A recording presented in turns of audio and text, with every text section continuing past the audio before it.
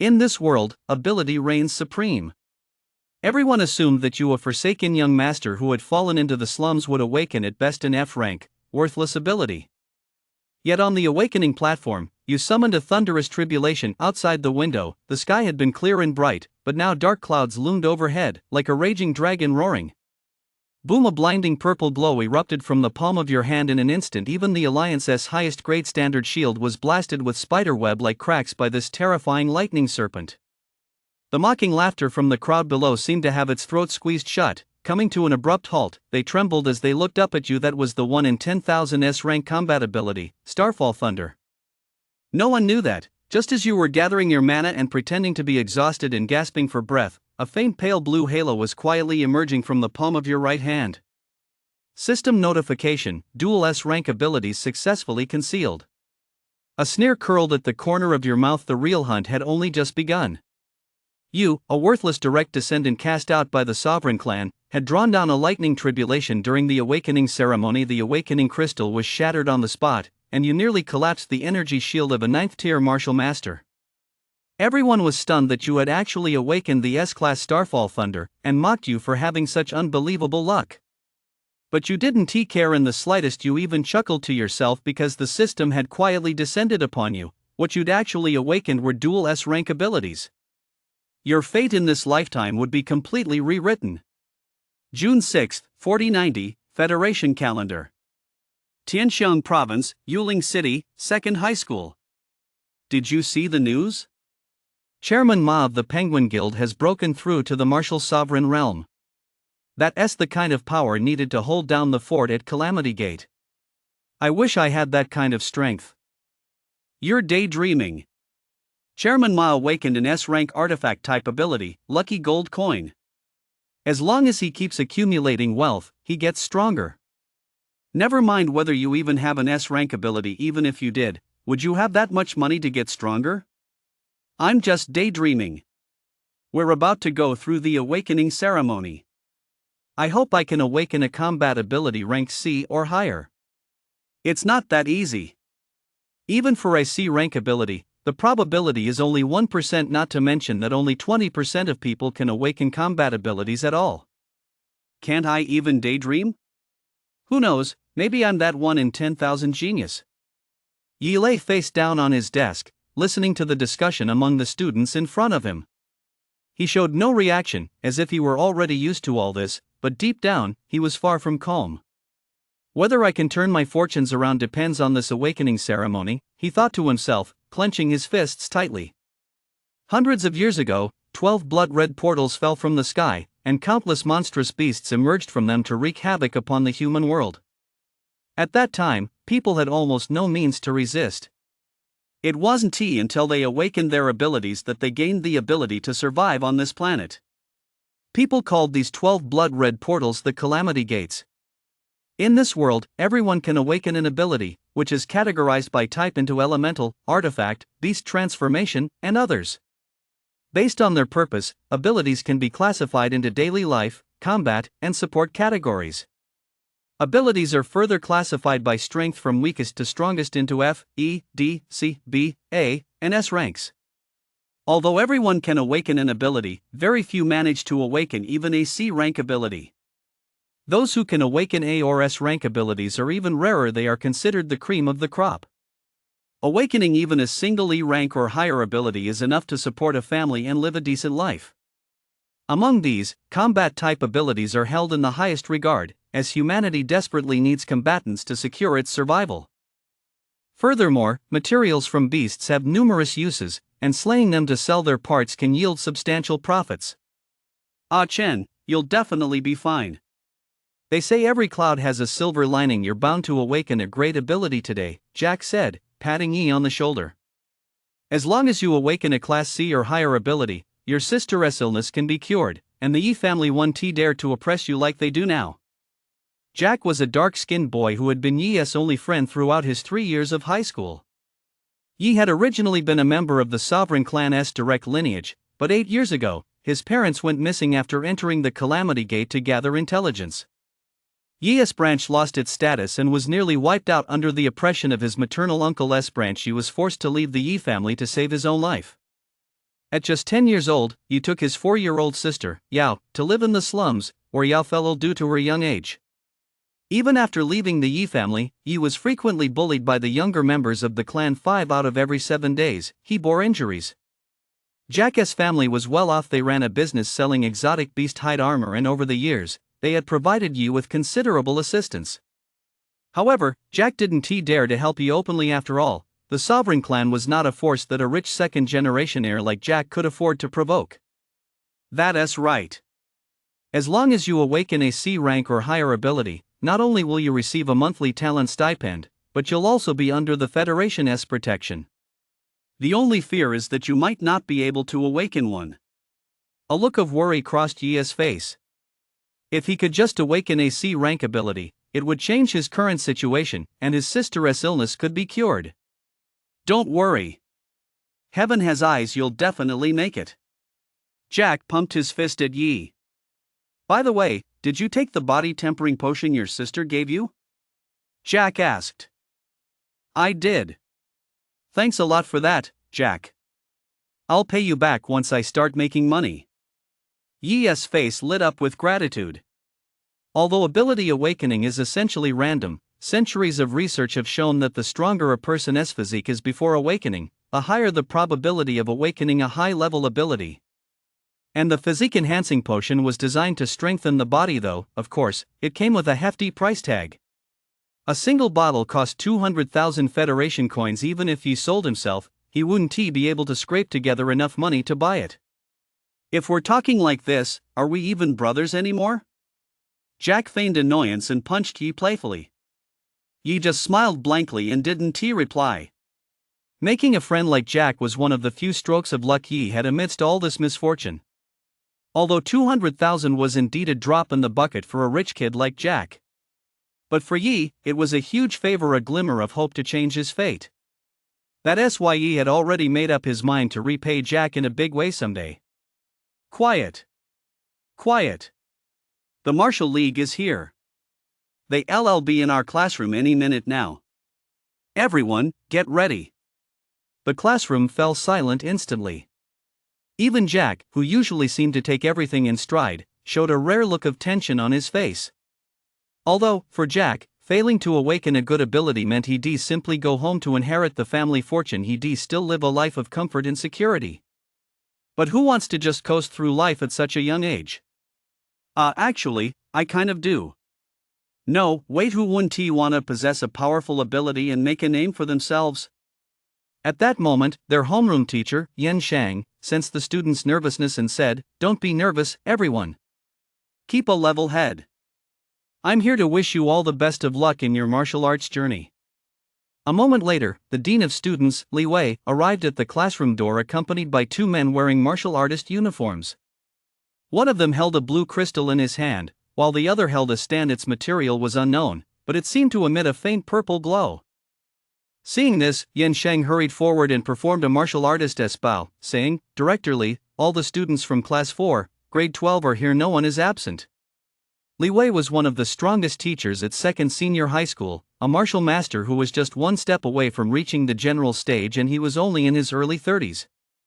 If he were to break through to the general stage, given Li Wei's age, he would be a shoo-in for at least the position of vice principal, if not principal. Consequently, the teachers at the school held Li Wei in high regard. After all, no one wanted to cross someone who was about to become their superior. Li Wei nodded, his expression impassive, and said calmly, "These 2 are staff members from the Martial League. They will be conducting the upcoming awakening ceremony."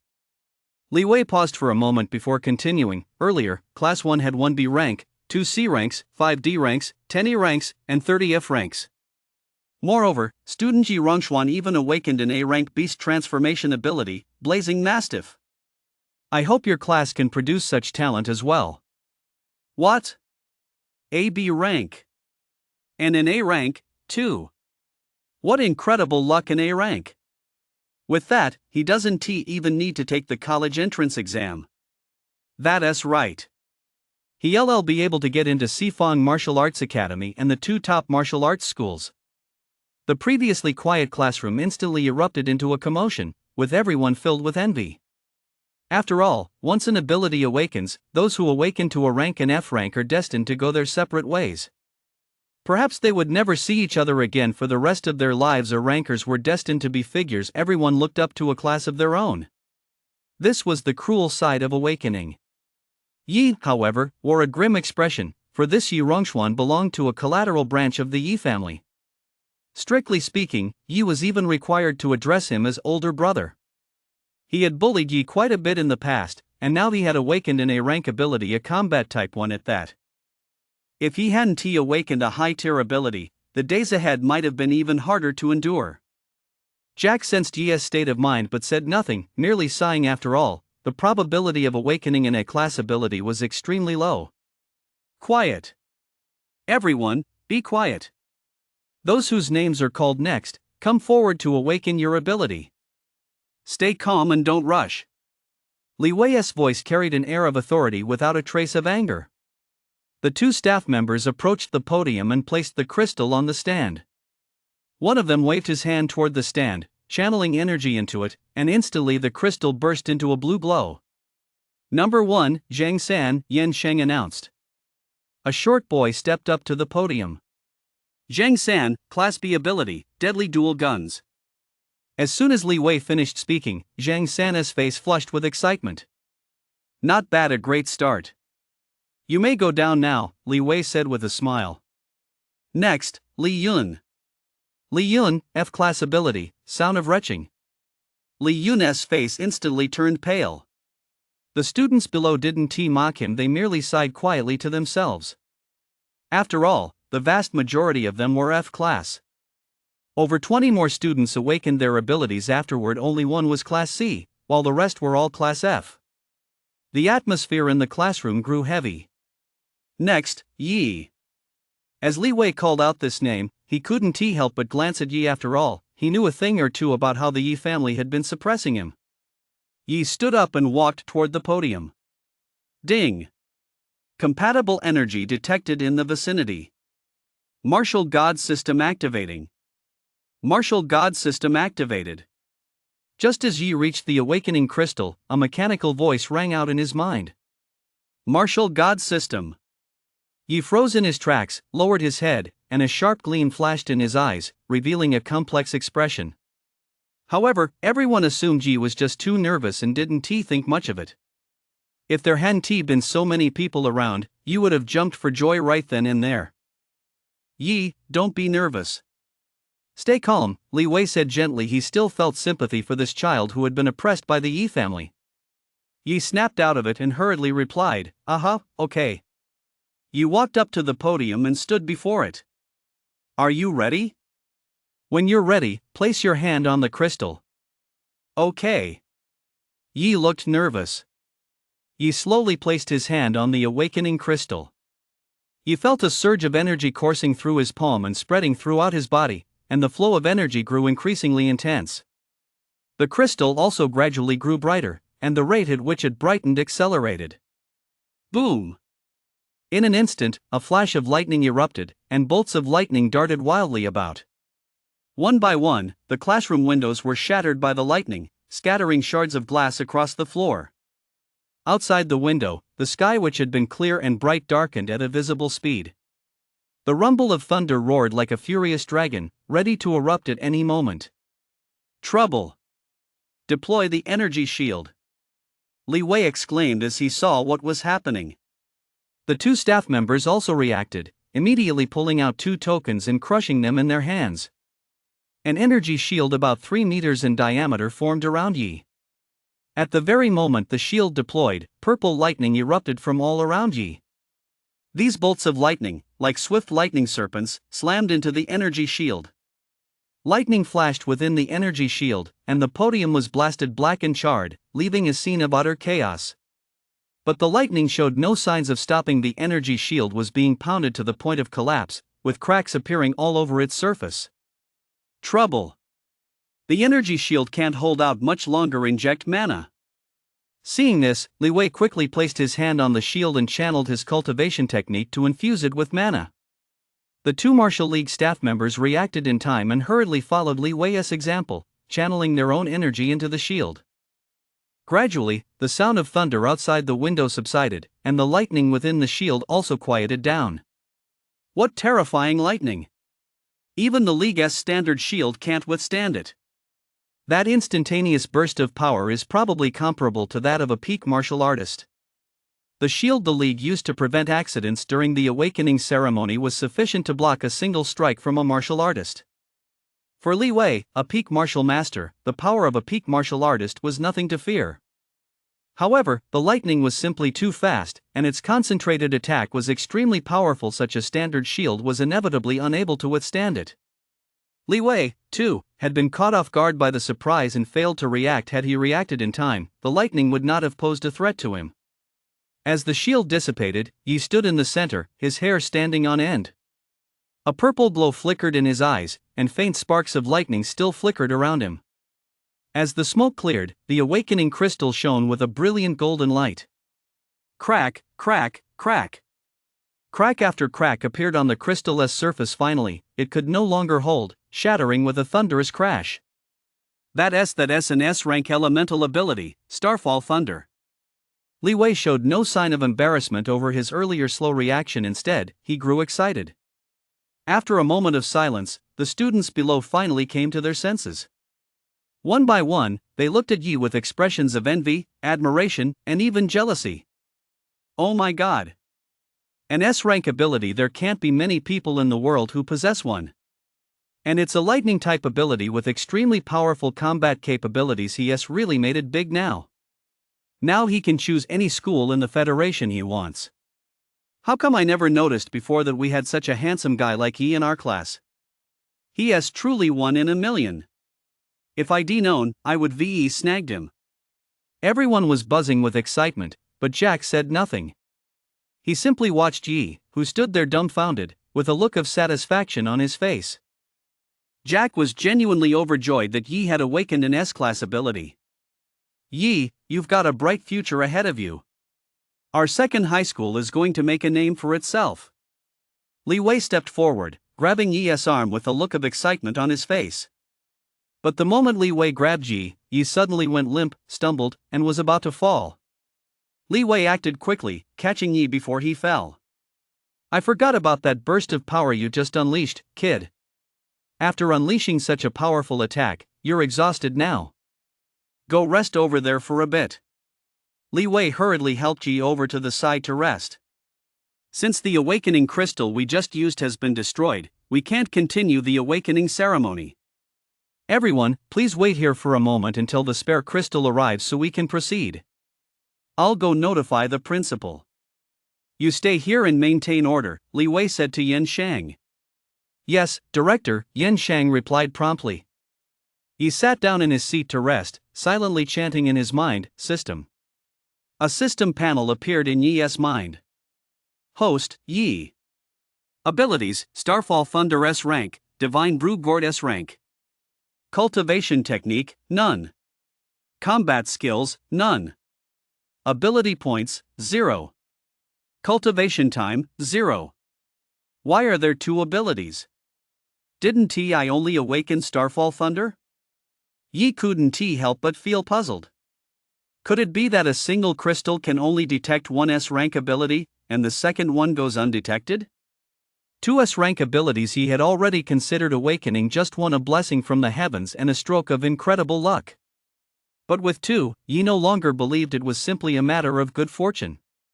Two S-rank abilities. Could it be that since I'm not a native of this world, I'm counted as two people? In fact, Yi wasn't a native of this world, he was a transmigrator. This was Yi's greatest secret. He had arrived in this world 18 years ago, born into the sovereign clan, and had originally thought he could just coast through life and enjoy the good life. Unexpectedly, his parents went missing, he was expelled from the clan, and he ended up living a miserable life. Even though life was tough, Yi never lost hope, and finally, at the age of 18, a turning point arrived. System, what do these ability points and cultivation time mean? Ability points can be used to evolve the host's abilities in the system, while cultivation time can be used for the host to practice cultivation techniques and martial arts. Evolve abilities. Back when he was in the Yi family, Yi had known that certain rare treasures could evolve abilities. But these were all priceless items. Cultivation time was also a valuable resource. It could drastically shorten the time it took for Yi to become a powerful cultivator. Moreover, growing stronger quickly would give him the confidence to prevent the Yi family from taking drastic action against him. Yi eagerly asked, "How do I obtain ability points and cultivation techniques?" The host can acquire them by slaying living beings. Living beings. This world had no shortage of strange beasts. While Yi was resting, the new awakening crystal had already been delivered. It must be said that the martial league is quite efficient. Continue the awakening. Next up, Jack. Yi looked up and gave Jack an encouraging glance. Jack beamed and nodded. Phew. Jack exhaled softly and placed his hand on the crystal. The crystal immediately burst into a brilliant glow, though not quite as dazzling as Yi's. Jack, grade A ability, Swift Wind. Ah, a grade A ability. From now on, I'm not just Jack, I'm Agile Jack. Jack threw his head back and laughed wildly, then stepped down to stand beside Yi. I was worried we wouldn't be able to stick together anymore, but it looks like it's not just you, I'm a little genius too. Yi nodded with a smile, genuinely happy for Jack. The rest of the class quickly completed their awakenings. Aside from Yi and Jack, 1S rank and 1A rank, another student awakened AB rank ability. Overall, the class had 1S rank, 1A rank, 2B ranks, 5C ranks, and several D, E, and F ranks. Some were overjoyed, while others were disappointed. Overall, Class 4S results completely outshone those of Class 1. Yan Shang, the homeroom teacher, was grinning from ear to ear. 1A rank and 1S rank. His class had firmly secured first place, and as the homeroom teacher, he was sure to receive a generous bonus. With a bit of luck, he might even get a promotion. Originally, he and the homeroom teacher of Class 1 were both candidates for this year's Dean of Students position, and the two were in direct competition. Moreover, both were third-tier martial masters with equal ranks. Teaching quality became the deciding factor. Yi, I've notified the principal. He'd like you to come to his office. This isn't the place to talk. Just then, Li Wei returned. Okay, Director Li. After resting for a while, Yi had gradually recovered somewhat, though he still didn't know what his second ability was for. But this was clearly not the place to reveal that he possessed a second S-rank ability. Yi suppressed his curiosity and stood up. Yan Shang hurriedly followed Yi out of the classroom, wanting to accompany him. Li Wei understood Yan Shang's intentions. He simply wanted to make an appearance before the principal to boost his standing. However, Li Wei didn't call Yan Shang out on it. After all, this was the perfect opportunity for him to advance his career. Li Wei said with a smile, Yi and I will go over there. Teacher Yan, please stay here to maintain order. And of course, congratulations in advance, Teacher Yan. At first, Yan Shang had felt a bit disappointed when he was told he couldn't go, but that disappointment vanished the moment Li Wei offered his congratulations. Yan Shang replied with a smile, thank you for your consideration, Director Li. I'll go back to keeping order in the classroom now. Then Li Wei left with Yi. This scene was also witnessed by Wang Quan, the homeroom teacher of Class 1. After all, the commotion surrounding Yi's awakening had been quite intense. The sudden clap of thunder had startled quite a few people, and Wang Quan had come out to investigate after hearing the noise. Seeing Yan Shang, and recalling that Yi Rongxuan, a student in his own class, had just awakened in a class ability, Wang Quan straightened his back, smoothed out his clothes, and walked toward Yan Shang. After all, the two had been rivals for years, so seeing this, Yan Shang knew exactly what Wang Quan meant.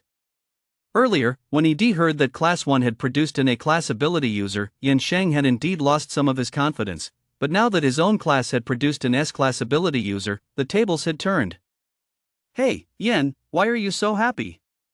Did you hear that our class produced an A-rank blazing mastiff and you're happy for me? Wang Quan said to Yan Shang with a beaming smile. Yeah, I'm definitely happy for you. Congratulations. Hearing this, Wang Quan couldn't stop grinning from ear to ear. But our class also produced an A-rank Swift Wind. Aren't you going to be happy for me too? As soon as the words left his mouth, Wang Quan's smile faltered, but he forced himself to say, yeah, well, congratulations to you then. I didn't expect your class to produce an A rank either. But by now, Wang Quan's smile was nothing but a forced grimace. Oh, yeah, thanks a lot. If you knew our class had produced an S rank, you'd probably be so happy you couldn't sleep, ha ha ha. With that, Yin Shang burst into laughter and headed back to the classroom. Wang Quan was left standing there, dumbfounded. What? An S rank? We're done for. Wang Quan's face instantly turned ashen, as if all his strength had been drained. Unfortunately, Yin Sheng didn't see any of this. The principal's office. A tall, burly man with a stern expression and short hair standing on end like steel needles. He was clearly a tough guy. This was Zhang Ding, the principal of Second High School and the school's only general stage, level 7 powerhouse. You must be Yi. Come on over and have a seat, Zhang Ding called out warmly. Although this was Yi's first face-to-face conversation with the principal, he'd only ever seen him in photos or during school speeches before. The principal's warmth still took Yi by surprise. Anyone unfamiliar with him might think the principal was a kind and approachable person, but those who truly knew Zhang Ding were well aware that he was a hot-tempered brute. How could someone nicknamed Vanguard on the battlefield possibly be gentle? Yi immediately realized that the value of his S-rank ability might be even greater than he had imagined. Still, Yi didn't put on airs after all. No matter how powerful his ability was, he was still just an awakened stage little Karami. You're the first student in our school's history to awaken an S-class ability truly unprecedented. Thanks to you, our school might even surpass First High School in the future. After all, First High School has never had an S-class awakener, though they do have more A-class awakened students than we do, Zhang Ding said. Yi's eyes widened, his face filled with disbelief. He simply couldn't imagine that his existence could actually allow Second High School to surpass First High School. How could that be possible? After all, First High School had always been the strongest and most prominent school, while Second High School could only look on in admiration. But now someone was actually saying that because of him, Second High School would surpass First High School. That was nothing short of a fairy tale. After all, First High was the best high school in Yuling City, and many of the Yi family's direct line disciples attended there. Only the collateral line disciples who weren't highly regarded ended up at Second High, such as Yi Rongxuan, who had previously awakened an A-rank ability. Moreover, while the rank of an ability was purely a matter of luck for ordinary families, it was actually tied to one's bloodline and physical constitution prior to awakening. Many students at First High come from families where the parents possess strong abilities and enjoy good living conditions. They've had their fair share of body tempering potions. That's why every graduating class at First High awakens to abilities of a high caliber, and that's precisely why First High has consistently maintained its lead. First High has always been strong and receives the most resources. By channeling those resources into its students, it further solidifies its position as the top school. Moreover, behind First High's glory lies the support of the Yi family. Knowing just how formidable the Yi family is, Yi dared not believe he could lead Second High to surpass First High. Zhang Ding looked at Yi's expression and understood his thoughts. Zhang Ding smiled slightly and said, I heard about your situation from Li Wei, and I'm also aware of your connection to the Yi family. It seems you still don't understand the value of an S-class ability. Let me put it this way, each of the 12 Calamity Gates on Blue Star is guarded by an S-class Emperor stage. Only an Emperor stage with an S-class ability can ensure that a Calamity Gate isn't breached. Although your rank is still low, your potential and importance far exceed those of the Yi family 100-fold. The Yi family, as a sovereign clan, may reign supreme in Yuling City, but their influence is limited to Yuling City alone. I've now ordered that news of your S-rank ability awakening be kept under wraps. This isn't just my decision, it's an order from higher-ups. I hope you understand. I know a tree that stands out in the forest is sure to be blown down by the wind. I have no objections. Far from being upset, Yi was actually quite pleased. When he lacked the strength to defend himself, lying low was the best strategy. It's best that you think this way. Suppressing the news about you isn't because of the Yi family. Now that you've entered this circle, I'll explain things to you first. Our enemies aren't just the beasts emerging from the Calamity Gate, they also include us humans. There's a group of madmen who believe the Calamity Gate is a gift from heaven, a bridge connecting the worlds inside and outside the gate. They claim that only by merging the two realms can humanity survive. They are the abyssal cult. At this point, Zhang Ding's face darkened with anger. How could there possibly be a merger? If it weren't for the human awakening back then, the beasts would have wiped out humanity long ago. Hearing this, Yi couldn't help but get angry as well. How could anyone think that way? Exactly, that's why they're madmen. They believe that those guarding the Calamity Gate are hindering the merger of the two realms, which is why they've been assassinating geniuses all these years. But quite a few people saw me awaken today. What are we going to do about that? Don't worry about that. As soon as I found out you'd awakened an S-class ability, I reported it to the Federation. Specialists will be here shortly to handle it. They'll replace that segment of their memories with the fact that you awakened in A-class Purple Extreme Thunder, Zhang Ding said calmly. Replace their memories? For so many people? Yi asked, somewhat surprised. It's not exactly a replacement. Everyone's original memories still exist, we're just superimposing a new memory on top of them, so they'll only remember the new one. It's being done by someone with the Dreamweaver ability. There are still some loopholes, but it's better than doing nothing. Yi nodded. This ability was somewhat similar to hallucination. It created illusions in people's minds. If someone had strong mental power, they might still recall their original memories. Although it wasn't foolproof, it was still quite impressive.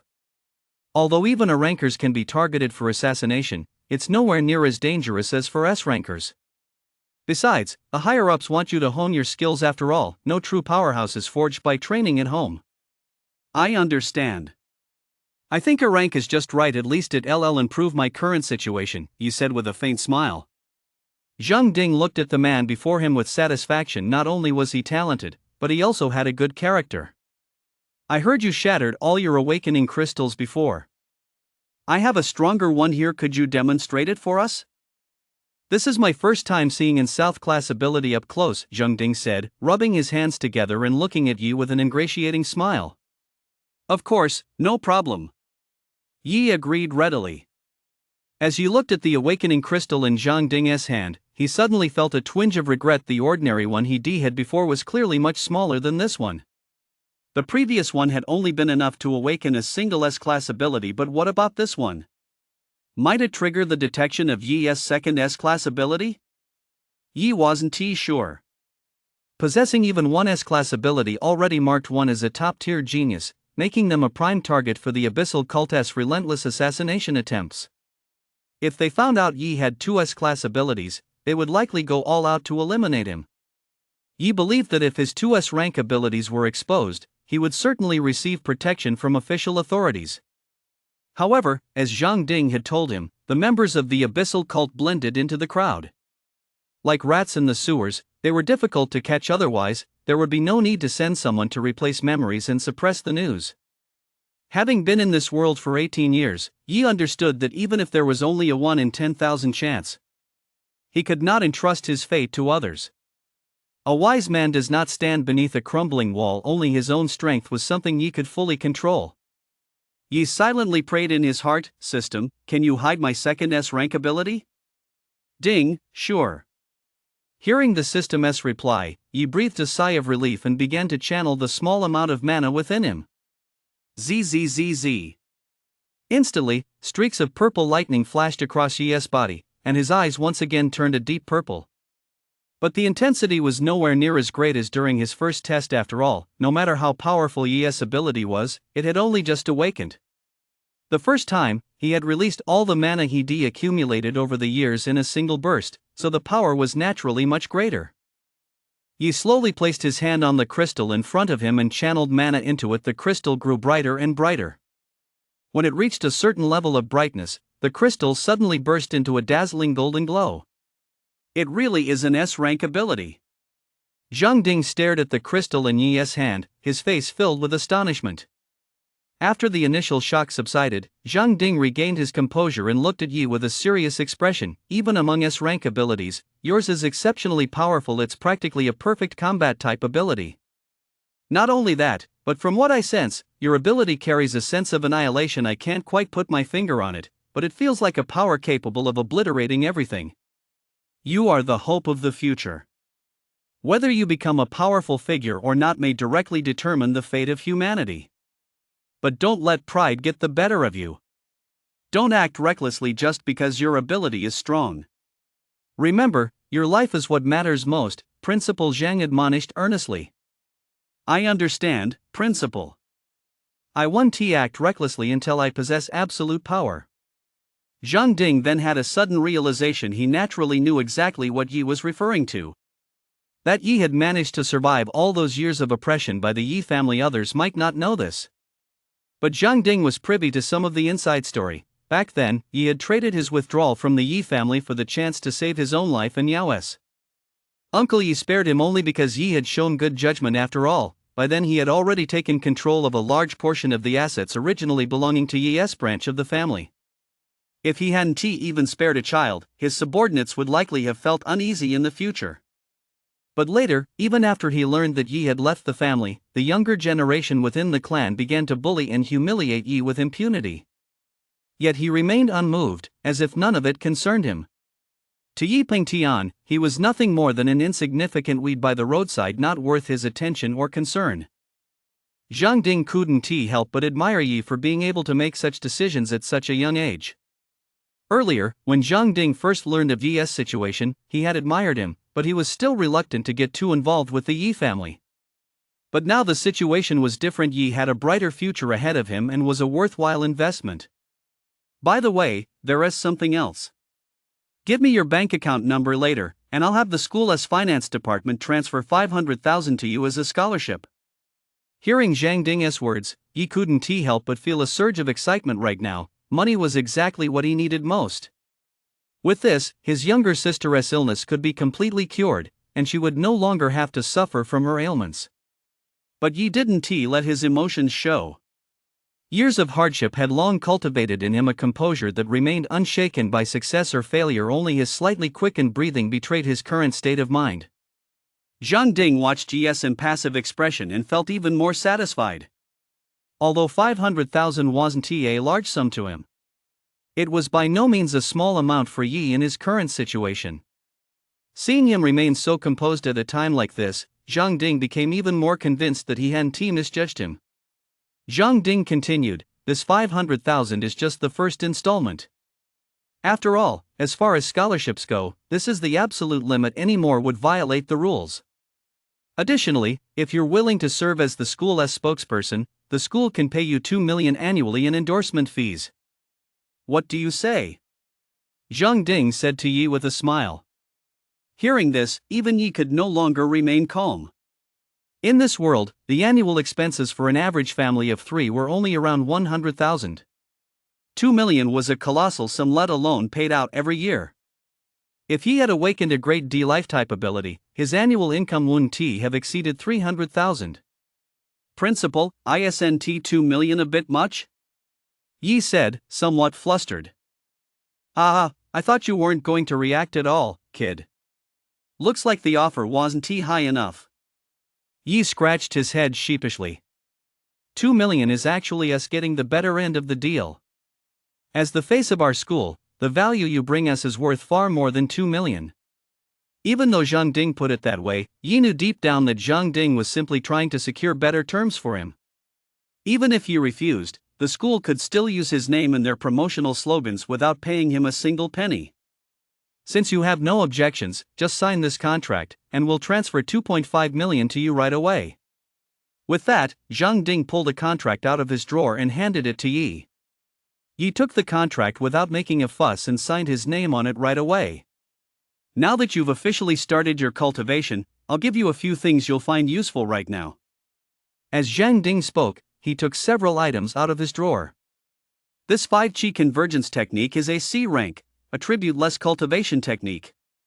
It may not compare to those top-tier techniques, but it'll be more than enough for you at this stage. And here are 5 bottles of body tempering potions. They're of no use to me, so I'll give them to you as well. Seeing these items laid out before him, Yi was completely taken aback. A C rank, non-elemental cultivation technique was worth at least 5 million. And as for the 5 bottles of body tempering potions, he had once taken one that Jack had given him. These 5 were worth another 1 million. Although body-tempering potions were most effective when taken before awakening, they still served to temper one's physique even after awakening. All told, these items were worth 6 million. Yi had originally intended to refuse, but then he noticed the slightly nervous look on Zhang Ding's face. Yi realized that this was Zhang Ding's investment in him, and besides, these items would be very useful to him right now. Thank you very much, Principal. I will surely repay you for your kindness today. Yi stood up and bowed to Zhang Ding. Zhang Ding breathed a sigh of relief as he watched Yi accept the items. If he hadn't taken them, his gesture of goodwill would have been in vain. Although Zhang Ding didn't regret his decision, parting with all these items at once must have been a bit painful for him. Zhang Ding knew this was a huge gamble. He was betting not only on Yi's talent and potential, but also on the possibility that Yi would survive and become a powerful martial artist in the future. If Yi were to die out there, all his efforts would go up in smoke. But if he managed to survive and become a powerful martial artist, his investment today would yield a return 1,000 or 10,000 times greater. By then, the small sum of money would be nothing to Yi, and just getting a chance to see him would likely be incredibly difficult. After that, Zhang Ding gave Yi some final instructions on cultivation and sent him on his way. Yi didn't return to the classroom either at that very moment. Someone was in the process of rewriting the memories of the school's staff, so Yi went straight home. Brother, you're back. As soon as Yi pushed open the door, he saw a girl waiting to greet him at the entrance. The girl had a delicate, oval face, flawless as if meticulously carved, with skin as white as snow. However, her lips lacked color, indicating that she wasn't in the best of health. Her jet-black, silky hair fell gently over her shoulders, and she wore a light-colored long dress. A pair of clear, bright eyes added a unique touch to her appearance. Yao Yao, you've been waiting here for me again. You're not feeling well, you need to get more rest, he said, his voice tinged with concern and a hint of reproach. I know, I just knew you'd awaken today, so I came especially to welcome you. I even made a big meal for you. Yao said playfully. Yi looked at Yao with affection and shook his head helplessly. Yi gently closed the door and stepped inside. He rented this house for 500 Federation coins. It was only about 40 square meters. The living room and kitchen were open concept, and a dining table took up most of the kitchen space. On the table were scrambled eggs with tomatoes, boiled Chinese cabbage, braised pork, and spicy chicken cubes. For Yi and his younger sister, this was indeed a rare treat. Brother, how did your awakening go today? You look so great. Did you awaken a C-class ability? Yao asked, her eyes brimming with anticipation as she looked at Yi. You really underestimate your big brother. Don't you know who I am? Yi said, lifting his head and pointing his thumb at himself. Yi only let down his guard completely when he was with Yao. After all, he was just an 18-year-old kid. Your big brother here has awakened an A-class ability, Purple Extreme Thunder. Once we strike it rich, I'll make sure you live the good life. Yi Henti told his sister the whole truth, partly because she might face unnecessary trouble if she found out, and partly for her own safety. Really? Then you won't have to work so hard like you do now, big brother? Yao looked at Yi excitedly. Yi gazed at his sister with tenderness. We won't have to live this hard life anymore. We'll go get your illness treated tomorrow. No need to rush. My illness has been like this for so many years, I'm used to it. Yao put on a carefree act. Only Yi knew that over the years, his little sister's life had been no easier than his own. She had suffered from triple qi and blood disorder since childhood, and every night at 3 o'clock, the pain would keep her awake. For all these years, she had relied on cheap tonics to alleviate her symptoms. But because they lacked the money to buy a cure, Yi had always felt guilty that her younger sister had suffered so much pain for all these years. Don't worry about the money, I'll take care of it. When I awakened my ability, the school rewarded me with 2.5 million. Plus, I'll earn even more money in the future. We'll move to the inner city, live in a big house, and eat well every day. Yi affectionately ruffled his sister's hair. But I've heard cultivation is really expensive. Why don't you focus on that first? My illness isn't urgent, Yao said, still a little worried. Don't worry about that. It'll be easy for me to make money in the future. I have an A-class ability. I got 2.5 million without even doing anything, Yi urged her once more. Seeing how firm Yi was, Yao could only reluctantly agree. After dinner, Yao went back to her room to rest due to her illness. She spent most of the day lying in bed. Yi cleaned up the mess and returned to his room as well. Lying in bed and staring at the ceiling, Yi felt as though so much had happened today that it all still felt unreal. Oh, right, I almost forgot. Don't I have an S-rank ability as well? Yi sat up abruptly. Yi closed his eyes and began to sense the flow of his physical strength and mana. Yi felt a surge of violent energy being stirred by his mana. This must be the power of Starfall Thunder. Yi quickly slowed the flow of his mana and began searching within his body for his second ability. Gradually, Yi felt a gentle surge of energy in his dantian. Here it is. Yi snapped his eyes open to see a pale blue gourd appear in his right hand, emitting a milky white glow. Is this the thing? It feels kind of ordinary. Yi held the gourd up to his eyes and examined it closely. This gourd must belong to the artifact type ability category. Abilities of this kind generally possess special attributes and capabilities, which only the Awakener himself can perceive. Yi increased his mana infusion and slowly sensed it. Finally, he perceived the gourd's ability. Divine Brew Gourd automatically brews different types of liquor based on the mana infused by the Awakener. Each type of liquor has different functions. The Divine Brew Gourd can brew 4 types of liquor. 1. 100 Herb Brew, cures all poisons and ailments. 2. Body Strengthening Brew, temper the physique. 3. Blue Spirit Brew, heals injuries. 4. Spirit Storing Brew, restores the Awakener's mana. Holy crap! This is way too powerful. It's literally the ultimate support ability. Originally, because he already had the Starfall Thunder, Yi Han-Ti had high expectations for the Divine Brew Gourd. He never expected this gourd to be so powerful. Any of these brews would be incredibly useful when Yi ventures into the wilderness to slay strange beasts in the future. These brews will be lifesavers. The beasts in the wilderness come in all shapes and sizes, and poisonous ones are far from rare. Every year, countless people die from poisoning after being injured, but Yi no longer has to worry about that at all. The Body Strengthening Brew is a huge help for cultivation. It tempers an Awakener's physique, and a stronger physique leads to a significant boost in combat power. Finally, the Blue Spirit Brew and the Spirit Storing Wine are even more powerful in battle. They're practically a second life. It's safe to say these 2 wines have greatly increased Yi's chances of survival. After getting over his initial shock, Yi relaxed. The existence of his second ability also gave him greater confidence in his future quest for revenge. Yi laid out today's haul on the table, a cultivation manual and 5 bottles of body tempering potions. Yi opened the manual and began reading. 2 hours later, having finished it, he gently closed the book and sat down on the bed.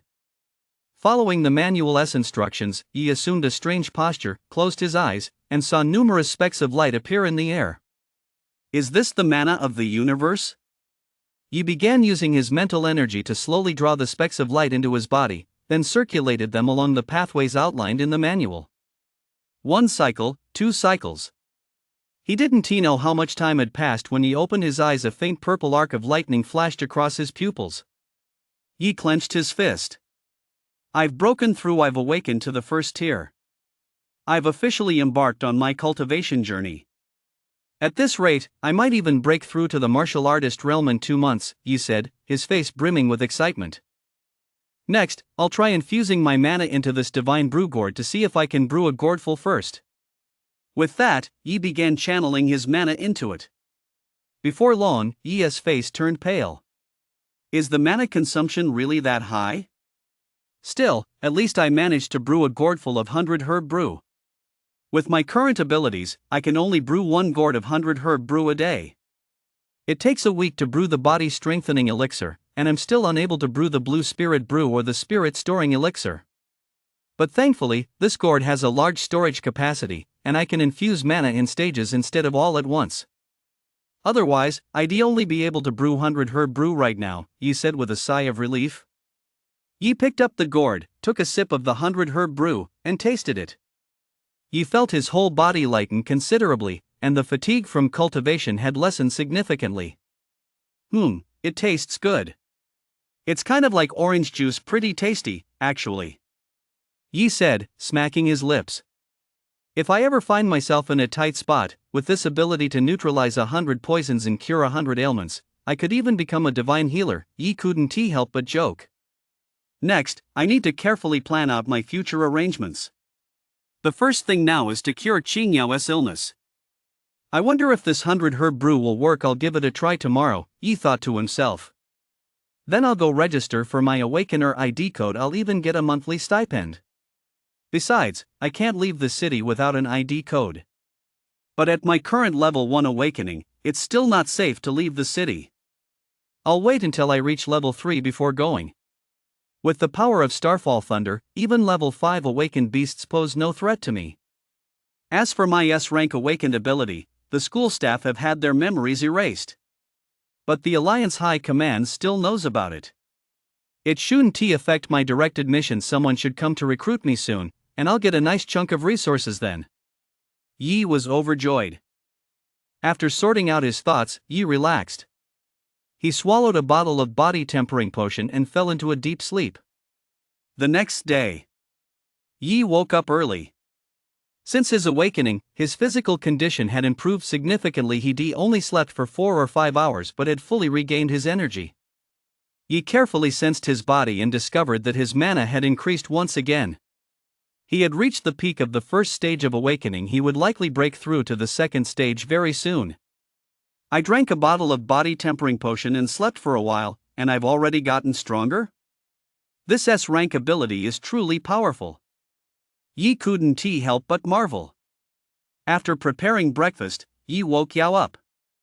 Yao, after we eat, drink that cup of 100-herb brew on the table and see if it helps your body, he said. 100-herb brew? Is it alcohol? But I don't know how to drink, Yao said in a soft, sweet voice. It's just the name. It tastes like orange and is pretty good. Jack gave it to me. He said it can neutralize all poisons and cure all illnesses. Give it a try, Yi said with a smile. Alright, I'll try it. Yao picked up the cup, took a small sip, and, realizing it really did taste like orange, gulped it down in big swallows. It's delicious. Burp. Yao let out a belch. Do you feel any better? Yi asked. I think so. I feel much lighter and more refreshed. Yao raised her arm and waved it around.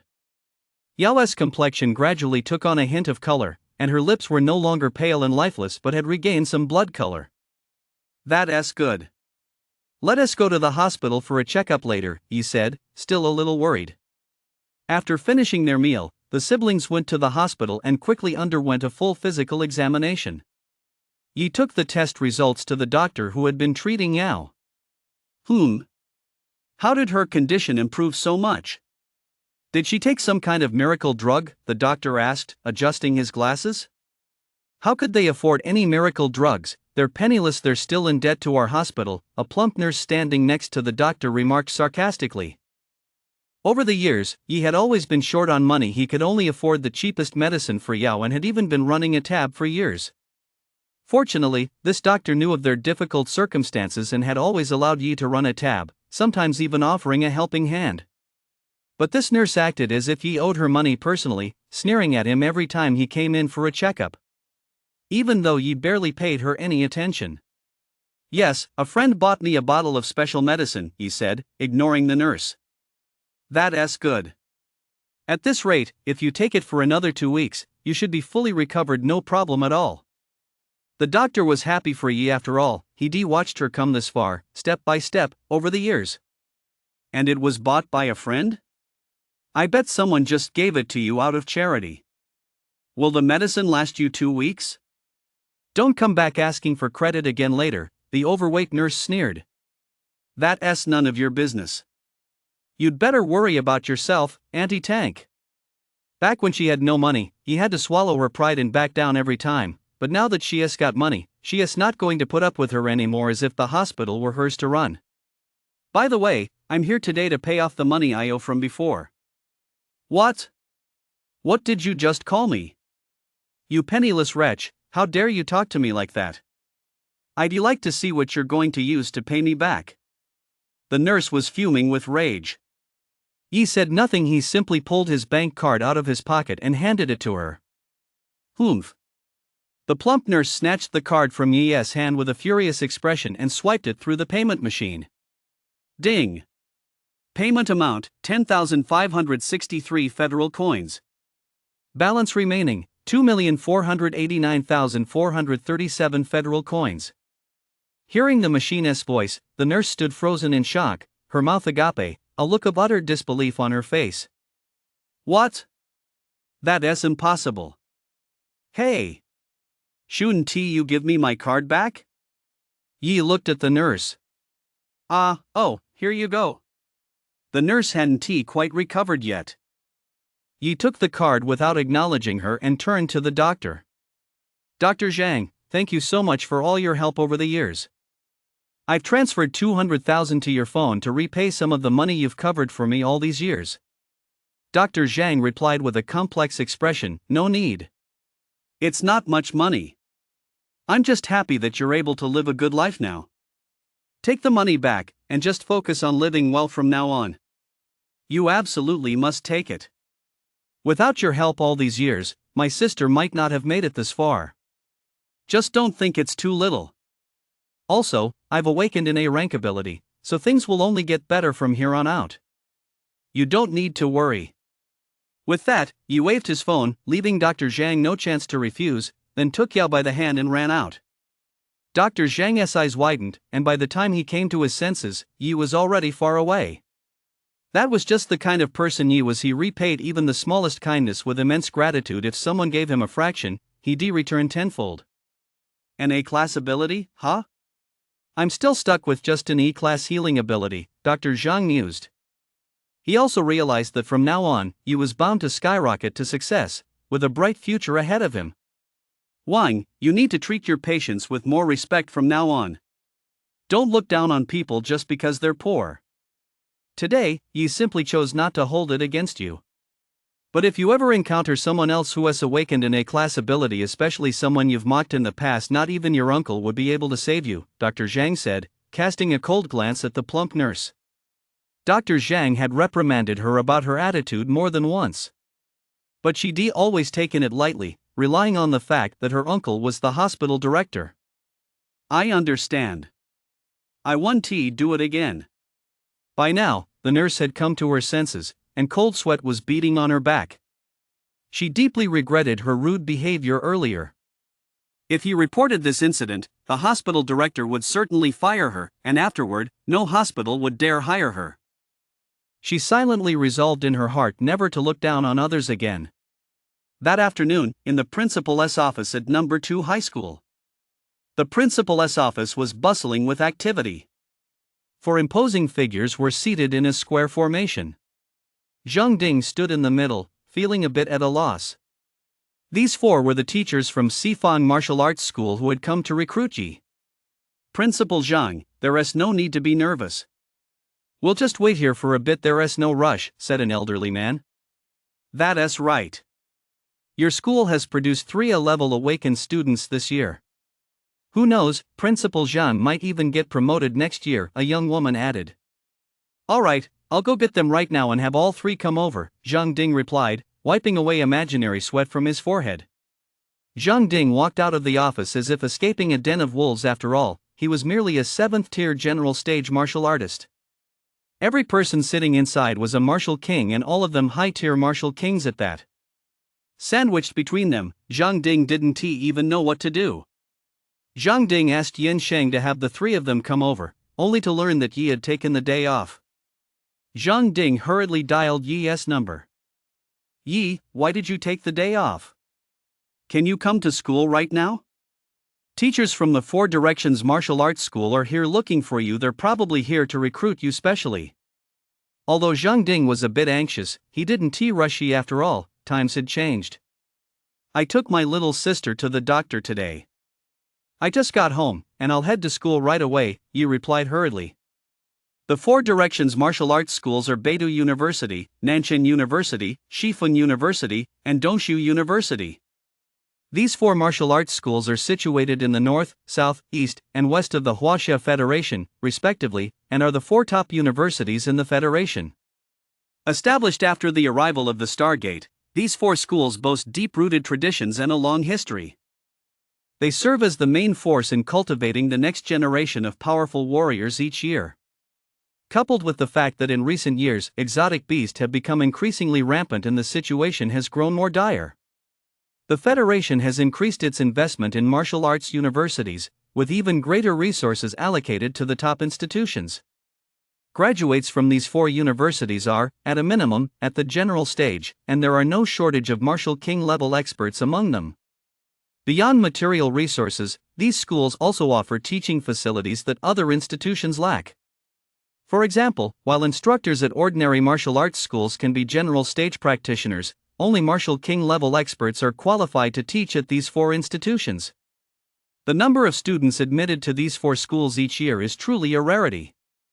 Historically, only 1 or 2 students from No. 2 high school were admitted annually this year. However, the school fared better, with 3 students accepted, which is why the woman from Nanjing University had just congratulated Zhang Ding. After dropping Yao off at home, Yi hurried back to school. Following his awakening, Yi discovered that his Starfall Thunders seemed to have boosted his speed as well. Yi channeled his mana into his legs and began running with all his might. Purple lightning swirled around his legs, and in an instant, Yi vanished from where he stood, leaving only a cloud of dust in his wake. Before long, Yi arrived at the door of the principal's office. "You're finally here. Jack and Yi Rongxuan have already gone in. You'd better hurry up and go in," Zhang Ding said urgently to Yi. Yi replied, then pushed the door open and stepped inside. Seeing Yi enter, the elderly man said, "Now that everyone is here, let us get down to business. I'm sure you already know why we called you here today. The 4 of us are admissions officers from the 4 Directions Martial Arts Academy, and we're here specifically for the 3 of you." The 4 officers began by introducing themselves. The woman in the red long dress, Zhang Lian, was from Nanjing University. The older gentleman, Zhou Yun, was from Beidou University.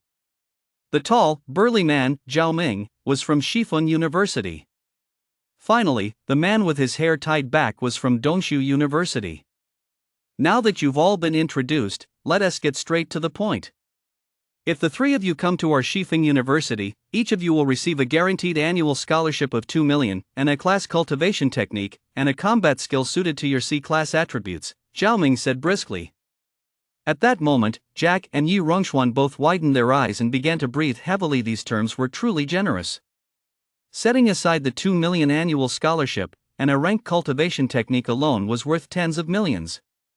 The Yi family possessed an A-rank technique called the Qingming Baju, but only those with outstanding family potential or who had made significant contributions to the clan were permitted to cultivate it. C-rank attribute combat techniques were equally valuable. Cultivation techniques can be practiced by many people. Individuals with different attributes can all practice the same technique, making them universal.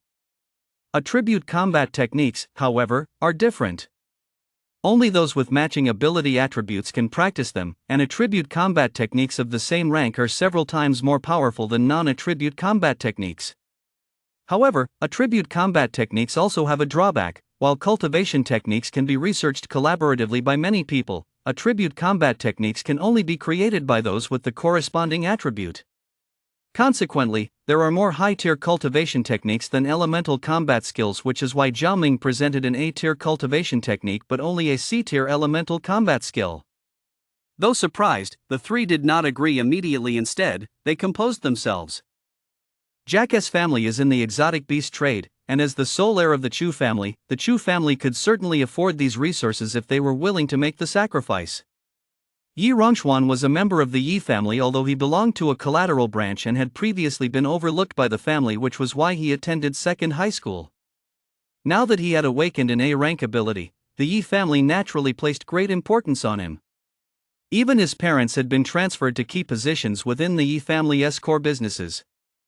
It was Yi's composure, however, that truly impressed the 4 of them. They had done their research before arriving.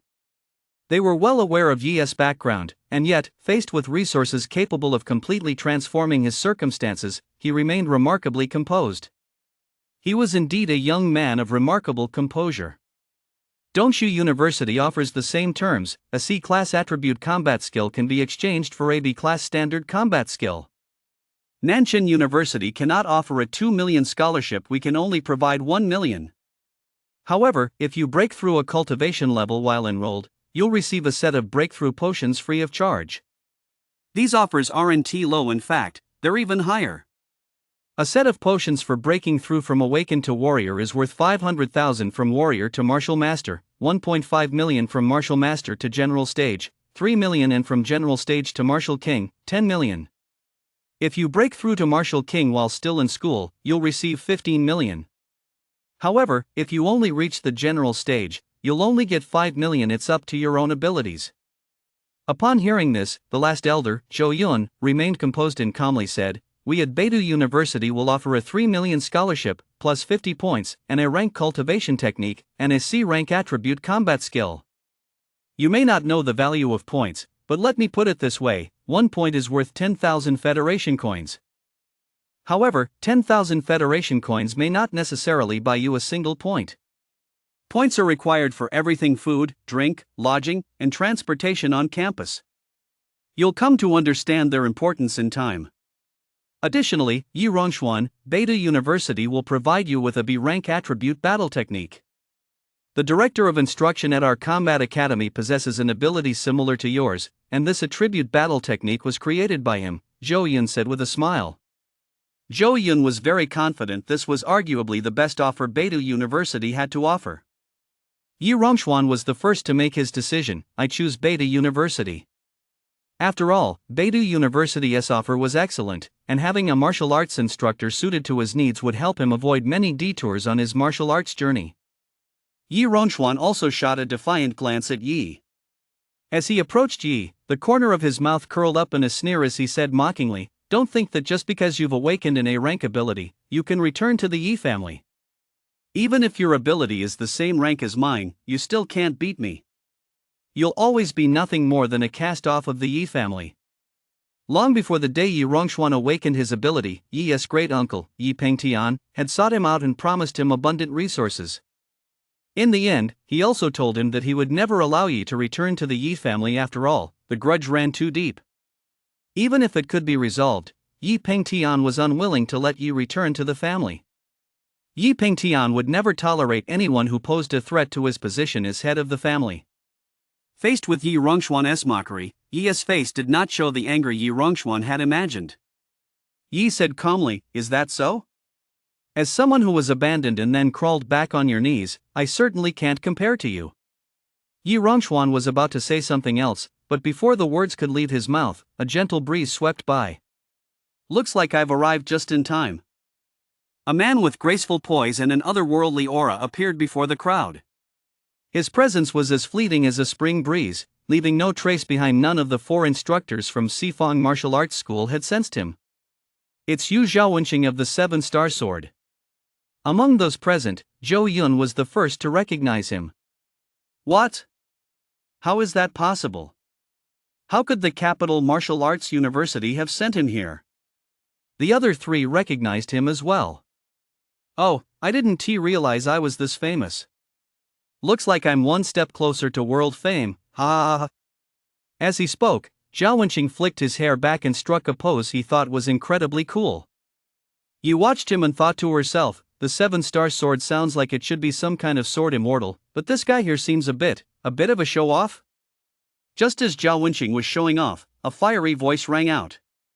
Zhaowenqing, you shameless jerk. Did you deliberately lure the 2-headed blue-eyed wolf over here for me? Immediately afterward, the door to the principal's office was kicked open. The person who entered was a woman wearing a fiery red martial arts robe, her jet black hair cascading like a waterfall down to her waist. Although the robe concealed her figure, her exquisite features alone were enough to prove she was a goddess. Feng Lian, don't talk nonsense. That 2-headed blue-eyed wolf was just chasing you because he thought you were pretty. Ignoring whatever Zhaowenqing had to say, Feng Lian immediately launched a punch straight at him. Seeing this, Zhao Wenqing spun around and darted behind Yi, using him as a human shield. Yi felt a wave of heat carrying a destructive aura rush toward him, causing his face to turn pale with fear. Feng Lian's punch was fueled by rage, and seeing that Zhao Wenqing was using Yi as a human shield, she had no choice but to redirect her blow toward the window. Yi felt a searing heat by her ear, even her hair caught a slight flame. Boom! Feng Lian's punch blasted a huge hole right through the principal's office, sending a gale of wind sweeping through the room and leaving everything in shambles. Zhao Wenqing, are you even a man anymore? Feng Lian glared at Zhao Wenqing, grinding her teeth in fury. Hey! Why don't we take a break and get down to business first? Zhao Wenqing said with a smirk, looking like he was just asking for a beating. I'll let you off the hook this time, Feng Lian said, not pressing the issue further. While Zhao Wenqing and Feng Lian were making a scene here, no one around them dared to speak up. After all, these two were from the Capital Martial Arts University and the Magic City Martial Arts University. The Capital Martial Arts University and the Magic City Martial Arts University are the two top martial arts universities in the Huaxia Federation. If the Four Directions Martial Arts School selects 1 in 10,000, then these two martial arts universities select 1 in a million. Moreover, these two martial arts universities only admit 1,000 students each year, while the Huaxia Federation has tens of billions of people. Therefore, those who graduate from these two institutions are without exception the pillars of the Federation, the true elite. Furthermore, these two universities offer very few direct admission spots each year. Those who receive them are undoubtedly the cream of the crop. I'm from Magic City Martial Arts University. You've probably guessed why I'm here. Before Feng Lian could finish speaking, Yi Rongxuan hurriedly stepped forward, his face beaming with joy as he exclaimed, I'm in. Upon hearing this, Zhou Yun couldn't help but furrow his brow, feeling somewhat displeased. Yi Rongxuan had just agreed to attend Beidou University. While it's true that people naturally strive for higher things, acting so impatient right in front of Zhou Yun was a bit too disrespectful. Feng Lian, interrupted by Yi Rongxuan, wore a look of displeasure. Who are you?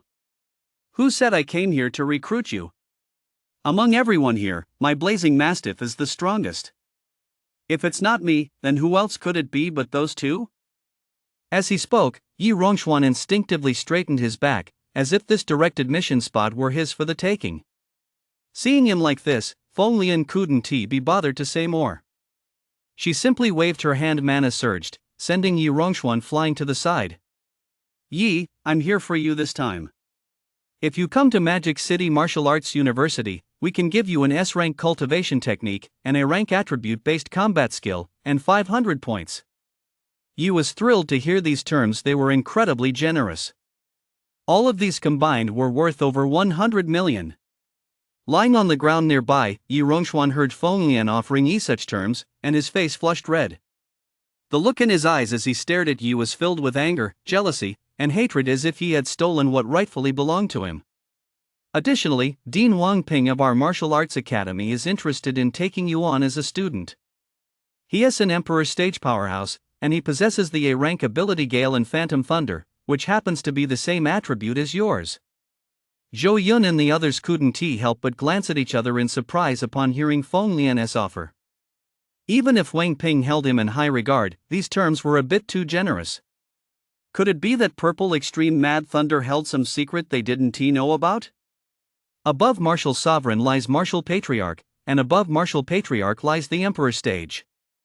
The Yi family, merely a sovereign clan, could still reign supreme in Yiling City, yet a martial sovereign could be crushed with a single finger by someone at the Emperor stage. Seeing that Yi was already tempted, Zhao Wenqing hurriedly said, My Capital Martial University can also offer you an S-rank cultivation technique, plus 600 points. We don't have any A-rank elemental combat techniques suited for you, but we can give you one B-rank technique, plus one ordinary A-rank combat technique.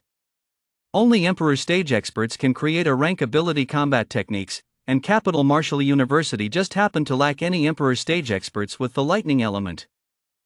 I can also introduce you to my teacher. He is an Emperor stage powerhouse too.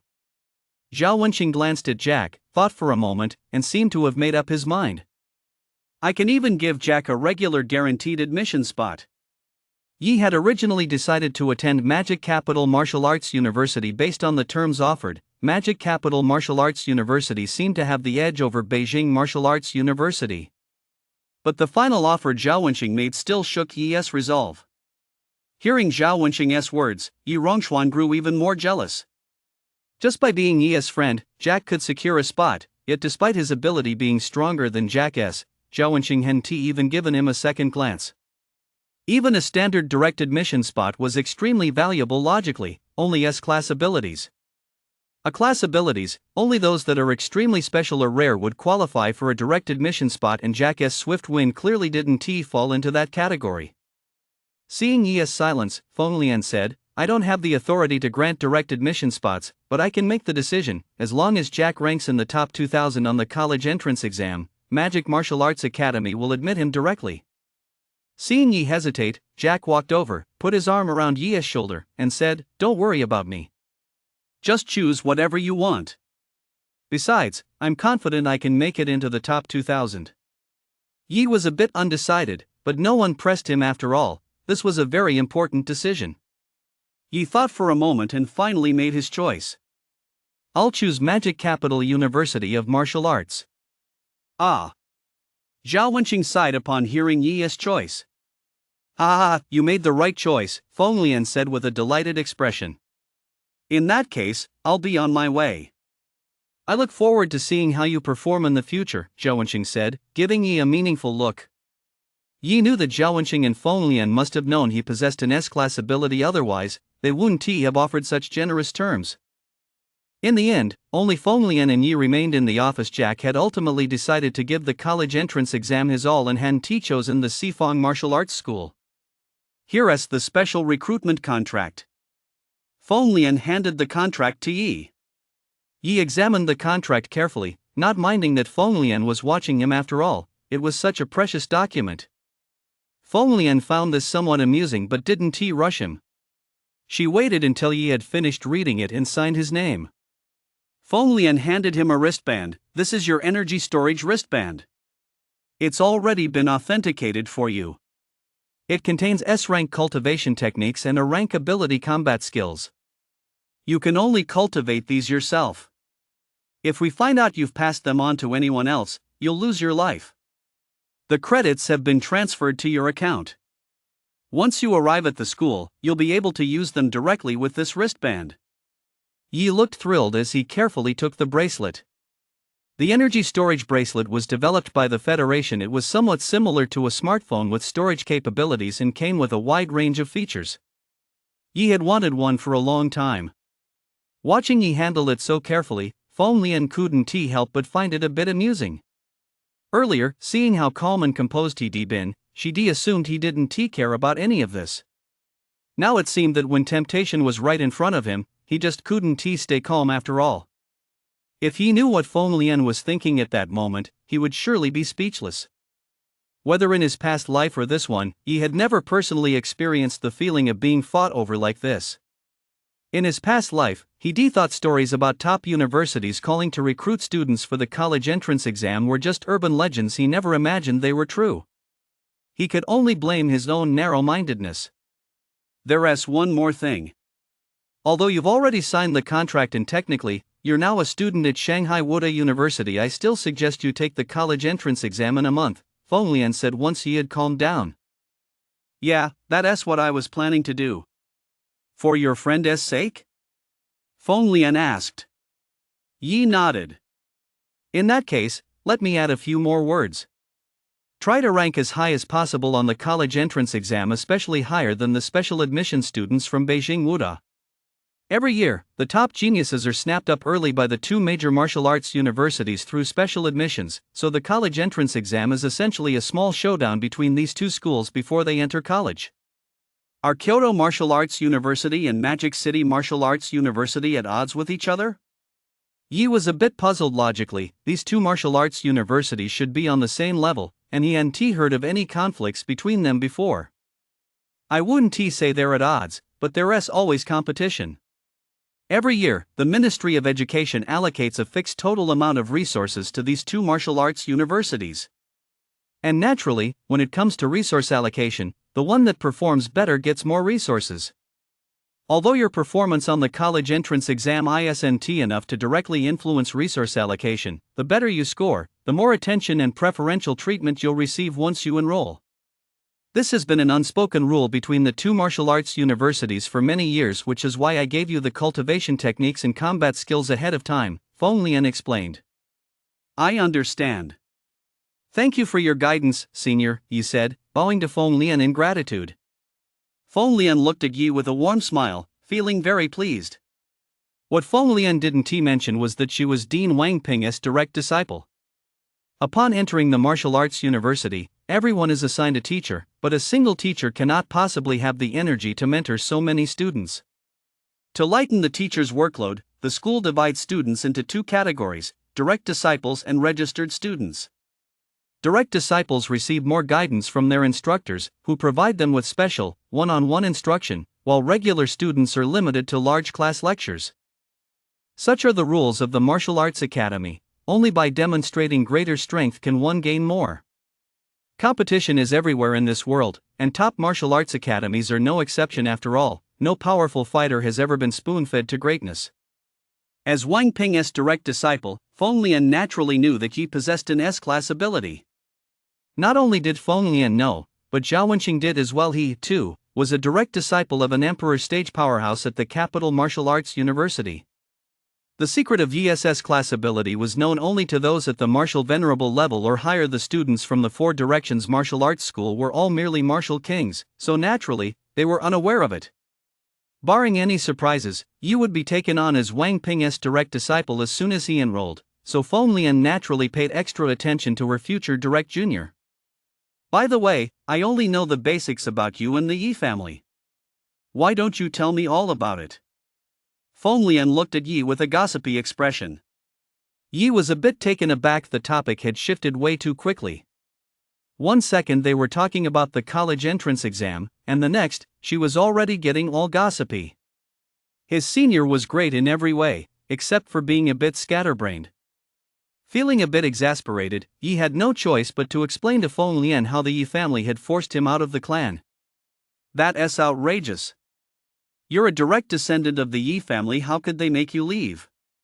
And even after you left, they're still making things difficult for you at every turn. They're simply unworthy of being martial sovereigns. I'd be ashamed to be in the same rank as people like that.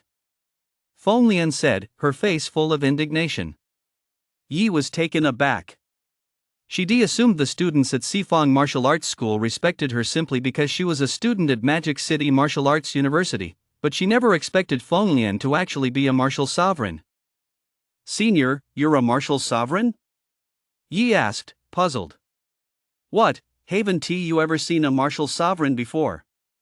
Feng Lian raised an eyebrow and glared at Yi. No, I've just never seen such a young martial sovereign, Yi replied hastily. You've got a sweet tongue. I can't let you call me senior for nothing. Let us go vent some steam. With that, Feng Lian grabbed Yi and took half a step back with her right foot. Yi was still a bit confused, but the next second, he regretted it. Golden flames surged behind Feng Lian, and with a kick of her right foot, she sent Yi flying out through the huge hole she just blasted open. Zhang Ding heard a massive boom and, thinking something had gone wrong, hurriedly pushed open the door. All he saw was a scene of utter chaos in a huge hole. My office. Zhang Ding felt like crying but couldn't bring himself to. In just a moment, Yi and Feng Lian arrived at the Yi family's doorstep. As soon as they touched the ground, Yi collapsed onto the ground and began vomiting. Ha, little brother, you can't even handle this much speed? Looks like you're still not up to par. You'll have to train harder in the future, Feng Lian couldn't help but tease Yi. Senior, I'm just a low-level karami in the awakening stage. How could I possibly withstand the might of your martial sovereign's power? Yi said weakly. Even though your strength isn't up to par, you've got good taste, ha. Feng Lian laughed happily. Yi possessed an S-rank ability. Barring any surprises, he was destined to become an emperor stage or even a powerhouse beyond that in the future. Being praised by a future emperor stage, Feng Lian was naturally overjoyed. Yi muttered to himself, so I'm not good enough, huh? Just wait until I show you what I'm capable of. Who are you people? How dare you cause trouble here and even vomit all over the place? Do you have any idea where this is? Two security guards at the martial artist realm, weapons in hand, approached Yi. Yi said nothing, he simply stood up and glared coldly at the two men. What's the matter? Your dad's asking you a question, are you mute? One of them snapped at Yi menacingly. Hearing this, Yi could no longer hold back, and purple lightning flickered all over his body. Just as Yi was about to strike, Feng Lian stepped in front of him and said softly, "They're martial artists, you're no match for them. This beautiful lady knows her place. This is the Yi family estate, not a place for a poor kid like you. Originally, Grandpa was going to let you go if you just apologized, but now that you're trying to fight, you'll have to stay here. However, if this beautiful lady were to keep us company tonight, we might consider sparing your life." The man changed the subject, his eyes scanning Feng Lian from head to toe. "You want me to spend the night with you, is that it? Fine. Let us see if you can handle it." Feng Lian's black hair fluttered across her forehead as a golden flame flared in her eyes. Seeing this, Yi quickly took a step back. He knew Feng Lian was angry. The two men, seeing this, felt a bit uncertain. They exchanged a glance and said, "You refused our offer, so now you'll have to face the consequences. You're staying here tonight." The two men swung their alloy batons at Feng Lian. Just as the staffs were about to strike Feng Lian, she still showed no reaction. Seeing this, the two thought to themselves, so she is just putting on a show. She had me worried for a moment, and they increased the force behind their swings. The next second, Feng Lian lightly stamped her foot. "With just the two of you?" The moment the last word left her lips, the two crashed to the ground with a thud. With nothing but her aura of authority, Feng Lian had pinned the two men to the ground, leaving them unable to move. Feng Lian lifted her foot and pressed it down on one of their heads. "You want me to keep you company? You want me to stay here?" As she spoke, she increased the pressure of her foot. The man beneath her was crushed so hard he couldn't even speak. He lay face down on the ground, sinking deeper and deeper, until she had actually crushed a hole right into the ground. "We were wrong. We failed to recognize a great figure when we saw one. We looked down on you with our dog's eyes. We were blinded by your beauty. Please, miss, spare our lives," the other man, the one not being stepped on, said in a halting voice, mustering all his strength. "Isn't it a little too late to admit your mistakes now?" Feng Lian said coldly.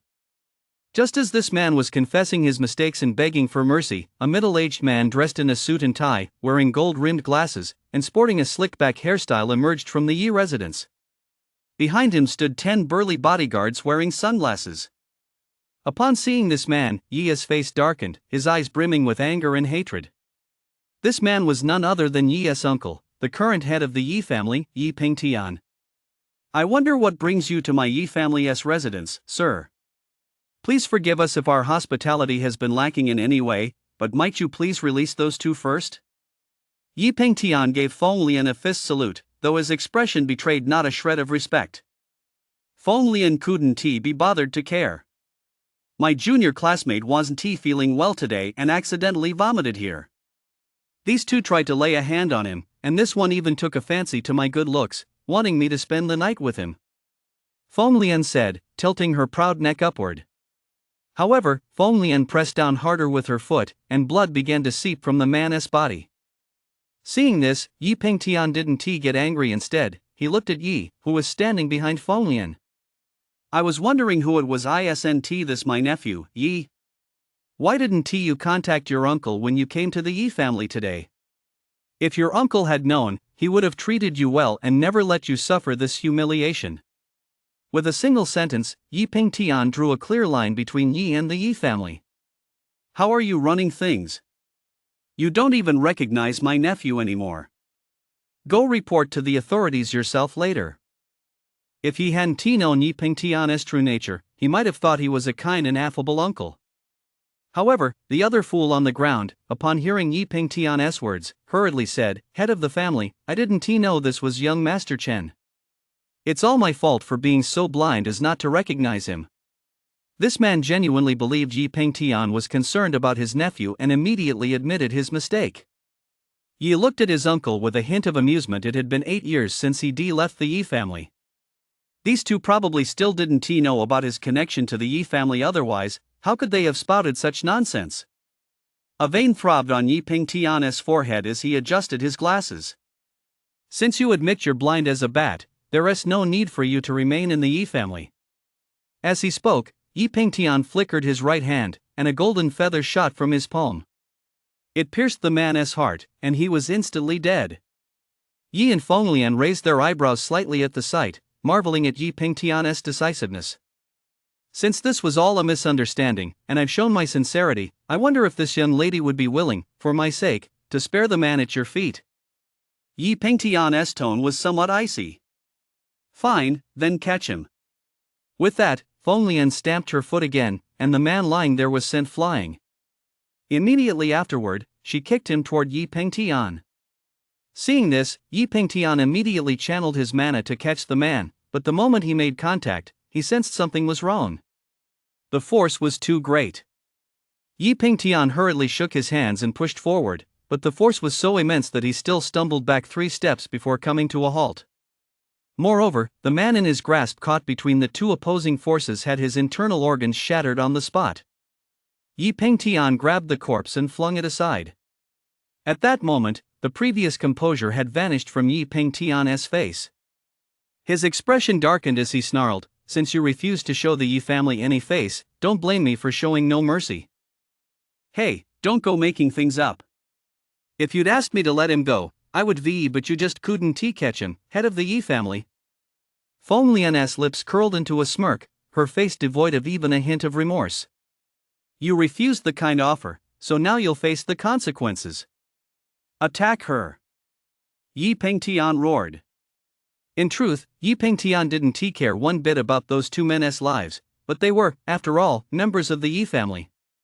They represented the Yi family's honor. Now that they were dead, he couldn't just stand by and do nothing. Otherwise, where would the Yi family's reputation stand? At Yi Pingtian's command, the 10 men leapt into the air and charged at Fenglian in unison. Fenglian showed not a trace of panic. Instead, she took a step back, assumed a fighting stance, and gently pushed toward Yi with her left hand. Yi felt only a gentle force pushing him backward, gentle, yet unstoppable. Roar of the blazing fire. Fenglian gave a soft shout as her right fist swung out violently. Her fist let out a furious roar, and 10 pillars of fire burst forth from it, striking the 10 men with pinpoint accuracy. Seeing this, the 10 men simultaneously assumed defensive stances and shouted in unison, "Thousand strike shield." No sooner had the words left their mouths than a massive shield formed before them. These 10 men had actually mastered a combined attack skill. All 10 were at the general stage, with the strongest no higher than general stage level 7, yet the shield formed by their combined efforts actually reached the strength of Martial King level 5. Fenglian's lips curled slightly into a smile as the 10 pillars of fire roared and slammed into the shield, shattering it instantly without the slightest hesitation. The shield didn't slow the fire columns in the slightest. They slammed directly into the 10 people. Ah!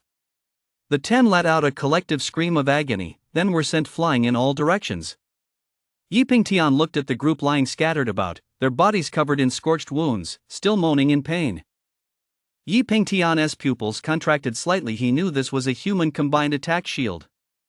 Even with his 9th rank Martial King strength, he hadn't been able to shatter it with a single strike, but now, the moment had finally arrived. Golden winged flying pung. Yi Pingtian roared furiously as golden feathers began to emerge from his body, and his hands transformed into razor-sharp claws. This was Yi Pingtian's ability, the Golden Winged Flying Pang, a B-rank beast transformation type ability. Possessing extraordinary speed and razor-sharp claws, it ranked among the strongest in the B-rank category. In the blink of an eye, Yi Pingtian vanished from where he stood and launched a relentless assault on Fenglian. Fenglian merely took a step forward, one hand clasped behind her back, as a thin veil of flame materialized around her body and her eyes turned fiery red. How presumptuous! Yi Pingtian was immediately enraged at the sight, and the golden light emanating from his feathers grew even brighter. Yi watched as Fenglian kept waving her hands to block the attacks, causing sparks to fly repeatedly. Yi couldn't make out Yi Pingtian's figure at all, but those sparks indicated that Fenglian was under constant attack. Your speed is impressive, but your strength falls short, Feng Lian said softly. Hearing this, Yi Pingtian was so enraged that steam seemed to pour from his 7 orifices. Heaven-shattering divine claws. Yi Pingtian suddenly appeared behind Feng Lian, his claws glowing with golden light. I've been waiting for you. Feng Lian spun around and dodged the attack, while Yi Pingtian, unable to change direction at that moment, left himself completely exposed. Yi Pingtian silently cursed his misfortune. Feng Lian wasn't about to let this opportunity slip away. She delivered a knee strike to Yi Pingtian's stomach, sending him flying into the air, then unleashed a powerful punch. Yi Pingtian was completely unable to defend himself. He was sent flying by the blow, landing on the ground curled up like a shrimp, moaning in pain as blood trickled from the corner of his mouth. Are you really going to make an enemy of the Yi family all for the sake of this little bastard? Even as he lay on the ground, unable to stand, Yi Pingtian continued to threaten Feng Lian. Weren't you the one who started this? Feng Lian flashed a broad smile. In that case, don't blame me. Yi Pingtian pulled a jade pendant from his chest and crushed it in his hand. Feng Lian looked up toward the distance and muttered, You've dealt with the young one, now you're bringing in the old man? He looked in the direction Feng Lian was staring and saw a beam of light flying toward them in no time. It came to a halt in front of Yi Pingtian. Pingtian, what could be so urgent that you'd use the spirit breath token I gave you especially right at the gates of the Yi clan? The old man's face betrayed his displeasure as he shot Yi Pingtian a glance. The old man before him was none other than the Yi clan's martial sovereign, Yi Wuxing. Yi Pingtian forced himself to take a deep breath and knelt before the old man. Ancestor, it's Yi. She led her men to attack the Yi clan. Pingtian was no match for her. Yi Wuxing looked at Yi. Yi? You mean that direct descendant who defected from the clan? You watched as the man before him twisted the truth and couldn't help but laugh bitterly. Defected from the clan? My parents went to Calamity Gate to investigate the disappearances for the sake of the clan, and after that, my branch was suppressed until only a handful of us remained. If I hadn't left the clan, I probably wouldn't be alive enough to stand here today, let alone be accused of defecting. Setting aside whether what you say is true or not, even if it were, itself not your place to decide. Even if you left the Yi clan, you still carry its blood. Now that you've led an attack on the Yi clan, calling you a traitor is by no means an exaggeration. Yi Wuxing stared coldly at Yi. By no means an exaggeration, is that so? When my branch was being suppressed by Yi Pingtian back then, why didn't you show up? Bringing that up now, don't you think you're being ridiculous? With diehards like you and the Yi family, we're doomed sooner or later. Yi snapped angrily. How dare a junior speak to me like that? Yi Wuxing took a step forward. Yi felt an immense pressure bearing down on him, as if trying to force him to his knees.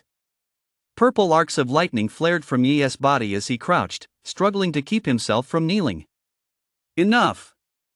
Are you ignoring me? Feng Lian darted in front of Yi, shielding him from the pressure. Yi immediately felt the pressure lift, gasping for breath and drenched in sweat. Feng Lian clasped her hands behind her back and gave Yi a thumbs up. Yi had only just entered the awakening stage, yet he was able to withstand the might of a martial sovereign without kneeling, even if only for a brief moment. It was still worthy of praise. Who are you? This is a family matter for the Yi clan. What business is it of yours? Yi Wuxing stared at Feng Lian with a blank expression. I'm Yi's senior classmate, Feng Lian from Magic City Martial Arts University. You're bullying my junior classmate like this, don't you think that has something to do with me? Feng Lian said calmly. What? Magic City Martial Arts University? Yi Pingtian stared in disbelief. He had taken the college entrance exam himself, so he knew full well the prestige of Magic City Martial Arts University. Every year, Magic City Martial Arts University offers very few special admission spots, and those admitted must possess at least an A-class ability, one that's also unique. How could that little brat Yi be so lucky? How did he manage to catch the eye of Magic City Martial Arts University? Yi Pingtian glared at Yi with fury, his eyes betraying a hint of jealousy. You're from Magic City Martial Arts University? Yi Wuxing was also somewhat surprised upon hearing Feng Lian's introduction. But upon closer reflection, Feng Lian didn't look very old, yet she had already reached the martial sovereign cultivation level. Only those two martial arts academies could produce such talent. Even if you're a student at Magic City Martial Arts University, you have no right to meddle in the affairs of the Yi family. By now, Yi Wuqing's tone had taken on a hint of bluffing. Yi Wuqing knew full well how formidable Magic City Martial Arts University was. Every student there had greater potential than he did. They were true elites at Feng Lian's age. She was already a martial sovereign, a rarity even at the two major martial arts academies. Enough with the nonsense. I'm here today to seek justice for my junior classmate. No sooner had the words left her mouth than Feng Lian, her body ablaze with golden flames, charged at Yi Wuqing. Feng Lian's awakened ability was the A-rank elemental skill Scarlet Gold Rending Flame, which possessed immense burst damage and attack power. In that case, don't blame me for being ruthless. A look of delight flashed across Yi Wuqing's face. Naturally, he wouldn't dare to strike first. But if Feng Lian took the initiative, that was a different story. Even if he injured her today, the Magic Capital Martial Arts University wouldn't have much to say about it. A pitch-black sword appeared in Yi Wuqing's hand. It was his B-rank ability, the Mystic Gold Sword. Roar of the blazing fire. Feng Lian unleashed a punch that roared like a furious dragon. The previous 10 opponents were merely at the general stage. Feng Lian had used only 50% of her strength, and even that was more than they could handle. Now, facing a martial sovereign, she naturally wouldn't hold back. Yin-Yang Reversal. Yi Wuqing raised his hand and traced a Tai Chi symbol in the air, forming a posture of Yin and Yang embracing each other. This move of Yi Wuqing's possessed extremely strong defensive capabilities. He had relied on it to defeat numerous martial sovereigns. When the flames and the sword technique collided, there was no explosion as expected. Instead, the flames were absorbed by the Tai Chi symbol. Spin! Yi Wuqing whispered, and the Tai Chi symbol began to rotate. Yin-Yang Reversal could not only absorb attacks but also reflect them. Crack! A crisp sound rang out, and cracks began to appear on the spinning Tai Chi symbol. Immediately afterward, it shattered with a snap, as if nothing had happened. Yi Wuqing's mouth dropped open. This technique had never failed him before. It actually got absorbed. Before Yi Wuqing could react, Feng Lian unleashed several more punches at him. Yi Wuqing hurriedly channeled his martial energy to defend himself, but in his panic, he still took a punch to the shoulder from Feng Lian and was forced to stumble backward. Yi Wuqing patted the spot where he'd been struck, trying to extinguish the flames. To his surprise, the fire was extremely difficult to put out, so Yi Wuqing simply slashed at his shoulder with his sword, cutting away the robe covering it. It seems as long as I throw enough punches, you can't block them. Yi Wuqing snorted coldly, saying nothing, but inwardly he was deeply shocked. He was a 5th-tier martial sovereign, while the woman before him was merely a 1st-tier martial sovereign, yet she had actually managed to break through his yin-yang reversal technique. Flying Immortal 7 Slaying Sword. This time, Yi Wuqing chose not to defend. The mystic gold sword shot from his hand, streaking toward Feng Lian at blinding speed. Feng Lian's eyes turned fiery red once more as she unleashed a flurry of punches, parrying each strike of the mystic gold sword one by one. Yi Wuqing sensed something was amiss. He was of a higher rank than Feng Lian, and the Flying Immortal 7 Slaying Sword was incredibly fast. Logically, Feng Lian shouldn't have been able to block them all. Yi Wuqing looked into Feng Lian's eyes and asked, "An eye-based combat technique? I didn't expect you to notice. I've only just mastered these crimson gold eyes. I'll test them out on you." Yi Wuqing was utterly shocked. Eye-based combat techniques were extremely rare and incredibly difficult to master. One false move could blind the practitioner, and very few had ever succeeded in mastering them. He never imagined he'd encounter one today. Yi Wuqing continued to wield the mystic gold sword as he charged at Feng Lian, but he still couldn't land a single blow on her. Yi Wuqing gave a wry smile. His mystic gold sword held no secrets whatsoever before Feng Lian's crimson gold eyes. She could see every move he made with crystal clarity. He couldn't block her attacks, nor could he land a hit. As they exchanged blows, Yi Wuqing kept retreating, while Feng Lian grew bolder with every passing moment.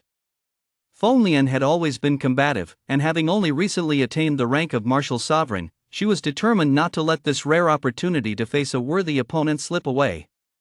After 100 moves, Yi Wuqing was gasping for breath, his body covered in scorch marks from the flames. In contrast, Feng Lian showed no signs of injury and wore an excited expression. "Come again!" Feng Lian roared, charging at Yi Wuqing once more. Feng Lian unleashed one move after another, giving Yi Wuqing not a moment's respite. "Don't push your luck. In a fight to the death, you might not be my match," Yi Wuqing retorted, his temper flaring. He wasn't wrong as fellow martial sovereigns, and with Yi Wuqing ranking several tiers higher than Feng Lian. Although his abilities and techniques were inferior to Feng Lian's, it wouldn't be easy for her to kill him. After all, he was a martial sovereign who had survived in the wilderness for many years. It was only natural that he had a few life or death trump cards up his sleeve. If he played those cards, escaping would be a breeze. He didn't dare kill Feng Lian, for fear of retaliation from the magic capital martial arts university, nor did he want to run. If he fled, how could the Yi family ever hold its ground in Yuling City? In the future, whenever people mention the Yi family, they say that Yi family the one that got beaten into a corner by a college student.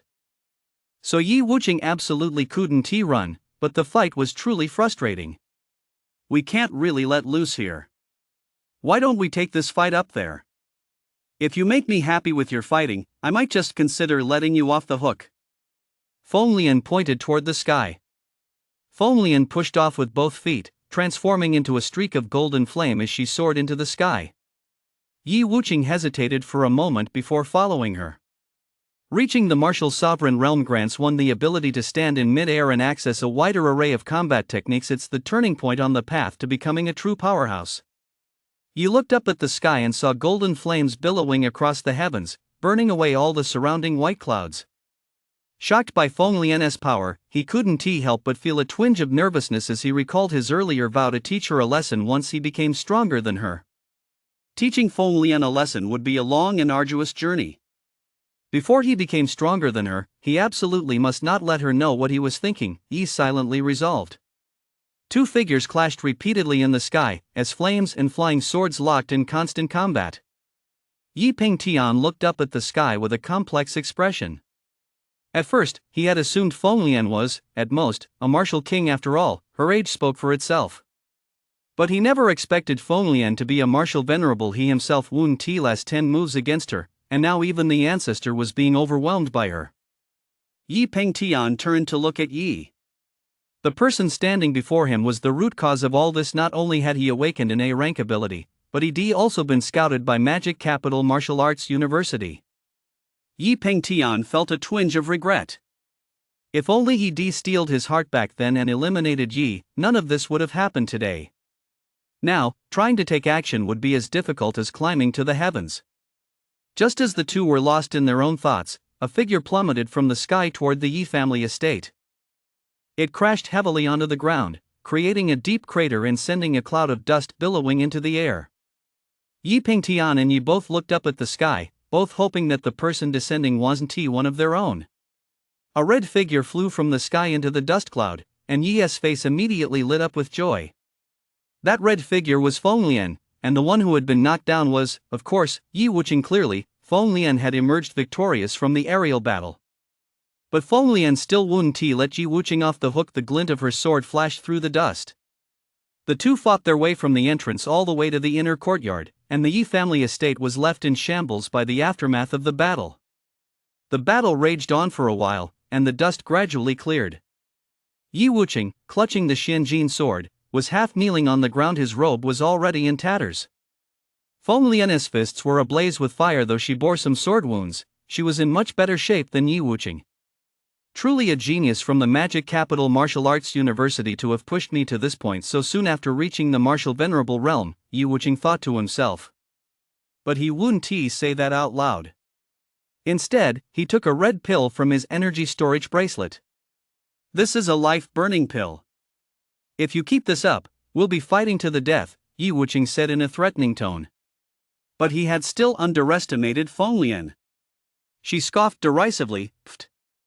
You don't really think students from Magic City Martial Arts University have had it easy all along, do you? Do you think I'm afraid of dying? With that, Feng Lian strode toward Yi Wuqing. Yi Wuqing now found himself in a bind. He certainly didn't want to take the life-burning pill. Doing so would cost him 20 years of his lifespan. At his age, lifespan was of the utmost importance. He only intended to scare Feng Lian off, but he hadn't expected her to fall for it. "Senior, why don't we just call it quits? I'll settle this score myself later," Yi said, naturally not wanting Feng Lian to risk her life fighting Yi Wuqing. "What's the matter? Do you look down on your senior? I said I'd help you, just stay put." Feng Lian shot Yi a glance, and he dared not say another word. The tension in the air immediately thickened. Just then, a golden figure streaked toward them from the distance and landed steadily on the ground. It was a pale, slender young man who appeared to be in his 30s, but since he could fly, he was at least at the martial venerable level. Upon seeing the newcomer, Yi Wuqing breathed a sigh of relief. Today's matter could finally be resolved. "Feng Lian, let us just call it even today. Fighting in the city is against the rules to begin with. If you two keep this up, I'll have to arrest you," the man said to Feng Lian with a smile. Feng Lian glanced at the man. "But he picked on me first. I was just defending myself." Seeing this, Yi Wuqing immediately interjected, "Inspector Qin, she attacked the Yi family for no reason. That's why I stepped in." The man was none other than Qin Hao, the inspector of Yuling City, a 7th-rank martial sovereign and the city's most powerful figure. Feng Lian said coldly, "First, those 2 security guards from the Yi family spoke rudely and showed me no respect. I taught those 2 a lesson, then the head of your Yi family jumped in. I dealt with him, and now you're stepping in. It's like hitting the younger ones only to have the elders come after. It never ends." Yi Wuqing looked at Yi Pengtian with a questioning gaze. Yi Pengtian remained silent, his eyes shifting nervously, and everyone understood. Qin Hao's smile faded. "Since your Yi family provoked this first, then your Yi family should apologize." Yi Wuqing looked aggrieved but dared not argue. Clasping his fists, he said, "Miss Feng, the Yi family was at fault in this matter. On behalf of the Yi family, I apologize to you. I'll have someone deliver 20 million shortly." Yi Wuqing was decisive, offering a substantial sum outright. Feng Lian folded her arms and said coolly, "You think 20 million will buy your life? What more do you want?" Yi Wuqing snapped angrily. Feng Lian raised her index finger. "Add 1 thunderlight pearl." The thunderlight pearl is a natural spiritual object that only forms in places where thunder converges. It can refine and compress a martial artist's mana, but only those with a lightning attribute awakening can consume it. If anyone else were to take it, lightning would course through their body, causing them to explode and die. Yi Wuqing had obtained one by chance long ago, but since his ability was the mystic gold sword, a metal attribute ability, he naturally couldn't use it. There was no one in his family with the lightning attribute either, so this thunderlight pearl had been sitting unused all this time. No way. A thunderlight pearl is worth 50 million to someone who can use it. It's worth at least 100 million, Yi Wuqing said angrily. So there's no room for discussion? Feng Lian assumed an attacking stance once more. "Hey, hold on, old Yi. Since no one in your family can use this bead anyway, just give it to her. Your life is more important," Qin Hao said, adopting the air of a good-natured mediator.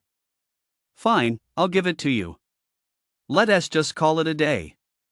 With that, Yi Wuqing took a blue bead from his energy storage bracelet and tossed it to Feng Lian. Feng Lian caught the bead and pursed her lips. "It's just a blue one, 100-year-old one, right? If you don't want it, give it back." Thunderlight beads come in white, blue, purple, and gold, corresponding to 10, 100, 500, and 1000 years, respectively. The longer the age, the better the effect.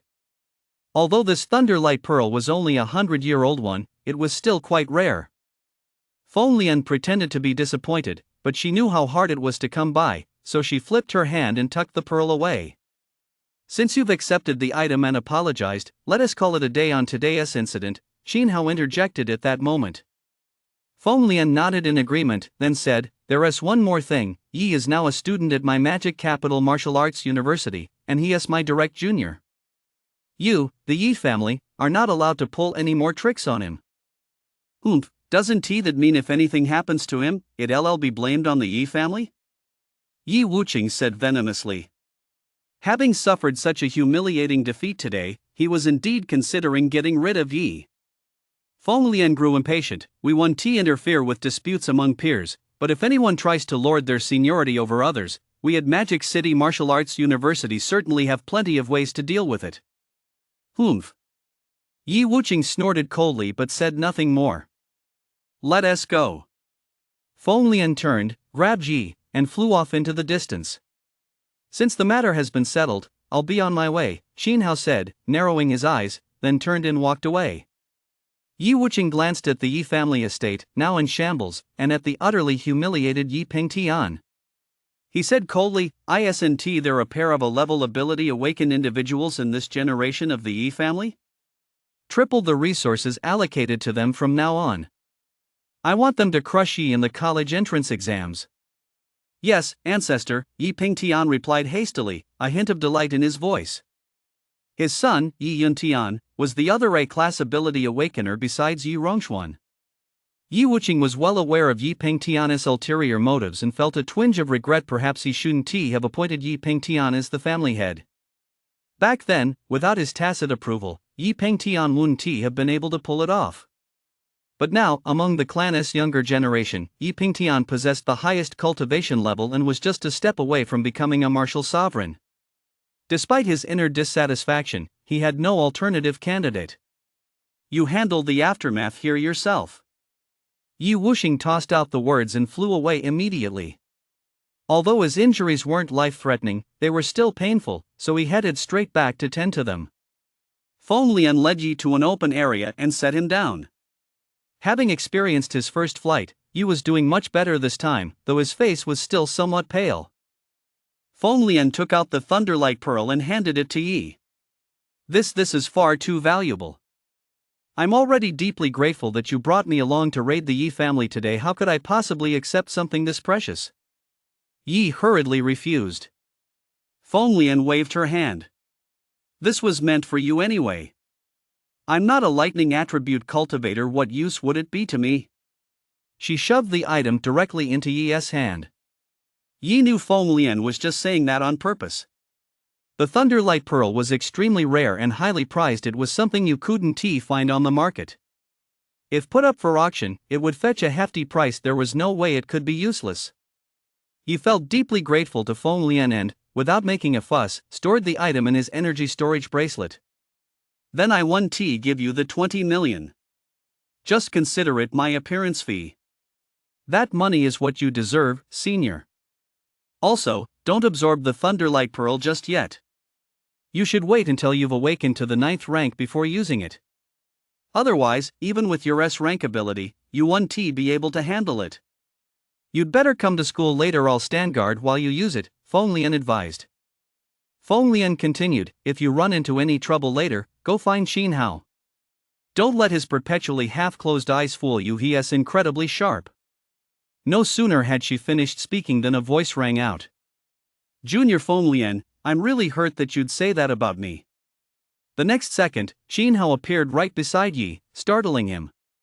Yi hurriedly bowed and said, Inspector Qin. Feng Lian rolled her eyes. If you hadn't sent me a mental message about the Yi family having the Thunderlight Pearl, how would I have known to demand it from them? And you've been here all along, haven't you?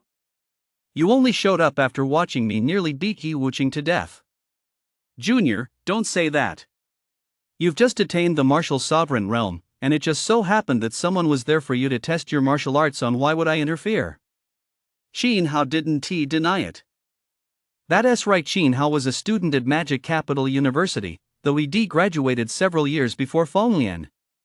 However, Feng Lian was a renowned genius in this year's class at Magic Martial University, so Xin Hao was naturally aware of her. Xin Hao was just an ordinary student at Magic Capital Martial University. It wasn't until several years after graduation that he broke through to the martial sovereign realm and came to Yiling City to serve as an inspector. Although his cultivation level was now higher than Fenglian's, it was naturally beneficial to befriend a genius like her, which was why he was willing to do her a favor. Moreover, in recent years, under Yi Pengtian's leadership, the Yi family had been at the height of its power, acting with increasingly reckless abandon. But he couldn't exactly crack down on the Yi family after all. Their influence in Yuling City was deeply entrenched and far-reaching.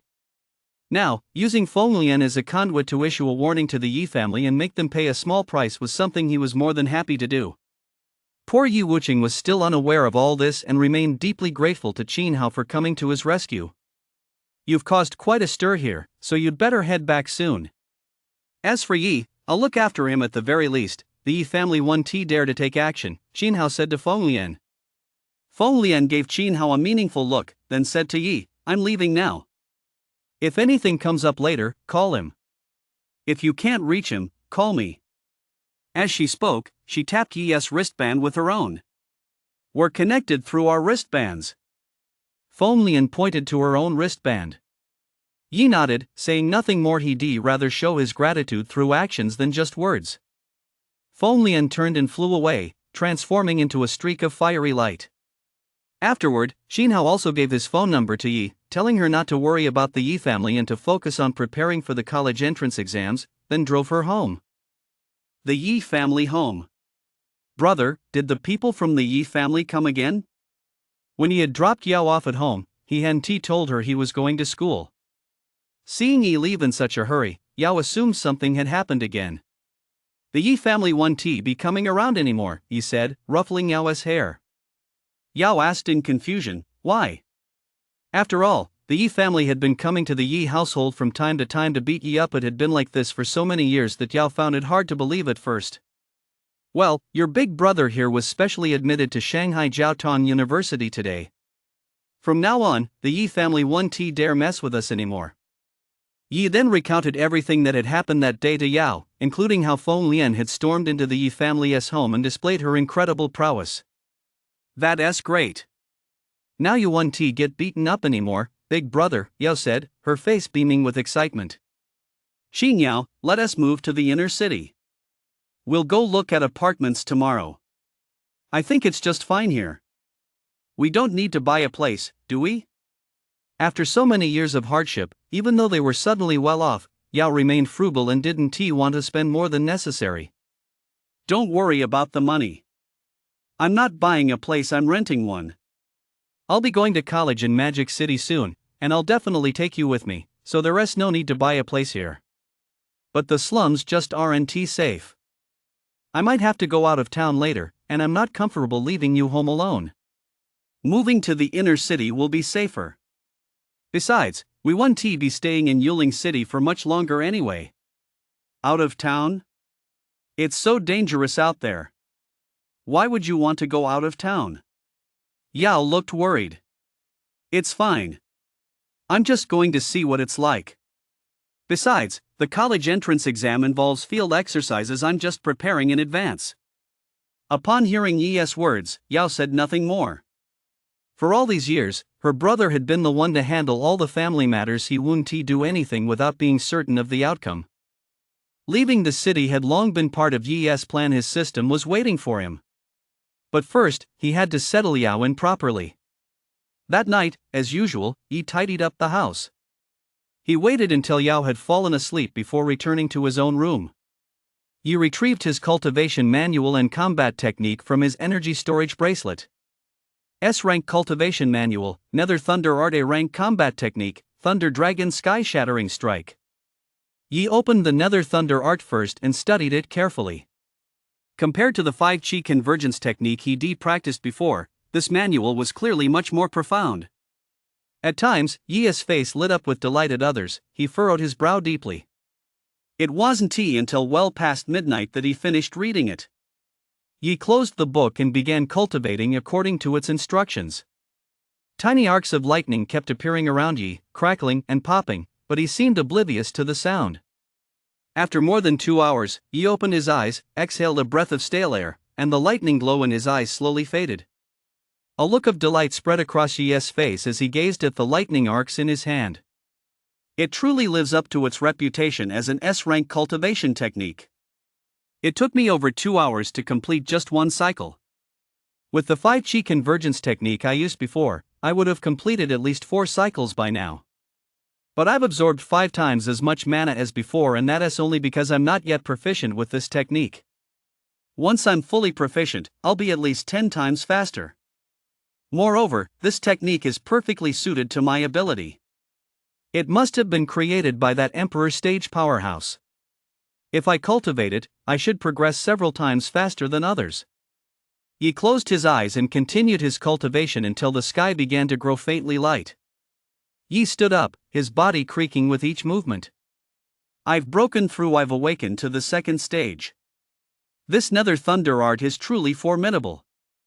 The amount of mana it absorbs is so intense that my body can barely handle it. It seems I can only complete 4 cycles of cultivation per day. Since there was still some time before school, Yi decided not to continue cultivating. Instead, he picked up the book on ability combat techniques and began reading.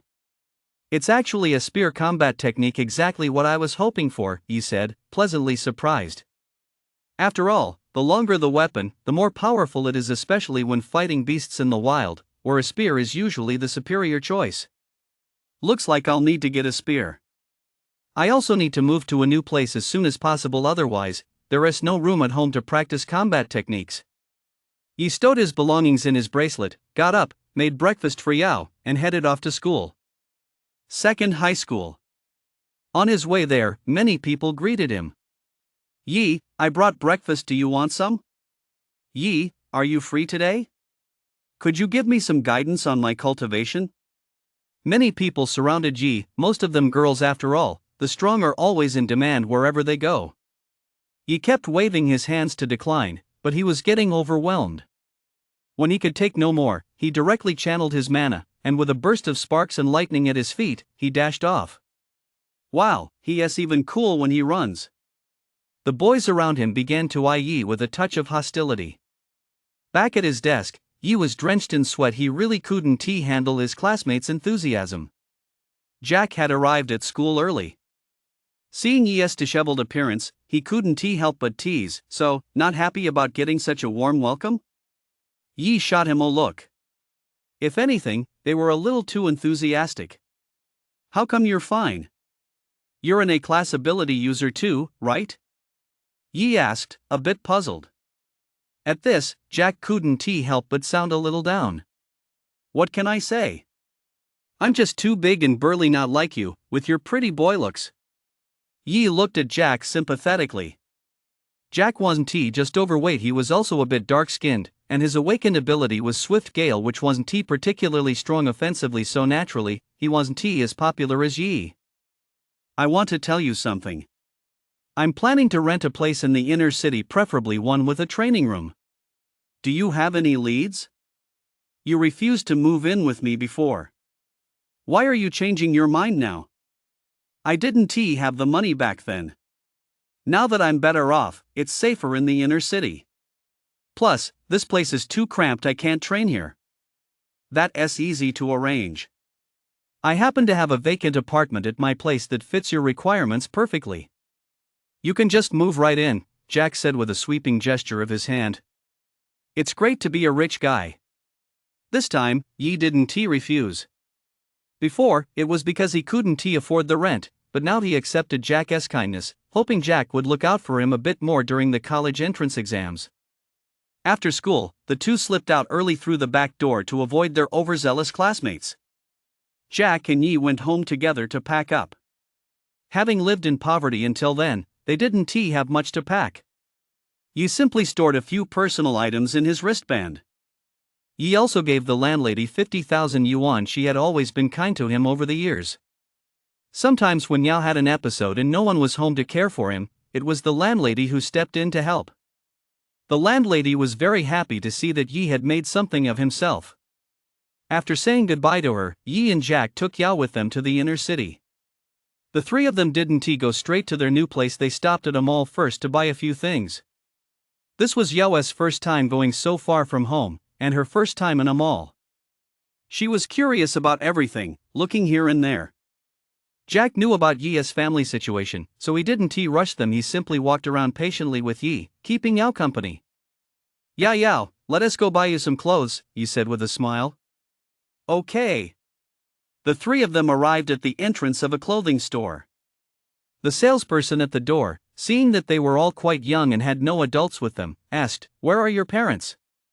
Aren't they with you?" Jack glanced at her. "It's just the three of us." "Don't worry about us," he said, walking right past the salesperson and into the store. Yi and Yao were both dressed in inexpensive clothes, while Jack, though well-dressed, was a bit overweight and wore plus-size clothing, so his outfit didn't look particularly expensive. It was no wonder the salesperson had asked that question. Yi picked out a few outfits for himself and Jack, then let Yao choose whatever she liked. When boys pick out clothes, they usually just spot a style they like, hold it up to see how it looks, and that's it. Girls, on the other hand, have to try on outfit after outfit. It was the first time Yao had seen so many clothes to choose from. She wanted to try them all on. She was as happy as a little kid. Wait, no, Yao was only 12 years old. She really was still a kid. Just as Yao was trying on clothes, a very overweight middle-aged woman accompanied by a girl about Yao's age walked over and said, "This store is supposed to be upmarket. How come they let just anyone in here?" At that moment, a sales clerk hurried over. "Excuse me, ma'am. Which item do you like? I'll go get it for you." "Mom, I want the one she's wearing," the little girl said, pointing at Yao. "Bring me that dress," the woman said, pointing at Yao. "I'm afraid that wouldn't be appropriate. This young lady is still trying it on," the salesperson replied, looking somewhat flustered. "What's the big deal? Can they even afford it?" "Salespeople need to have some discernment," the woman snapped. "Brother, I'm not trying it on anymore. Let us go." Yao tugged at Yi's sleeve fearfully. "Ma'am, there's a first come, first served rule. We were the ones who spotted this dress first," Jack said, unable to stand by and watch any longer. The sales clerk looked flustered, not knowing what to say. "So what if you're trying it on? Can you even afford it?" "Stop wasting my time. My daughter wants to try it on. Hurry up and bring it over," the woman said, waving her hand impatiently. Yi frowned, while Yao hid behind her, tugging at the hem of her shirt. "Looks like I'll have to lose some weight. Otherwise, you alone are dragging down our Jack's overall standards, old lady." Seeing how the woman was looking down on them, Jack lost his temper too. "Manager, I want to see your manager. I'm a VIP here. I spend so much here every year, and this is how you treat me?" The plump woman was fuming with rage, her face flushed crimson. Soon, the manager heard the commotion and came over. After understanding the situation, he said to the woman, "Ma'am, we still have this dress in stock. We'll go get it for you right now. It's on the house. Would that be acceptable? I want the one she's wearing." The woman was determined not to let them off the hook. She just wanted the manager to kick them all out. The manager was fairly smart. This woman did indeed spend a lot at the store. But it wasn't worth ruining the store's reputation over her. If he really bullied them and kicked them out, the damage to the store's reputation if word got out would be far greater than what a single VIP customer could make up for. "Well, that's not really appropriate," the manager stammered. Seeing that the manager was a decent guy, you didn't want to put him in the middle of this. They were both just working people, and it wasn't easy for either of them. So he simply rolled up his sleeve, revealing the energy storage bracelet that had been hidden. "No need to make a fuss. Just wrap up everything my sister tried on. I'll take it all." When the woman saw the bracelet on Yi's wrist, her pupils contracted slightly. This wasn't something just anyone could own. First, your strength has to be recognized by the Martial League. Second, you have to have money. Energy storage bracelets aren't cheap. Her husband did have one, but he only acquired it recently. The young man standing before her possessed one at such a young age. It was obvious at a glance who was superior. Yi, of course, hadn't gone through Martial League certification. This one was issued directly by Magic City Martial Arts University, making it even more prestigious. "All right, I'll process this for you right away." The manager hurried over and led Yi to the counter to check out. The woman had enough sense not to keep harping on the issue, so she simply watched them walk away. The manager exchanged a glance with the sales clerk, who immediately understood. He said to the woman, "Ma'am, why don't you come over here and take a seat? We've had the item you wanted brought over, it's still a complimentary gift. This way, please." Seeing that the salesperson was giving her a way out, the woman, who was no fool, followed the salesperson to the lounge. "Mom, I want that one," the little girl tugged at the woman's sleeve. "Sweetie, what is so great about that one? Mom will take you to see something even prettier." The plump woman quickly pulled her daughter away. It must be said that both the store manager and the salesperson were quite skilled at handling the situation. They managed not to offend either party. If they had ignored the woman just because Yi Liang had given her the bracelet, it would likely have caused resentment among some of the store's members. The total cost of everything came to over 40,000, including Yi and Jack's purchases, and Jack didn't give Yi any reward either.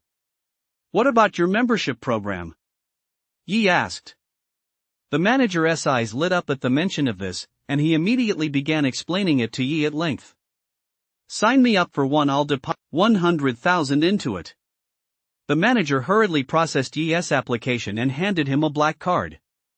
I suppose this was a sign of Yi's appreciation for the man, and besides, the card was actually quite useful. That way, when he wasn't home, Yao could come in to shop as well. He was confident that after this, everyone at the store would recognize them. Yi handed the card to Yao, and the three of them headed home together. The house Jack gave Yi was a large villa. The first floor featured a living room, dining room, and kitchen, while the second floor had several bedrooms. It was very spacious. Most importantly, there was a basement that served as a training room. The house was fully furnished. There was nothing else they needed to buy. "That's impressive, Jack. I'm really living the high life this time, buddy." Hearing Yi say this, Jack was delighted. He'd been wanting to help Yi for a long time. But he'd always found excuses to refuse, afraid he wouldn't be able to repay the favor. Now, at last, he could finally let his friend put his skills to good use. "By the way, doesn't your family run a business dealing in exotic beast materials? Do you happen to have an exotic beast field guide?" Yi asked. "What do you need that for? You're not planning to go out of town to hunt exotic beasts, are you? Don't be impulsive, you know how dangerous the wilderness is. You've only just awakened, don't do anything reckless," Jack said urgently. What Jack didn't know was that Yi had already awakened to the second stage, and hunting exotic beasts was the only way for him to grow faster. "No, I'm taking the college entrance exam too. I just want to get a head start on knowing my competition." "The exam is a real-world test, after all," Yi lied. "Oh, that makes sense. I don't have it on me, it's on my dad's wristband." "Give me your wristband code, and I'll have my dad send it to you when I get home." Jack didn't think much of it, figuring Yi probably wouldn't do anything stupid. "All right, no need to say more. When the college entrance exams roll around, I'll help you ace them," Yi said with a smile. "I'm on a rank 2, we'll see who ends up helping who." After Jack left, Yi bought Yao a cell phone while they were at the mall. He set up a Feishin account for her, transferred 100,000 yuan to her Feishin wallet, and taught her how to order takeout and other things. Yao was lying on the couch by herself, having a blast. Since he'd be gone for a month, this money would be more than enough for her. Even after spending so much today, Yi still had 2 million yuan left in his account. Yi changed into a martial arts uniform, went down to the underground training room, and tapped a few times on his wristband. He discovered that Jack's dad had already sent him the bestiary of exotic beasts, so Yi quickly added Jack's dad as a virtual friend to express his gratitude. Actually, bestiaries of exotic beasts were available on the market, but they were all pretty much the same. Unlike the one from Jack's family, which contained detailed information and weaknesses for many exotic beasts. All of this was the experience accumulated by the Chu family over generations. Nothing ordinary merchandise on the market could compare to it. Yi then opened the Martial League's official store, intending to buy some gear and weapons. In this world, gear and weapons were all controlled items. At least that was the case in the Huaxia Federation, where gear and weapons were sold exclusively through the League. Although this effectively created a monopoly on the gear market, it at least reduced many dangers. Before the centralized distribution system was implemented, anyone could purchase them freely, leading to countless criminal cases. The situation improved significantly after weapons were regulated. Most importantly, when incidents occurred, purchase records made it easier to investigate cases, saving a great deal of manpower. Even if some criminals didn't use weapons and relied solely on their abilities, they still couldn't escape investigation. After all, everyone's awakening was administered by the League, and records were kept. The Huaxia Federation not only enforces strict laws regarding awakened individuals but also invests substantial resources in maintaining public order. Thanks to these combined efforts, the Huaxia Federation has become the federation with the lowest crime rate and the best public safety among all federations in the world. He opened the Federation store, and the dazzling array of merchandise left him dazzled. The Alliance store not only sells weapons and equipment but also a wide variety of rare and precious treasures.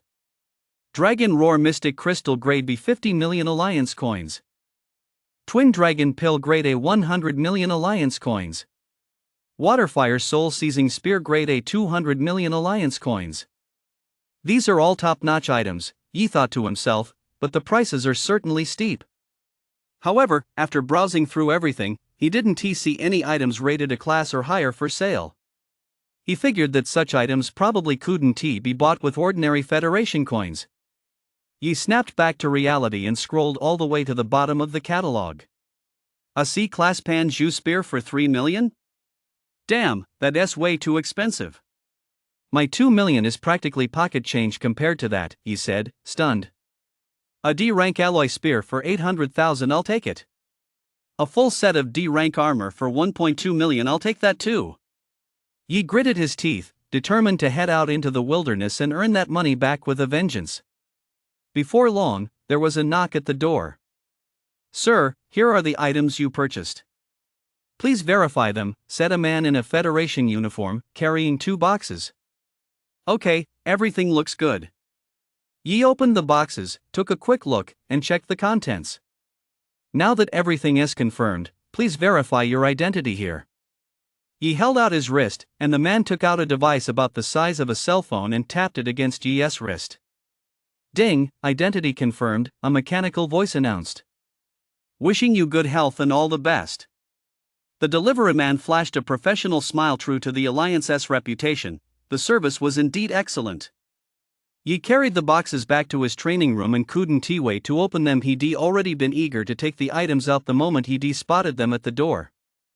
The D-grade alloy spear wasn't a single, complete piece. It was divided into 3 sections laid side by side inside the box.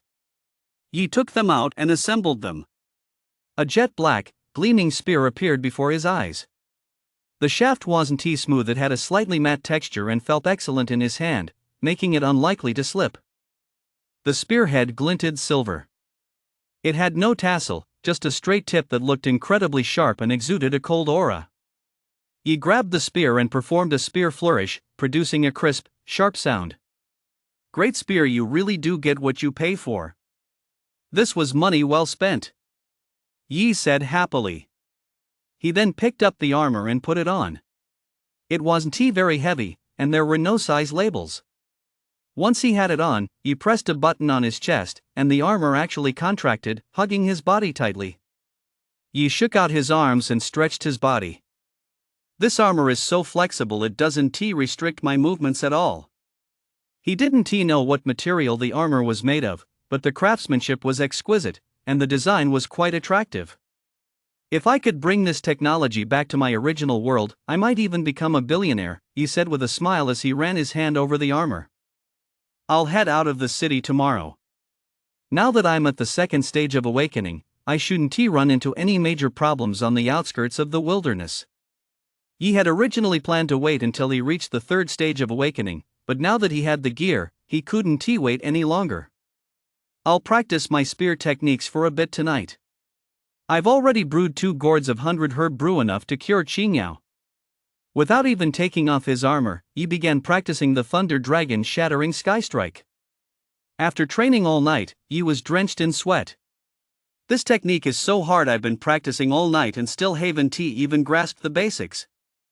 Yi possessed 2S rank abilities, so his aptitude was certainly not lacking. This just meant the ability combat technique was truly difficult. Never mind. I'll just head out of town first and practice while fighting. Yi was already bursting with impatience. After resting for a while, Yi returned to the living room and summoned the divine brew gourd. He poured the 100-herb brew into individual cups and placed them in the fridge, then prepared breakfast as usual and woke Yao up. Yao, I'm going out today. I've put the 100-herb brew in the fridge for you. There's enough for your needs. Afterward, buy whatever you want to eat. There's money in your Feishin account, so don't worry about saving money for me. Yi instructed. How long will you be gone? Yao asked, a little worried. Probably about 2 weeks, maybe a month if things take longer. If you run into any problems you can't handle, just call Jack. I've saved his number on your phone. Then you have to be careful. I'll stay home and wait for you. Yao was on the verge of tears as he spoke. This was the first time in all these years that Yi had left him alone. He'd been so happy yesterday when he got his new phone, but now all that excitement had vanished. Yi ruffled Yao's hair. Don't worry, big brother will be fine. Once I come back after the college entrance exams, we'll go to Magic City together, and I'll buy you anything you want. Okay. Yao replied cheerfully. Yi felt a bit like laughing. Kids were so easy to please. After finishing his meal, Yi headed out toward the base outside the city. On the way, he called Yan Sheng to ask for time off, telling him he needed to study at home to prepare for the college entrance exams. Yan Sheng naturally didn't refuse. After all, Yi had already secured a spot at university, so he didn't have much to do at school anyway. Moreover, from what Yi had said, he intended to take the college entrance exam. If Yi scored well on the exam, it would be even more beneficial for Yan Sheng himself, so he certainly had no reason to refuse. Besides, geniuses always have their own ideas. Yi took a taxi to the outlying camp, where a towering city wall came into view. Beneath the city walls lay the Federation Army's encampment, and just beyond that was the martial artists' encampment. Unlike the strict discipline of the military encampment, this place was a mixed bag of all sorts of people, and most of the martial artists here were armed. Their weapons still bore traces of blood, and the air was filled with the clamor of hawkers, mostly teams selling their wares, though many merchants also came directly to this area to buy at first-hand prices. Although the Merchants Guild prohibits the sale of weapons and armor, materials from exotic beasts can be used to craft various luxury goods. Moreover, the meat of these beasts has beneficial effects on the human body. Since this world is never short of wealthy people, these items also command a substantial market. The martial artists in the encampment spotted a young man dressed neatly who had arrived empty-handed. Most of them gave him a second look, assuming he was some young master out to see the world. In reality, Yi had brought weapons with him. His armor was already on, and his spear was stored in his wristband. Paying no mind to the stares, he walked straight toward the military checkpoint. "Hello, please show your ID," said a soldier carrying a rifle. Firearms do exist in this world, but they're only effective against low-tier beasts. There are still far too few combat-oriented awakened individuals in this world. Naturally, not everyone in the military was a powerhouse. Those who had awakened at E rank or F rank would generally never reach the level of a martial artist in their lifetime, and they made up 80% of the population. He raised his wrist and tapped it twice. In the air an ID projection appeared. This ID had, of course, been registered by Feng Lian when she gave it to Yi. "All right, please come in," the soldier said, quickly stepping aside. The people around him also cast a few extra glances at Yi. After all, not many people own such a wristband. It was evident from the fact that many of the martial artists here were carrying backpacks. Only a few veterans who'd been around for many years possessed energy storage wristbands. A smile played at the corner of Yi's mouth, but he didn't linger. He walked straight out of the city. He actually enjoyed the feeling of showing off and being the center of attention.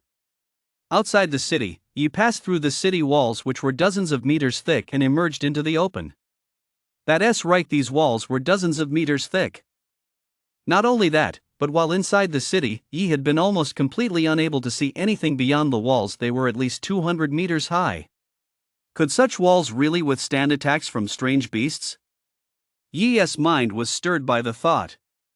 Yi quickened his pace, eager to see what lay beyond. What met his eyes was a vast forest. The city wall was likely only a few dozen meters from the nearest tree. Moreover, these trees were incredibly tall. The centuries-old trees from his past life paled in comparison to the ones before him. It was morning when he left the city, and the day was sunny. However, the sunlight was almost entirely blocked by these towering trees, with only scattered rays filtering through the gaps in the foliage. Standing there, he felt an overwhelming sense of oppression that made his heart race a little faster. It wasn't out of fear or dread, but rather because of how insignificant he felt compared to these giant trees. Although Yi had mentally prepared himself before leaving the city, he was still stunned by the sight before him. He had assumed this was a planet similar to his original world, just with the addition of strange beasts and abilities, but he hadn't expected even the world outside the city to be so vastly different. No wonder the city walls were built so thick and so high. Wasn't this environment the perfect habitat for strange beasts? Yi had previously wondered, with humanity having developed for so many years and boasting countless powerful individuals. Why had the number of cities grown so slowly, and why did they show almost no tendency to expand their territory? Faced with an environment like this, it must be extremely difficult to push even a little further outward, not to mention the vast amount of resources required to build such defensive walls. After a brief moment of shock, Yi regained his composure. He retrieved his D-grade alloy spear from his energy storage bracelet and stepped into the forest, which seemed as ferocious as a man-eating beast. Having chosen this path, Yi wasn't about to be intimidated. Upon entering the forest, Yi began to exercise caution. Previously, when he had rapidly broken through to the second stage of awakening, he had inevitably felt a touch of smugness, believing he could survive well in the wild. But now that he was actually out in the wilderness, he realized just how weak he truly was. He concentrated his mana in his legs, a technique he had successfully mastered right after his awakening to increase his speed as he ventured deeper into the forest. After running for about half an hour, he finally spotted his first strange beast, a wood beetle. It resembled the dung beetles from his previous life, but was as big as two basketballs, entirely emerald green, with two thick carapaces on its back. When he spotted the wood beetle, it was perched on a tree, not resting, but feeding. That's right, wood beetles feed on tree sap, and their mouths consist of an extremely hard, slender proboscis. Piercing directly into the tree trunk is also the wood beetle's primary means of attack. Yi approached cautiously, infused his spear with mana, and thrust it forward with all his might. A bolt of lightning struck the wood beetle with pinpoint accuracy, pinning it to the tree. Ding! Successfully killed the wood beetle. Earned 3 days of cultivation time.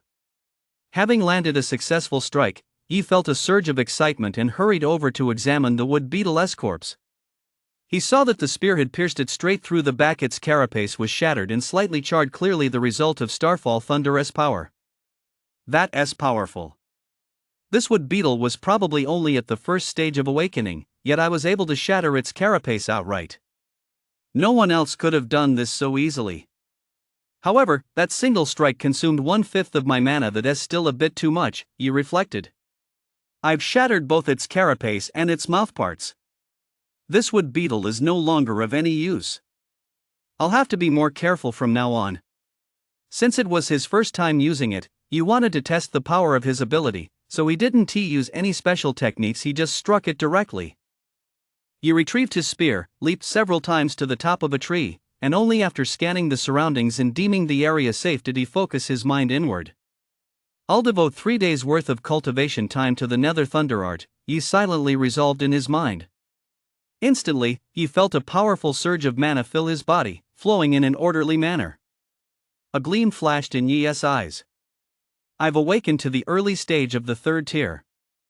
I was previously at the peak of the 2nd tier. These 3 days of cultivation time have indeed allowed me to break through directly. He had already made up his mind. At this stage, the cultivation time he gained should primarily be used to level up.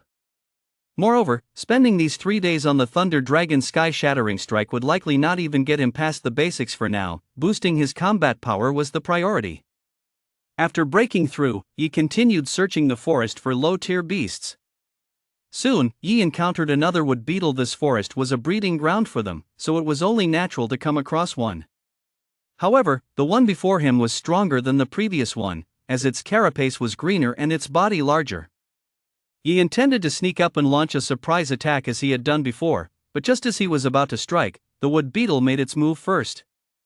It leaped swiftly from a tree and lunged toward Yi at breakneck speed, baring its slender, sharp mandibles. Yi had been gathering his strength, but this sudden attack interrupted him. He hurriedly changed his stance, trying to block the blow. Yi spun his spear knowing it would be difficult to block the strike head-on and deflected it off course. The attack had been aimed straight for Yi's face, but thanks to his quick reflexes, it barely grazed his cheek. He quickly turned around and fixed his gaze on the wood beetle. The two of them, man and beetle, were now locked in a standoff. In the end, the wooden beetle made the first move, using the same technique to thrust its mouthparts toward Yi. But this time, Yi was prepared and wouldn't fall for it like before. With a quick duck, he dodged the attack. How can you dodge while you're in midair? Yi swung his arm violently, driving his spear straight into the wooden beetle's abdomen, purple arcs of electricity flickering along the spear's shaft. Ding! Successfully defeated the wood beetle. Earn 20 days of cultivation time. As expected, this one is stronger than the last one. I've gained quite a bit more cultivation time, Yi said with a pleased expression. Yi looked at the wood beetle's corpse. This time it's perfect, neither the mouthparts nor the carapace are damaged. Thank goodness I learned from the Beast Compendium that the wood beetle's weak point is its abdomen. Otherwise, it really wouldn't have been easy to kill. Ever since the standoff with the wood beetle earlier, Yi had already planned all of this, just waiting for it to attack him first. Otherwise, it wouldn't have exposed its abdomen. Based on the records in the bestiary, Yi pulled out a small dagger. Don't underestimate this dagger, it was forged from a D-grade alloy. Yi quickly processed the carcass and stored the materials in his energy storage bracelet. This carapace and mouthparts are worth at least 1,000 alliance coins. It really is easy for martial artists to make money. Yi was overjoyed. Now it's time to level up. I'll devote 20 days of cultivation time to the 9 Netherworld's Thunder technique. Boom! A surge of ability even stronger than before flooded Yi's body, and arcs of lightning kept flashing around him, a sign that he was about to break through again. I've broken through. I've awakened to the 4th tier. As expected, you really have to come out into the wild to level up quickly. Yi exclaimed excitedly. Just as Yi was lost in the joy of his breakthrough, a streak of green light struck him from behind. Before he could react, he was blasted away. Thank goodness I'm wearing D-rank armor, otherwise, I'd have been in serious trouble. Yi rubbed his armor and said, still shaken. Yi scrambled to his feet, gripped his spear tightly, and scanned his surroundings repeatedly, but he still couldn't figure out what had attacked him. After a while, since the thing hadn't attacked again, Yi cautiously crept forward, pretending to leave. Just then, that green light reappeared and charged toward Yi. This time, Yi was prepared. He turned to dodge, but the attack was simply too fast, and Yi still took a hit. Now Yi was starting to get nervous. Even though he'd been ready this time, he hadn't been able to react in time. Yi glanced at his clothes. There was a hole in them, revealing the armor underneath. The green light seemed to sense that Yi couldn't keep up, and began attacking him with increasing frequency. Before long, Yi's clothes were in tatters. Yi lost his temper and ripped off the clothes covering his armor, exposing it. Since I can't dodge it, I won't try to. Yi closed his eyes and began to sense the attack. The green light appeared again, this time aiming for Yi's neck. Just as it was about to strike him, Yi suddenly opened his eyes, his pupils turning a pale purple. Purple lightning swirled around Yi's entire body, and the green beam was ultimately struck by the lightning. The green beam's speed slowed instantly, revealing its true form. It turned out to be a snake, its green scales glowing with a faint, eerie light. Yi immediately unleashed a punch at it, but unfortunately, the snake dodged the blow with a sudden twist of its body. So it's a greenwood snake. All greenwood snakes are at least 5th tier awakened. This one is probably 7th tier and extremely tough to deal with. How did I end up running into one of these? Although he said this aloud, his eyes remained fixed on the snake as he backed away step by step to create distance between them. Yi wasn't trying to run away. Only by creating distance, extending the range of the greenwood snake's attacks, would he have a chance to react. Besides, once the greenwood snake had set its sights on him, there was no escaping it. He backed up to a distance of about 6 or 7 meters from the greenwood snake, but the snake didn't hide. Earlier, its hidden attacks had merely been a game of toying with its prey, but now that Yi had wounded it, it was getting serious. It kept flickering its tongue, exuding a menacing aura. The greenwood snake suddenly lunged forward. He quickly raised his spear to block, and sparks flew as the spear collided with the snake's fangs. The greenwood snake didn't spit venom, as its venom was crucial to its survival. Although the toxin was potent, expelling it would severely deplete the snake's own vitality. Yi darted aside to create some distance from the greenwood snake. After the previous exchange, his mana was down to about half. But Yi didn't panic in the slightest. He knew he had to stay calm at a critical moment like this. Any sign of panic could mean certain death at the greenwood snake's hands. Yi knew he couldn't retreat any further. He had to go on the offensive, or he'd simply be worn down to death. Yi once again channeled his mana into his spear and throughout his body, greatly increasing his speed as he charged at the greenwood snake.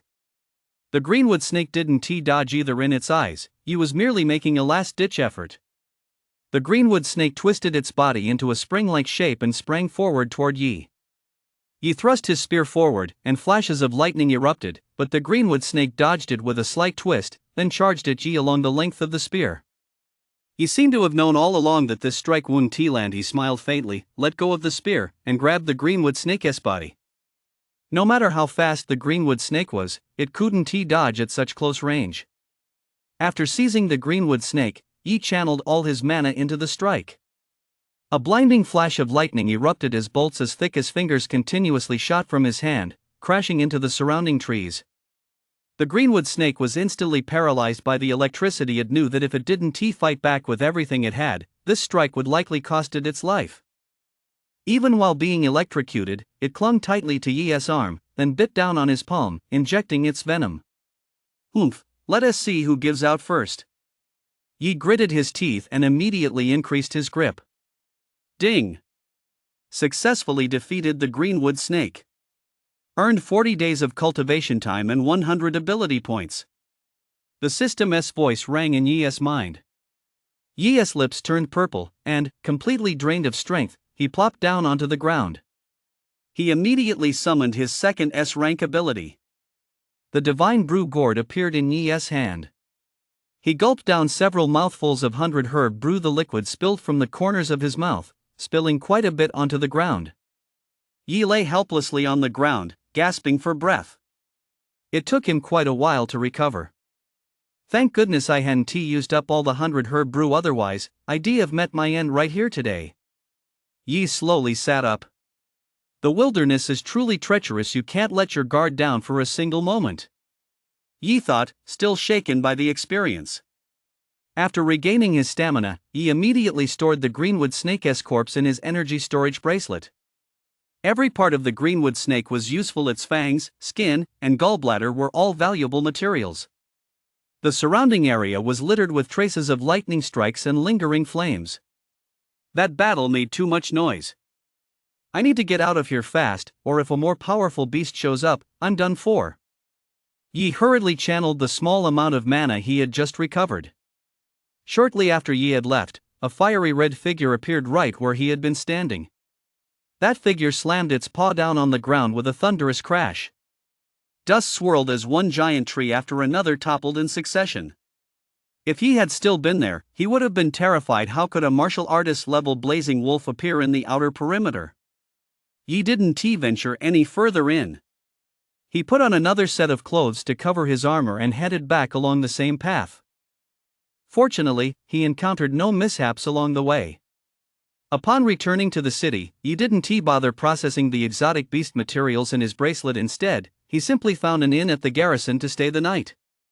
Yi took a shower, lay down on the bed, and began reviewing today's battle. In the future, when I'm out in the wild, I absolutely must not use cultivation time directly. After all, cultivation time doesn't directly increase my cultivation level. It's a process in itself. Also, in today's battle, my offensive options were a bit limited. I relied entirely on the advantage of my ability. I'll need to find some combat techniques to train in later. They don't need to be very high level, just enough to get by. For now, I'll use up these 40 days of cultivation time first. I'll devote these 40 days of cultivation time to the Thunder Dragon sky-shattering strike, Yi silently resolved. Yi furrowed his brow and closed his eyes tightly as countless spear techniques flooded his mind. It took quite a while for Yi to recover. Sitting on the bed, he gasped for breath, beads of sweat the size of soybeans trickling down his cheeks and onto the mattress. But his eyes were filled with delight and surprise. Open the interface. Host, Yi. Realm, Awakening, Level 4.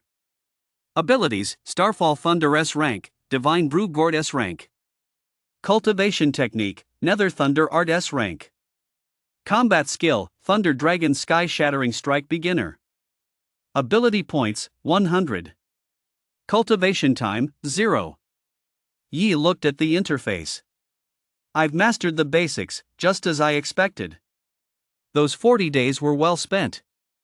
If Fo Lian were here, she would surely be stunned mastering an S-rank ability and combat technique in just 40 days? Among the geniuses she knew, the fastest had taken at least 3 months. System, how many ability points do I need to upgrade Starfall Thunder? Ding! It requires 1 million ability points. Thanks for the info. He rolled his eyes at the string of zeros. He was genuinely exhausted after a busy day, and with all that new knowledge flooding his mind, his head was already spinning. He simply lay down on the bed and fell into a deep sleep. The next day, Yi woke up early. As he grew stronger, his physical condition improved as well. After a night's rest, he was already fully recovered. After breakfast, Yi headed straight to the Chu family merchants guild, the very guild owned by Jack's family.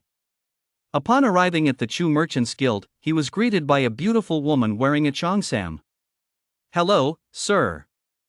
Is there anything I can help you with?" the woman in the cheongsam asked softly. "I'm here to sell some exotic beast materials." The woman's eyes lit up. She had assumed that, given Yi's age, he would be here to buy something. She hadn't expected him to be selling materials. He must be a genius. "This way, sir." The woman in the cheongsam curtsied and led Yi to a reception room. "Please wait a moment, an appraiser will be here shortly to inspect the goods." Yi nodded. Before long, a middle-aged man in his 40s, dressed in a suit, walked in. "Sir, could you please bring out the items you wish to sell?" Yi waved his hand, and the carcass of a greenwood snake, along with the materials from the wood beetle, appeared on the table. The middle-aged man immediately began examining them closely. "Sir, this greenwood snake is in excellent condition. We can offer 50,000 for it. If you have the venom, we'll pay 100,000. As for the materials from this wood beetle, we'll take them for 1,000, the man said.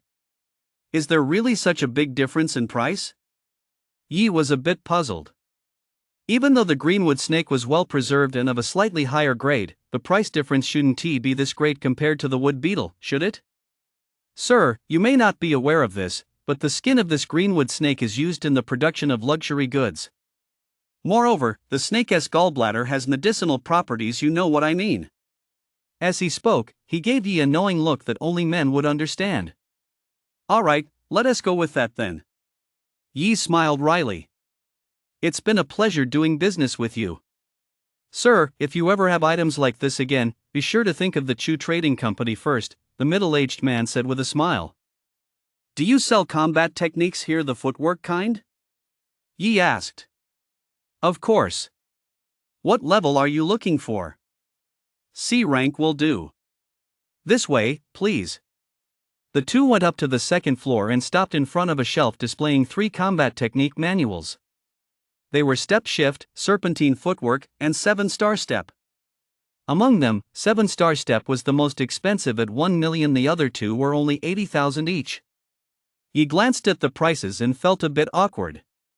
He didn't have much cash on him right now. He'd spent it all on gear, and all he had left was the little over 50,000 he'd just sold. The middle-aged man seemed to sense Yi's awkwardness.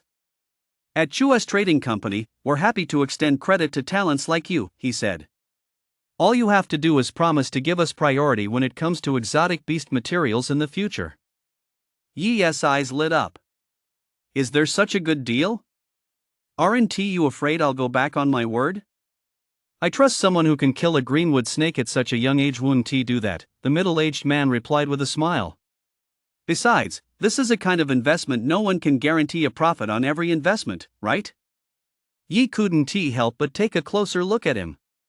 With someone like this as manager, the Chu family's future prospects looked bright. Yi nodded. I'll take this copy of the 7-Star Steps. Don't worry, Jack and I are good friends, otherwise I wouldn't have come to the Chu Trading Company to sell anything. A look of surprise flashed across the middle-aged man's face. You know young Master Jack? Then you must be about the same age as him. Don't tell Jack I'm here, I haven't told him I came to the wilderness, he said with a laugh. All right, but please do be careful, the middle-aged man said. Yi waved and walked away. Young Master has made quite an impressive friend.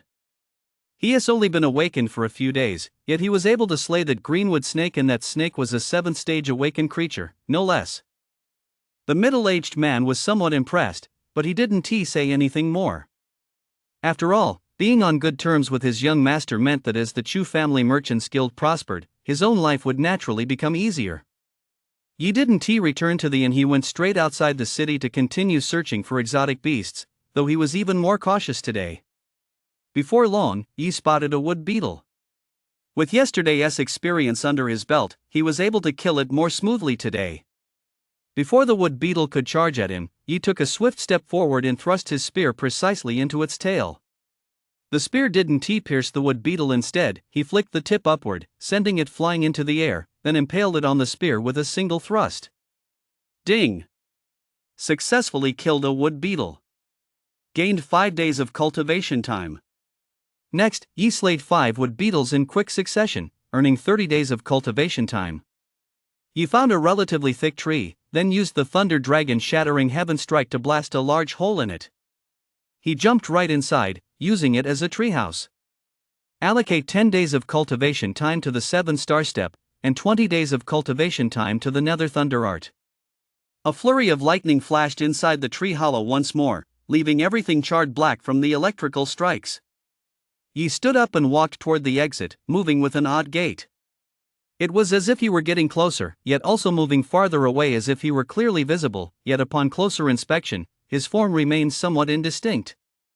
I've awakened to the peak of the 4th tier, just a hair's breadth away from breaking through, and I've mastered the basics of the 7-Star Step. If I encounter the greenwood snake again, I certainly won't be as helpless as I was before. Yi clenched his fist, sensing his own power. With the 7-Star Step, my efficiency in hunting beasts will only increase. From now on, I'll focus mainly on refining the 7-Star Step and leveling up. After all, with the 7-Star Step, my escape is guaranteed, Yi mused.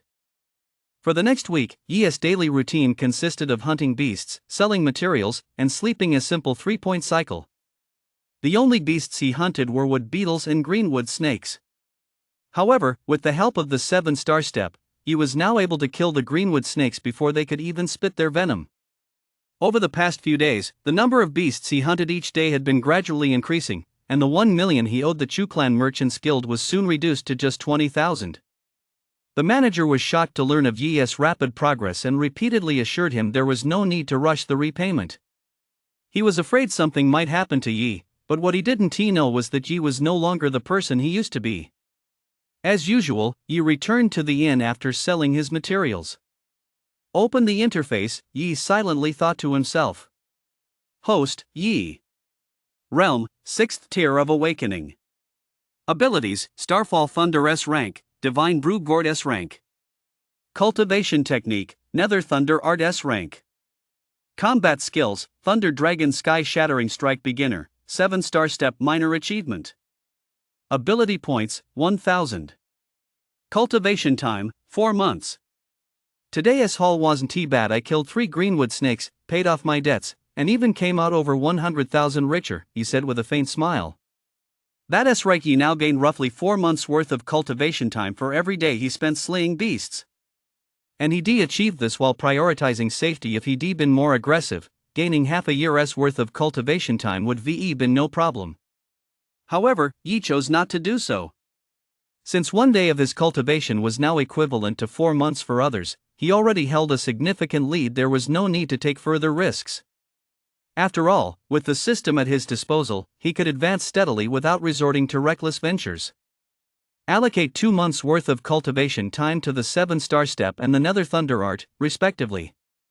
In an instant, Yi's mind was flooded with additional experience for cultivating the 7-star step and a massive surge of mana. Breakthrough! Veins bulged on Yi's forehead as purple lightning erupted instantly, destroying all the furnishings in the hotel and leaving the place in utter shambles. I've finally broken through. I've awakened to the 7th rank, and the 7-star step has also improved. I'm not far from mastery. This feeling of growing stronger is truly wonderful. Yi's face beamed with excitement as he reveled in his rapidly growing power. Looks like I can try venturing further inside tomorrow. Now that the 7-star step has grown stronger and my speed has increased significantly, there shouldn't be any problems. Yi thought for a moment he couldn't just stay on the outskirts forever. Before long, hotel staff who had heard the commotion from Yi's room came to inquire. Yi glanced at the state of his room. He shook his head helplessly. I guess I'll have to be more careful from now on. I can't lose control every time I break through and make such a huge racket. Actually, it wasn't really Yi's fault. It was mainly because his Starfall Thunder was too powerful. It belonged to the extremely overwhelming category. And Yi had only been awakened for less than 10 days, so how could he possibly control it? Yi opened the door and said, "There was a little accident while I was training. I'm fine, but the room's a bit of a mess." Yi then let the staff member into the room. When the young man saw the state of the room, he was secretly stunned. The room was in such a mess, yet the person was unharmed. Just how strong was this guy? "Sir, would you like us to move you to another room?" the staff member asked cautiously. There was not the slightest hint of him trying to push Yi out just because of his youth. No way. Although this staff member was young, he'd been working at this hotel for quite some time. You couldn't underestimate anyone here. Those who managed to survive here were generally people with some real skills. If he provoked them, he'd probably die without even knowing how it happened. Yi glanced at the room. It was indeed uninhabitable. "Go arrange a room for me. Have someone come check the damage to this one. Just charge it to my... I'll go a little further to see what it is. If it comes to that, I'll just run." Yi made up his mind. With a few long leaps, Yi dashed forward. He spotted a few more wood beetles along the way, but instead of killing them, he used the 7-star step to dodge them. With Yi's mastery of the 7-star step, as long as he chose to, these wood beetles would never detect him. The reason he didn't kill them was that he had a strong feeling something was ahead. Killing these wood beetles now might release a blood scent, introducing more variables. Besides, it was already getting late, and if he delayed any further, night would likely fall. The forest at night was far more terrifying than during the day. Those with awakened night vision might fare a bit better, but for others, it was complete darkness. The Federation does sell night vision goggles, but when encountering fast-moving beasts, even night vision goggles struggle to detect them. Things might improve once the technology matures, but Yi had no intention of spending the night in the forest. Yi walked much further when he noticed the wood beetles were becoming more numerous, and he heard a constant buzzing sound coming from ahead. Yi slowed his pace, leaped onto a high branch, and instead of continuing on the ground, began to inch forward cautiously. Before long, Yi parted the huge leaves in front of him and finally saw the source of the sound. What met his eyes was a wood beetle entirely emerald green, though this green was different from that of ordinary wood beetles. This wood beetle's carapace was like jade, with a faint glow. It was somewhat translucent, but Yi couldn't make out what lay beneath it. Scattered around this wood beetle were 2 or 3 dozen others, guarding the extraordinary specimen in the center. "The wood beetle king!" Yi exclaimed in surprise. "No wonder there are so many wood beetles out there. It really is their territory after all." "This wood beetle king is probably at the martial artist level," Yi said hesitantly. If he could kill this wood beetle, he would surely reap enormous rewards. If it came down to a one-on-one fight, Yi was fairly confident he could handle it. After all, although this wood beetle king was at the martial artist level, wood beetles were ultimately experts in defense. Their attacks weren't particularly strong. With Yi's 7-star step, gradually flanking the wood beetle king, defeating it shouldn't be a problem. After all, when Yi had just awakened to the 4th tier, he was already capable of killing a 7th tier awakened greenwood snake. And back then, Yi didn't even have the 7-star step or the thunder dragon shattering the heavens strike, not to mention that a greenwood snake of the same tier was far stronger than a wood beetle. But now, it's not just the wood beetle king, there are 2 or 3 dozen ordinary wood beetles lurking nearby, some of which have even reached the 7th or 8th stage of awakening. Just as Yi was still hesitating, the wood beetle suddenly shifted, revealing what was on its back. Wood leaf flower. Yi's eyes widened. No wonder this wood beetle king appeared here. It turns out there's a wood leaf flower. It all clicked for Yi. The wood leaf flower is a wood attribute natural treasure with powerful healing properties. For those below the martial master rank, it can almost bring the dead back to life and restore withered flesh. Furthermore, if consumed by someone with a wood attribute ability, it can slightly enhance that person's innate talent. It's important to note that in this world, one's innate talent is largely set after awakening their ability, but there are still some extraordinary natural treasures capable of enhancing innate talent and even raising the grade of an ability. As for the wood beetle king being here, it was because cultivating beside the wood leaf flower could accelerate its cultivation progress. If he could obtain this wood leaf flower even though Yi wasn't of the wood element, it would be worth at least 2 million at auction. Don't underestimate the wealthy in this world. 2 million is merely pocket change to them. Let's do this. Yi had made up his mind the moment he saw the wood leaf flower. Fortune favors the bold, and besides, Yi wasn't without a chance. Yi didn't attack immediately. Instead, he slowly regulated his breathing to restore his mana, which he had depleted somewhat while rushing here. He had to be fully prepared for this attempt to seize the wood leaf flower. Yi carefully executed the 7-star step to leap onto the tree trunk where the wood beetles were located, without making a single sound. After landing on the trunk, Yi looked down and could clearly see the wood leaf flower and the wood beetle king. I wonder if this wood beetle king has ever seen a spear technique that comes crashing down from the sky. Yi's lips curled into a smile. Thunder dragon shattering sky strike. Yi let out a soft shout and leaped directly down from the tree. Lightning flashed from his feet as he pushed off with all his might, snapping the tree trunk he had been standing on. Yi descended from the sky like a streak of purple lightning, a faint dragoness roar emanating from the tip of his spear. This strike consumed nearly half of Yi's mana, and its target was none other than the wood beetle king. The strike was incredibly fast. In a second, Yi had already struck the wood beetle king's carapace. Instantly, countless bolts of purple lightning radiated out from the point of impact. Some of the lower-level, ordinary wood beetles nearby were instantly electrocuted. A flurry of kill notifications rang in Yi's mind, but he had no time to check them. He simply darted aside. As the smoke cleared, it was evident that the wood beetle king had sustained almost no damage. Just as I expected, this strike won't kill it, but I've already got what I came for, Yi said with a smile. Indeed, Yi had already secured the wood leaf flower. The wood beetle king and the flower had been close together to begin with. Given the power of Yi's thunder dragon shattering the heavens strike just now, even though it didn't hit the wood leaf flower directly, the shockwaves alone were enough to shatter it. Yi wasn't that foolish. Just as the gunshot was about to strike the wood beetle king, he used his energy storage bracelet to stow the wood leaf flower away. Yi's original target had been the wood leaf flower, not the wood beetle king. The wood beetle king turned toward the site of the explosion but found no trace of the wood leaf flower, only a massive crater. Squeak!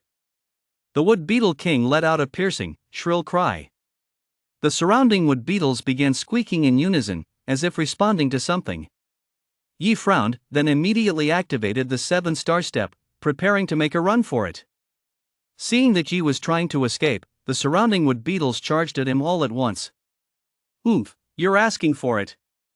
Purple lightning began to surge around Yi, and his pupils turned a pale purple. Yi raised his spear, but instead of thrusting it at the wood beetles, he slammed it directly into the ground. Blow up! As soon as Yi's words fell, streaks of purple lightning erupted violently from a point centered on him.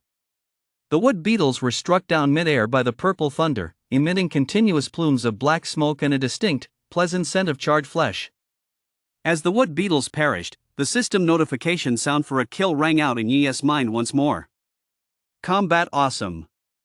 Listening to the repeated system sounds, the word awesome barely began to describe how Yi felt at that moment. Suddenly, the wood beetle king charged violently toward Yi, its momentum far surpassing that of the ordinary wood beetles. Yi dodged the attack with a quick backflip. The wood beetle king struck the tree behind him, and with a thunderous crash, the tree snapped in two. Yi was somewhat surprised. That attack was so powerful. He hadn't expected the wood beetle king to possess such destructive power. Yi assumed a defensive stance. If he were hit, even with his D-rank armor, it wouldn't be a pleasant experience. The wood beetle king lunged at Yi once more, and Yi dodged it by executing the 7-star step.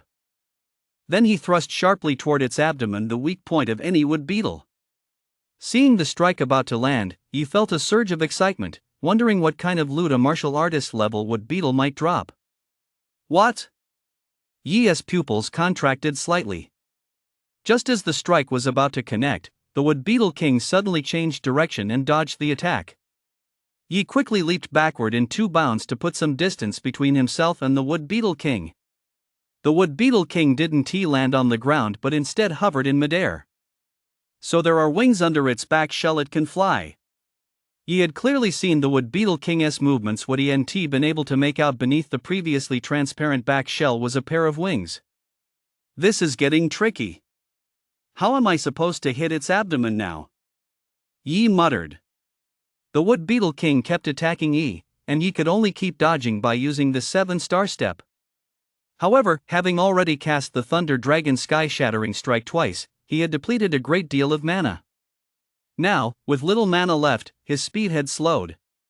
Gradually, numerous wounds began to appear on Yi's face and legs. Although he wore armor, his face and legs were unprotected. If this keeps up, I really won't make it out of here today. Yi kept parrying the attacks, but the wounds on his body kept piling up. I'll go all out. I only have about 1/10 of my mana left. If I drag this out any longer, I'll truly have no chance at all. Yi made up his mind. Yi immediately channeled what little mana he had left. Instead of attacking, he used the 7-star step to retreat. System, allocate all my cultivation time to the 7-star step. Instantly, a flood of cultivation knowledge surged into Yi's mind. He closed his eyes, feeling a splitting headache as if his head were about to explode. The wood beetle king wasn't about to let such a golden opportunity slip by. It flew straight toward him from a distance, leaving only a trail of green light in its wake. The wood beetle extended its long proboscis and lunged toward Yi's head. If struck, Yi would surely die. Yi's mind was a complete blur at that moment. He had no time to think. Just as the wood beetle king's mouthparts were about to pierce Yi's head, Yi opened his eyes and vanished from where he stood.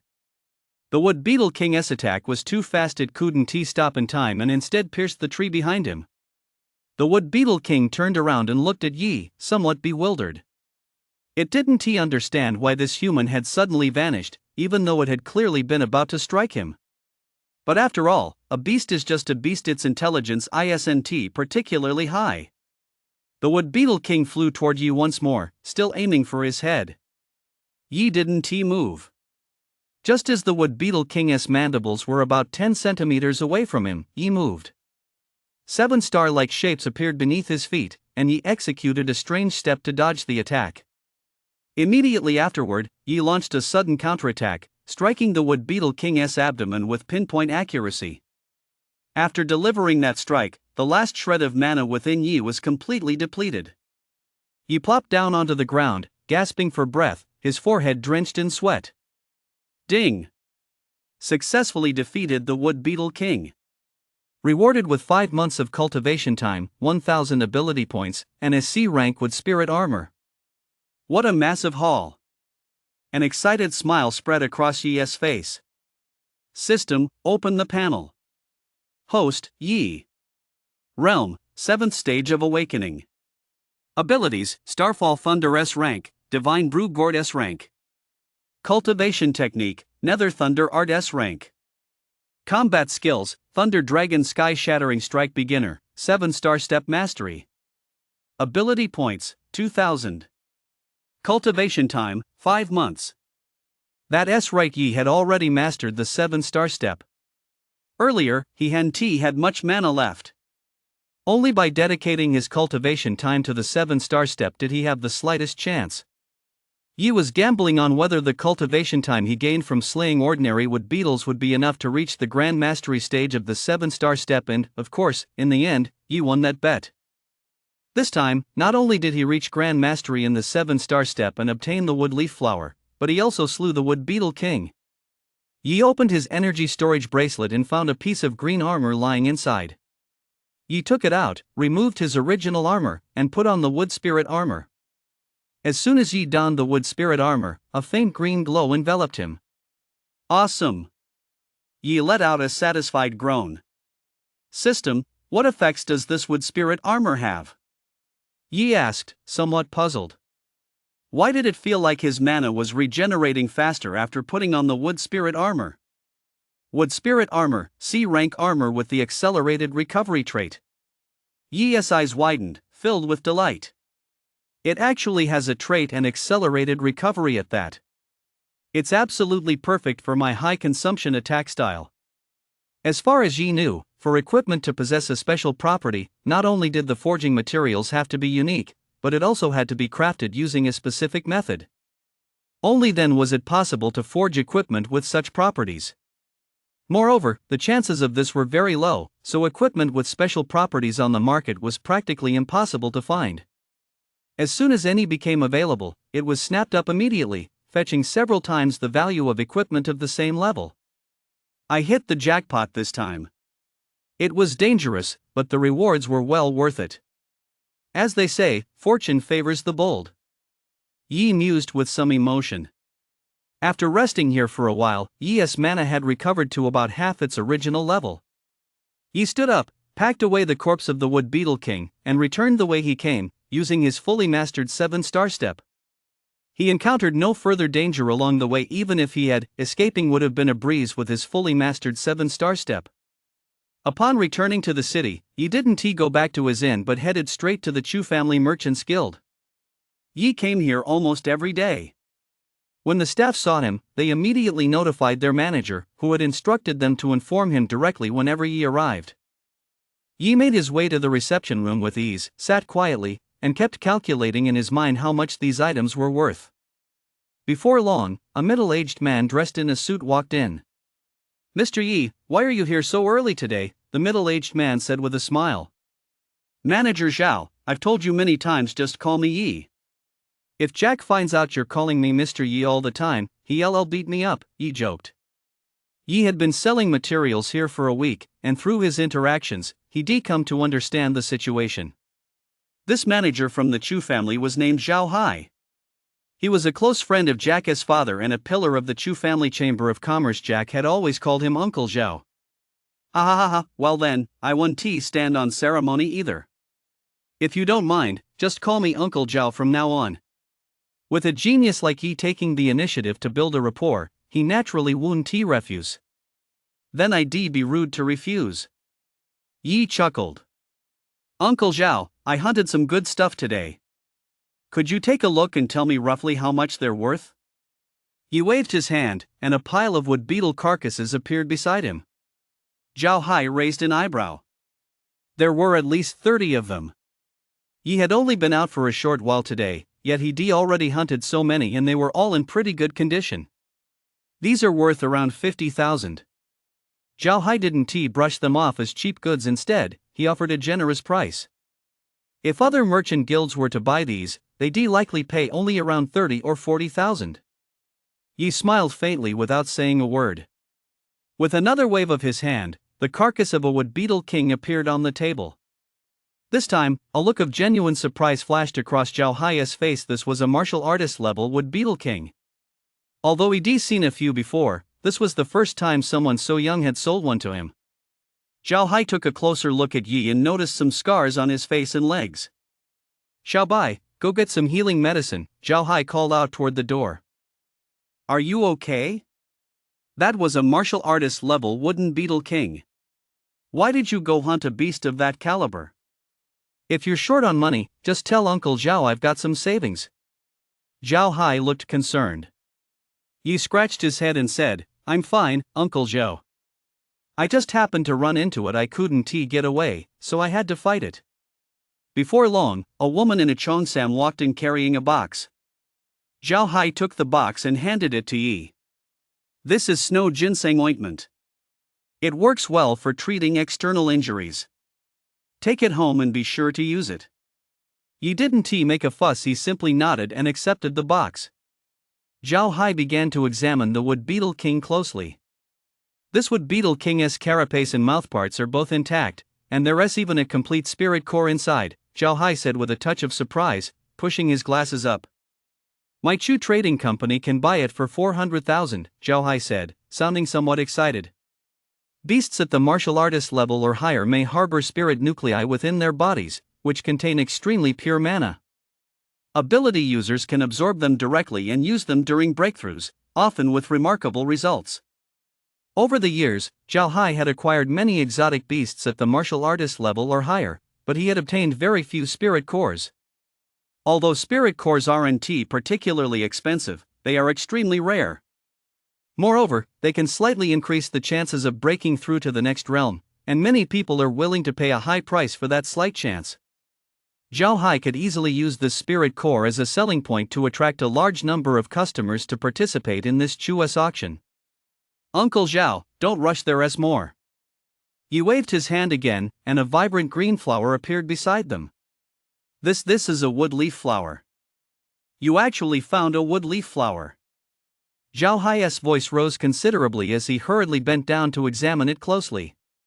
Yi didn't disturb Zhao Hai. Judging by Zhao Hai's reaction, Yi was certain this wood leaf flower would fetch a good price, so he simply sat quietly beside him.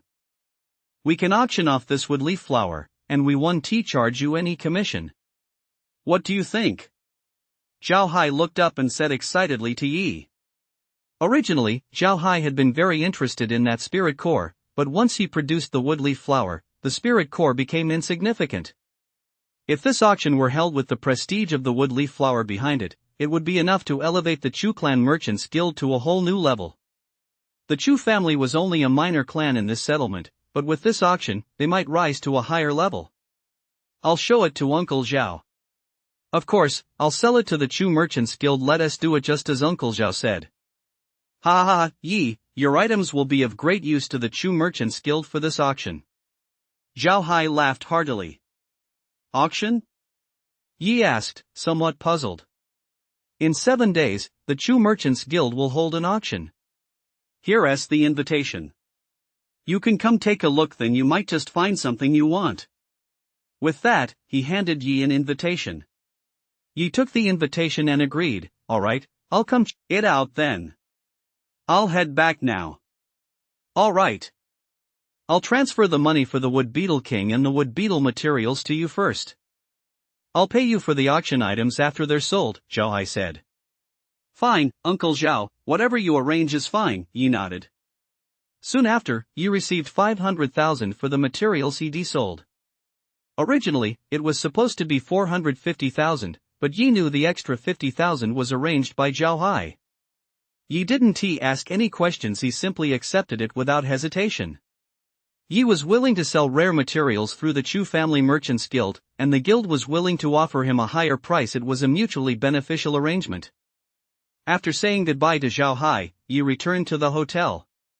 Today's fierce battle had left Yi somewhat exhausted, even though the outcome had been favorable. But the process had been extremely dangerous. If he hadn't regained his senses at the very last moment, he would have met his end. "I can get some proper rest over the next few days." He had been hunting strange beasts in the wild every day for the past few days, and although Yi's practical combat experience was rapidly increasing, constant fighting wasn't necessarily a good thing. It was important to balance work and rest and thoroughly review each battle. If he didn't absorb the lessons from combat, fighting more would be useless. "I have 5 months of cultivation time left. Now that the 7-star step has reached the great achievement stage, 5 months spent on the Thunder Dragon Shattering Heaven Strike probably wouldn't be enough to break through to the minor achievement stage. Besides, the Thunder Dragon Sky Shattering Strike is far too taxing. Breaking through wouldn't offer much improvement at this stage. I might as well devote all that time to raising my cultivation level, break through to the martial artist realm as soon as possible, and give myself a better chance on the college entrance exams, Yi mused carefully. This time, Yi had learned his lesson and found a room with a cultivation chamber and at a very reasonable price, 2,000 a day. When it came time to cultivate, Yi silently chanted in his mind, allocate all cultivation time to the Nether Thunder Art. A massive wave of pure mana surged into Yi's body. Damn it, if I'd known, I would VE used it month by month. Yi said painfully, his eyes bloodshot. The mana raged uncontrollably through Yi's body. He let out an agonized scream and, ultimately, couldn't he hold on any longer. He passed out. It was unclear how much time had passed before Yi gradually came to. Feeling the surging power within him, Yi broke into a satisfied smile. System, open the panel. Host, Yi. Realm, 9th Tier Awakening. Abilities, Starfall Thunder S rank, Divine Brew Gourd S rank. Cultivation Technique, Nether Thunder Art S rank. Combat Techniques, Thunder Dragon Sky Shattering Strike Beginner 7-star Step Mastery. Ability Points, 2000.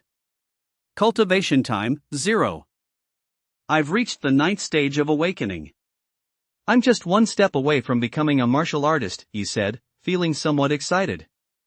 When the time comes, I'll ask senior sister Fenglian how to use the Thunderlight Pearl.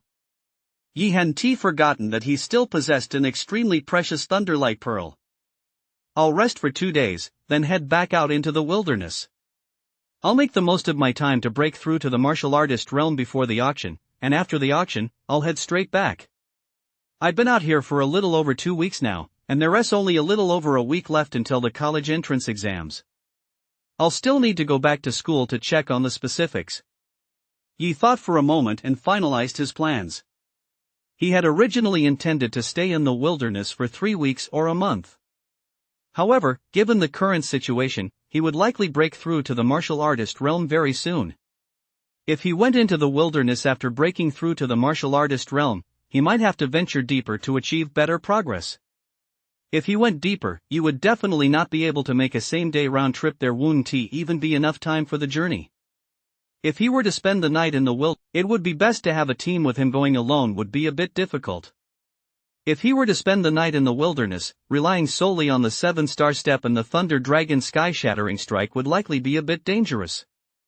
On top of that, Yi had no experience spending the night in the wilderness. Going alone would probably lead to an accident easily. After all, the mortality rate at night is 10 times that of daytime. Oh, right. Now that I've awakened to the 9th rank, can my Divine Brew Gourd brew other kinds of wine? Yi scratched his head. If the Divine Brew Gourd had a mind of its own, it would have fainted from crying in the bathroom by now. All this time, aside from the 100 herb brew, Yi had hardly ever used the Divine Brew Gourd. When he first awakened, Yi had tried it, but at that time, the Divine Brew Gourd could only brew the 100 herb brew and the body strengthening wine. Since the body strengthening wine took a week to brew, Yi had headed straight out into the wilderness afterward and hadn't spent any mana on the Divine Brew Gourd. But it had to be said that the few times he used it had made a huge difference. The first time, Yi had healed Yao with the 100 herb brew. The second time was when he'd been poisoned during his battle with the Greenwood Snake. It had been a life or death situation, and he nearly died. Yi flipped his right hand, and the Divine Brew Gourd appeared in his grasp. He closed his eyes and channeled his mana into it. This time, Yi intended to brew the strengthening wine. The Divine Brew Gourd emitted a faint glow that grew increasingly bright. After about 10 minutes, Yi's mana was nearly depleted, and fine beads of sweat gradually formed on his forehead. Finally, the Divine Brew Gourd flashed intensely once, then fell silent. I almost ran out of mana. Even after awakening to the 9th rank, is that all I can manage? Barely enough to brew a body-strengthening elixir? Yi exhaled softly. Yi had exhausted all the mana within his body to brew roughly 1 gene. Previously, when Yi had brewed the 100 herb brew, he made an entire gourd at least 5 gene. Yi didn't think much of it and simply picked up the gourd to take a sip. The body-strengthening wine had a pale golden hue and a rich, mellow aroma. It slid down Yi's throat and into his stomach without the slightest burning sensation. It's delicious. No wonder I used up all my mana to brew it. Yi exclaimed with admiration. Just as Yi was still marveling at the body-strengthening wine, he felt a gradual burning sensation begin in his stomach. This heat spread from his abdomen throughout his entire body, and his skin turned bright red, like a fully cooked shrimp. Yi immediately stripped off his clothes, leaving on nothing but a pair of baggy shorts. It's so hot, this wine really is no ordinary drink. Yi braced himself with both hands on the ground, enduring the pain with great effort. The sensation wasn't just heat, it was now accompanied by a stinging pain like needle pricks. Yet the pain wasn't so severe that Yi couldn't bear it merely made him extremely uncomfortable, forcing him to keenly feel every inch of his body. He decided to go all out and down the rest of the liquor from the gourd in one go, causing the burning and stinging to intensify even further. Yi rolled around incessantly in the meditation room. After a while, feeling he couldn't take it anymore, he rushed to the bathroom and turned on the cold water, dousing his body. About an hour later, Yi's skin gradually returned to its normal color, and the burning and stinging sensation slowly faded away. Yi rinsed off and stepped out of the bathroom. When my body was heating up just now, I felt much more in tune with my body. I could keenly sense the changes taking place, Yi said, sounding a bit uncertain. Yi stood in front of the mirror and noticed that his skin had become much fairer. The scars left from his previous battle with the Wood Beetle King had also healed, leaving only faint marks. He didn't even need to use the snow ginseng ointment Zhao Hai had given him. Yi figured that if he took another dose, not a single scar would remain. This stuff must be incredibly effective for skin whitening and scar removal. If he were to repackage it and sell it, who knows how many women would be fighting tooth and nail to get their hands on it. Of course, Yi had no intention of selling the strengthening wine as a skincare product. Its benefits went far beyond just skin whitening. Yi clenched his fist, swung it forcefully, and then jumped up and down a few times. My physical strength has increased quite a bit. Although it's not a quantum leap, I can definitely feel my body getting stronger. If I had a physical cultivation technique to pair with the strengthening elixir, the results would likely be twice the effort for half the work, and the elixir's potency would only grow stronger as I infuse more mana into it. This world isn't limited to just ability users after all. The vast majority of people here have low ability ranks. Among them are those of extraordinary talent who pioneered the path of physical cultivation. However, physical cultivation is extremely difficult, and progress is slow. Some who have mastered physical cultivation can rely entirely on their physical bodies to battle exotic beasts and hold their own against ability users of the same rank. Furthermore, physical cultivation also offers some benefits to ability users' training. In the dantian of an ability user lies a reservoir for storing mana, known as the mana core. The cultivation of an ability user is a continuous process of increasing their mana. As they train, their mana core expands.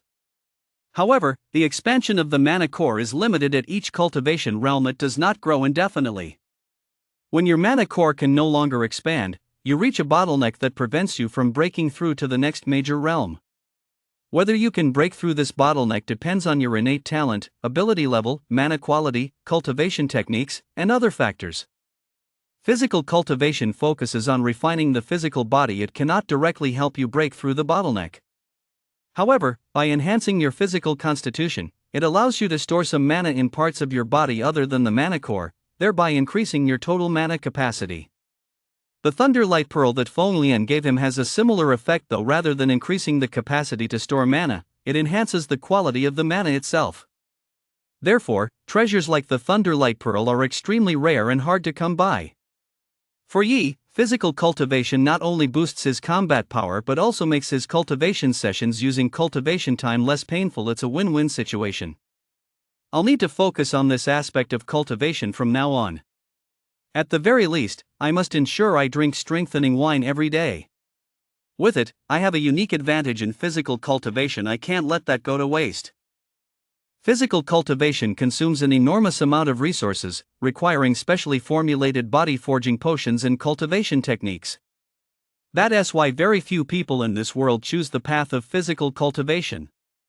After all, one would only consider this path if their ability level were low, but do they even have enough resources to cultivate that way? Only wealthy second-generation heirs with poor innate talent have enough resources to squander. Meanwhile, those with high ability levels are unwilling to waste too much energy on physical cultivation. It's not cost effective. For them, simply pursuing the path of an ability user is enough to become a powerhouse. But Yi didn't have such worries. He could obtain cultivation time by slaying exotic beasts, and he possessed treasures like the body-strengthening wine. With both cultivation time and cultivation resources at his disposal, he had ample energy to pursue the path of physical cultivation without neglecting his training as an ability user. Looks like I'll have to kill more beasts from now on.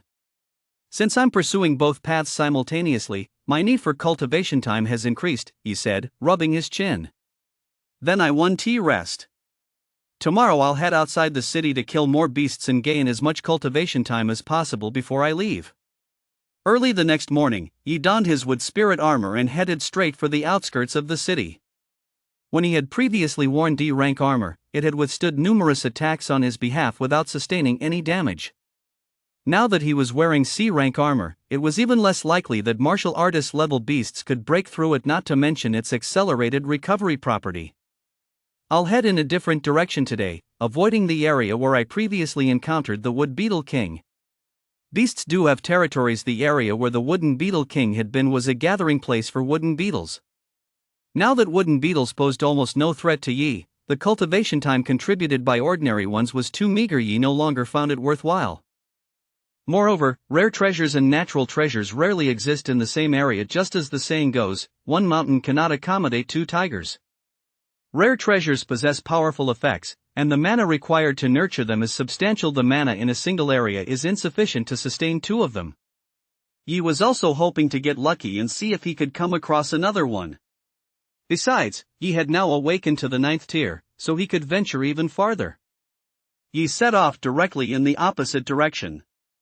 Since his breakthrough, his travel speed had increased, and the mana consumed during travel was negligible to him. Along the way, Yi encountered a few wood beetles and greenwood snakes, none of which were very high in level. Using his fully mastered 7-star step, he easily defeated them, earning 3 months of cultivation time. He darted around the forest like a headless fly, found no trace of any rare treasures. I guess not everyone can stumble upon rare treasures. Just as Yi was feeling a bit disappointed, he suddenly heard a tremendous roar that startled the birds into flight. The sound came from that direction. Let us go check it out. Yi looked ahead and sprinted forward at full speed. Before long, Yi reached the source of the noise. There was a vast lake there, with smoke and dust billowing from beneath its surface. Yi stood quietly in a tree, observing the situation. As the smoke cleared, he saw that an earth-splitting boar and a blue-eyed crocodile were locked in combat. It appeared the two beasts were fighting over territory. This lake was an ideal habitat, and both were at the martial artist level. The emerald-eyed crocodile seemed to have the upper hand near the water. It held a distinct advantage, and the earth-splitting boar already bore numerous wounds. The earth-splitting boar stomped violently on the ground, kicking up a cloud of dust, and charged at the emerald-eyed crocodile with its massive tusks, attempting to knock it over. But the green-eyed crocodile wasn't about to sit idly by. With a swift flick of its tail, it lashed the earth-splitting boar on the head, sending it stumbling sideways. The green-eyed crocodile didn't let this golden opportunity slip by. It opened its massive jaws wide, and a jet of water shot from its mouth, crashing into the earth-splitting boar. But the earth-splitting boar was no pushover either. A layer of armor formed from mud suddenly appeared over its body. The blow struck the earth-splitting boar squarely, shattering the armor on its body. The earth-splitting boar launched another attack, once again charging at the emerald-eyed crocodile. The emerald-eyed crocodile swung its tail in the same way, intending to use the same move. But this time, just as the earth-splitting boar was about to enter the emerald-eyed crocodile's range, it suddenly stopped in its tracks, dodging the crocodile's tail strike. Then the earth-splitting boar stomped hard on the ground, sending a violent shockwave rippling out from beneath its feet. Suddenly, a spike burst forth from the emerald-eyed crocodile's abdomen, sending it flying through the air. Now! Yi seized this fleeting opportunity and leaped violently from the tree. While the blue-eyed crocodile was in midair, its vulnerable belly was exposed, and Yi delivered a thunder dragon shattering the heavens strike that pierced through its leather armor. After landing the blow, Yi didn't stop. He immediately executed the perfected 7-star step. With a swift turn, he appeared behind the earth-splitting boar and thrust his spear with all his might toward the spot where the emerald-eyed crocodile had just struck. Earlier, Yi had already noticed that although the emerald-eyed crocodile's strike appeared to have been blocked by the earth-splitting boar's earth armor, it hadn't actually been fully blocked. The earth armor had shattered under that attack, and part of the damage had still landed on the earth-splitting boar's body. Yi was also certain that the earth-splitting boar couldn't cast its earth armor again so soon after using it. Sure enough, just as Yi had expected, his spear, flashing with purple lightning, effortlessly pierced right through the earth-splitting boar. Ding! Successfully defeated the emerald-eyed crocodile.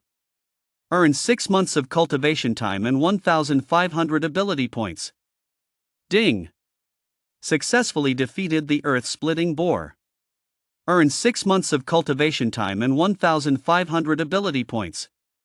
That's a full year's worth of cultivation time right off the bat. As expected, landing the finishing blow is the quickest way to go. It's a shame neither of them dropped any special items, though. Still, this is a pretty good haul, Yi said with some delight. If I hadn't intervened at the last moment, the emerald-eyed crocodile would have been killed by the earth-splitting boar. Even though the crocodile had the upper hand at first, it just goes to show that you can't underestimate anyone out here in the wild, Yi mused. With a wave of his hand, the corpses of the two beasts vanished from the spot. Both were martial artist-level beasts. Moreover, they were stronger than the wooden beetle king, so the materials on their bodies were naturally more valuable. Yi estimated that these two beasts could fetch at least 1 million or more. Just as Yi was about to leave, a sudden whistling sound pierced the air behind him. Now that Yi had consumed the strengthening wine, his physical perception had greatly improved. Upon hearing the sound, Yi quickly executed the 7-star step to dodge it. A thunderous crash rang out behind Yi. He touched his face and realized he hadn't completely dodged the blow. He suffered a graze on his cheek. Could there be other strange beasts nearby, just like me, trying to reap the rewards without lifting a finger? Just as Yi was pondering this, 3 people emerged from behind a tree. 2 men and 1 woman. All 3 were dressed similarly and looked as though they'd traveled a long way. The woman held a bow, and one of the men carried a large broadsword, its blade still speckled with blood. Another masked man stood behind the pair. Yi couldn't see what weapon he was holding, but Yi had a vague feeling that this masked man was the most dangerous of the 3. The way he looked at Yi was like that of a venomous snake, his gaze making Yi's scalp tingle and the hairs on his body stand on end. That earlier strike must have been the woman's attack. Judging by its force, she was definitely a martial artist. 3 martial artists. This is going to be a bit of a problem. The noise from earlier must have drawn them here. What bad luck! Yi cursed under his breath. I'm so sorry, little brother. I thought you were some kind of beast.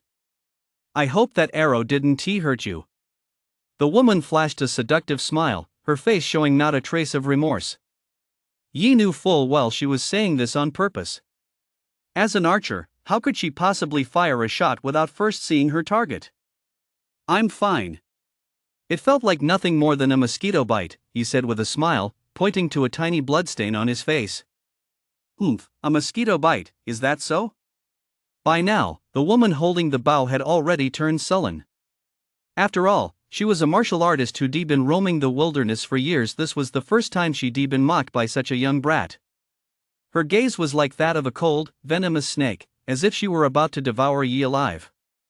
Kid, did you see what happened here? That noise just came from over there. If you've got anything, hand it over right now. The man with the broad sword and a scar across his face said arrogantly. I don't know about that. The sound came from the lake. Maybe it's right in there. I just got here myself. Why don't you go down and take a look? Yi said. Yi certainly wasn't going to tell them the truth. The lake was huge, and there was definitely more than just emerald-eyed crocodiles in it. If they actually took Yi's advice and went down to search, you would be more than happy to see that happen. Kid, you'd better not lie to us. Otherwise, it's perfectly normal for a person or 2 to die out here in the wilderness, the scarred man said menacingly. Fortunately, he hadn't seen Yi put away the earth-splitting boar and the green-eyed crocodile. If he had, he would have attacked right then and there. Excitement lit up their faces, and they swam forward eagerly. But when they finally got a clear look, they realized the so-called glow was nothing more than a nighttime lantern. The masked man snatched the lantern and angrily crushed it to pieces. There was no glow from any rare treasures, it was all a lie Yi had made up. And of course, Yi had deliberately left this lantern behind on his first trip down here. Just as the three were experiencing a roller coaster of emotions, Yi pulled a spear from his energy storage bracelet and thrust it straight into the woman's back. All three had been fixated on the so-called rare treasures. Yi had deliberately positioned himself at the rear of the group earlier, and when the three saw the glow, none of them paid him any mind. In fact, Yi had decided from the very beginning to kill all three of them. First, the woman's arrow had been aimed directly at Yi's life. Second, Yi believed that no matter what he said, the three would kill him anyway. After all, murdering others to seize treasure was a common occurrence in the wilderness. That's why Yi had deliberately exchanged a few extra words with them from the start, stalling for time to recover his mana. Yi was wearing the wood spirit armor, which accelerated recovery, and he deliberately claimed there was treasure underwater. This stirred their greed. Yi believed that people who had spent years hunting in the wilderness could not resist the temptation of rare treasures. As Yi had expected, the three of them dove in together. He then deliberately feigned weakness to lower their guard. Yi's spear effortlessly pierced the unsuspecting woman, truly a chill that pierced her heart and sent her soul soaring. After landing that strike, the remaining two finally snapped out of it. How could they not realize that all of this was just a lie concocted by Yi? The man hurriedly drew his broadsword and swung it with all his might at Yi. Underwater, even though the man was a martial artist, the speed of his swing was significantly slowed. This narrowed the gap in their combat prowess, which was precisely why Yi had lured them into the water. Gripping his spear with both hands, Yi used the 7-star step to dodge the blow. Previously, even underwater, he would have found it difficult to evade such an attack. Now that he had mastered the 7-star step, he could harness its momentum even in water. A constellation map of the Big Dipper appeared beneath Yi's feet, and he stood firmly upon it. After dodging the scarred man's strike, Yi thrust his spear forward. Although it struck its mark, the scarred man didn't sustain a single scratch. The scarred man looked at Yi with nothing but contempt, as if to say, "Is that all?" But the very next second, his expression changed, and the corner of Yi's mouth curled up slightly. Suddenly, a flash of lightning erupted from the alloy spear in Yi's hand, and streams of purple lightning as thick as a finger surged forth. They slammed violently into the scarred man, a strike that drained half of Yi's mana. In the water, not to mention that the two men's speed would be slowed, even if they weren't moving slowly, there was absolutely no way they could evade lightning traveling through water at such speed. The scarred man's face turned ashen, his chest was smeared with blood, and he kept coughing up blood. Yi didn't follow up with another attack. Instead, he swam directly upstream. Immediately afterward, he heard a rumbling sound coming from the depths of the lake, as if something was heading this way. Yi hurriedly cast the 7-star step to move upward. I knew it, a lake this large in the wilderness is definitely a prime habitat for strange beasts. I wonder what that thing down there is. Yi quickly surfaced and scrambled onto the shore. Just as he did so, the lake suddenly erupted with violent ripples. The previously calm water was torn apart, and water spewed dozens of meters into the air. Yi stumbled backward repeatedly, taking cover behind a tree, a look of terror on his face. What terrifying! Suddenly, a jet-black, gleaming dagger appeared in the masked man's right hand, and he vanished from where he stood. Yi's pupils contracted slightly. How can he move so fast despite such severe injuries? I can't keep up with him. Suddenly, the masked man appeared behind Yi, crouching low, then lunged with a stab aimed at Yi's kidneys, striking him with brutal force. Yi was sent flying, slamming into a large tree nearby. Damn it, so he's a kidney assassin. Yi's face turned grim as he grimaced. If it weren't for his wood spirit armor, that strike would have killed him. But even with the armor blocking the blow, Yi felt as if someone had landed a vicious punch right on his kidneys. Seeing that Yi was dead, the masked man vanished from sight once more. Could it be a speed-based ability? Otherwise, even a martial artist couldn't possibly move this fast. The masked man kept attacking Yi like this, and Yi could only block. Just like when he first encountered the greenwood snake, Yi did the same, protect his head, since he had no armor there. Another speed specialist. This is really tough, Yi muttered under his breath. Wielding his spear, he blocked the masked man's attack once more, sending sparks flying. Ha! His speed has slowed down. I knew sustaining such severe injuries couldn't possibly have no effect. With the wood spirit armor's accelerated healing, I'm bound to last longer than him. Let us see who shows a weakness first, Yi gritted his teeth. As time passed, Yi was able to block more and more attacks. However, he still took a great deal of damage. Although most of it was absorbed by the wood spirit armor, the residual impact from each strike left Yi in agony. Yi finally couldn't hold back any longer and spat out a mouthful of blood. Seeing this, the masked man revealed his form and lunged once more toward Yi's kidneys. Yi's blood-stained lips curled slightly upward. I knew you'd attack here. While parrying the previous attacks, Yi had noticed that the masked man's strikes were mostly aimed at his lower back. Every time the masked man revealed himself to attack, he was bent over, not because he could only target that area, but likely due to his injuries. Thunder Dragon Shattering Heaven Strike. Yi swung his spear. This strike wasn't a thrust but a sweeping blow. Before the masked man could hit Yi, the spear struck him squarely in the shoulder. His entire body was sent flying, crashing heavily to the ground. The masked man lay on the ground, struggling desperately to get back up. He had only one arm to begin with, and now Yi had struck the other. This blow had likely broken it as well. Yi walked toward the masked man step by step. Seeing this, the masked man's face no longer showed ferocity, only terror. Don't kill me, the masked man repeated over and over. But I'm afraid you'll kill me. No, I won't. Let us call today's incident even. I'm so badly injured now that I'll never be a threat to you again. I still have my energy storage bracelet. I'll give you everything inside, the masked man said hurriedly. Fine, then hand it over, Yi said without pausing. Hearing this, the masked man hurriedly replied, I'll give it to you right away. I'll give you everything. Unfortunately, before he could finish speaking, a long spear pierced his heart. Staring at the spear lodged in his chest, he stammered, Why?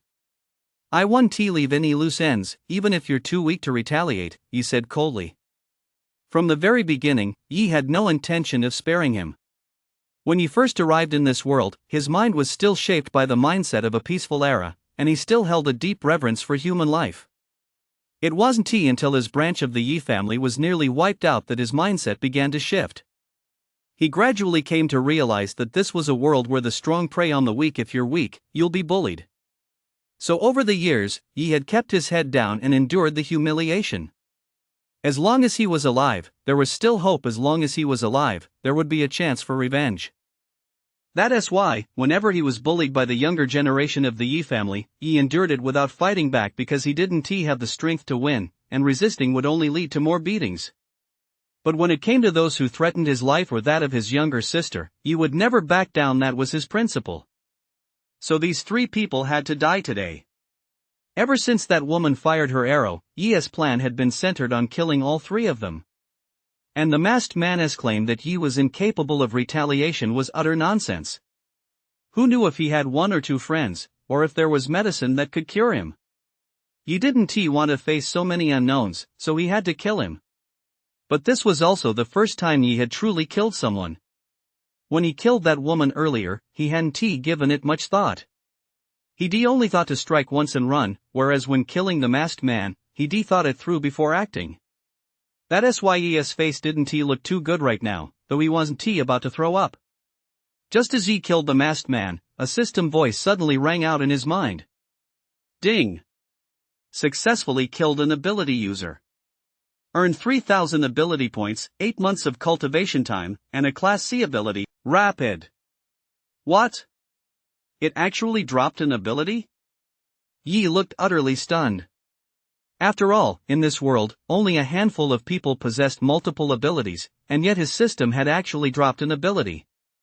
Looks like I'll have to explore the system more in the future. I wonder what other features I don't know about yet. I can't let this go to waste, he said happily. Oh, right. I also killed that woman with the bow and arrow earlier. I wonder if she dropped anything. System, open the panel. Host, Yi. Realm, Awakening, 9th tier. Abilities, Starfall Thunder S rank, Divine Brew Gourd S rank, Haste C rank. Cultivation Technique, Nether Thunder Art S rank. Combat Skills, Thunder Dragon Sky Shattering Strike Beginner, 7-star Step Mastery. Ability Points, 10,000. Cultivation Time, 2 years and 2 months. The panel only showed a few additional entries under Cultivation Time and Abilities. All told, the archer woman had contributed 2,000 ability points and 6 months of cultivation time to him. The scarred man with the broadsword hadn't died at Yi's hands, so he hadn't dropped anything. It seems abilities aren't guaranteed to drop, it's just a matter of probability. I really got lucky this time. The haste ability will be very useful to me. Yi wasn't disappointed that the archer woman hadn't dropped an ability. For Yi, acquiring these items was a windfall. Having them was great, but if not, he wouldn't complain. By keeping a level head, focusing on cultivation, and knowing himself, he could go further on his path of cultivation. Let me see what's inside his energy storage bracelet, Yi said with a smile. Yi removed the masked man's wristband, then tapped it with his own to forcibly hack into it. Yi's wristband was issued by Magic City University. It had higher permissions than standard models and offered far more features. In short, it was a higher-end version. Standard energy storage wristbands, on the other hand, only provide basic storage, identity verification, and a few routine functions. Even if he didn't have this high-permission wristband, he could have taken the masked man's wristband back to a specialized organization to have it cracked open. This is permitted under federal law as long as it wasn't obtained within the city. It's legal. This makes perfect sense. Nowadays, everyone has an ability, and maintaining peace within the city already requires the federal government to expend considerable resources on management. If they had to manage areas outside the city as well, where would they find the resources? Besides, the strong naturally enjoy certain privileges. If they're killed outside the city, so be it. Humanity is already teetering on the brink of collapse. It wouldn't make sense to impose overly strict restrictions on those capable of fighting. Soon, the masked man's energy storage bracelet was cracked. Yi probed his consciousness into it and extracted everything inside in one go. Instantly, a pile of items appeared before Yi, mostly materials from strange beasts, with a small portion from high-tier awakened creatures, and the rest from martial artist level ones.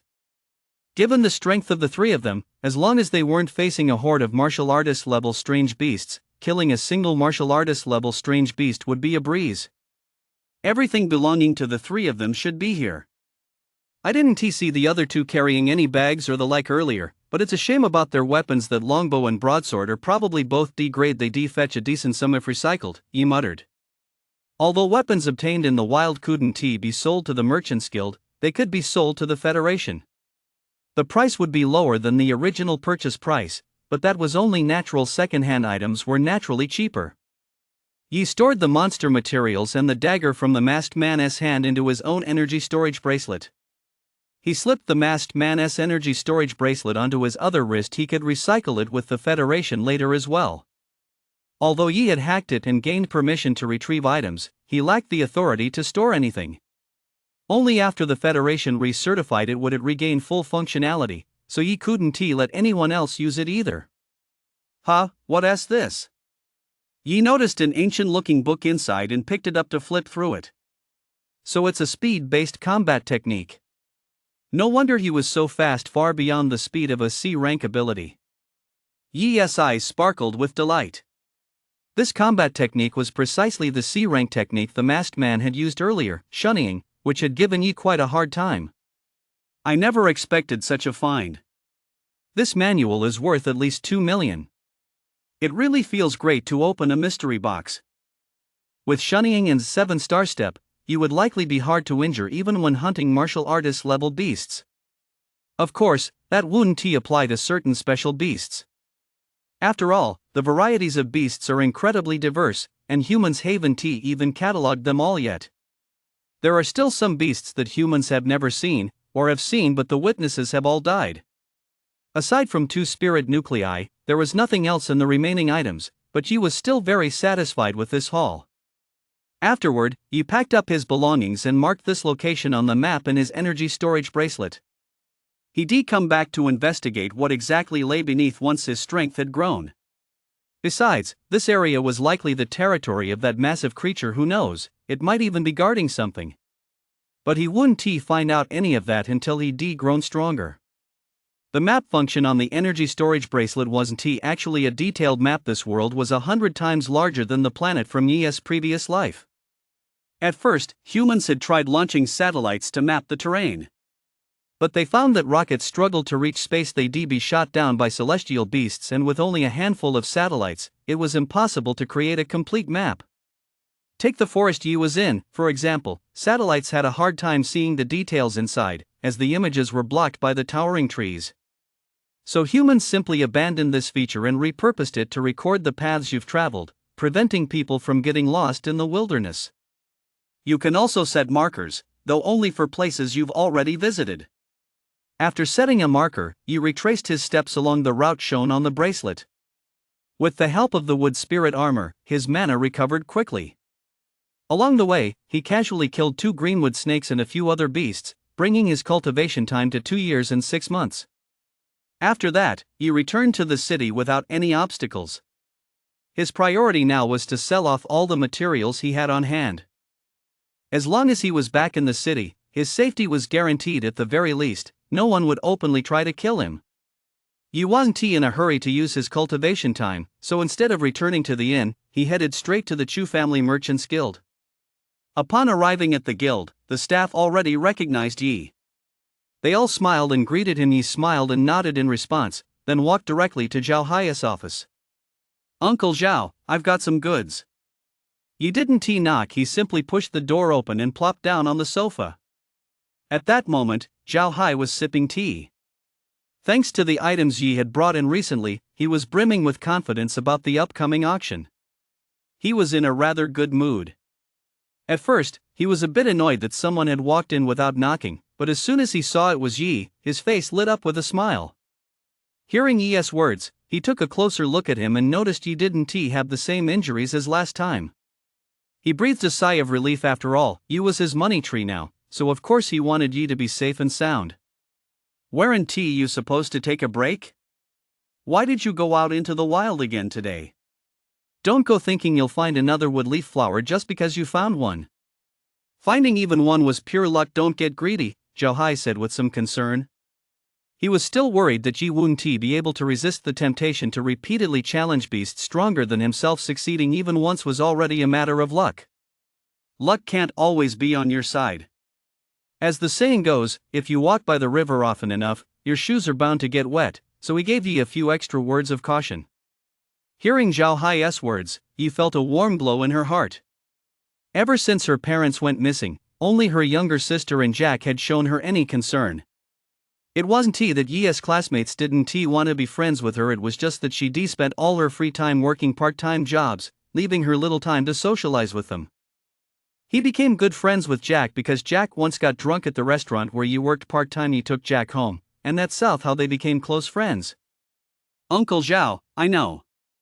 I wasn't planning to go looking for anything on purpose. I just said I'd go for a stroll today and happened to come across some nice things," he said with a smile.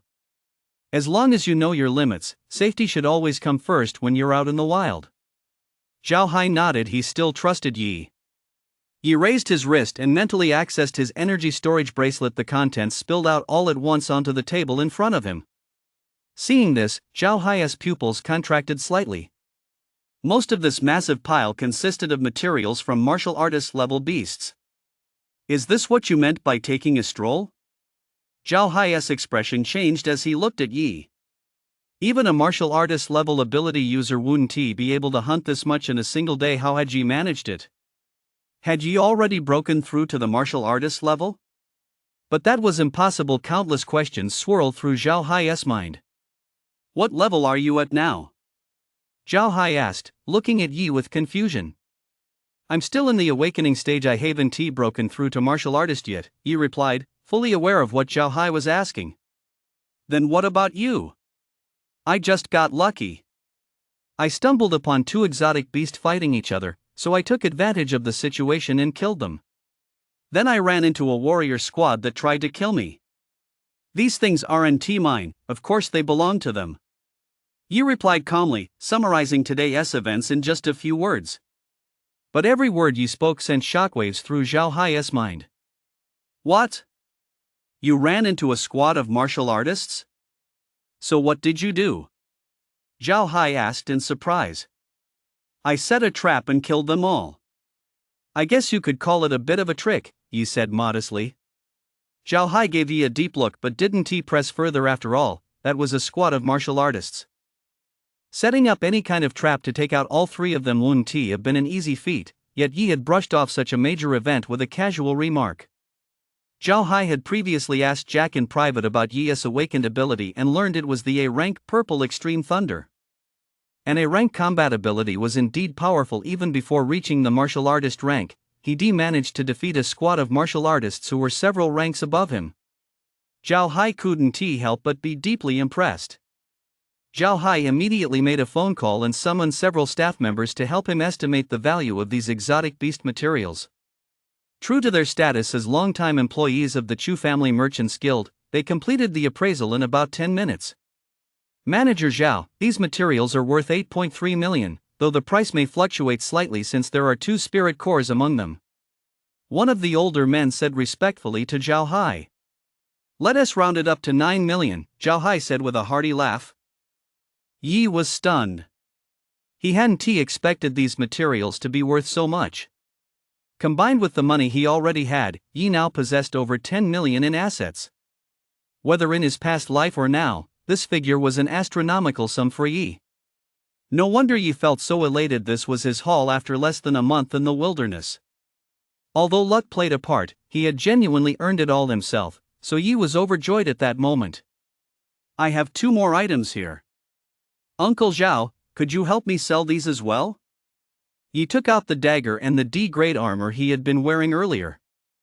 Zhao Hai picked up the items and examined them closely.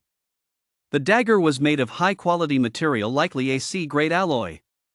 However, it was too small, so not much alloy had been used. The armor, on the other hand, was brand new, though it was only D-grade.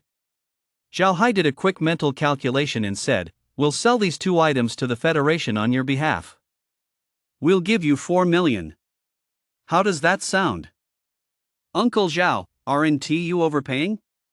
Just give me the Federation's standard buyback price." Yi knew Zhao Hai was offering a generous price. The armor had cost 1.2 million when he bought it. Although Yi hadn't worn it for long, it would fetch no more than 1 million at buyback. As for the dagger, while it was made of C-grade alloy, it had no special effects, and its design meant it wouldn't fetch much less than a spear or a broadsword. Getting 2.5 million for it would be quite good. Zhao Hai had overpaid by 500,000, and when added to the 700,000 he already overpaid for the exotic beast materials, he ended up giving Yi a total of 1.2 million more than he should have. That was why Yi had refused. The offer was simply too generous. Zhao Hai shook his head. The prices of exotic beast materials naturally fluctuate. The materials for this dagger are quite good. We won't lose money on this. If you refuse to accept it, you'd be showing a lack of respect for Uncle Zhao. Since you call me Uncle Zhao, how could I possibly treat you unfairly? Zhao Hai deliberately put on an unhappy expression. Then thank you very much, Uncle Zhao, he said, seeing this, and did not refuse any further. The auction is just a few days away. You can take a look around town these next couple of days, but be careful if you head out into the wilderness.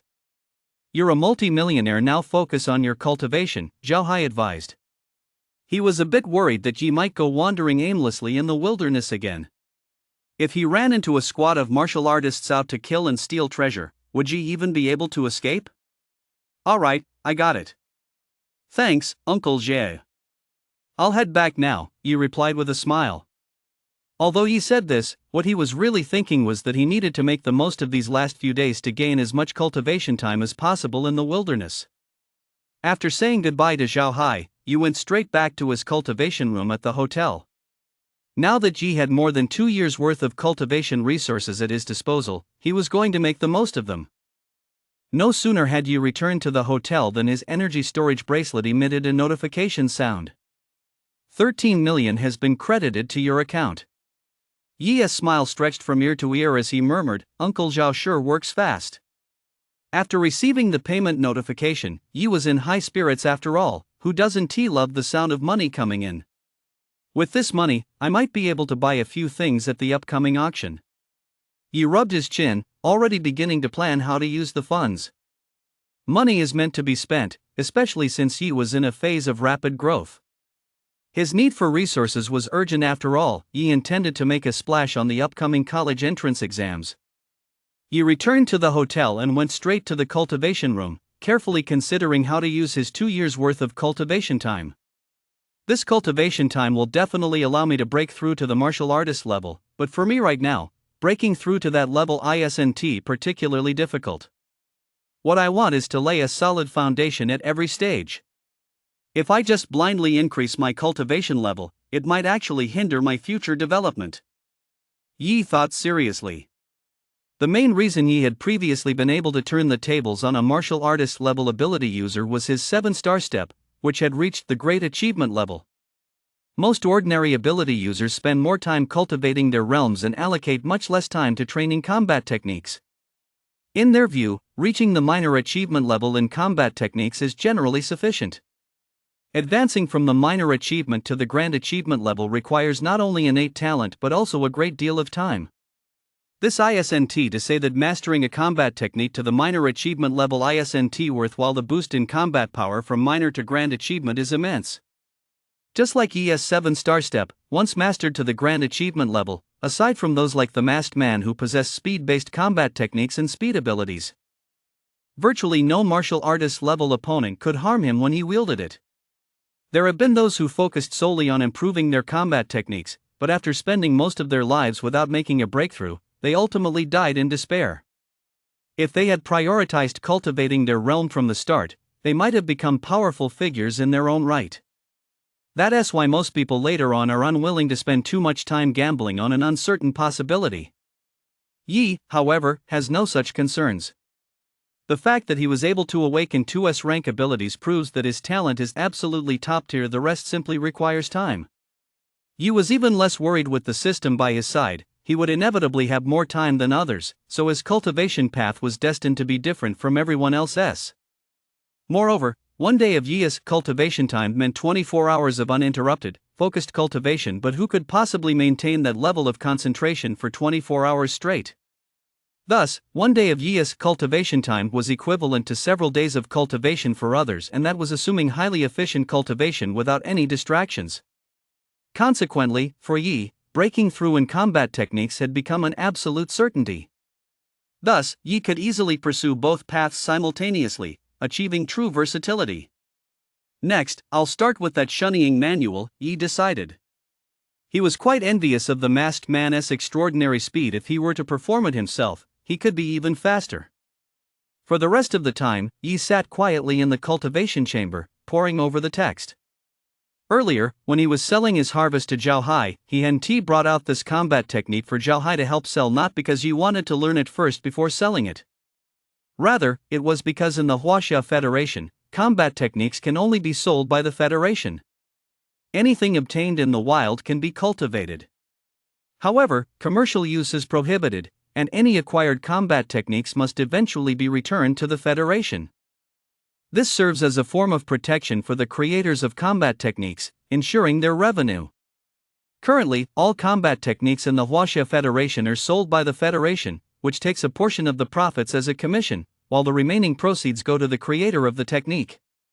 If someone is found selling them without authorization, it constitutes a violation of the Combat Technique Copyright Protection Act and is punishable by imprisonment. It is precisely because of this law that combat techniques in the Huaxia Federation have flourished so vigorously. If everyone were to sell them indiscriminately, the number of people researching combat techniques would certainly decrease, and the development of combat techniques would slow down. Therefore, the Huaxia Federation has done an excellent job in protecting combat technique copyrights. After about 2 or 3 hours, he finally finished reviewing the material, and the words "shunning beginner level" appeared on the system panel. System, give me half a year to train in shunning. Yi's physical condition and level were no longer what they used to be, so he wouldn't be overwhelmed by the flood of memories as he had been before. However, Yi's complexion remained grim. After quite a while, he suddenly began gasping for breath, a sign that the memory absorption was complete. Yi pulled out the divine brew gourd and took a few sips of 100 herb brew. He had previously noticed that it seemed to have a beneficial effect on the soul. While it didn't completely shield Yi from the effects, it certainly helped alleviate some of the pain. Yi rested for a while like this, and his complexion gradually regained its healthy glow. If only I knew cultivation techniques for refining the body and the soul, I certainly wouldn't be suffering like this. However, Yi quickly shook his head. I suppose I'm being greedy. To endure just this much pain and learn a battle technique that has reached the pinnacle, what more could I possibly ask for? As he spoke, he took out the divine brew gourd once more, took a few sips in advance, and then silently chanted in his mind, "Add half a year's cultivation time to the nether thunder art." Instantly, purple lightning erupted all around Yi, shattering his clothes and leaving him bare-chested. Upon closer inspection, Yi's skin was now very pale. But at that moment, one could see a purple glow coursing beneath his skin, as if flowing through his blood. As the lightning erupted, Yi's skin began to show signs of cracking, with black fissures appearing. Yi seemed to sense this as well, and he gulped down several more mouthfuls of the fortifying elixir. The cracks began to glow with a faint golden light as they gradually repaired and healed. Yi's furrowed brow slowly relaxed, and the lightning around him began to subside. Finally, Yi slowly opened his eyes. A flash of purple lightning flickered across his pupils. I've finally become a martial artist. A surge of energy radiated outward from around Yi. My physical cultivation still isn't up to par. While others struggle because their cultivation can't keep up with their bodies, my body can't keep up with my cultivation. If it weren't for the strengthening wine, I probably wouldn't have been able to break through today, Yi said, still feeling a tinge of fear. When ordinary people cultivate step by step, their bodies gradually grow stronger along with their cultivation. Therefore, it's almost impossible for their bodies to be unable to withstand the strength of the mana within them. But Yi was different. He directly applied cultivation time to the 9 netherworlds thunder technique, so his body didn't grow stronger along with it. Instead, the mana gained through cultivation was channeled directly into his body. As a result, Yi's physical body couldn't keep up. Even though he drank the strengthening wine every day, the pace of his physical enhancement still lagged behind the growth of his mana. It seems finding a physical cultivation technique is a matter of urgency. But finding one that is high level and also compatible with me won't be easy. I'll ask senior sister Fenglian later if she has any leads in this regard. He thought it over carefully. Among the people he knew, Fenglian was likely the only one who might be able to help. System, open the panel. Host, Yi. Realm, 2nd tier martial artist. Abilities, Starfall Thunder S rank, Divine Brew Gourd S rank, Swiftness C rank. Cultivation technique, Nether Thunder Art S rank. Combat techniques, Thunder Dragon Sky Shattering Strike Beginner, 7-star Step Mastery, Shadow Flash Mastery. Ability points, 10,000. Cultivation time, 1 year and 6 months. Ha! I'm already at the 2nd tier martial artist level? I really underestimated the sheer power of half a year's cultivation time, Yi said, somewhat surprised. With a year and a half left, that should be enough to master the Thunder Dragon Sky Shattering Strike, right? Yi wasn't entirely sure. It had taken him about 8 months to reach the mastery level with the 7-star step, and only 6 months to reach mastery with the shifting shadow. However, both of those combat techniques were only C rank, whereas the Thunder Dragon Sky Shattering Strike was not only a rank but also an ability-type combat technique. He had no idea how much more difficult it would be to master compared to those two. I'll allocate the 1.5 years of cultivation time to the Thunder Dragon Sky Shattering Strike in 6-month increments. Having learned from his previous experience, Yi had become wiser and wouldn't use it all at once. At that moment, the divine brew gourd containing the 100 herb brew was already placed before Yi. After issuing the command, Yi immediately gulped down several mouthfuls of the 100-herb brew.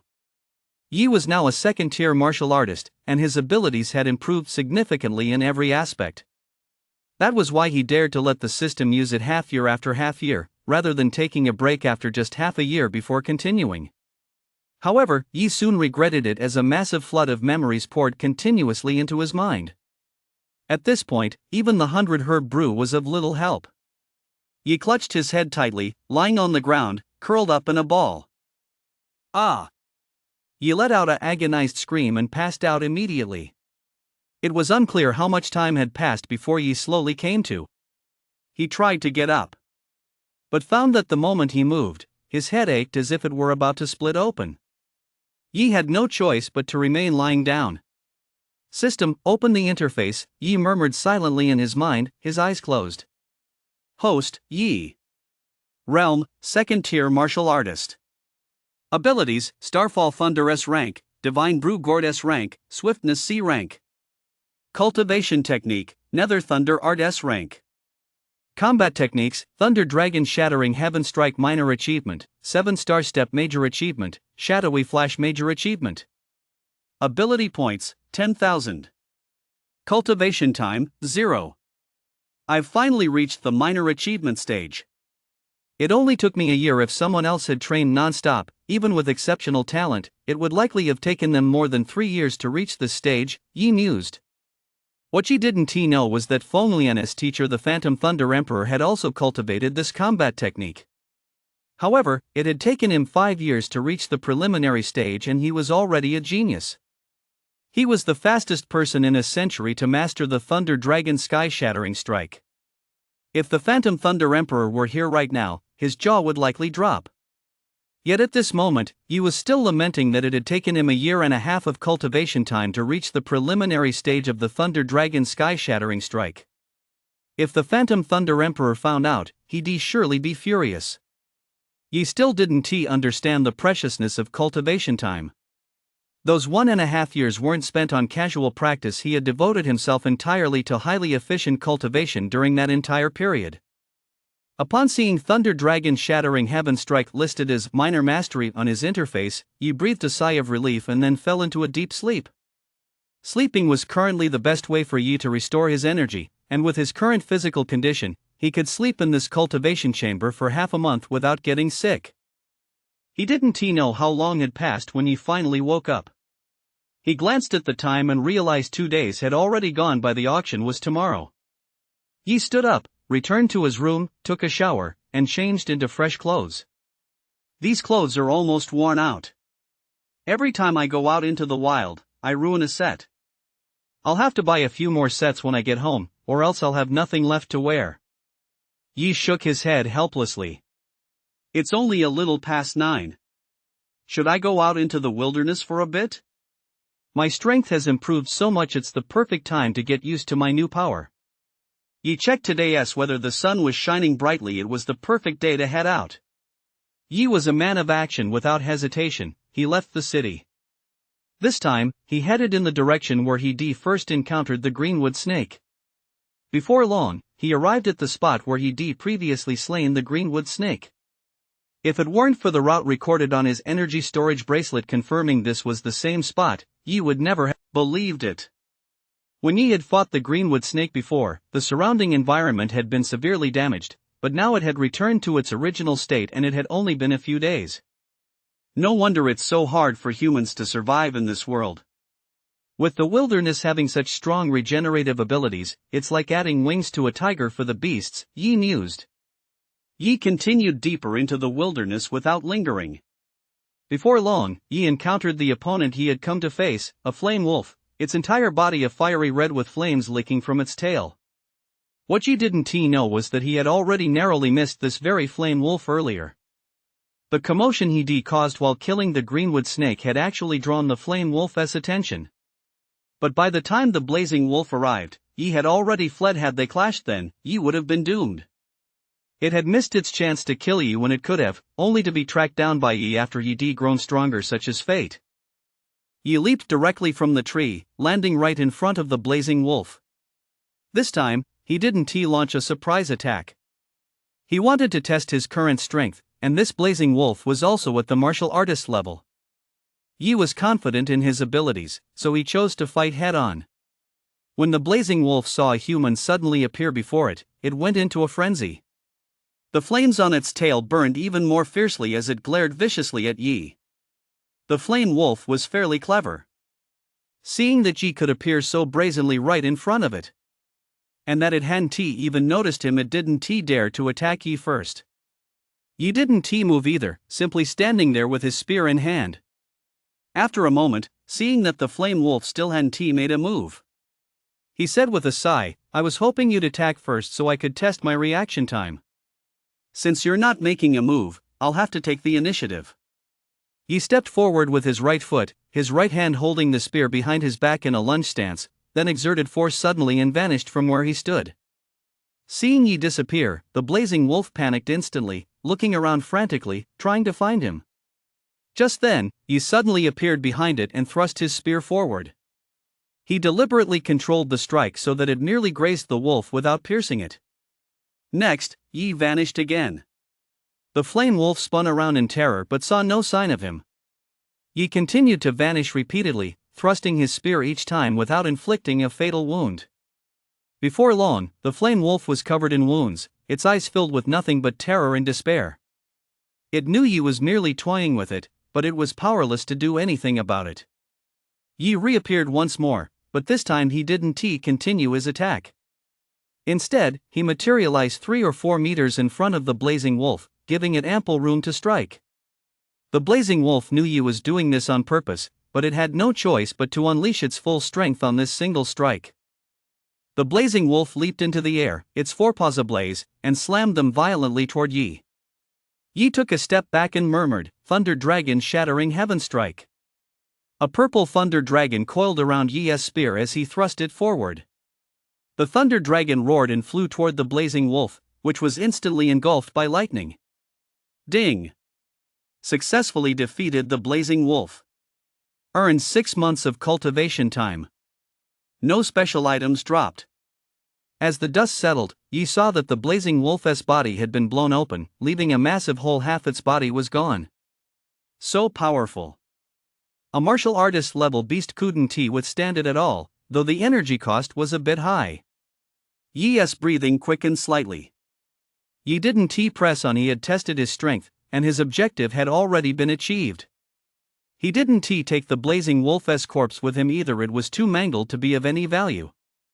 Yi headed straight back the way he came, preparing to attend tomorrow's auction. Early the next morning, Yi woke up early as usual. For many years, he had maintained the habit of rising early. After washing up, Yi stood on the balcony, a cup of coffee in his left hand, quietly watching the people coming and going below.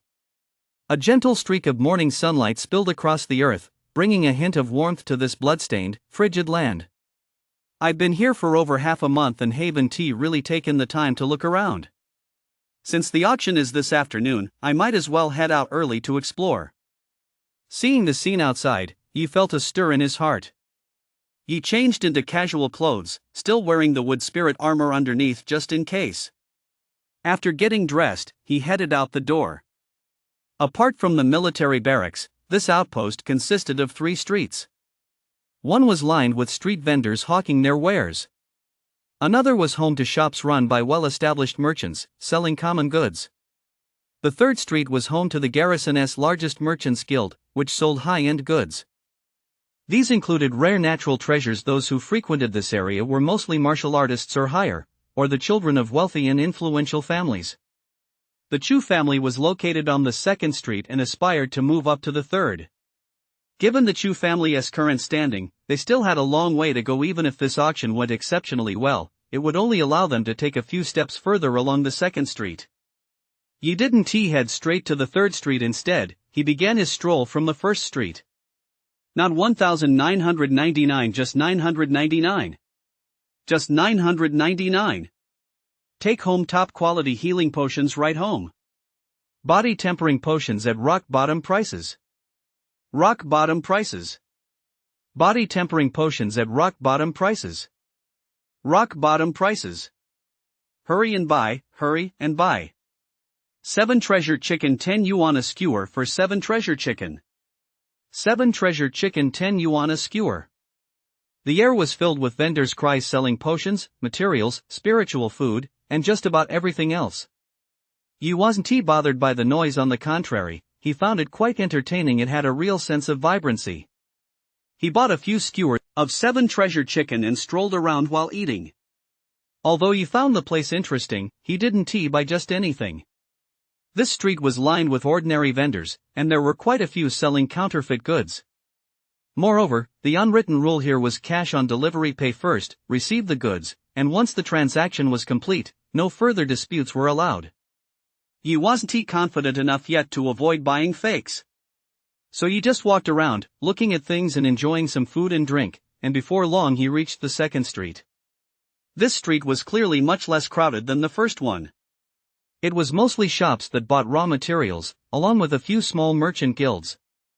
Before long, Yi arrived at the entrance to the Chu Clan Merchant Guild, where 2 standing signs were displayed. They featured promotional slogans for an auction, and the last item listed was an auction for items that could enhance one's innate talent. Yi shook his head. He knew full well that the only item capable of boosting one's aptitude was the wood leaf flower.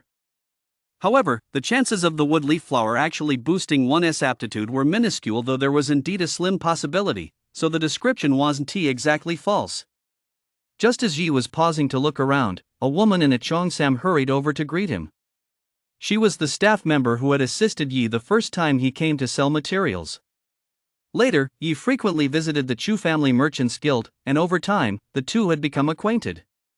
Yi knew her name was Xue Xiaofan, so he always called her Sister Xue. "Little brother Yi, why are you here so early today?" "Come on in and have a seat," Xue Xiaofan said warmly, her face beaming with a smile. Xue Xiaofan was only 22 years old. After graduating from high school, her academic performance had been poor, and she had only awakened an E-rank ability, so she hadn't been accepted into college. Fortunately, she was quite attractive, so right after the college entrance exams, she came straight to the Chu Family Chamber of Commerce to work as a receptionist. She was diligent and hardworking, and unlike some salespeople, she wasn't overbearing, so Zhao Hai treated her well. When he first came to sell his goods, Zhao Hai had instructed her to accommodate all of Yi's requests as much as possible and to take good care of him. Xue Xiaofan had been working here for 4 years and had developed a keen sense of reading people. Given that Yi was so young and ventured into the wilderness alone to hunt strange beasts, she immediately guessed that Yi must be a rare genius.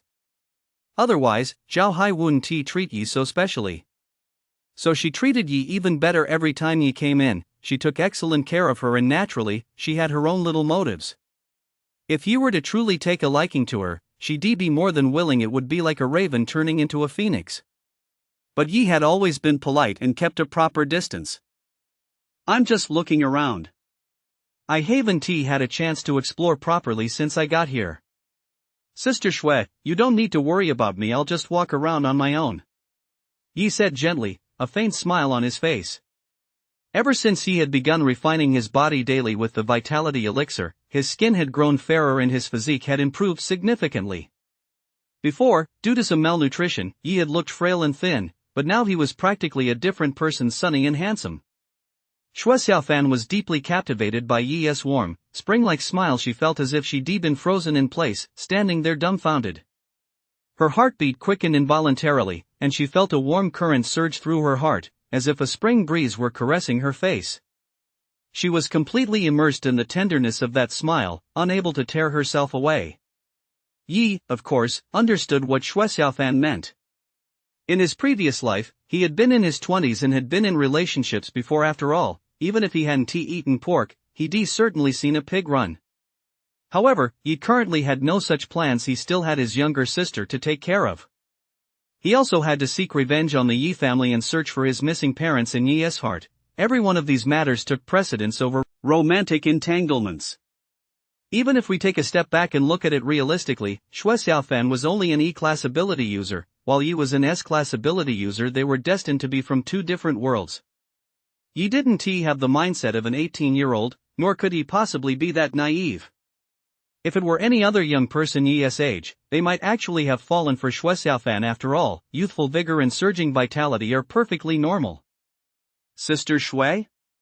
He held out his hand and waved it in front of Xue Xiaofan's face, looking somewhat exasperated. It seemed she had truly been mesmerized by him. Xue Xiaofan snapped back to her senses, her face flushing bright red for a moment before quickly returning to normal. She said with a smile, "Let me show you around. I'll be your guide for the day. I've pretty much finished my work for today anyway. I'll just go let Manager Zhao know wait for me." With that, she didn't give Yi a chance to refuse and simply ran off. Yi was about to decline, but by then Xue Xiaofan had already disappeared, leaving him feeling a bit helpless. Before long, Xue Xiaofan returned. She was no longer wearing the cheongsam but had changed into a simple, elegant pale green long dress. While the cheongsam had given her a mature, elegant look, this outfit had a touch of innocence about it. This was a little ploy on Xue Xiaofan's part. She wanted to dress a bit younger to bridge the gap between herself and Yi. It had to be said that this new look was truly eye-catching, and Yi couldn't help but take a second look. Xue Xiaofan noticed Yi's gaze and smiled even more brightly, saying, "Manager Zhao agreed. Let us go." Yi could only nod. Refusing at this point would have been a bit hurtful. "All right, let us go. Let us take a stroll down 3rd Street, Yi said resignedly. "We'll find a chance to talk properly later. Besides, after today's auction, I probably won't be coming here for quite a while," Yi mused. "Sure, I'll take you there," Xue Xiaofan said happily, seeing that Yi hadn't refused. The two walked together to 3rd Street, where they found a checkpoint at the entrance, with 2 armed soldiers standing nearby. "Ha? Is there a procedure for entering 3rd Street?" Yi asked, somewhat puzzled. "Yes, they need to verify your identity. After all, most of the items sold here are very valuable. Look at those 2 soldiers at the entrance, they're both martial master level. The merchants here all have partnerships with the government. Those 2 soldiers are from the military, sent here to protect the area. Manager Zhao mentioned that at least a battalion is stationed on this street," Xue Xiaofan said earnestly. "Military-commercial cooperation? So there's an official connection after all. No wonder." Yi nodded. The two approached the checkpoint together. Yi held out his wrist, revealing his energy storage bracelet. One of the soldiers scanned Yi's wrist with a device about the size of a cell phone, a hint of surprise flitting across his face. "You may bring 3 people inside," the soldier said respectfully. Yi was also a bit surprised and said, "All right, she's with me." Yi pointed at Xue Xiaofan. Another soldier scanned Xue Xiaofan with the device and said, "All right, you may enter." The two went inside together. Xue Xiaofan asked curiously, "Does your energy storage bracelet have high-level access?" "Why do you ask?" "I've been here a few times before, and Manager Zhao always brought me." "But Manager Zhao could only bring 1 person, while you can bring 3. That means your access level must be higher than Manager Zhao's," Xue Xiaofan explained. "So that's it. No wonder that soldier was looking at me so strangely," Yi realized. Yi didn't mention that his wristband was from Magic City University of Martial Arts. Seeing that Yi didn't offer an explanation, Xue Xiaofan didn't press the matter. The two walked up to a peculiar building. It resembled an ancient pavilion, yet its entire surface shimmered with a metallic luster, interspersed with cyberpunk elements. Surprisingly, these elements didn't seem out of place. Instead, they blended seamlessly, creating a unique aesthetic. Seeing Yi stop here, Xue Xiaofan took the hint. "This is the Pavilion of Rarities. They sell genuine treasures inside. Any single item would be top tier back on 2nd Street. Many of the things here can't even be found at the Federation Mall. Want to go in and take a look?" "Let us go in and check it out," Yi nodded. The two walked inside together. From the outside, the building seemed very large. But once inside, they discovered a whole new world. The building must have been constructed from special materials, and Yi couldn't help but marvel, what a grand undertaking. "I wonder how much this entire building is worth." The first floor was lined with transparent glass cases, each containing exquisite treasures. Blood Sea Flame, 50 million Federation coins. White Bone Fruit, 2 million Federation coins. Thunderclap Ghost Essence, 300 million Federation coins.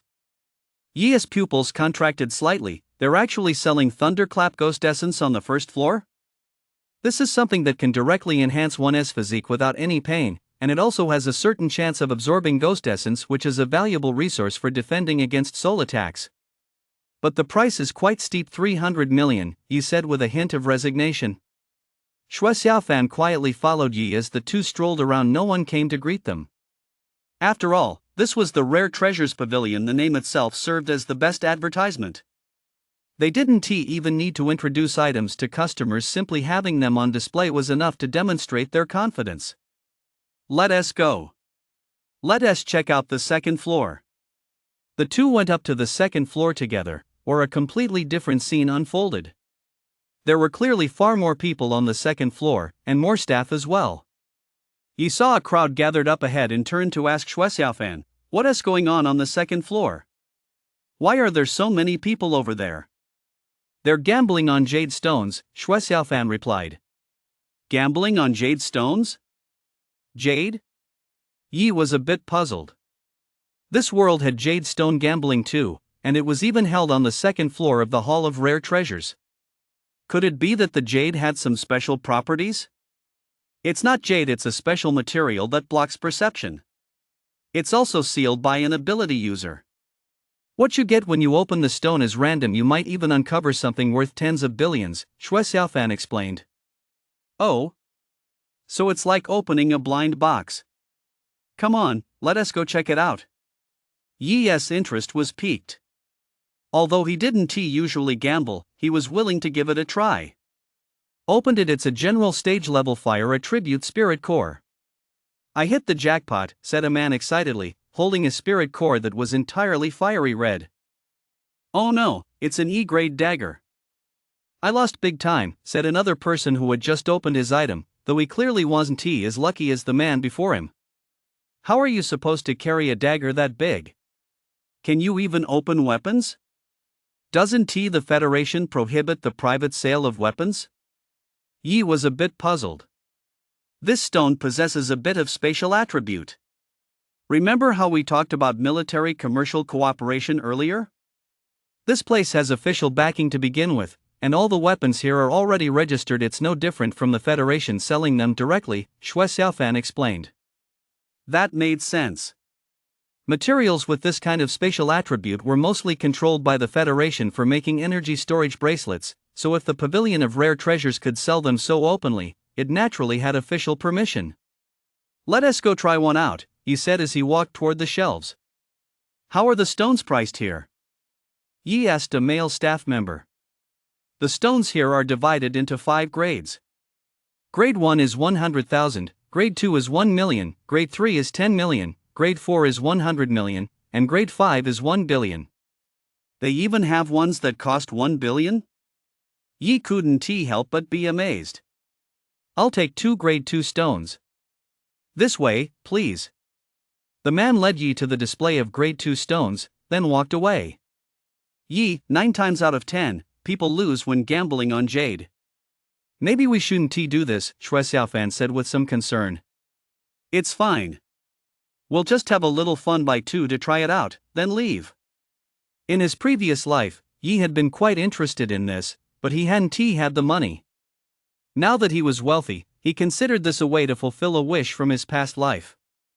Yi walked around the piles of stones, constantly feeling and examining them. Just as he was about to pick 2 at random and leave, Yi suddenly felt a peculiar vibration travel up through the stone he was holding, right into the palm of his hand. How is that possible? Yi was startled. After all, every stone here had been specially treated. The stone itself served as the first layer of protection, and the seal on top was the second. How could energy possibly be transmitted to Yi? Yi wasn't entirely sure either. Perhaps it was because his S-rank ability S-perception was particularly keen. But while S-class abilities were rare, they did exist. It was hard to believe that, over all these years, no one had ever discovered that an S-class ability could sense what was inside the stones. Perhaps it was due to the system for the moment. Yi couldn't be sure exactly what was causing this. Yi handed the stone in his hand to Shui Xiaofan, then continued searching to see if there were any other stones he could sense. Yi began searching earnestly. The people nearby watched as he touched each stone and looked on in puzzlement. Could he have some special ability that lets him sense what's inside? How could that be? This is a double barrier of a seal and a spatial stone. In all these years, have you ever heard of anyone being able to tell what's inside? Then what do you think he is doing? Looks to me like he is just another charlatan putting on a show. The people nearby couldn't help but whisper among themselves. Yi paid them no mind. Before long, he sensed another stone, though its energy fluctuations were much weaker than the previous one. Let us go. We'll have these two cut open. Yi stood up, called Shui Xiaofan over, and the two of them walked over to the stone-cutting staff. Please cut these two stones open for us. Yi handed over his wristband and paid 2 million. Sure, sir.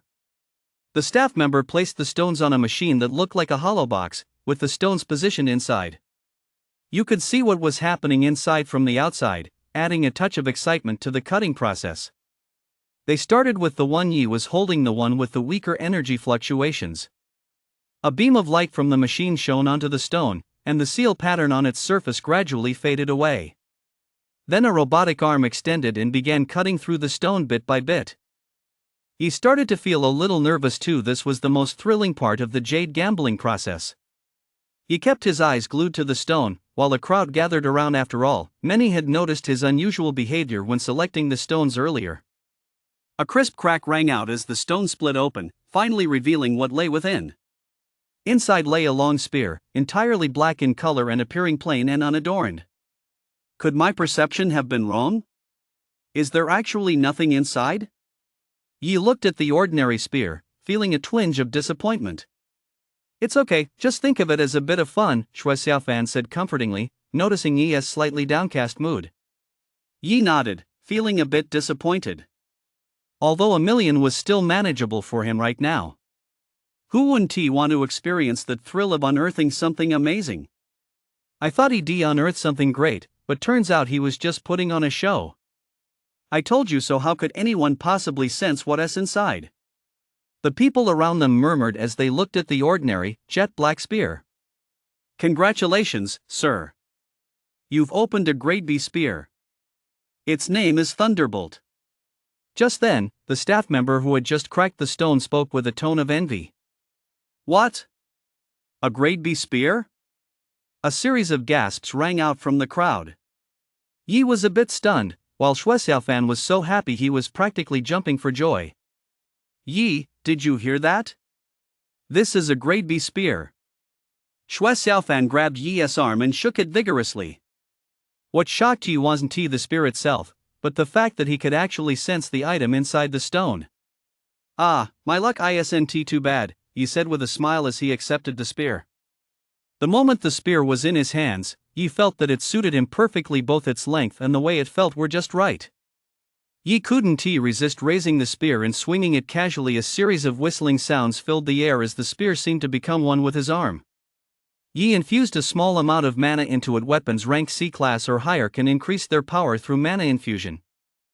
This is because weapons of C rank or higher contain a type of energy conducting stone capable of transmitting mana. As Yi infused it with mana, the Thunderbolt spear gradually changed color, and patterns of lightning began to appear along its shaft. A glow about 2 fingers long also appeared at the spearhead. Only now did the spear truly reveal its true form. Yi exclaimed excitedly, "What a great spear! A weapon that fits one's hand perfectly is crucial, especially since this spear complements Yi's ability so well. The spear also possesses a special effect, bleeding. The damage it inflicts is difficult to heal, and the wounded will continuously lose mana. This effect plays a vital role whether fighting humans or hunting beasts. Moreover, Yi also possesses the wood spirit armor, which accelerates recovery. In combat, as one's mana depletes and the opponent's increases, Yi's mana advantage would grow increasingly larger. It was a perfect match. Those around him, seeing such a cool Thunderbolt spear, couldn't help but exclaim enviously, "What a spear! It's worth at least 50 million. This is a Class B weapon. You traded 1 million for 50 million, a 50-fold return." He didn't continue showing off. He stowed the Thunderbolt spear in his wristband and said with a smile, go ahead and open the second stone for me. At this point, Yi didn't care anymore. Even if this stone turned out to be worthless, he wouldn't be disappointed. Now that he had the thunderbolt spear, Yi just wanted to head out into the wilderness for a good fight. Still, Yi was a little excited after all. He sensed a stronger energy fluctuation from this stone earlier. Soon, the second stone was cracked open, revealing a thumb-sized piece of jade inside. It emitted a faint white glow and didn't look particularly special. However, having learned from the previous incident, the onlookers remained silent this time. They had no way of knowing whether this stone would turn out to be another treasure. They already lost face by failing to recognize the thunderbolt spear earlier, so they certainly didn't dare to say anything now. Congratulations, sir. You've obtained a calming stone. It has the effect of calming the mind and stabilizing one's chi. It's even more effective when crafted into jewelry and worn long term, the staff member said politely. So it's a calming stone, huh? A piece this size is probably worth about 800,000 to 900,000. Not a bad deal. The people around them couldn't help but breathe a sigh of relief. If he had unearthed something even better, they might have felt even more uncomfortable. They might have genuinely suspected that Yi possessed some special supernatural ability. That's not bad. I'll have it made into a necklace and give it to Qingyao, Yi muttered. However, Xue Xiaofan overheard this, and his face instantly turned pale. Are you going to give it to your girlfriend? Xue Xiaofan asked in a low voice, keeping his head down. Yi knew exactly what Xue Xiaofan meant. He paused for a moment before saying, "It's for my little sister. She's not in the best of health." Upon hearing this, Xue Xiaofan perked up immediately, a smile spreading across his face. Yi noticed this and thought to himself, "Looks like I need to clear this up quickly. Better to cut to the chase. The longer I wait, the harder it'll be to explain." Yi just wanted to find the right moment to put it as tactfully as possible. After all, Xue Xiaofan had indeed been very kind to him. Even if it was just to climb the social ladder, Yi could understand that at the very least, the kindness he'd shown was genuine. Yi took the calming stone handed to him by the staff member. Just as his hand touched it, a crisp system notification sounded in his mind. Ding! An item containing a large amount of ability points has been detected. Do you wish to absorb it? Yi froze. What? A large amount of ability points? What's wrong? Are you feeling unwell? Xue Xiaofan asked with concern when she saw Yi staring blankly. No, I was just spacing out a bit. Let us go browse some more, Yi replied, snapping back to reality. Yi didn't absorb the calming stone right then. Instead, he put it directly into his energy storage bracelet. Didn't that staff member say it was a calming stone? Could he have misidentified it? Naturally, Yi trusted the system more than the staff member.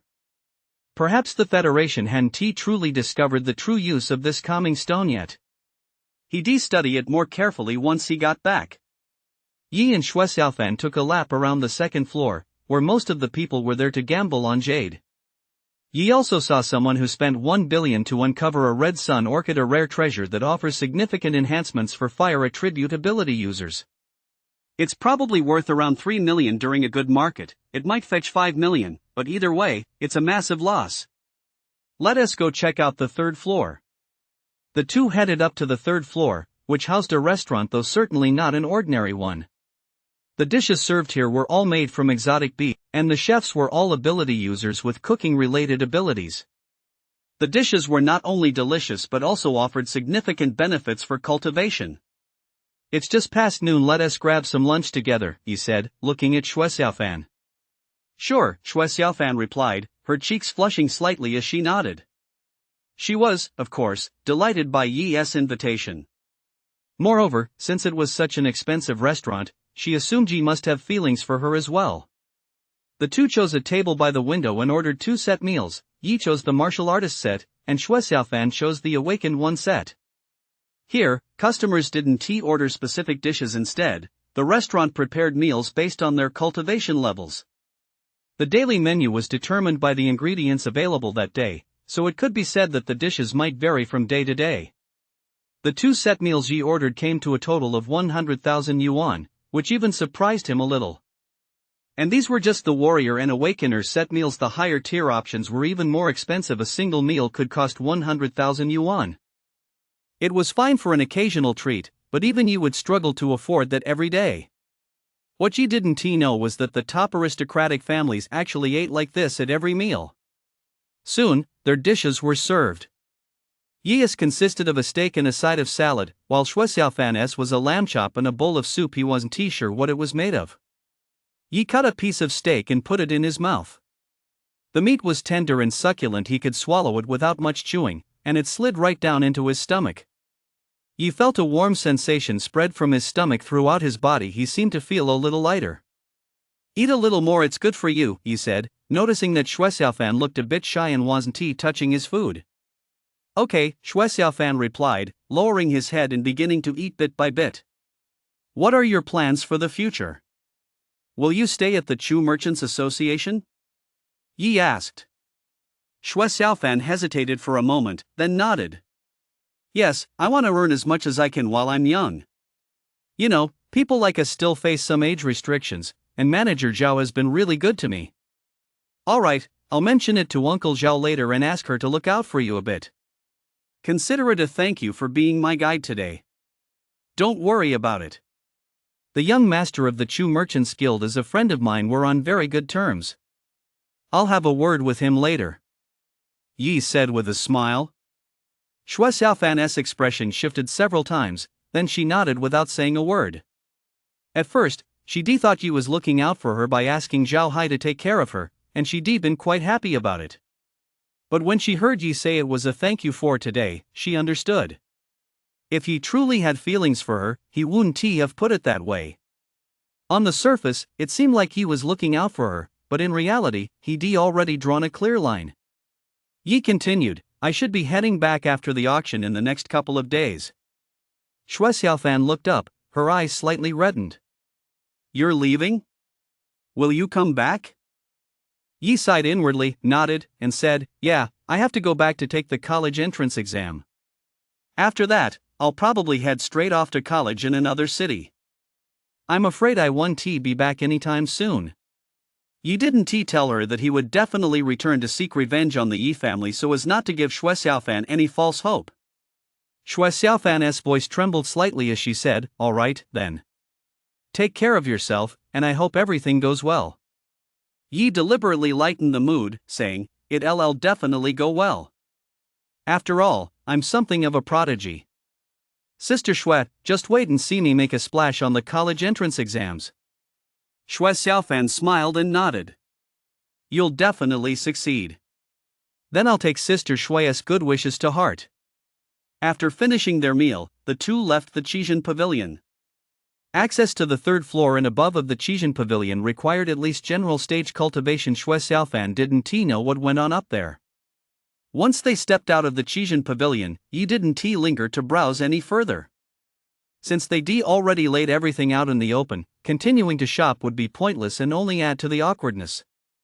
Besides, Yi was very satisfied with today's haul. He just wanted to hurry back and take a look at that calming spirit stone. Shui Xiaofan quickly composed herself and returned to the Chu Family Merchants Guild. In truth, Shui Xiaofan wasn't truly head over heels for Yi after all. They'd only known each other for about half a month at most. However, Yi's demeanor and conduct were quite commendable. He lacked the arrogant, spoiled air often found in scions of prominent families and some so-called geniuses. It was only natural that Shui Xiaofan had developed feelings for him, but she also knew that Yi and she weren't from the same world unless Yi truly liked her very much. But she also knew that it had only been these past 10 or so days, and they'd only exchanged a few extra words when Yi came to sell materials. She wasn't confident enough to believe she could have captivated Yi in such a short time. So even though Yi had rejected her, she was only disappointed for a moment before quickly returning to normal. Yi didn't take it to heart either, treating it as nothing more than a brief splash of color along life's journey. Yi believed in the philosophy that with no women in one's heart, drawing a sword brings divine power, and no, wait, drawing a gun brings divine power. After dinner, Yi returned directly to the hotel and retrieved the calming stone from his energy storage bracelet. Ding! An item containing a large amount of ability points has been detected. Do you wish to absorb it? Yes. The calming stone vanished from Yi's hand. Status panel. Host, Yi. Realm, second tier martial artist. Abilities, Starfall Thunder S rank, Divine Brew Gourd S rank, Swiftness C rank. Cultivation technique, Nether Thunder Art S rank. Combat skills, Thunder Dragon Sky Shattering Strike Minor Achievements 7-star Step Mastery Shadow Flash Mastery. Ability points, 510,000. Cultivation time, 0. 500,000 ability points added? Yi's mouth dropped open. After all, even evolving an S-rank ability only requires 1 million ability points. Doesn't that mean just one more stone would be enough to evolve it? Yi couldn't stop grinning. He went straight to the Chu Clan Merchants Guild to buy a calming stone, but the system didn't display any prompt. It seems the one I absorbed earlier wasn't an ordinary calming stone. Getting another one will depend on luck from now on. I'll use this one to make a necklace for Qingyao. Yi lay on the hotel bed, holding the calming stone he purchased from the Chu Family Merchants Guild for 800,000 ability points.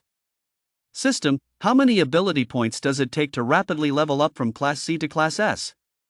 400,000 ability points. Whoa, the difference is that big? Upgrading to Class S requires 1 million, but going from Class C to Class S is less than half that. System, give me the rapid upgrade to Class S. Instantly, Yi felt the small black orb representing haste in his dantian swell dramatically. It grew from the size of a sesame seed to that of a walnut, while the other two orbs, one white and one purple, formed a tripartite balance. Ding! The ability haste has been upgraded to Umbra. Lying on the bed with his eyes closed, Yi watched as his entire body gradually turned pitch black. He vanished from the bed and reappeared in the bathroom. In the mirror, Yi was clad entirely in black, wearing a wide hood. Half his face was obscured by a black ghost mask, giving him a somewhat sinister appearance. Yi dispersed his mana, and the dark aura vanished immediately, restoring him to his normal state. So powerful! Not only is the speed boost far greater than that of swiftness, but most importantly, I've gained the ability to blend into shadows. This is practically the Emperor of the Night. Yi's eyes sparkled. This ability was practically tailor-made for an assassin, and it offered strong survival capabilities. From now on, you would dare to venture outside the city at night. Moreover, this ability came with the ability to conceal his identity. Yi rubbed his chin. Maybe I should level up an alt character? Just in case, Yi mused. Having two identities would make things much easier for Yi in the future. If he revealed all three abilities at once, Yi feared he would become a target for everyone. It would be better to split them into two identities to divert some of the attention away from himself. If I have two identities, I'll need to switch weapons too. I'll look for a different one later. A dagger should work well. I'll build my second identity around that. Soon, it was time for the auction, and he set off for the Chu Family Merchants Guild. As soon as he walked in, he spotted Shui Xiaofan wearing a cheongsam. Gone was the innocent shyness she'd shown that morning. She had transformed into a mature, dignified beauty. Shui Xiaofan spotted Yi from a distance.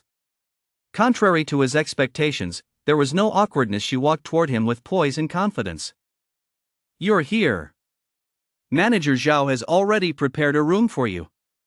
I'll take you there, Shui Xiaofan said with a professional smile. Okay, Yi nodded. Yi could sense that Shui Xiaofan wasn't as warm as before. There was a hint of distance in her every gesture. But that suited Yi just fine. It was better to treat each other as ordinary friends. The two went straight to the second floor, which had a total of 10 private rooms. Yi was led to the third one. I'll take you this far. If you need anything later, feel free to contact me. I'll be heading out now. Alright, Yi replied. Shui Xiaofan was one of the top salespeople at the Chu Family Chamber of Commerce. She couldn't possibly stay here with Yi. She had to go back downstairs to entertain other clients, and if she actually stayed with Yi, he would probably have felt uncomfortable. Yi glanced around the room, which was decorated in an antique style. Although it wasn't very large, it was exquisitely furnished, with 2 seats right by the window. They offered a perfect view of the entire ground floor. The window glass was specially treated so that people outside couldn't see inside. Yi settled into a traditional armchair, and shortly afterward, a waitress also dressed in a cheongsam arrived.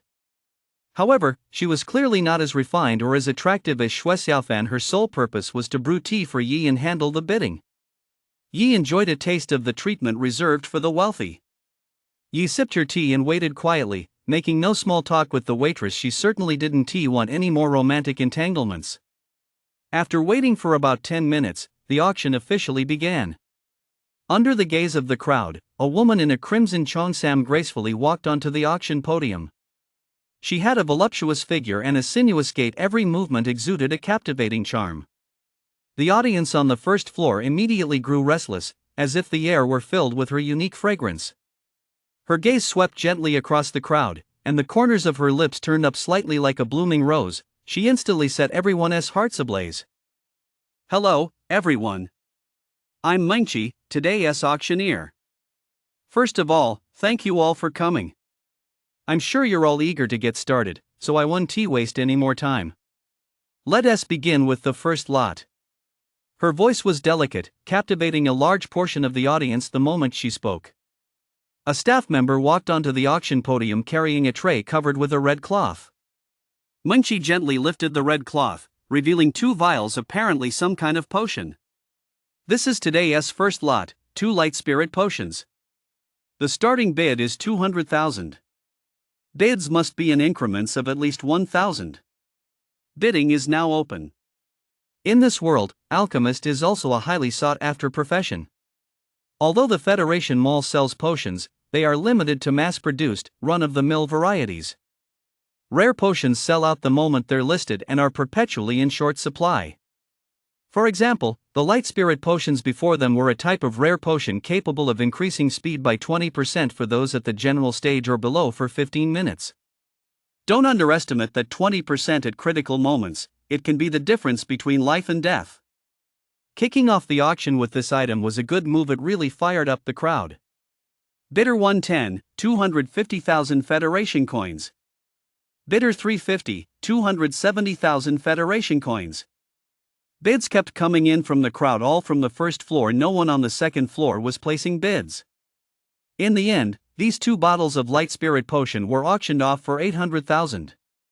Yi silently clicked his tongue. That really is expensive. A single bottle of body tempering potion costs only 200,000, yet this light spirit potion is worth 400,000 per bottle, and it's a consumable, no less. The items up for auction next were things that didn't interest Yi, mostly potions and relatively rare materials from exotic beasts. However, there was one item that completely blew Yi's mind: a white cloak made entirely from the feathers of a bird called the white eye. Moreover, only the 5 softest feathers from the base of each wing are harvested from a single white eye, meaning just 10 feathers can be obtained from one bird. It was impossible to know how many white-eyed birds it would take to make this entire cloak. In the end, it was snapped up by someone on the second floor for a staggering 10 million. This price left Yi feeling ashamed. The money he had could only buy a single cloak. He had previously thought of himself as a minor wealthy figure, but he never imagined that his entire fortune, in the eyes of others, was worth no more than a single cloak. There really are so many wealthy people in this world, Yi couldn't help but reflect. The next item is what everyone has been eagerly awaiting, something that can enhance one's innate potential. Mengqi's alluring voice ignited the atmosphere in the hall. Don't keep us waiting, let us get started. Some people in the audience were already getting impatient. I won't keep you waiting any longer. The next item up for auction is the wood leaf flower. Mengqi lifted the red cloth covering the item to reveal a transparent box. The box was made of an unknown material. It looked somewhat like crystal, clear and translucent, with delicate patterns etched on its surface. Inside lay Yi's very own leaf flower set against the backdrop of the box. It looked even more beautiful. However, its appearance wasn't what mattered. What everyone valued was its efficacy.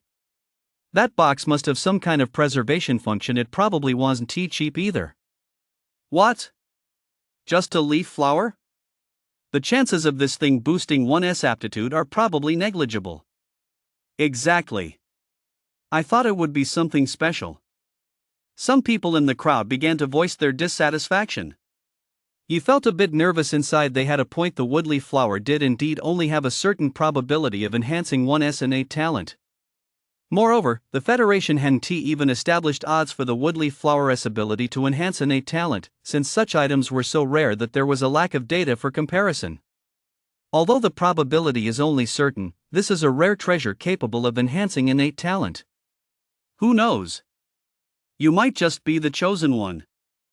True to her reputation as the chief auctioneer of the Chu Merchants Guild, Mengqi brought the crowd back under her control with a single remark. That's right, precisely because there's a certain probability. Anyone with a normal mindset would hope they're the one whose aptitude gets boosted.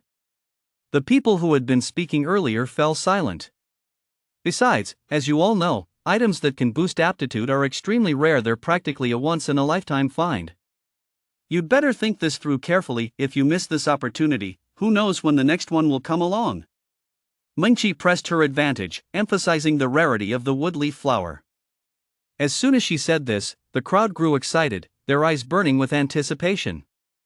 Seeing that the mood was right, Mengqi announced, the starting bid for the woodleaf flower is 8 million. Bids must be in increments of at least 100,000. The auction begins. Yi was taken aback when he heard this starting bid. According to the Chu family auction house's pricing rules, the starting bid is typically set at around 1/5 of the appraised value. This allows bidders with more modest financial means to participate from the outset and help build excitement. Zhao Hai had previously told him that the leaf flower was worth around 20 million, so the starting bid should have been 4 million. He never expected it to be set at 8 million right off the bat. What Yi didn't know was that Zhao Hai had only mentioned the intrinsic value of the wood leaf flower. If you factored in its rarity or if someone happened to have a wood element affinity, the price would be far higher than that. Lot 150, 8.3 million. The man who had previously claimed the wood leaf flower wasn't worth much began bidding. You think you can win it with that? Didn't you say the odds were slim to none? Why are you even bidding? Lot 156, 8.8 million. A burly man sitting not far from him immediately raised the bid by 500,000. Mind your own business. Bidder number 150, 9 million. The man snorted coldly and raised his bid again. He, too, wanted to gamble on that sliver of possibility. After all, innate talent determines one's future. If it could truly be enhanced, no amount of money would be too much to spend. This was just a minor interlude in the auction. As he listened to the constant bidding, the smile on his face never faded. He was different from the others. With enough ability points, his potential could be said to be infinitely improvable. He didn't need to gamble on that sliver of a chance at all. Gradually, the voices of bidders grew fewer, and the price reached 10 million. Bidder number 2, 13 million. Just then, a voice rang out from the booth next to ES. The room fell instantly silent. Everyone on the first floor looked up at the private booth on the second floor. A 3 million increase bid at a time. What a generous offer. I'm determined to win this item and give it to Warner, said a man with long hair and delicate features in booth number 2, brimming with confidence. If it weren't for his Adam's apple, anyone would have mistaken him for a woman. Number 5, 15 million. Just as he was certain of victory, another voice rang out. Who is trying to outbid me? The effeminate man's face darkened as he slammed his fist down on the table, instantly sending cracks rippling across the wooden surface. The woman brewing tea nearby was startled but didn't dare make a sound. Anyone sitting on the second floor was far beyond her ability to offend. If she made even the slightest mistake, she'd likely die without even knowing how it happened, and the Chu Merchants Guild would never risk offending these major investors for her sake.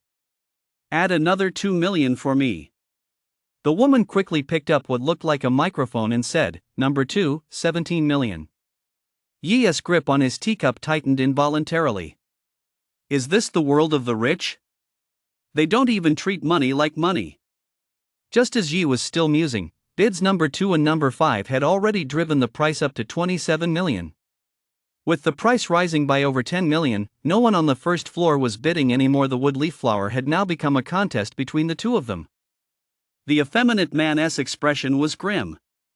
Don't let me find out who you are, or I'll have my dad kill you. The effeminate man's name was Zhao Ming.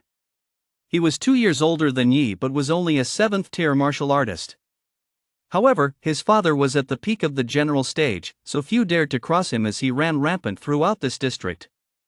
Of course, that was only true on the 1st and 2nd streets. If he acted so arrogantly on the 3rd street, even his father would likely suffer the consequences.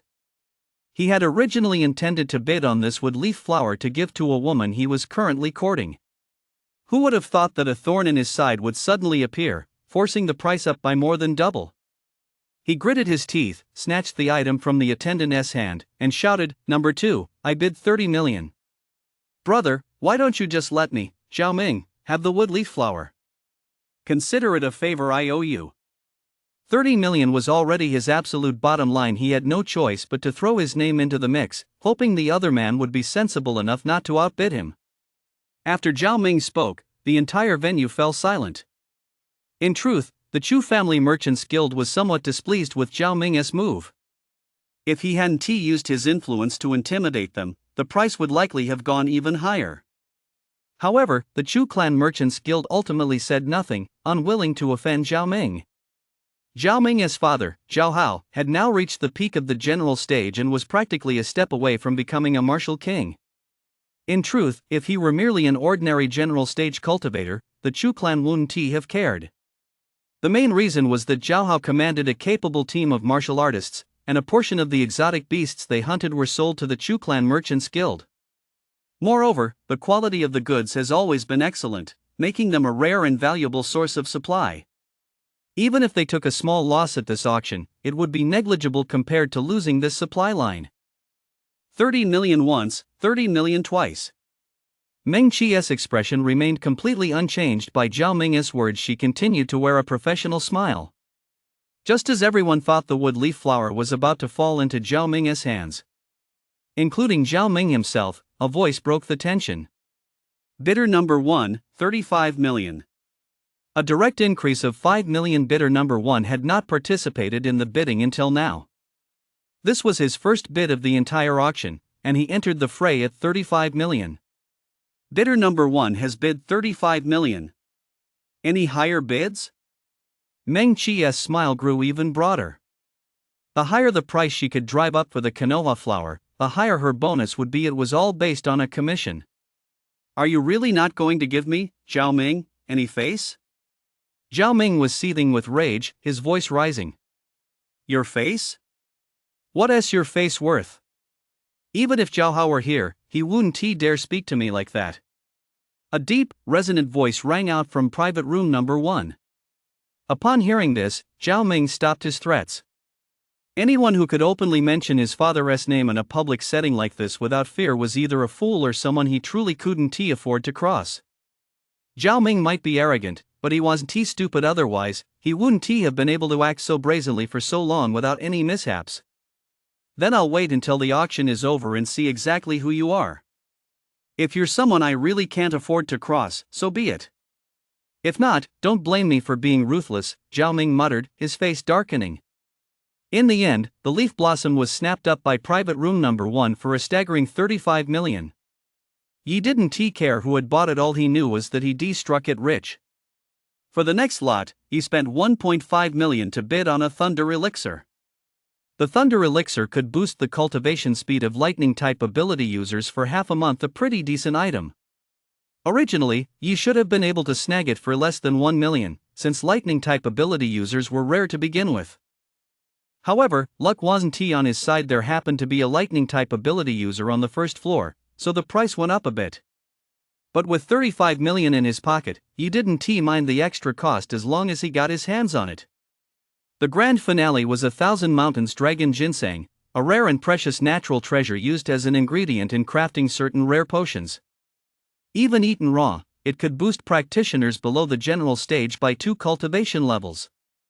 Of course, that wasn't the Qianshan Dragon Ginseng's greatest use. If processed by a top-tier alchemist, it could be used to create a longevity potion that extends one's lifespan, though exactly how many years depended on the alchemist's skill. In the end, bidder number 1 won the Qianshan Dragon Ginseng for 40 million, a price that was considered fairly standard. Zhao Ming didn't deliberately drive up the price just because bidder number 1 had swooped in and snatched the quinoa flower. The fact that the wood leaf flower fetched 35 million was indeed a significant markup. Normally, it could have been snapped up for 25 million. After bidder number 1 secured the Qianshan dragon ginseng, Zhao Ming became even more certain that bidder number 1 was someone he couldn't afford to cross. Spending 75 million so casually, there's no way this person could be a nobody. He wasn't foolish enough to ask the Chu clan merchants guild to verify the bidder's credentials. After all, the fact that this person was seated in box number 1 clearly meant their status was above his own. Logically speaking, Yi shouldn't have been seated in box number 3. He was only there because of the high regard Mu Yehua and Zhao Hai held for him. After the auction ended, the people on the first floor began to leave. Yi planned to ask Zhao Hai to help him craft the calming stone he purchased earlier into a necklace to give to Yao. As soon as Yi stepped outside, he saw Zhao Ming waiting at the entrance of the adjacent room. Although he was already certain that the person in private room number 1 was no ordinary figure, he still couldn't quite let it go until he saw the person in person. Then he saw Yi emerge from private room number 3 and was somewhat surprised. At least, he had never seen anyone like Yi at the compound before. However, he didn't give it much thought. He just glanced at Yi and moved on. Just then, the person from private room number 1 finally emerged, a man with gray hair, though he still had a full head of it. The man looked quite old, yet possessed a burly build that didn't seem to match his age. His skin wasn't saggy like an elderly person's, so Yi wasn't sure exactly how old he was. Close behind the man was a girl about his age. She had short, jet black, lustrous hair, and her green eyes shone with a strange radiance, adding an air of mystery to her already captivating features. She wore a long green dress, resembling a blooming flower swaying in the breeze, a sight that was impossible to look away from. Upon seeing the two, Zhao Ming's pupils contracted slightly, and he hurriedly clasped his fists in a bow. "So it's Master Wu. I didn't realize it was you just now, and I spoke out of turn. It was truly my fault. I hope you'll do me the honor of joining me for a meal so I can make amends." The man merely glanced at Zhao Ming and, without pressing the issue further, said contemptuously, "No need for a meal. Just don't be so clueless in the future." Zhao Ming breathed a sigh of relief and nodded repeatedly. He hadn't expected the man before him to actually agree to dine with him. He assumed it was just a polite gesture. He wasn't on the same level as this man yet. As long as the man didn't hold a grudge against him, whether he was scolded or even hit, it didn't matter to him. "Qingwan, what's wrong?" Zhao Ming looked up and asked cautiously. The short-haired woman standing behind the man spoke softly, "Don't call me Qingwan. My name is Mu Qingwan. I'm now Master Wu's registered disciple." Zhao Ming's pupils contracted. He was somewhat surprised to receive this confirmation. He said sheepishly, "Oh my, our two families have been friends for generations. I was just about to give you that Mu Yi flower I picked earlier. I never expected this to be like the flood washing away the Dragon King's temple." "It's not necessary. My teacher bought it specifically for me," Mu Qingwan said coolly. Zhao Ming didn't say anything further. Mu Qingwan was from the Mu family. Her father and Zhao Hao had once been part of the same squad, but later, both Zhao Hai and Mu Tianhua chose to strike out on their own. However, the two families had always maintained a good relationship. Coupled with the fact that Mu Qingwan had awakened a grade B with Spirit Eye. She possessed a remarkable talent for crafting potions and was also beautiful, so Zhao Ming naturally held her in high regard. However, it seemed Mu Qingwan wasn't particularly interested in him. When they were children, Mu Qingwan did enjoy playing with Zhao Ming, but as she grew older, Zhao Ming became increasingly arrogant and overbearing. On top of that, his personal life was a mess. Despite being quite handsome, he'd nearly worn himself out to the point of looking like a man suffering from kidney deficiency, so Mu Qingwan naturally kept her distance from him. As for Zhao Ming, he was only interested in her looks and family background. Most importantly, he was drawn to her unique, God-given talent for crafting potions. As for romantic feelings, there might have been a little, but not much. In the past, Mu Qingwan had felt somewhat helpless in the face of Zhao Ming's harassment, especially since neither her father nor Zhao Hao would intervene in the matter. As they put it, children have their own destinies, and Mu Qingwan had long suffered because of this. However, now that she had become Master Wu's disciple, the situation was different. Even as a nominal disciple, she carried considerable weight. The person Zhao Ming referred to as Master Wu, whose name was indeed Master Wu, was the foremost alchemist in Yuling City.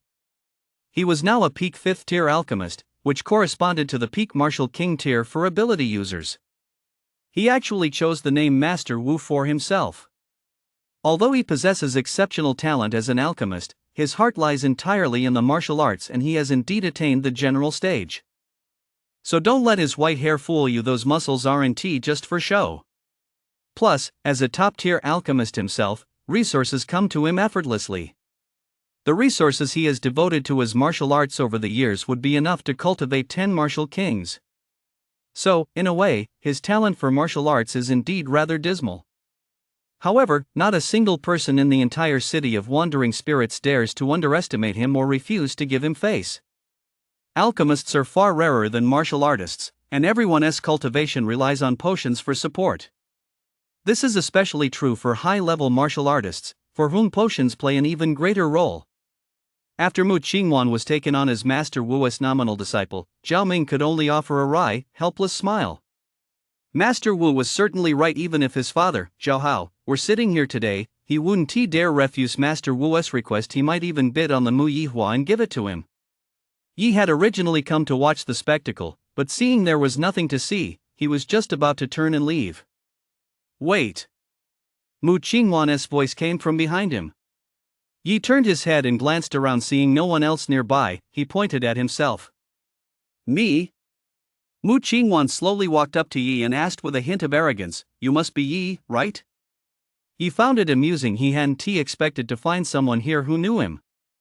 "Unless there is someone else with the same name, I suppose I must be the Yi you're looking for.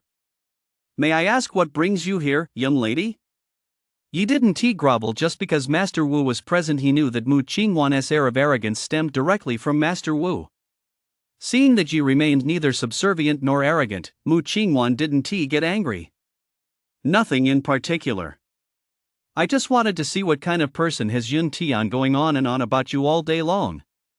Yi's expression remained unchanged. "Is that so? I hadn't realized my cousin missed me so much, but I'm sure we'll meet soon enough." "You seem very confident." "Well, I'll look forward to seeing what you've got. I hope this outcast of the Yi family will bring us some surprises." Mu Qingwan wore an amused smile, deliberately emphasizing the words, "the Yi family's outcast." "It seems you're on good terms with my cousin. You actually recognized me. In Yuling City, I suppose only the Yi family remembers me best." Yi responded with a faint smile, not letting Mu Qingwan's sarcasm throw him off balance. "Though that young man over there seems to have quite a close relationship with Miss Mu as well. He is even trying to snap a photo of the Mu Yi flower to give to you. I wonder how my cousin would react if he found out." Yi deliberately nudged Zhao Ming. Mu Qingwan and Yi Yuntian, the son of Yi's uncle, both attended First High School, and they got along quite well. To be precise, Mu Qingwan had a crush on Yi Yuntian. In Mu Qingwan's eyes, Yi Yuntian was exceptionally talented and, as the sole heir to the sovereign clan in Yuling City, outclassed Zhao Ming in every respect, making him an ideal partner. Whether Yi Yuntian felt the same, however, was anyone's guess. After all, in his eyes, Mu Qingwan's talent was the only thing that caught his attention. It was precisely because of their relationship that Mu Qingwan knew what Yi looked like and was able to recognize him. However, she was still somewhat surprised that Yi had emerged from private room number 3. From what she knew, Yi was completely on his own, with only one close friend named Jack. He also has the surname Chu. Could he be connected to the Chu Merchants Guild? Otherwise, how could he have come out of private room number 3? It seems there must be a connection after all. Yi had no idea that Mu Qingwan had already labeled him as a well-connected insider in her mind. "Zhao Ming and I are just casual acquaintances. Even if Yun Tian found out, it wouldn't be a big deal." Mu Qingwan's expression had turned somewhat grim. Given the Yi family's pedigree, they would absolutely never tolerate the future heiress wife having any ambiguous relationships. "Oh, so you're just casual friends, huh?" Yi deliberately drawled, looking at Zhao Ming with an amused expression. Mu Qingwan's words reached Zhao Ming's ears verbatim. Zhao Ming's face had turned so dark it looked as if it might rain. He had poured a great deal of effort into Mu Qingwan over the past 2 years. Mu Qingwan had always accepted his attentions without refusal. Her attitude had been fairly good at first, but later she stopped responding to him altogether. When he'd seen Master Wu earlier, Zhao Ming had assumed Mu Qingwan had gained her confidence because Master Wu had taken her on as a disciple. He never expected it was because she'd landed herself a wealthy husband. Thankfully, there were only the few of them here. If others had been present, where would his pride be? Wouldn't people call him a lapdog? I hope you'll be just as sharp-tongued during the college entrance exams as you are right now, Mu Qingwan said, her composure cracking slightly. Well, I hope your martial arts skills, Miss Mu, are just as strong as your fishing skills, Yi retorted, not backing down. At first, Mu Qingwan did. Although she was far from Yi's level, she was already considered quite fast among ordinary people. Moreover, her awakening talent wasn't combat-oriented. To have reached the 6th stage in such a short time, she must have consumed a considerable amount of potions. Yi's guess was correct. If she had followed a normal cultivation path, Mu Qingwan would have reached no higher than the 4th stage of awakening. She had reached the 6th stage of awakening only by taking large quantities of potions designed to boost her cultivation level and accelerate her progress. Her goal was to score better on the college entrance exam, ideally, to attend the same university as Yi Yuntian. After being exposed by Yi, Mu Qingwan had completely lost her composure, while Master Wu stood by watching without intervening. After all, Mu Qingwan was merely a nominal disciple. Given Mu Qingwan's natural talent, she was originally expected to become a direct disciple very soon. But now, her entire performance had been laid bare before Master Wu, leaving him somewhat disappointed. Yi had thrown Mu Qingwan off balance with just a few words. Her composure was still too unstable. In truth, he didn't care about Mu Qingwan's relationship with Yi Yuntian or Zhao Ming. What mattered to him was Mu Qingwan's state of mind. To become a top-tier alchemist, a calm and unruffled mindset is essential, and clearly, Mu Qingwan was anything but composed at that moment. Mu Qingwan kept attacking Yi with the long sword in her hand, but Yi simply executed the 7-star step which he had mastered to a basic level, and these attacks stood no chance of harming him. If you're so good, stop dodging, Mu Qingwan said angrily.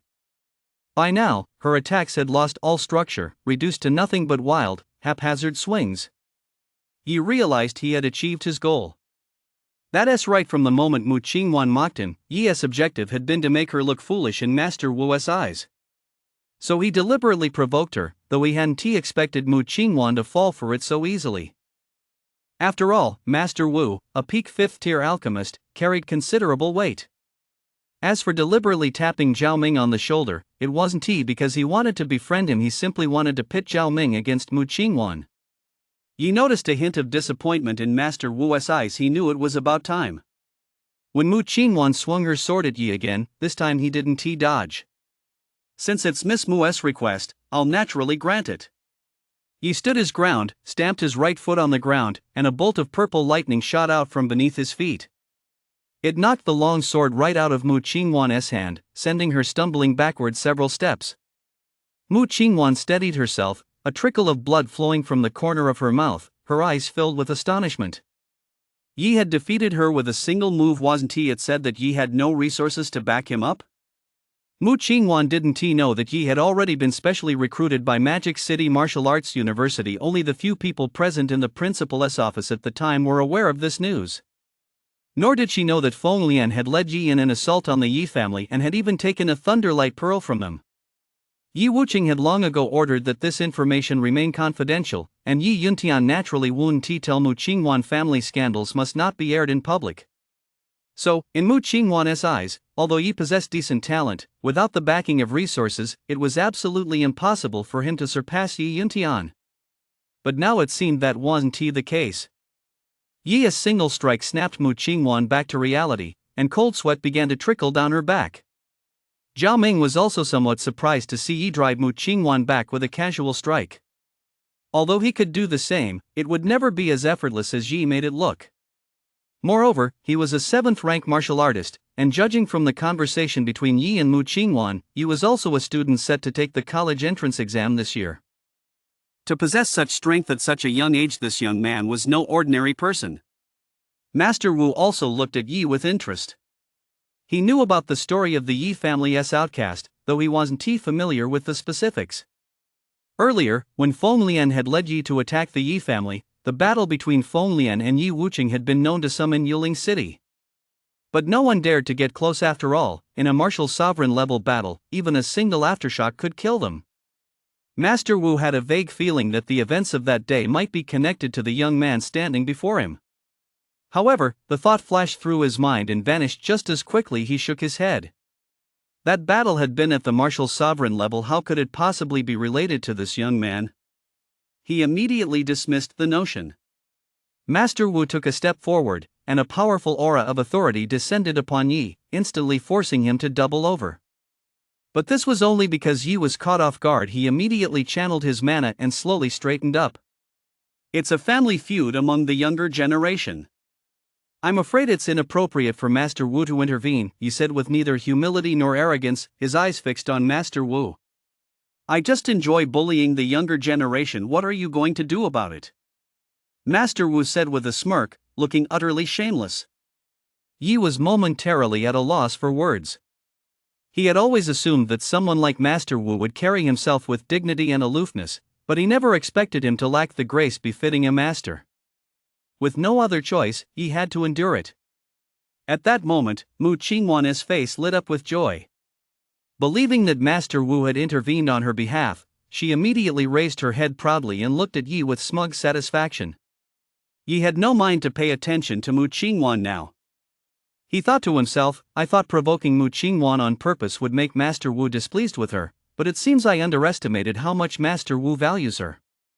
People's hearts truly cannot be controlled. It will only strength matters. The pressure Master Wu exerted gradually intensified, soon reaching the peak level of a martial artist.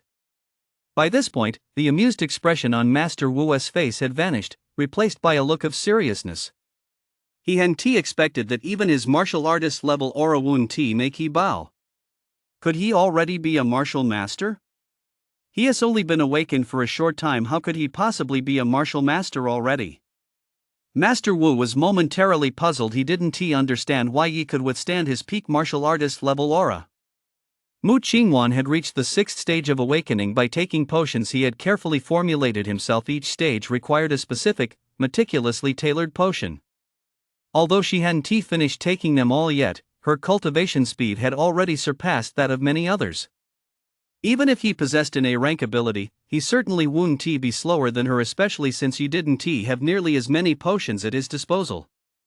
Master Wu's curiosity about him grew even stronger. He clenched his fist slightly behind his back. Yi immediately felt the pressure intensify several-fold and instinctively activated his ability. Purple lightning began to flicker around Yi. His hair billowed, and a faint purple hue appeared in his eyes. Zhao Ming and Mu Qingwan both gaped at the sight. It turned out that Yi's ability was a lightning-type ability, the most powerful offensive type of all. Mu Qingwan's face flushed slightly. She had previously tried every trick in the book but failed to draw out Yi's ability. She would have to tell Yi Yuntian about this later. Yi felt a bit helpless. He hadn't intended to reveal his ability so soon, but he hadn't expected an unexpected twist to throw a wrench in his plans. Just as Yi was about to unleash a combat technique, Master Wu withdrew his aura of intimidation. Yi immediately felt a sense of relief and let out a long sigh. Master Wu had only tested Yi out of curiosity, but Yi's strength was simply too great. It took increasing the pressure to the level of a martial master to force Yi's ability out. If he pushed any further, he would have truly lost face as a 5th-rank alchemist, which was why he withdrew his pressure. Yi realized that Master Wu hadn't intended to kill him.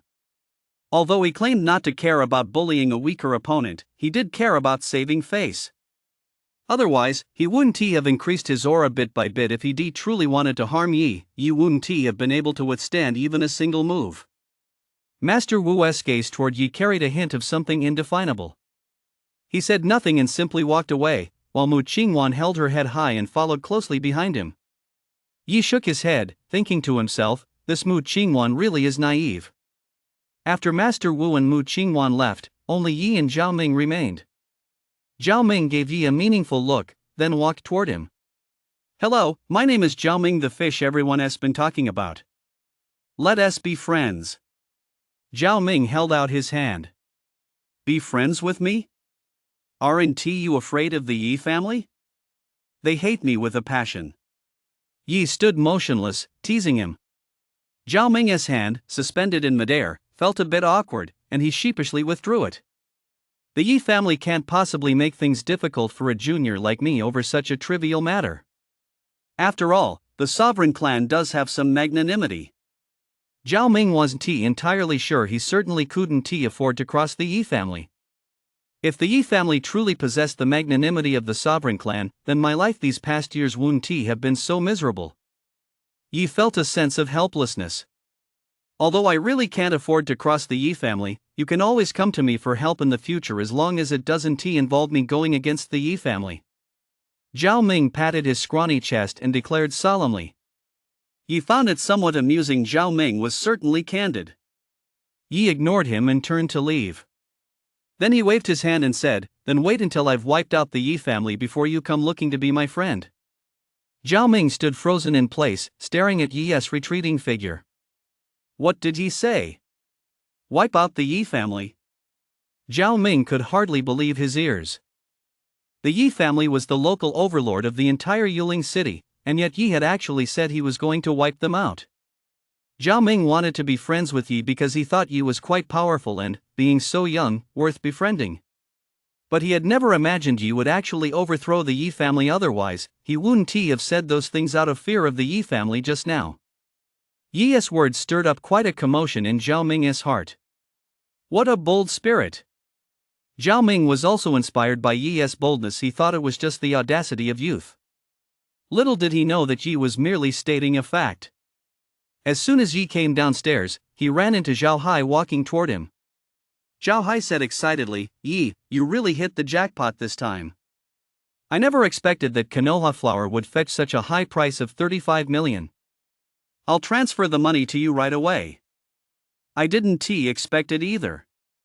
It's all thanks to Uncle Zhao's efforts, Yi said gratefully. Zhao Hai hadn't taken a single cent for himself, though Lengqi did receive a bonus paid by the auction house.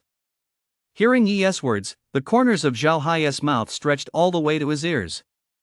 It had to be said that when it came to social graces, Yi certainly didn't seem like an 18-year-old. By the way, Uncle Zhao, I have a calming stone here. Could you help me turn it into a necklace? I want to give it to my little sister.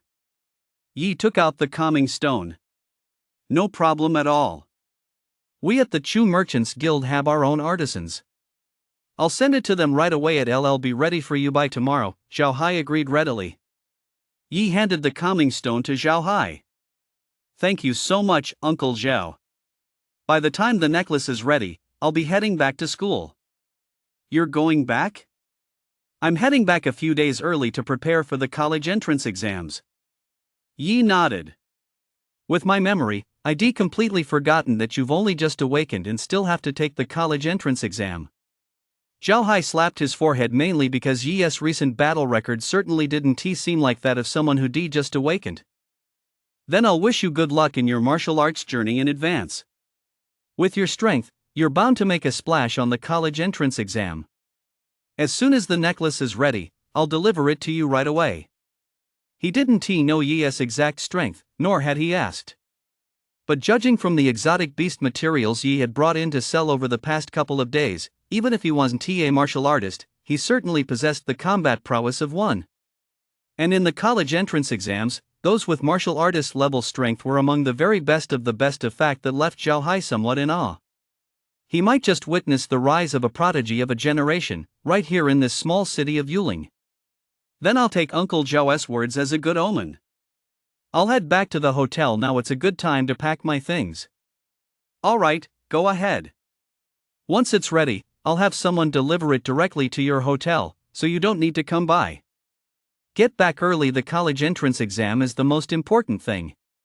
Yi nodded and was about to turn and leave when he noticed Xue Xiaofan standing not far away. Their eyes met. Xue Xiaofan's expression was somewhat complicated, but Yi didn't feel the slightest bit awkward. He waved at Xue Xiaofan, who nodded in response, knowing this was Yi's way of saying goodbye. Oh, by the way, Uncle Zhao, if you have a chance later, please look out for Sister Shui a bit. She has been a huge help to me lately, Yi said to Zhao Hai, who was about to leave. Sure, no problem. Zhao Hai gave him a look that only men would understand. Yi was a bit speechless. He thought Zhao Hai was a decent guy, but it turned out he wasn't all that decent after all. I'm off. Yi turned and walked away. Back at the hotel, Yi's smart band buzzed. He'd been here for quite some time, but Yi hadn't contacted his family yet. Every day, after finishing his work and returning to the hotel, he was so exhausted that he'd fall asleep the moment his head hit the pillow. Ya must have been afraid of disturbing her brother, as she hadn't contacted Yi at all these past few days. It actually surprised Yi that Jack hadn't bothered him. Yi tapped to accept the video call, and a light screen projected onto his wristband, showing that the caller was Yen Shang. This was unexpected for Yi. He tapped the screen to accept, and Yen Shang's image appeared on the screen. Yi, how is your cultivation going lately? Yen Shang asked straight to the point. It's going okay, no major issues. Have you broken through to the 5th stage of awakening yet? Yen Shang felt that, given Yi's talent, he should be able to reach the 5th stage of awakening even with limited resources. Yi nodded, not revealing his exact level mainly because Yen Shang hadn't asked. Seeing Yi nod, Yen Shang breathed a sigh of relief. Then come by the school in a couple of days. We'll register your college entrance exam information, and the school is facing some trouble. We might need you to step in. Yen Shang's expression turned somewhat serious. Sure. I'm out of town right now, but I'll be back tomorrow. I'll head straight to the school once I get back. Yi nodded. Since Yen Shang hadn't specified what the matter was, Yi didn't press for details. He figured he'd find out once he returned to school. Besides, hearing that Yi had awakened to the 5th stage had eased Yen Shang's expression somewhat, so Yi figured it probably wasn't a major issue. After all, he was now a martial artist, albeit just a low-level karami, but his perspective was certainly broader than it had been during the awakening stage. After hanging up, Yi didn't call Yao either. He was heading back tomorrow anyway, so he might as well surprise her. Yi lay on his bed, holding the divine brew gourd, sipping the body-strengthening wine in small sips. By now, Yi had grown accustomed to the pain the body-strengthening wine brought. He glanced at the time. It was only 6 a.m. It's so early I won't be able to sleep anyway. Why not make the most of this last night and head out into the wilderness one last time? Yi muttered to himself. It's the perfect chance to test Umbra's abilities and, while I'm at it, accumulate some cultivation time just in case. He sprang to his feet and set off without a moment's hesitation. With Umbra's boost, Yi's speed had increased dramatically, even when he wasn't revealing his true form. Yi found a secluded spot outside the city. After making sure no one else was around, he summoned Umbra and prepared to move at full speed. In an instant, Yi vanished from where he stood, darting through the woods as swiftly as a ghost. He felt the wind whistling past his ears, and his heart swelled with exhilaration. At that moment, he felt as though he had become one with nature, a part of this world. It wasn't long before Yi reached the city outskirts, but he didn't summon Umbra right away. It wasn't dark yet, and he was still too close to the city. Having learned from his previous experience, Yi was now even more cautious. Since he decided to establish Umbra as a second identity, he had to avoid giving away any clues from the very beginning. He glanced at the route on his energy storage bracelet and chose a direction he hadn't explored before. It was as if he were exploring uncharted territory. After spending some time there, he had mapped out nearly the entire area near the city. As he walked and fought his way through, Yi relied solely on Starfall Thunder. He encountered almost exclusively beasts below the martial artist tier, which only set him back 2 months of repair time. Finally, Yi had traveled far enough, and darkness had fallen. The hunt begins. Umbra, take possession. A sinister smile played at the corner of Yi's mouth. Black mist appeared around Yi, enveloping him. As the mist dissipated, Yi's figure emerged. He wore a black robe and a ghostly mask. The half-mask looked utterly ferocious. Though it covered only half his face, it gave off a chilling, eerie vibe, and there was even a horn protruding from his forehead. His body seemed shrouded in a mysterious force, with the black mist draping over him like a sheer veil. As the mist dissipated, his form gradually emerged, as if he were a ghost stepping out of the darkness. His black robe was like a shadow in the night, blending seamlessly with the surrounding darkness. His ghostly mask resembled that of a demon emerging from hell, ferocious and terrifying. That half-mask looked just like the face of a demon, though only half a face. It gave off a chilling, sinister aura. There was also a horn on his forehead, like a demon's horn, glinting with a cold light that sent a shiver down one's spine. U003D.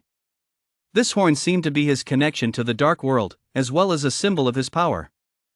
He felt that whenever he used Umbra, his personality would be affected, and his entire aura would grow colder and more sinister. It felt as if an invisible hand were gently plucking the strings deep within his heart, producing a low, rumbling sound. Yi couldn't quite put his finger on exactly what was different. He would have to figure that out later. Yi vanished from where he stood. If anyone had been able to see, they would have noticed a shadow even darker than the rest shifting constantly on the ground. That shadow was Yi. Before long, Yi found his prey. This time, unlike when he had slain the blazing wolf earlier, he did not leap out into the open. That time, he had wanted to test his head on combat abilities. This time, he was testing his assassination skills. And the beast before him was the perfect target. In the darkness, a single eye flashed briefly. Not far away, a black cat-like creature was crouched on a tree, inching forward bit by bit.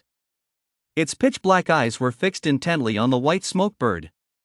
Suddenly, the black cat lunged forward. Its movements were too swift to follow, leaving only a blurry afterimage. When its figure reappeared, it was already clutching a white smoke bird in its jaws. The strange beast Yi had found was no ordinary black cat, but a shadow leopard. Though it lacked the size of a leopard, it possessed far greater speed. Shadow leopards never appear during the day. Night is their domain. They come out to hunt only after dark, making them the apex predators of the night. And the reason why the wilderness is far more dangerous at night than during the day is that the role of the shadow leopard cannot be underestimated. The shadow leopard was feasting heartily, while Yi's figure, blending into the darkness, kept creeping closer. Just as Yi was about 10 meters away from the shadow leopard, the shadow leopard suddenly stopped eating and fixed its gaze intently on the direction where Yi's shadow lay. Yi was taken aback. He was certain that his movements, after blending into the shadows, hadn't made a single sound. Yi was puzzled as to how the shadow panther had detected him, or perhaps it hadn't detected him at all. Feeling a bit skeptical, Yi changed direction and approached the shadow panther from a different angle. Once again, when he was 10 meters away, the shadow panther turned its gaze toward Yi. Now Yi was certain, even when he blended into the darkness, the shadow panther could still sense his presence. It seems the ability to blend into the darkness isn't all-powerful after all, Yi mused. What Yi didn't know was that the shadow leopard's ability to sense his direction relied entirely on their instincts as predators. In reality, the shadow leopards hadn't actually seen Yi. If they had, they would have acted long ago, rather than merely looking in his direction. They relied on a kind of sixth sense, much like how you can sense someone watching you from behind.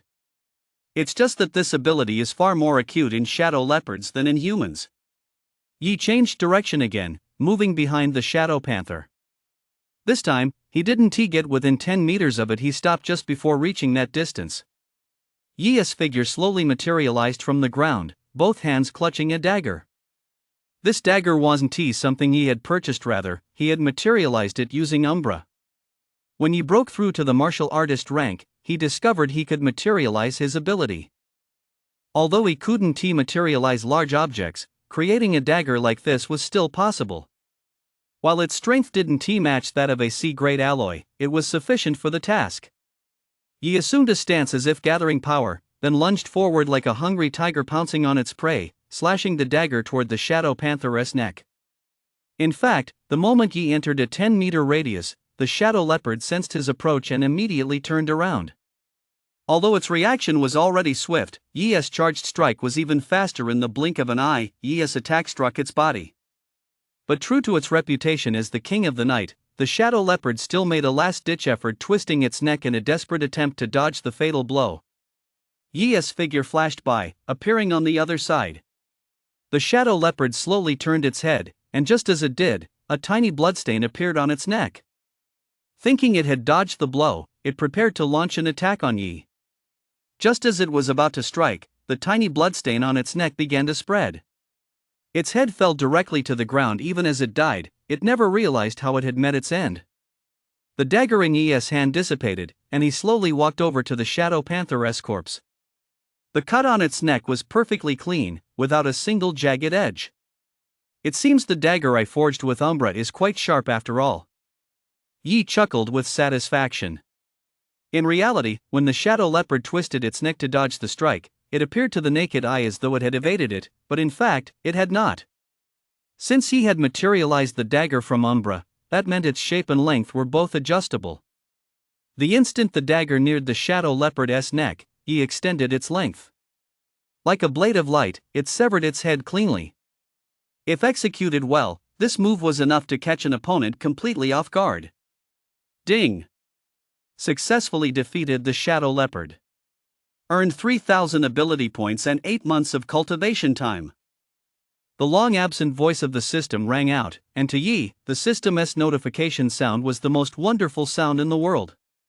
The generous rewards for killing the shadow leopard also proved that this beast was no pushover. It was on par with the masked man he had faced earlier. When Yi had fought the masked man before, the man had suffered severe injuries. Yi had had to use every trick in the book to kill him, but now, facing a shadow leopard of equal strength, he was able to take it down in an instant. Hearing the system's prompt made Yi even more excited. He stowed away the Shadow Panther's corpse, then blended back into the darkness to search for his next prey. None of the opponents he encountered afterward were as strong as the Shadow Panther. Yi was able to take them all down with a single strike. What is the most important thing for an assassin? It is stealth and the ability to strike with lethal precision, just like a ghost in the night, taking a life without a sound. If you wanted to truly establish Umbra as the king of assassins, relying solely on the Umbra ability would be far from enough. At the very least, he didn't yet possess any particularly powerful burst damage combat skills, and in terms of speed, he only had the 7-star step. However, he couldn't use the 7-star step while Umbra was active. The 7-star step was primarily a footwork-based skill that excelled at evasion. It didn't actually provide a significant boost to speed or burst damage. I need to find another burst-type speed combat skill, he thought to himself. But all that could wait until after the college entrance exams. He'd look for one properly once the exams were over. For now, he needed to focus on leveling up his main character first. He kept darting through the forest, blending into the darkness. It gave him a sense of comfort, and that feeling of control over the darkness left him hooked. By the late hours of the night, he had already hunted down quite a few beasts, and his cultivation time had reached a staggering 2.5 years. He had accumulated that much cultivation time in just a single night. At that moment, Yi was standing atop the tallest tree, gazing into the distance as if sensing something. Umbra had given Yi more than just the ability to blend into the darkness, it had also granted him night vision. Moreover, in the darkness, Yi's senses were greatly heightened. Like a hunter in the dark, he could easily detect the presence of his prey. As he gazed into the distance, he sensed that something was in that direction. The next second, Yi vanished from the treetop and darted off in that direction. Guided by his senses, Yi pressed forward and soon arrived at his destination. A massive red lizard was roaring furiously, facing off against an ape whose body was crackling with blue lightning. Why do I keep running into two strange beasts fighting again? And it's the Thunderfire lizard and the lightning ape, no less. Yi grumbled. But the very next second, Yi realized why the two beasts were fighting. Behind the Thunderfire lizard lay a piece of dead wood that had been snapped in two by lightning. The half log was pitch black, with a deep crack running down the center. It looked completely lifeless. But strangely, growing on that piece of dead wood was something that resembled a lingji mushroom. In stark contrast, this mushroom was brimming with vitality, and flashes of lightning occasionally flickered across its surface. Thunder lingji. Yi's pupils contracted slightly. Ever since he had found a wood leaf flower last time, he had gone back and studied the catalogue of celestial treasures and earthly wonders carefully. He certainly didn't want to miss it if he encountered it again without recognizing it. He remembered the thunder ratio vividly, as it was one of the very few natural treasures with the lightning attribute. It only grows on peachwood struck by lightning, a condition that is difficult enough to meet on its own, let alone having a thunder ratio actually grow on it. At that moment, Yi's gaze was completely captivated by the thunder racer. He knew that as long as he consumed it, his cultivation would likely soar directly to the peak of the martial artist realm, or even break through to the martial master realm. But that wasn't the most important part. What mattered was that the Thunder Lingji also contained an extremely pure life force, a life force derived from lightning, a life force born of destruction. The greatest benefit of the Thunder Lingji lay in its ability to enhance the physical body. Not only did it heal wounds, but it could also greatly increase physical strength. Furthermore, Yi's attributes were compatible with those of the Thunder Lingji. Possessing it was like having a second life. If he were outmatched by an opponent in battle, the Thunder Lingji would be Yi's trump card for turning the tide.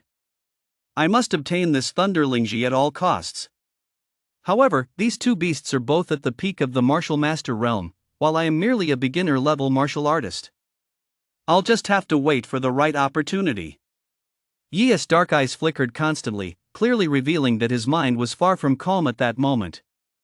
The lightning ape struck first, wielding a club-like weapon that flickered with lightning as it slammed it down hard on the Thunderfire Lizard's head. The Thunderfire Lizard was no pushover either. It opened its gaping maw and spewed searing flames. Yi hurriedly backed away. The battle between the two beasts was spectacular, mainly because they glowed. Yi had no choice but to find a place to hide. If he were caught in the light, he would be exposed. After a while, the sounds of the fight gradually subsided, and Yi returned to the scene. He saw that the lightning ape's chest was charred black. It must have been struck by the Thunderfire Lizard's flames. The lightning ape actually possessed only a slight lightning attribute. It could only imbue its weapon with lightning to enhance its attacks. It lacked the speed of lightning, and its destructive power was far inferior to Yi's Starfall Thunder. In contrast, the Thunderfire Lizard possessed both lightning and fire attributes, and the combined power of the two was even more devastating. The lightning ape was certainly no match for it. The lightning ape could be seen clutching its chest as it retreated. Yi thought it was about to flee, but it did not. Suddenly, the lightning ape let out a few strange cries, and shortly afterward, sounds echoed from the distance, as if in response. The Thunderfire Lizard continued its attack, but this time, the lightning ape chose not to engage head-on. Instead, it kept dodging. Before long, figures flickering with lightning appeared in the surrounding trees, all of them lightning monkeys.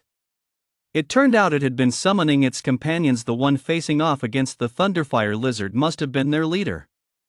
A smaller monkey was seen holding a jar, which it handed to the injured lightning monkey. The lightning ape snatched it and took several big gulps. The wound on its chest began to heal at a speed visible to the naked eye. In no time, it had fully recovered, and its aura had grown considerably stronger.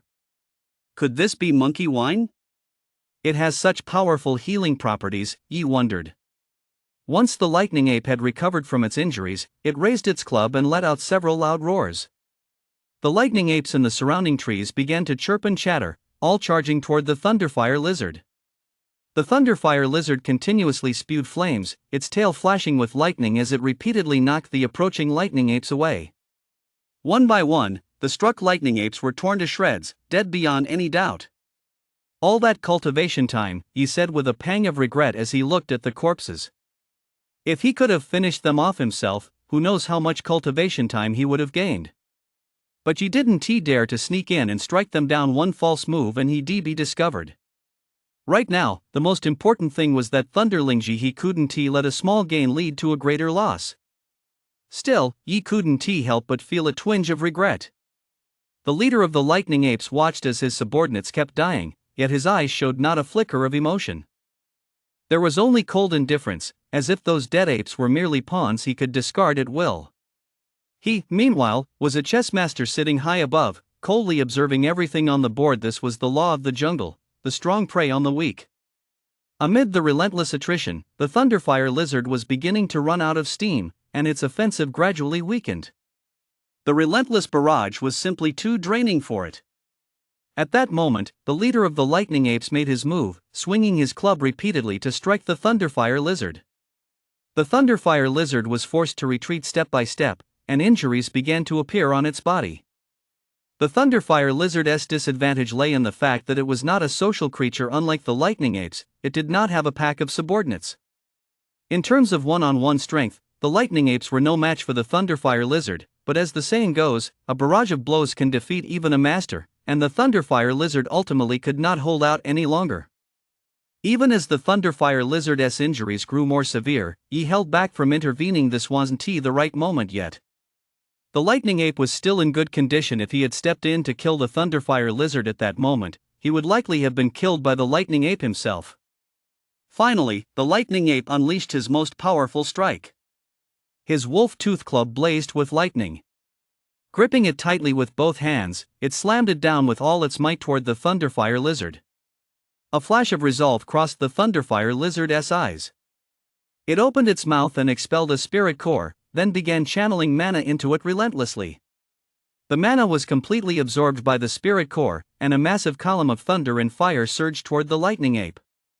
This was the Thunderfire Lizard's final strike, a blow that had reached the general stage level. However, after this attack, the Thunderfire Lizard would likely be unable to attack again for several days. In this forest, without the ability to attack, one is like a lamb awaiting slaughter, as good as dead.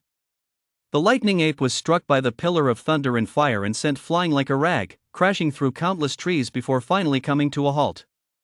A moment later, the Lightning Ape, covered in blood and with a ferocious expression, stumbled step by step toward the Thunderfire Lizard. At that moment, the Thunderfire Lizard's eyes were filled with despair. It had no ability to fight back. It never expected that its fatal blow had failed to kill the Lightning Ape. Suddenly, the Lightning Ape coughed up several mouthfuls of blood. Clearly, the blow had left him gravely wounded. He hurriedly grabbed the jar of monkey wine he hadn't finished and prepared to drink it.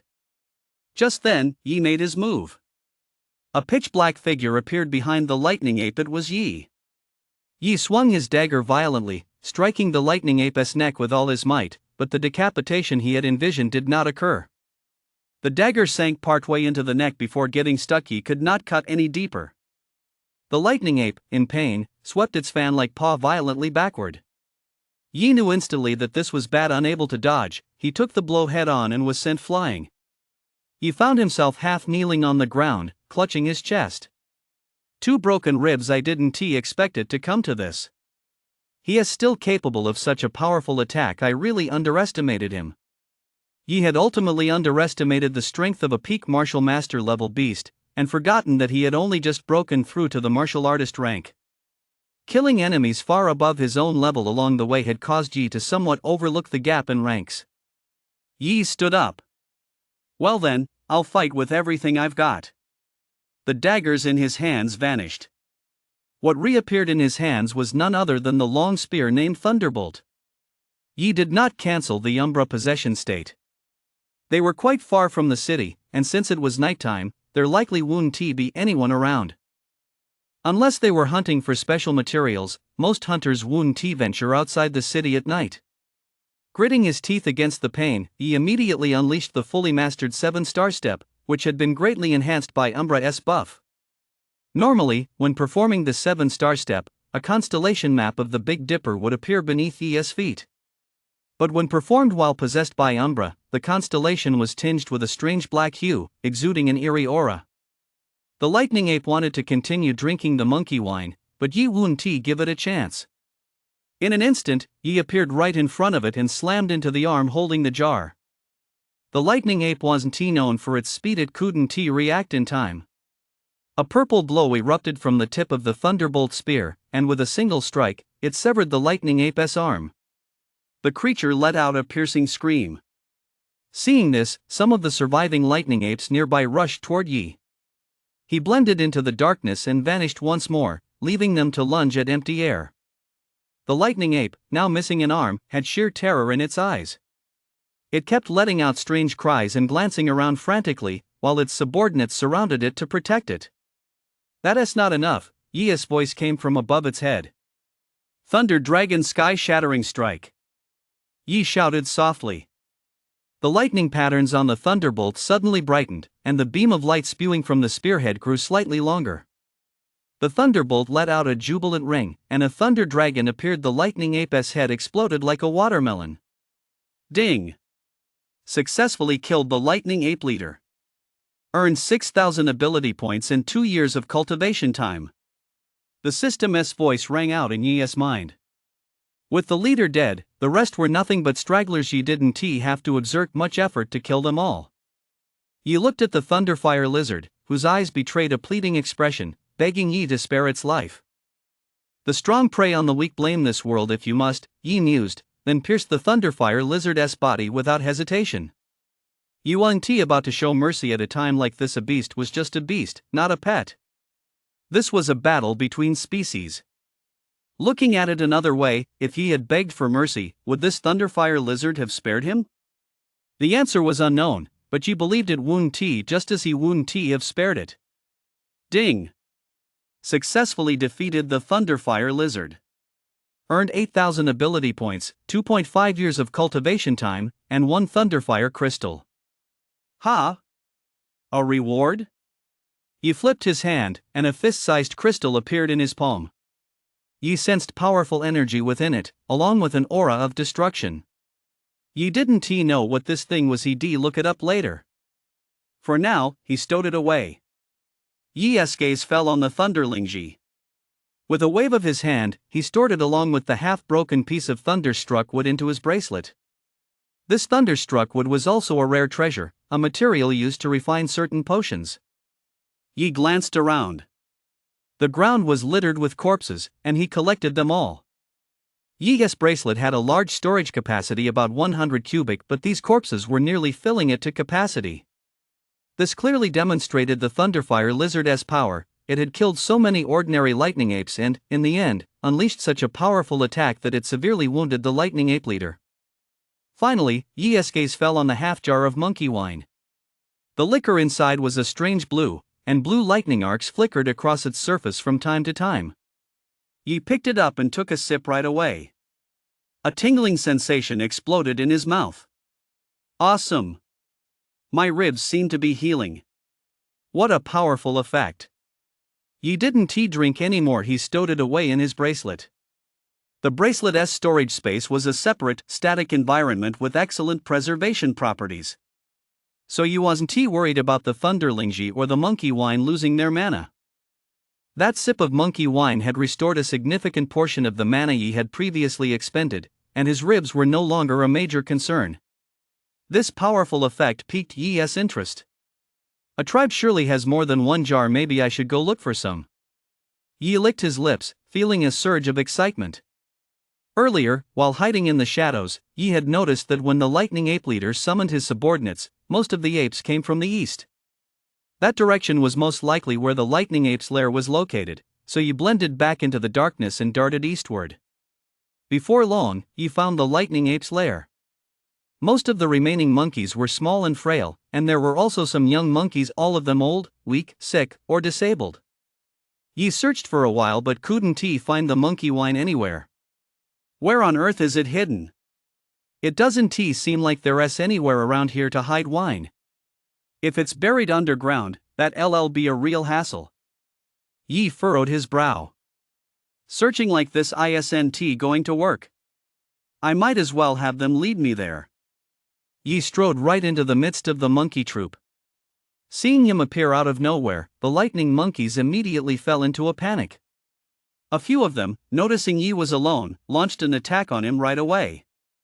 He stomped his foot hard on the ground, sending a powerful shockwave mixed with lightning radiating out in all directions. Those few lightning monkeys were instantly killed by the blast. The surrounding lightning monkeys, witnessing this, were instantly terrified and scattered in all directions, chirping frantically. Ye scanned the area, picked out a lightning monkey that looked somewhat older, and in the next second, he appeared right in front of it. Ye grabbed it by the neck and lifted it off the ground with ease. The lightning ape let out a series of shrill, frantic screams. As Ye gradually tightened his grip, the creature's screams grew fainter, not because it stopped screaming, but because it could no longer make a sound. It looked at Ye with pleading eyes, but Ye ignored it. Only when the creature's eyes rolled back did Ye let go. The lightning ape landed on the ground, gasping for breath, but it didn't dare to run away. It knew that fleeing at this moment would mean certain death. Ye said coldly, "Take me to find the monkey wine." Upon hearing Ye's voice, the lightning ape's eyes filled with confusion. It didn't understand what Ye was saying. Ye felt embarrassed. He'd been trying to keep up the act, forgetting that it couldn't understand him. Yi took out the half jar of monkey wine from his storage bracelet, then pointed at the wine inside. The lightning ape finally caught on, but hesitated, reluctant to lead Yi there. Yi channeled his mana, causing purple lightning to continuously spurt from his hands.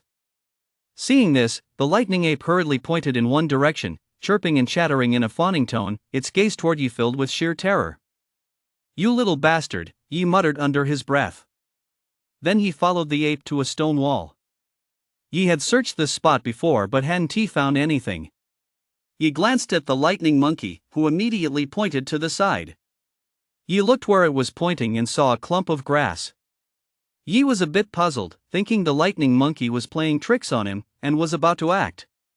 But the lightning monkey had already walked over, parted the grass, revealing an opening over a meter high, and then crawled inside. So it was here. "No wonder I didn't find it before, it's really well hidden," Yi sighed softly. Yi bent down and followed it inside.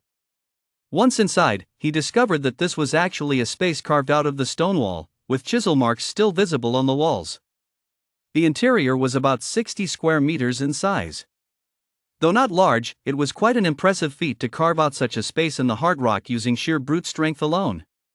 After Yi entered, the lightning ape stood respectfully to his side and behind him. Yi glanced around and spotted several jars in the corner, presumably the finished monkey wine. Yi walked straight over and stored them all in his bracelet. He counted them, there were 9 jars in total. A smile tugged at the corner of Yi's mouth. These 9 jars were worth at least tens of millions, but Yi certainly wouldn't sell them, he didn't even have enough for his own use. "I didn't expect such a haul on my first night out. Is this what they call the newbie protection period?" Yi relaxed a bit and said. The lightning ape watched in frustration as Yi took all the monkey wine, scratching its head and tugging at its ears in agitation. But it didn't dare make a sound, afraid Yi might strike again. Yi continued searching to see if there were any other valuable items. Several glowing stones were embedded in the ceiling of the cave, so it wasn't dark inside. Yi didn't take those stones, as they were worthless, just ordinary luminescent ore. Yi noticed that there was actually an even smaller chamber within this cave, roughly 4 or 5 cubic in size, containing a wine vat. Yi glanced into the vat and found quite a few fruits inside, along with some flowers and herbs. Yi recognized only a small portion of them. He surmised it was likely wine that hadn't yet finished fermenting, though it had already begun to give off a wine-like aroma. Perhaps the lightning ape chieftain had gone to snatch the thunderling Yi precisely to use it for brewing. Yi didn't take this unfinished brew with him, although he possessed the divine brew gourd. He didn't know how to brew wine anyway. He might as well leave it there, perhaps he'd have another chance to harvest it later. Although he only recognized a few of the items in the wine vat. They were all valuable medicinal herbs, though none reached the level of heavenly treasures. The term heavenly treasures is a general term, but only those over 100 years old can be called such. None of the items in this wine vat were 100 years old.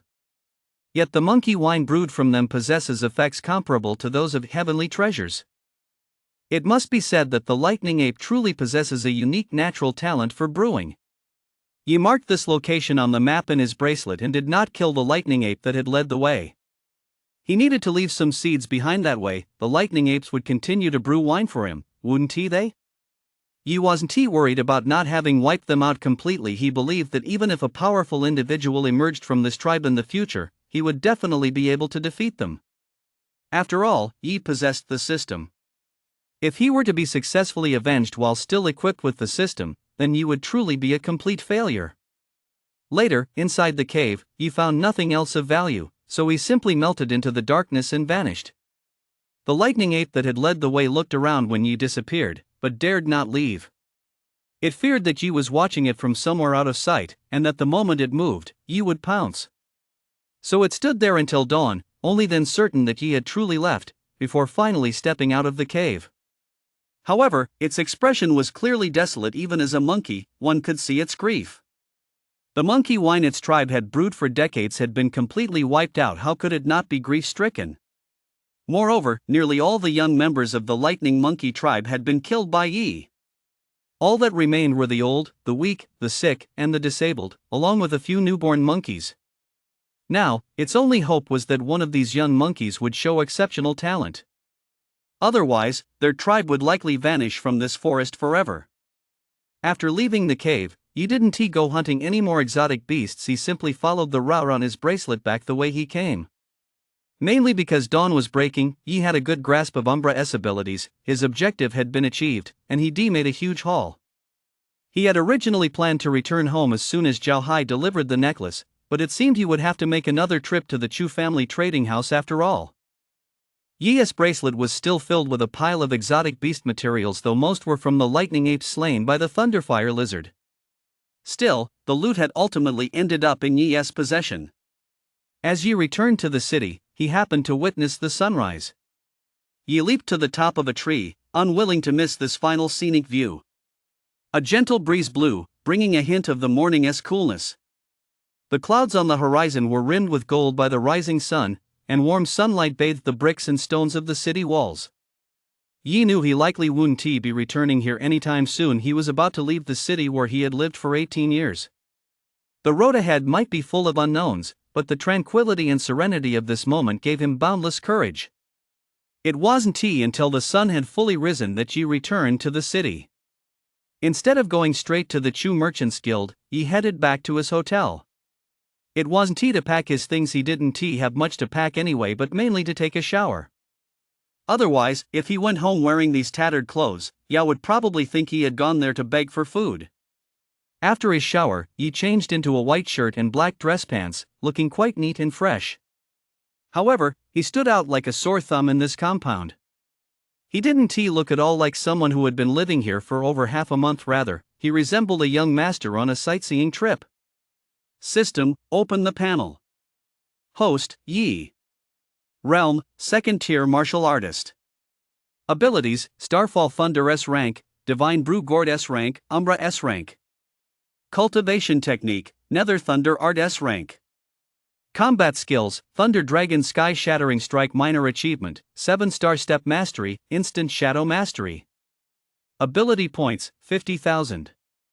Cultivation time, 7 years, 5 months. I actually have over 7 years of cultivation time. If I spent it all on leveling up, I could probably reach the general stage right away, Yi said, somewhat surprised. Earlier, due to the chaos of the situation, Yi hadn't known exactly how much cultivation time he had gained. All he could hear was the system's notification sound ringing repeatedly in his mind. Yi had originally planned to acquire 2 years of cultivation time as a contingency, but he hadn't expected it to triple.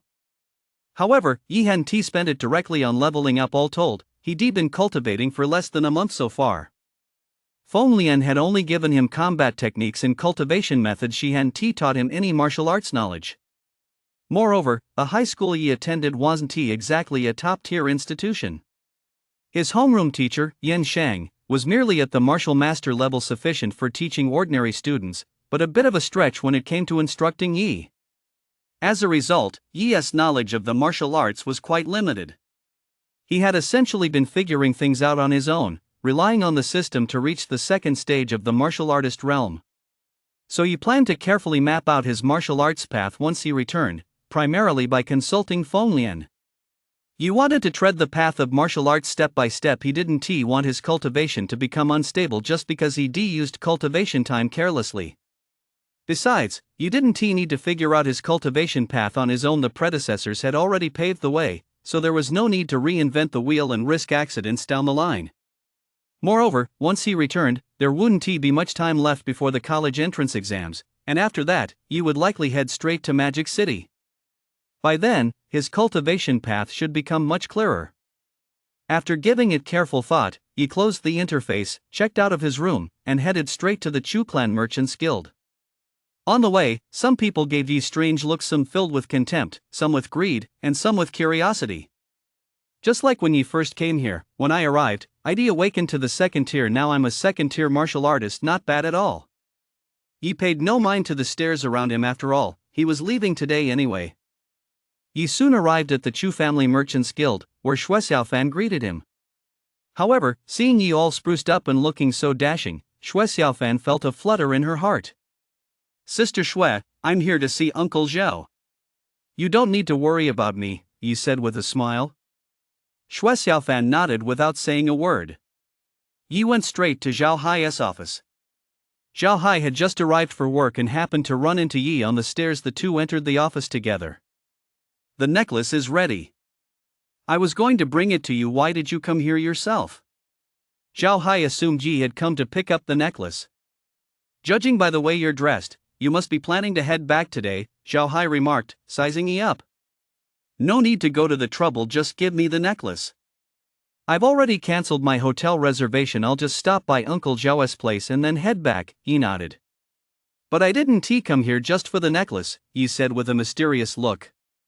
Seeing this, Zhao Hai's interest was piqued. Oh? Do you have a gift for me, then? Yi glanced around the office and said with a smile, why don't you find me a bigger place, Uncle Zhe? I'm afraid this office won't be big enough for it. Actually, I do have one. Come on, kid, let us head down to the warehouse. The two went straight to an empty warehouse belonging to the Chu Merchants Association. This place is big enough, isn't it?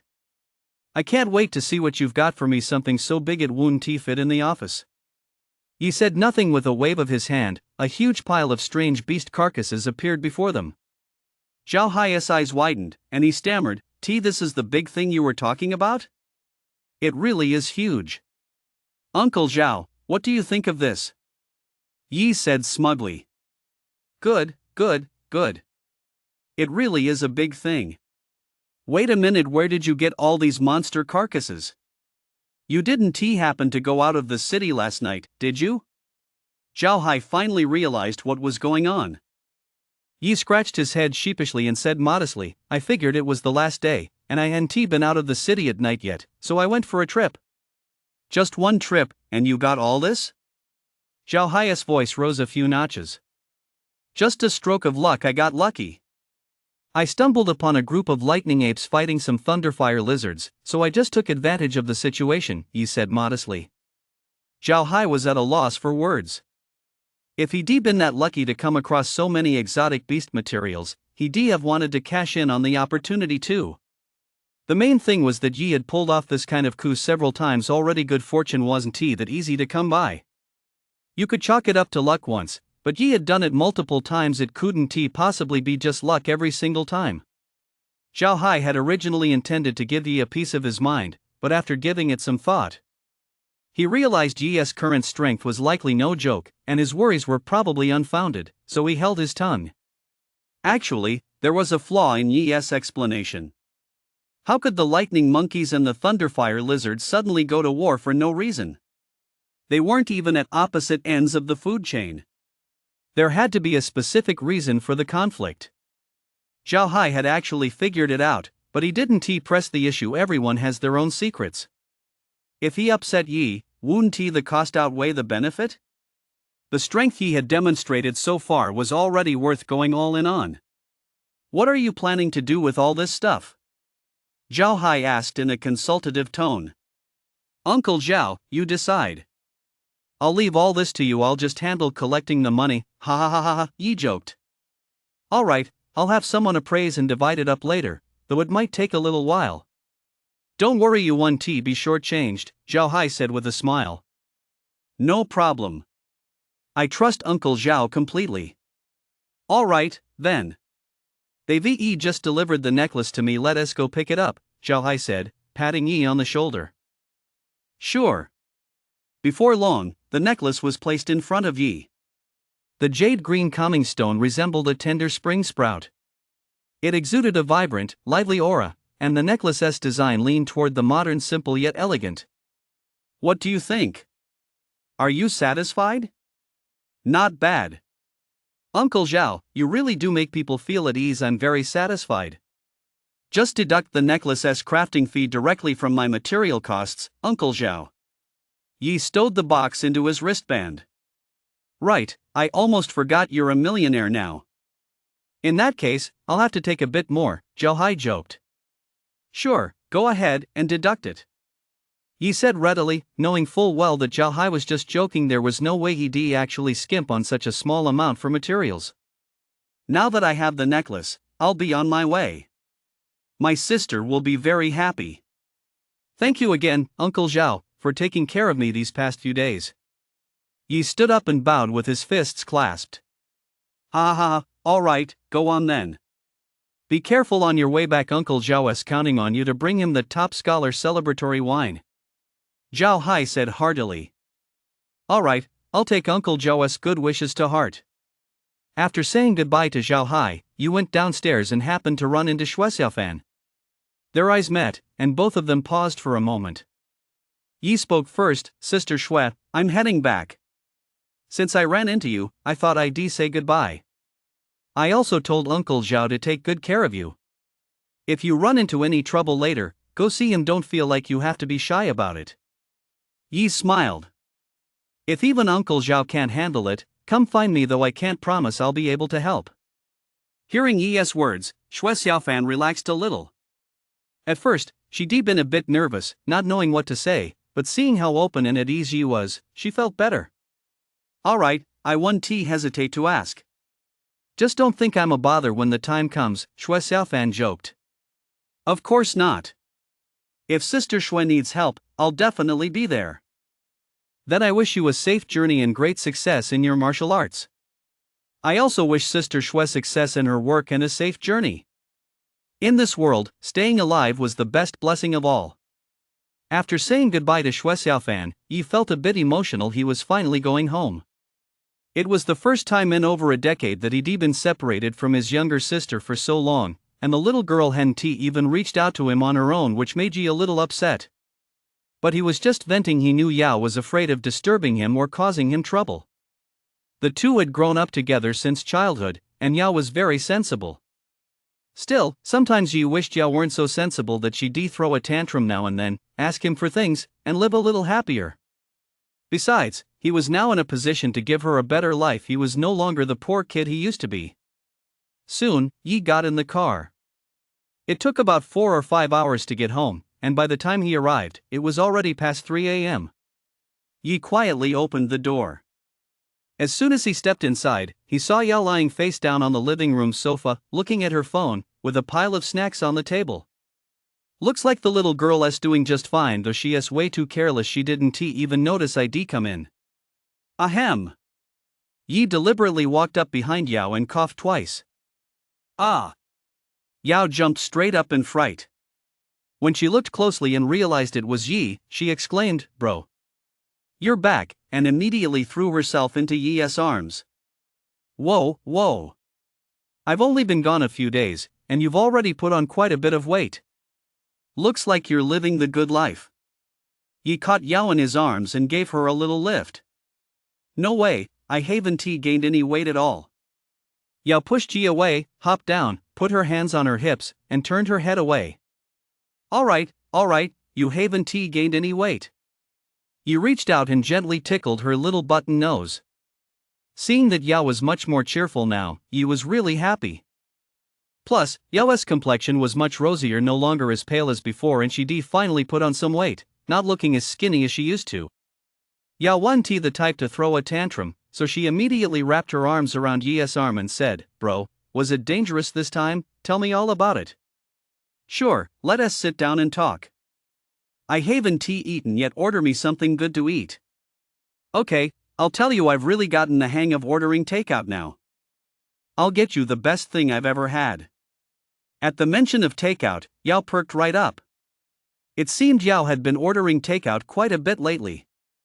Yi shook his head in exasperation. "Do you still have enough money? If not, I'll transfer some to you." "Of course I do. You already gave me 100,000. Do you really think your little sister is a pig? Like I'd blow through 100,000 worth of food in just a couple of weeks?" Yao looked like a little kitten with its fur all ruffled. "Aha, I think you've had enough. I'll give you another 100,000. Go ahead and spend it, don't hold back. Buy whatever you want." "Your big brother is rolling in cash these days." Yi tilted his head back and said smugly. Yi knew that even though Yao liked ordering takeout from Dian Dian now, she was still very frugal. How much could ordering takeout from Dian Dian possibly cost? Yi wanted Yao to live a better life. "Wow, really? How much money do you have right now? Yao's eyes sparkled with little stars, looking every bit the money grubber. Don't ask. Just know I'm rich, I can afford to spoil you, you little piggy, however I please. Yi Wun Ti answer. Humph. If you want tea tell me, then I want tea order for you. Oh, fine. I was going to give you a present, too. Since you don't want it, forget it. Yi said, deliberately sighing dramatically. Hey, hey, hey. I'll order for you right now, but you have to give me the present, okay? Yao said playfully. Before long, the takeout arrived. Yao had ordered a huge spread for Yi. It was as if she were raising him like a pig. Bro, where is my gift? Yao asked, watching Yi tuck in heartily, afraid he might forget. Here you go. Yi's energy storage bracelet flashed, and a box appeared in his hand. Yao took it and immediately opened the box. Wow, what a beautiful necklace. Big bro, you're so sweet. You're so sweet, but you Haven T even called me. You Haven T reached out once in all these days. I thought you'd forgotten about your big brother. Yi deliberately put on an unhappy expression. Oh, come on, I just didn't want to bother you, big bro. I've missed you too. Yao said in a playful, spoiled tone. What Yi didn't know was that Yao had been ready to call him several times. But she knew he was out in the wilderness, and if something happened to him because of her call, she would never forgive herself. So after dialing Yi's number, she deleted again over and over, time and time again. Let me put it on for you. Yi took out the necklace, gently brushed aside Yao's long hair, and slipped it around her neck. My little sister is so beautiful. The necklace adorned Yao's snow-white swan-like neck, making her appear even more elegant. Although Yao was only 12, it was already clear she was a beauty in the making. Hearing Yi's compliment, Yao beamed with joy. Like a little deer, she skipped off to gaze at herself in the mirror. Yi smiled and shook his head, then buried his head in his food. It wasn't that there wasn't good food at the base. It was just that Yi had been incredibly busy, going back and forth between work, home, and the base every day except for that one time they'd gone to Chijan Pavilion for a nice meal. The food he was eating now wasn't as nutritious as what he had at the Treasure Pavilion, but it wasn't bad either, at least it satisfied his cravings. Before long, Yao came out and said to Yi, brother, does this necklace have a name? I feel like my whole body feels so much better when I wear it. No, it doesn't. Why don't we come up with one? Yi said, rubbing his chin thoughtfully. Actually, the necklace did have a name, but Zhao Hai had forgotten to tell Yi, and Yi had forgotten to ask. He'd just taken the necklace and left. But it didn't matter now, coming up with a name himself would be more meaningful. How about we call it Mengen? Yi said after a moment as thought.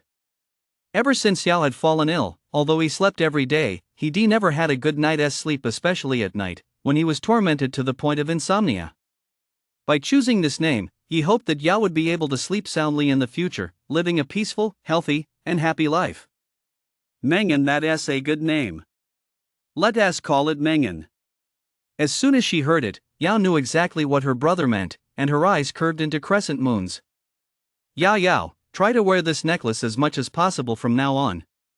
It has a calming effect and is good for your health, so try not to take it off. Yi urged. Although your illness has been cured, the physical depletion from all these years hasn't been fully restored. You still need plenty of rest. I'll look into ways to help replenish your body's reserves, Yi said, feeling a bit guilty.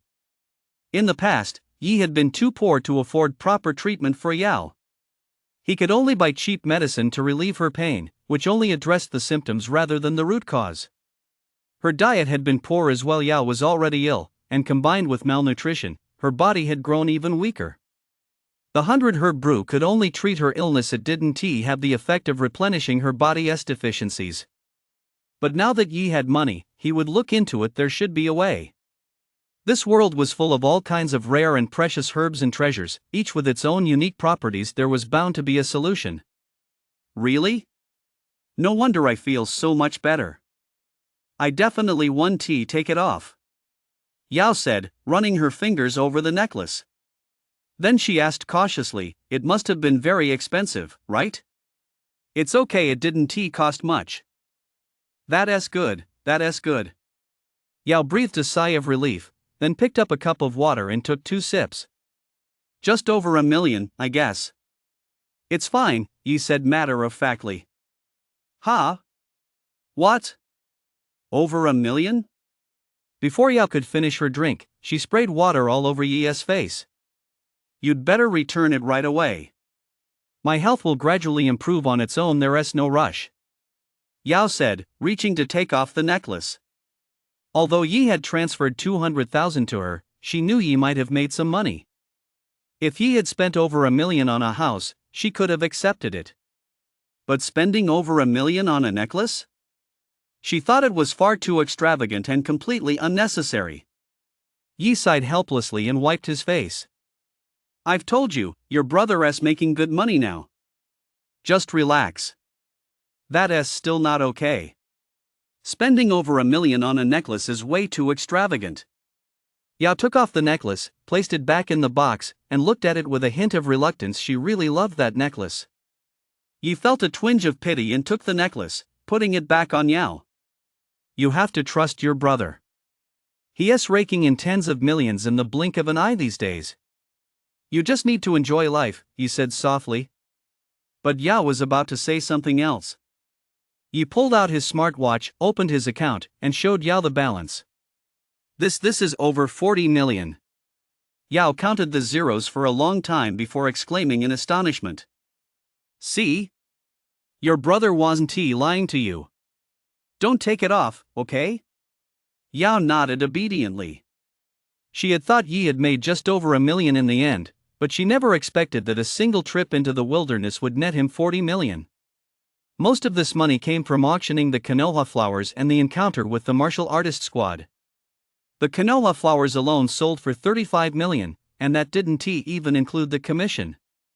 Keep in mind that Yi still had a payment pending for the exotic beast materials. That batch was worth at least 10 million, all from martial artist level exotic beasts. The lightning ape leader and the thunderfire lizard were even martial master level creatures, and with the addition of other exotic beasts and spirit cores, Yi was certainly not short on money now. "I'm showing you this so you won't skimp on money in the future. Your happiness is what matters most. I'll transfer another 1 million to you, buy whatever you want." Yi knew Yao wasn't the type to splurge just because he had money. He'd still be frugal, a habit formed from years of hardship. So Yi transferred 1 million directly to Yao. Combined with the previous 200,000, Yao now had over 1.1 million in his account, making him a millionaire as well. Yao heard the notification sound on her phone for the 1 million yuan deposit and hurriedly picked it up. She stared at the string of zeros on the screen, then smiled blankly, afraid the money might vanish. Yi couldn't help but chuckle. "You little money grubber, come eat. Don't leave your plate empty, now." Coming, Yao replied, though her eyes never left the phone screen. Yi didn't say anything else, let her enjoy the moment. It was rare to have such a large nest egg. By giving her so much money at once, Yi hoped she'd feel more secure and become a little more confident in the future. In Yi's view, the key was to raise her in luxury. In his previous life, Yi didn't have a younger sister, which he regretted. Now that he met one in this life, and one who was so obedient that Yi naturally wanted to give her the very best. Afterward, Yi left some 100 herb brew in the fridge. Although Yao's illness was already mostly cured, drinking a little more wouldn't hurt. "If you get hungry later, just order something to eat." "I'm going to practice," Yi said, looking at Yao, who had barely taken a few bites. "Go ahead and practice. Don't worry about me." Yao was still basking in the joy of having come into a fortune. After finishing dinner, Yi cleaned up and returned to the underground cultivation chamber. Upon arriving at the underground cultivation chamber, Yi took off his wood spirit armor and changed into a loose-fitting martial arts robe. He glanced at the time. It was just past 7 o'clock. It was still early, so he decided to video call Feng Lian to learn more about how to use the Thunderlight Pearl. Without hesitation, Yi dialed Feng Lian's number. It took her a moment to answer. On the other end of the line, Feng Lian had her fiery red hair cascading down her shoulders and was wearing a silk nightgown that perfectly accentuated her figure. Yi felt a bit embarrassed and averted his gaze. The last time Feng Lian came for recruitment, she'd been wearing combat gear with her hair tied back, which had completely concealed her figure. Plus, at that time, Feng Lian had led Yi in an assault on the Yi family, so Yi had felt nothing but admiration for her as a powerful fighter. He just thought this senior had a bit of a fiery temper and hadn't paid attention to anything else. He never expected that Feng Lian would look this stunning just by changing her clothes. Her figure was indeed quite striking. Yi's face flushed slightly as he said shyly, "Senior Feng Lian, I'm sorry. There is something I'd like to ask you about, which is why I contacted you ahead of time." It's fine. What is it? I just got back from a mission, so I have some time. Feng Lian didn't seem to notice Yi's shyness and replied cheerfully. In truth, it didn't matter if she knew. Although Yi had good talent, Feng Lian wasn't bad either. Besides, Feng Lian was already a martial sovereign at such a young age. What rank was Yi, anyway? In Feng Lian's mind, Yi was just a young guy with decent talent. It's extremely difficult for anyone to cultivate to the martial sovereign level. Even with an S-rank ability, Yi couldn't possibly have reached that rank just by training at home. It was hard to say whether Yi would ever break through to a rank higher than martial sovereign in the future. Feng Lian knew better than anyone the hardships she'd endured to reach the martial venerable level at such a young age. She'd come close to death several times. It was only thanks to good luck that she survived and achieved what she had today. I wanted to ask how to use the Thunderlight Pearl I've broken through to martial artist. Oh? That fast? What rank are you at now? Feng Lian raised an eyebrow. She was somewhat surprised that Yi had broken through to the martial artist rank in such a short time, but not overly so. At Magic Capital Martial Arts University, she'd seen many people with rapid cultivation speed. Some even broke through faster than Yi. One person broke through to the general stage in less than half a year, but later got stuck there and failed to advance to Martial King for several years. The half a year here wasn't like Yi's breakthrough using cultivation time. It was solid, day-by-day cultivation. Judging by this pace, it was even a bit faster than Yi's normal cultivation. However, in the end, it was she, Feng Lian, who had emerged as the top talent, so she wasn't particularly surprised when she heard about Yi's breakthrough. In her view, the true winner, the true genius, was the one who could maintain that pace all the way to the end. Then you can just take a Thunderlight Pearl. You should be able to look up information on these online, Feng Lian said softly. Yi scratched his head, looking a little embarrassed. I'd also like to ask about other aspects of cultivation. The teachers at our school probably don't know as much as you do, senior. In fact, Yi had already looked up how to use the Thunderlight Pearls online. What he really wanted to ask this time was about his cultivation path and physical cultivation techniques. Sure, go ahead.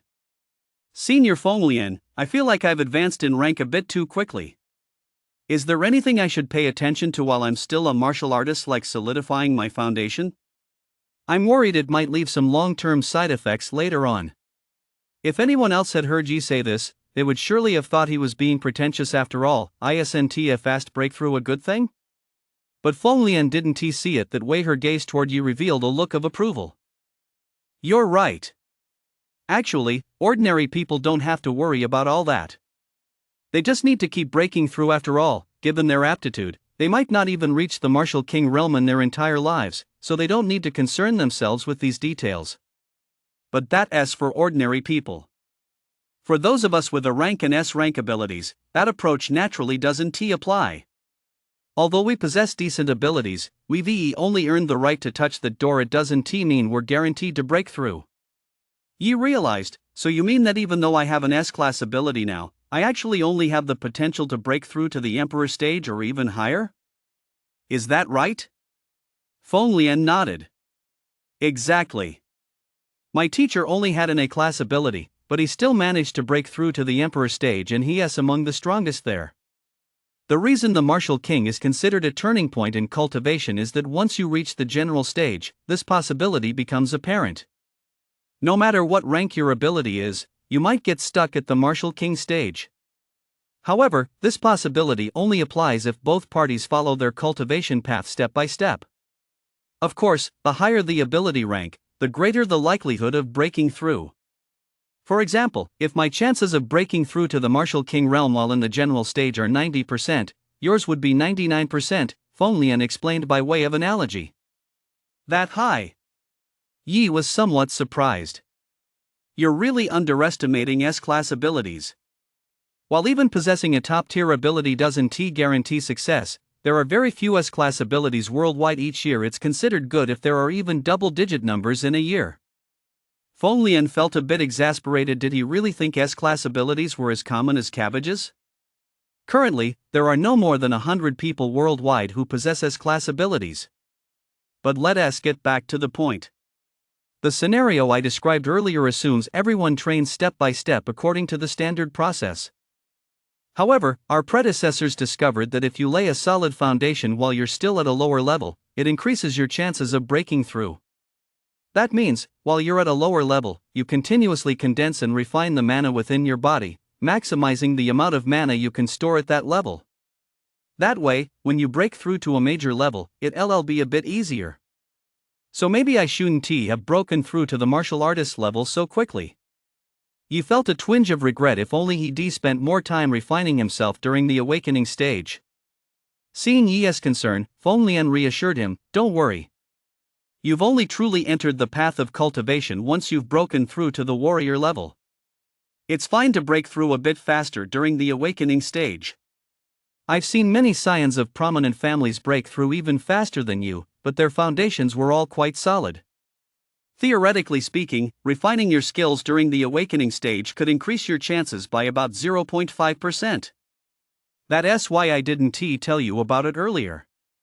Besides, the Thunderlight Pearl I gave you is meant for use once you reach the martial artist level. Once you use it, it'll make up for that 0.5%. It's no big deal." Yi breathed a sigh of relief. As long as it makes up for it, that is fine. I was afraid it couldn't be recovered. Although 0.5% seems like a small amount, who knows? What if that's exactly what's missing when the time comes? Yi didn't want any regrets on his martial arts journey. He wanted to make it as perfect as possible. So does that mean I'll have to start constantly compressing my mana from now on? How do I do that? Yi asked. I was actually planning to contact you in a couple of days, but I didn't expect you to beat me to it. I'll send you something, please accept it in a moment, he said. Soon, Yi received a file from Feng. He clicked to accept it, and the title displayed, Iron Forging Technique.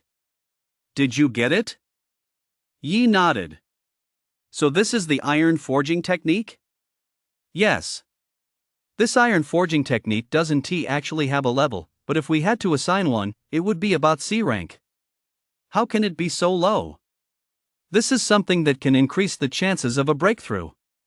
Yi was a bit puzzled. At the end of the day, the iron forging method is just a way to compress mana. It doesn't count as a cultivation technique or combat skill, so it's normal for it to be low level. It really doesn't require much skill, you'll see once you start practicing it.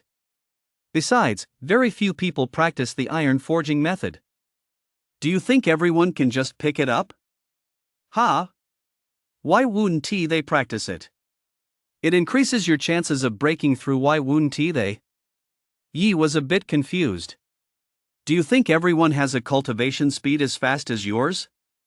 Feng shot Yi a disapproving glance. Ordinary people are lucky if they can follow a steady cultivation path until they hit a bottleneck. They certainly don't have time to practice the iron forging technique.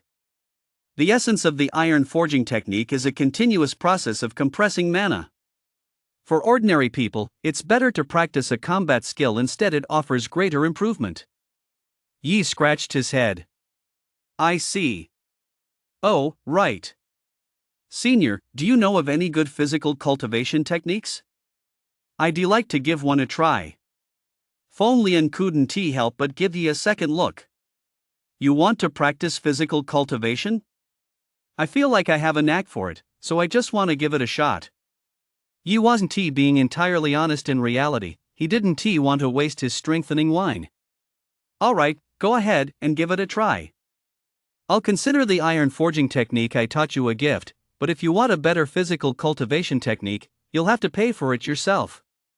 Although Feng Lian looked out for Yi, she wasn't about to go so far as to give him resources for free.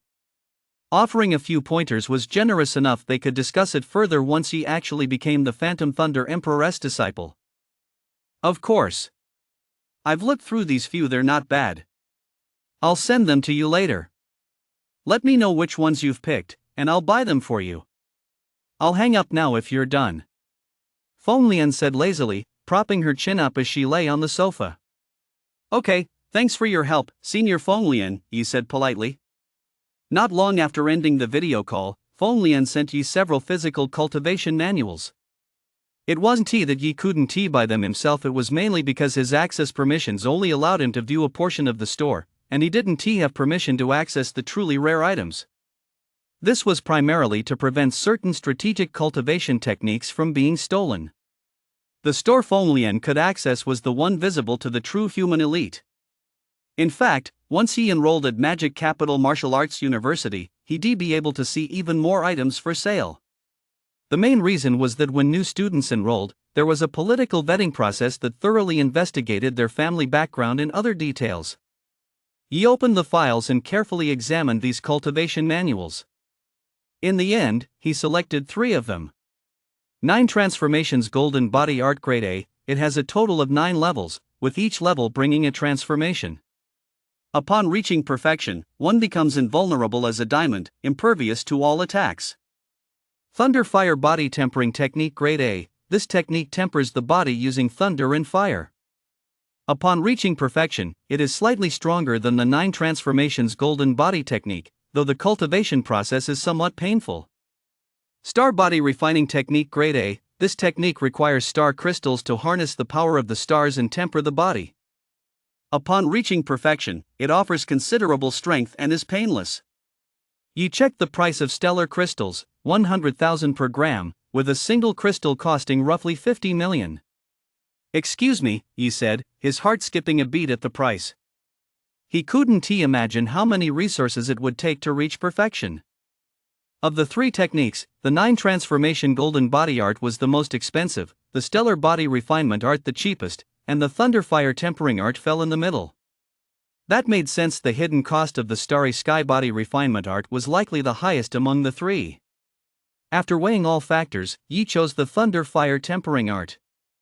Actually, the 9 Transformations Golden Body Art wasn't bad either, but every time you broke through a level, your hair would disappear. By the time you reached the pinnacle of the golden body cultivation, you'd never grow hair again for the rest of your life. Although it's said that the less hair you have, the stronger you are, Yi still wanted to keep his flowing locks. There's already one Master Saitama, so he'll stay out of it. Yi sent the Thunder Fire Tempering Art to Feng Lian and transferred 32 million to her. That's right, this copy of the Thunder Fire Tempering Art is worth 32 million, which is a fairly standard price. Meanwhile, the 9 Transformations Golden Body Art was worth 45 million. If he could save over 10 million by enduring a bit of suffering, Yi still thought it was a pretty good deal. Are you really going to buy this one? You should know that cultivating the Thunder Fire Tempering Art isn't easy, it's very painful, Feng Lian said, somewhat surprised when she saw Yi's reply. Yes, since my ability is also lightning, I think this one suits me better, Yi replied. Alright, but I still hope you don't spend too much energy on physical tempering. If it delays your own cultivation, it won't be worth the effort. You'll have to manage it yourself, Feng Lian advised. Feng Lian didn't directly persuade Yi against cultivating. After all, everyone's cultivation journey is different. Who knows? Maybe Yi really could blaze his own trail. You can't judge a genius by ordinary standards, so Feng Lian didn't want to discourage Yi. He believed Yi had his own judgment. If it really didn't work out, he could always steer Yi back on track once they arrived at Magic City University. If things did go wrong, he'd just have to consider it a lesson learned. I've bought it for you. Send me your address, and I'll have it delivered to you, Feng Lian replied. Okay, Yi said, immediately sending his address. Items of this caliber were classified as top secret, they wouldn't be transmitted directly over the internet. Instead, they would be delivered by a dedicated courier who would verify the recipient's identity. Moreover, these cultivation techniques were consumables. You only had 5 chances to learn them, and they would automatically self-destruct once used up. Yi opened the virtual network, looked up the instructions for using the Thunderlight Pearl, and then placed an order for the materials needed to absorb it. Absorbing the Thunderlight Pearl wasn't as simple as just swallowing it. Even though Yi was a martial artist, the Pearl's power was still too violent. She needed some auxiliary materials to help with the absorption. Before long, Yi had placed an order worth 1 million. I just spent 33 million in one go. It sure doesn't last long. Yi looked at the 10 million left in his account and felt a bit wistful. I feel like I could start a class on how to get a man to spend tens of millions on me in the blink of an eye, Yi joked to himself. The body refining techniques and the materials for absorbing the Thunderlight Pearl wouldn't arrive until tomorrow, so he decided to start practicing that iron forging technique today. Yi opened the iron forging technique, and a light screen appeared before him. The iron forging technique consisted of only a few thousand characters in total. Yi finished reading it quickly and stored it in the system. No wonder it's only C rank. It really is different from ordinary cultivation techniques, Yi mused, rubbing his chin. I'll try cultivating it once first, otherwise, I won't know what to expect. If I just blindly increase my cultivation time, I might not be able to handle it. Yi certainly didn't want to end up like last time, passing out from the pain. Yi sat cross-legged and, following the instructions in the manual, began his cultivation. The cultivation method was actually quite simple: use mana to condense a hammer, then strike his own mana sea with it. It was that direct and that brutal. Yi's consciousness sank into his mana sea, located at the Dantian. Perhaps due to his 2 lifetimes, Yi's mental power was slightly stronger, allowing him to perform internal vision with ease. Yi slowly began to form the hammer, though he wasn't quite proficient yet. The hammer he conjured was somewhat crude, resembling a piece of wood with a stone tied to it. Ugh, this hammer looks kind of shabby, Yi said, looking at it with disdain. Never mind, just smash it. Yi controlled the hammer to smash directly into his mana sea, sending a massive spray of water flying within it. Put! Damn, that really hurts. Yi coughed up a mouthful of blood and clutched his stomach. The hammer shattered with a single blow. Yi felt as if his mana sea was about to crack open, and his body felt like it was about to shatter. Good thing I didn't use cultivation time right away. Otherwise, my mana sea would been shattered, and if that happened, I'd really be a cripple. Yi wiped the blood from the corner of his mouth. Yi sat back up and looked inward at his mana sea. He noticed that its color seemed to have deepened slightly. Previously pure white, it now appeared to have a faint hint of yellow. What Yi didn't know was that others usually took quite some time to condense their hammers. During the forging process, they would adjust the intensity based on their own endurance, keeping it within their limits. Unlike Yi, who had shattered the hammer with a single blow the way he was striking, he really could have cracked his mana sea. Yi didn't care whether he could handle it or not. His approach was all about using brute force to overcome all obstacles. He just kept smashing away. However, although his training method was dangerous, the results were clearly visible. Yi would strike with a single blow, cough up a mouthful of blood, then reform the hammer, and strike again. This went on for about 2 hours before Yi could take no more. That's enough for today. If I keep this up, I'll end up coughing up all my blood. Yi's face was deathly pale as he instructed the robot to clean up the mess. Yi's villa came equipped with a household robot capable of performing various common tasks. It functioned much like a butler robot. It could do anything a human could do. There was no need to worry about intelligent robots taking human jobs in this world. The human population was growing very slowly due to the presence of strange beasts. Furthermore, this planet was exceptionally large, and humans occupied only a small portion of it for survival, so manpower was far from sufficient. The existence of intelligent robots also supplemented human resources to a certain extent. Perhaps things would change in the future. Yi had studied the history of this world. Originally, the level of civilization in this world had been very low, but ever since the awakening of abilities, civilization had advanced by leaps and bounds. In just a few hundred years, it had gone from the feudal era to the level of intelligent technology. The fact that they are now capable of manufacturing these intelligent robots is a clear indication of the rapid advancement of technology. Perhaps in the future, they will truly be able to create combat robots to help humanity expand its habitat and protect the human race. Yi lay down on the bed beside him and fell into a deep sleep, completely drained of energy. Yi slept straight through until the next morning, which spoke volumes about his exhaustion. Upon waking the next day, Yi checked the status of his mana sea. He discovered that the amount of mana in his mana sea had decreased, but its color had grown slightly deeper. Upon closer inspection, he realized that although the quantity of mana had diminished, its potency had increased significantly. Even though there's less of it, I feel stronger. Though Yi's complexion was pale, he couldn't help but break into an excited smile. Early the next morning, the items Yi had ordered arrived, starting with the materials for absorbing the Thunderlight Pearls. The process was straightforward. After Yi signed for it, they handed it over. However, the physical cultivation manual that arrived later took Yi quite a bit of time to receive.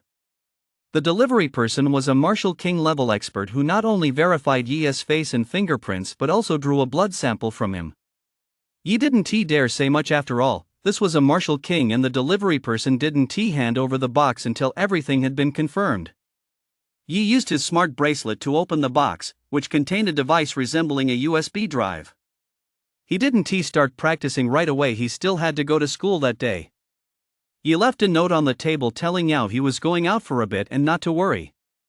Yi stepped out, hailed a cab, and headed straight to school. When he arrived, he noticed that the school seemed a little different. Early in the morning, a crowd had already gathered at the entrance, all unfamiliar faces he'd never seen before. Could it be that this year's freshmen have already started school? That doesn't make sense. We haven't even taken the college entrance exam yet. Yi scratched his head in confusion. Yi didn't feel like joining the commotion, so he decided to head back to the classroom first to see what Yin Sheng wanted him to come back for. Just as Yi was about to squeeze through the crowd, someone spotted him. Yi, you're here. We're going to win. Yeah, look, it's Yi.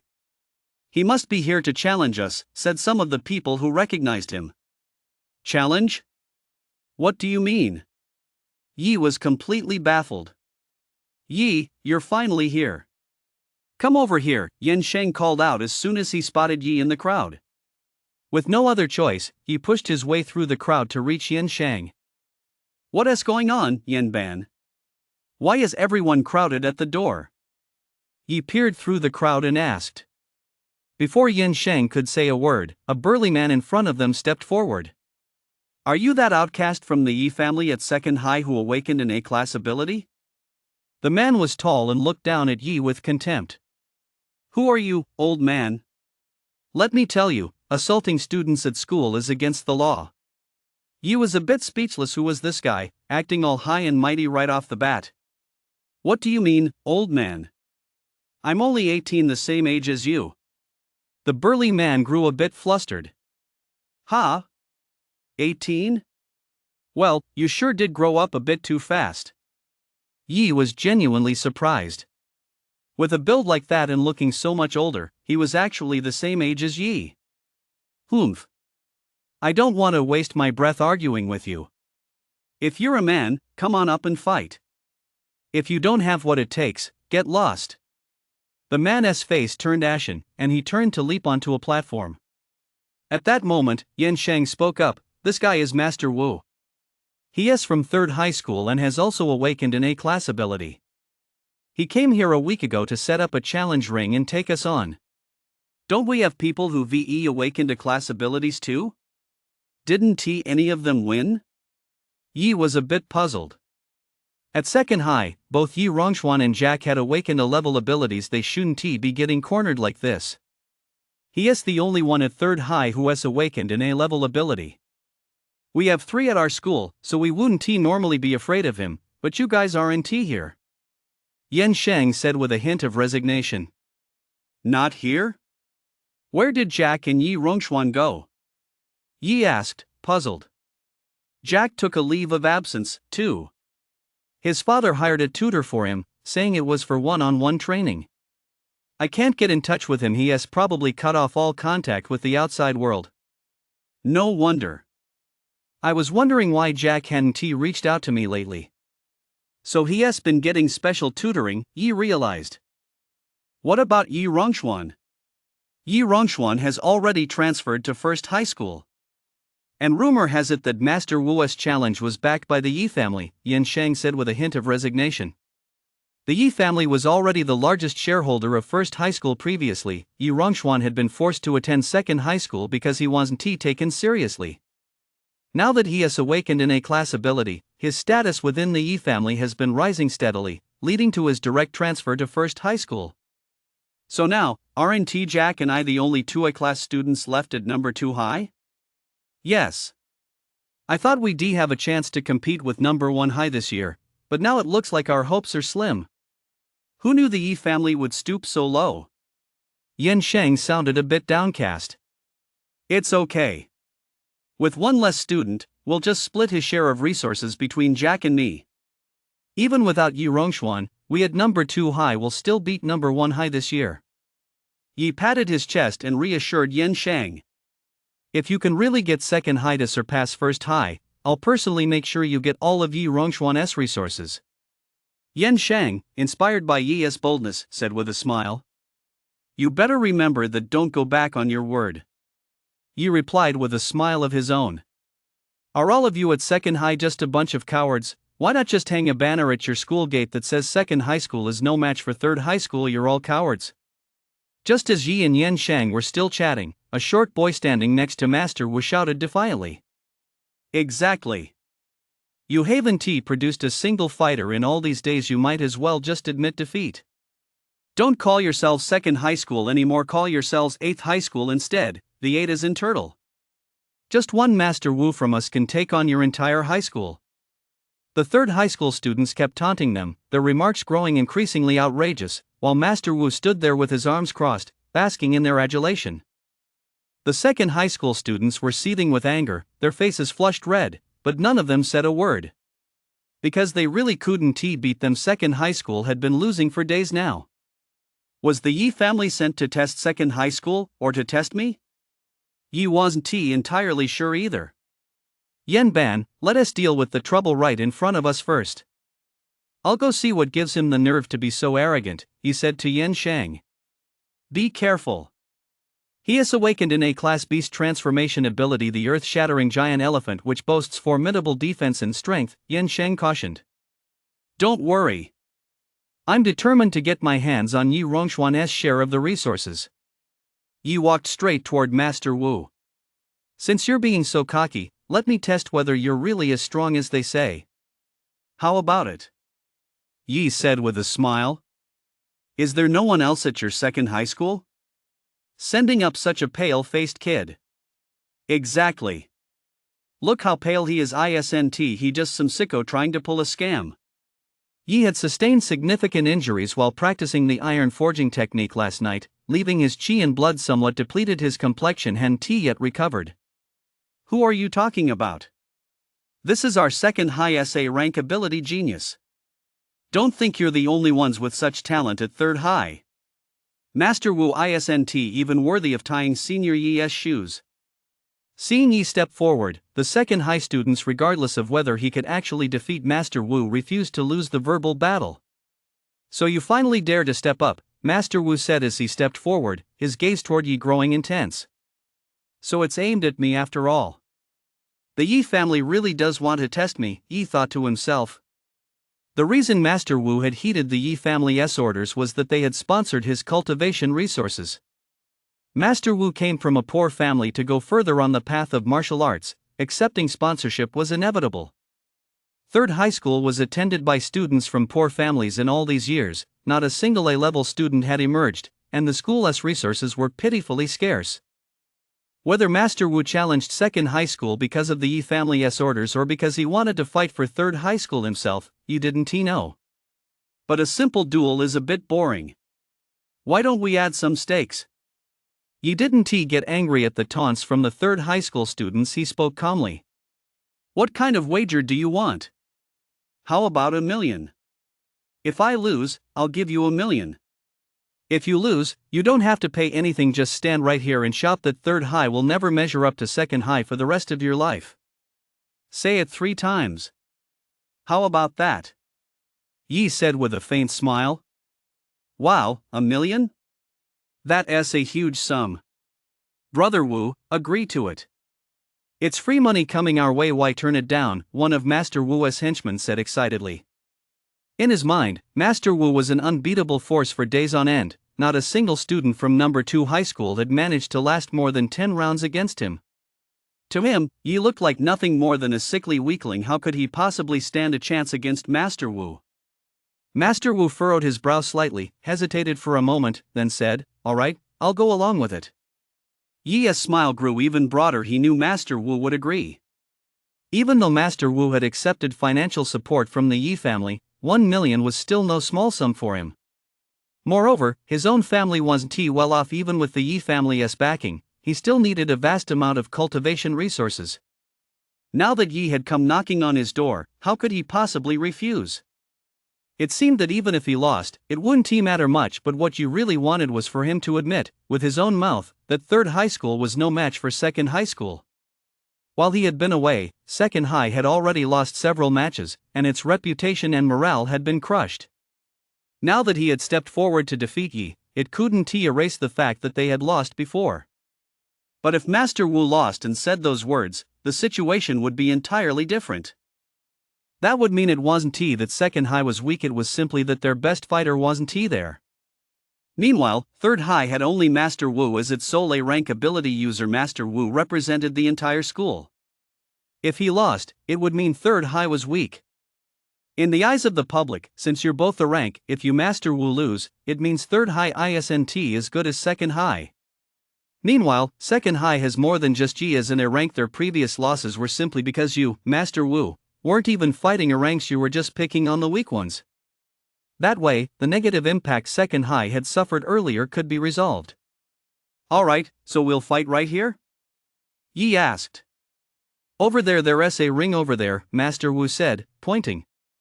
To intimidate No. 2 high, No. 3 high had deliberately set up a ring right at No. 2 high's entrance, wanting everyone to witness No. 3 high's might. Thanks to No. 3 high's deliberate publicity over the past few days, a large crowd of onlookers, many of whom weren't even from either school, had gathered. Perfect. I was just wondering how to make a bigger splash, and now they've come right to me. Yi chuckled to himself. Master Wu crouched slightly, then leaped straight onto the ring, kicking up a cloud of dust. Master Wu will win. Master Wu is invincible. Seeing this, the third high students cheered excitedly. Yi shook his head. Typical childish behavior, making such a big show just to get on the ring. Contrary to what the second high students had imagined, Yi didn't make a flashy entrance. Instead, he walked up the ladder to the ring, step by step. Seeing this, the second high students were somewhat disappointed they hadn't gotten to see the cool, showy entrance they'd been hoping for. You're struggling just to get on the ring? Why don't we give you a pair of crutches? Seeing Yi take the stage in such an uncool manner, the students from third high school grew even more arrogant. In their eyes, Yi was certain to lose today, and the 1 million was already in the bag. This was exactly the effect Yi was going for, to make everyone think Master Wu was incredibly strong and a sure winner. As for him, Yi, he was just a sickly weakling with no real skills, doomed to lose. The two stood on the stage, and the crowd below fell silent. Master Wu pulled a pair of copper hammers from his energy storage bracelet, which didn't surprise Yi. After all, Master Wu possessed an A-rank ability and had undoubtedly been admitted to the Four Directions martial arts school on a scholarship. It was only natural for him to have an energy storage bracelet. Yi didn't pull out any weapons, he just stood there with a smile on his face, one hand behind his back and the other beckoning Master Wu with a flick of his wrist. Seeing this, Master Wu's face suddenly flushed crimson with anger, and he tossed his pair of copper hammers aside. Since you're not using a weapon, neither will I otherwise, you might not even admit defeat if I win. Master Wu said angrily. He wanted to defeat Yi fair and square. Defeating Yi, who wasn't using a weapon with one of his own, would be a disgraceful victory. Isn't Yi being a bit too cocky? Yan Sheng frowned, looking somewhat concerned. Yi shook his head helplessly. If he used a weapon, Master Wu probably wouldn't even last a single round. Master Wu was only at the 5th stage of awakening, while Yi was at the 2nd stage of martial artist. There was no way he could win. The main concern was that Yi might not be able to control his strength with a spear. If he accidentally killed Master Wu with a single thrust, it would be all over. In the past, when hunting beasts in the wild, he had never held back. He always gave it his all. So he wasn't sure if Master Wu could actually withstand it, which was why he hadn't used a weapon. But in Master Wu's eyes, this was sheer arrogance, unaware that he was actually looking out for his safety. Master Wu struck first, his body covered in earthen armor that left only his eyes exposed. This was his signature combat technique, called earth-splitting armor, which offered solid defense. In just a few strides, Master Wu closed the distance to Yi and launched a punch straight at his face. The students from No. 2 high school held their breath as the fist was about to strike Yi. Yi moved to the left as if by teleportation, taking a single step that allowed him to dodge the punch perfectly. Master Wu's pupils contracted slightly. He hadn't seen Yi's movement at all, and his punch missed completely. He silently thought to himself, "This isn't good." With his punch missing, his left side was left wide open. But Yi didn't attack. Instead, he stood to the side, watching him with a smirk. Master Wu's eyes suddenly turned bloodshot, and he swung his fist at Yi. Yi kept dodging using the 7-star step, occasionally deflecting Master Wu's punches with his hands. To Master Wu, it looked as though Yi was toying with him, refusing to engage in a direct confrontation. "If you've got the guts, stop dodging," Master Wu said, having already lost his composure somewhat. Yi was taken aback. He hadn't been toying with Master Wu just now. He merely felt the armor on Master Wu's body a few times, trying to gauge how much force to use. "Alright, since you've asked for it, I'll grant your wish." Yi stood his ground. Master Wu stomped his foot violently and charged at Yi like a cannonball, but Yi remained as calm as ever. This infuriated both Master Wu and the students from No. 3 middle school watching below. Master Wu swung a punch at Yi's head. This time, Yi didn't dodge. Instead, he raised his right hand. He steadied himself and caught Master Wu's punch. A surge of energy rippled out from behind Yi, but he didn't take a single step back.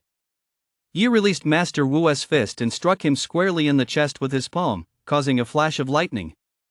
Master Wu's earth-shattering armor shattered instantly. He took the blow head-on, was sent flying to the edge of the ring, and spat out a mouthful of blood with a wah.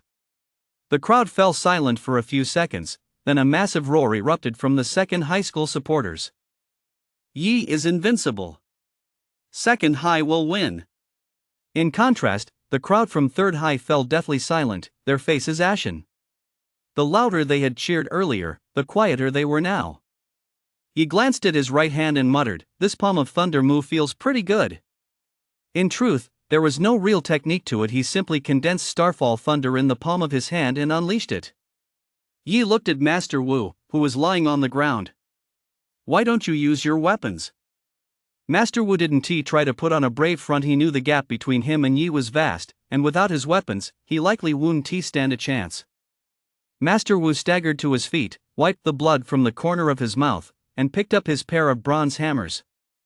Yi still didn't draw his weapon, but this time Master Wu didn't say anything. He knew Yi was capable of it.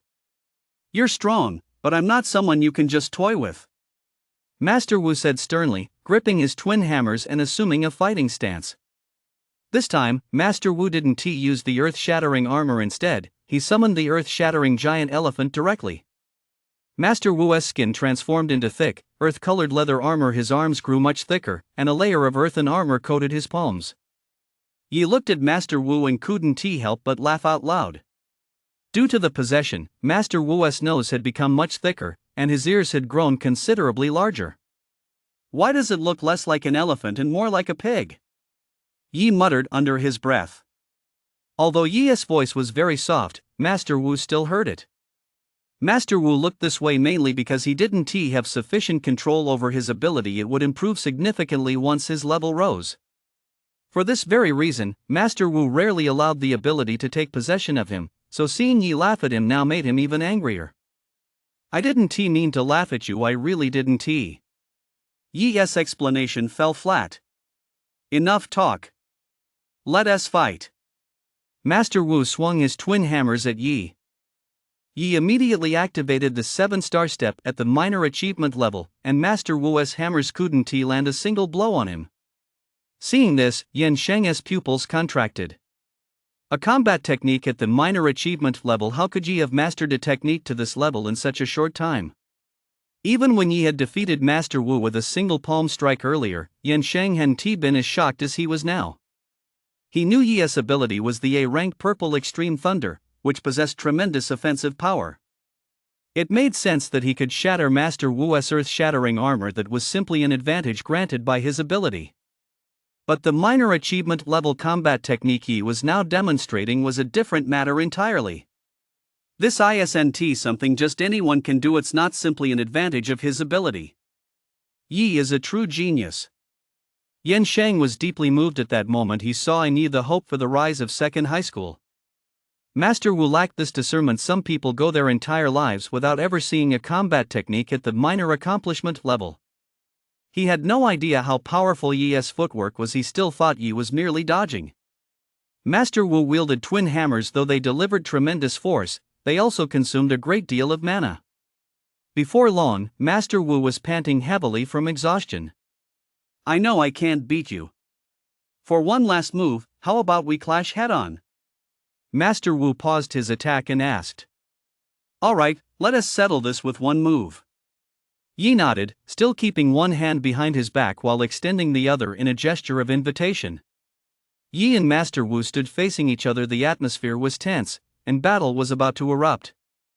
Master Wu swung his twin hammers. Each swing was accompanied by a whistling wind, showcasing his immense strength. Meanwhile, Yi stood there, posture erect, his right hand flickering with purple lightning, as if containing boundless energy. With a furious roar, Master Wu charged at Yi like a whirlwind, his twin hammers crashing down with the force of a mountain crushing an egg. Yi flickered aside, dodging the blow like a ghost, and at the same moment, he reached out and unleashed a purple bolt of lightning that surged toward Master Wu like a giant dragon. Master Wu swung his twin hammers, trying to block the lightning attack.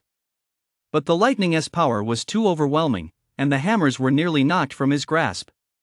He seized the opportunity to close, and a flash of lightning erupted from his right hand as he unleashed a punch directly at Master Wu. With no way to dodge, Master Wu had no choice but to take the blow head-on. As fist and hammers collided, a deafening roar echoed through the air. Master Wu was sent reeling several steps back, while Yi stood as steady as a mountain. Yi pressed his advantage, moving as swiftly as lightning as he unleashed a barrage of attacks. Every punch he threw was imbued with the power of lightning, leaving Master Wu scrambling to defend himself. Though Master Wu's twin hammers were immensely powerful, they seemed somewhat clumsy in the face of Yi's speed and agility. Under Yi's storm-like onslaught, Master Wu finally revealed an opening. Seizing the opportunity, Yi unleashed a palm of thunder, sending Master Wu flying. Master Wu crashed to the ground, coughing up blood, and was left unable to continue fighting. Yi stood there, his body shimmering with purple lightning, as if a god of war had descended. With just one hand, he had effortlessly defeated Master Wu, demonstrating his immense power. From start to finish, Yi fought with only one hand, and with that single hand, he left Master Wu completely helpless. The onlookers were stunned. They had expected a fierce battle, but never imagined Yi would win so effortlessly. Is this Yi's true strength? It's terrifying, the people around him exclaimed in unison. They stared wide-eyed, watching the events unfold before them in disbelief. They had expected Yi to, at best, fight Master Wu to a draw, but never imagined it would be such a crushing victory. He defeated Master Wu with just one hand. How on earth did he do that? At that moment, the crowd from Third High School fell into an eerie silence, as if shrouded by an invisible pressure. Everyone kept their heads bowed, their faces as gloomy as a sky filled with dark clouds, as if they were mourning a death. Yi is unbeatable. Second High School will win. Seeing Yi crush Master Wu so decisively, the students of Second High School finally let out the emotions they'd been holding back for so long. They waved their arms excitedly, shouting those words with all their might.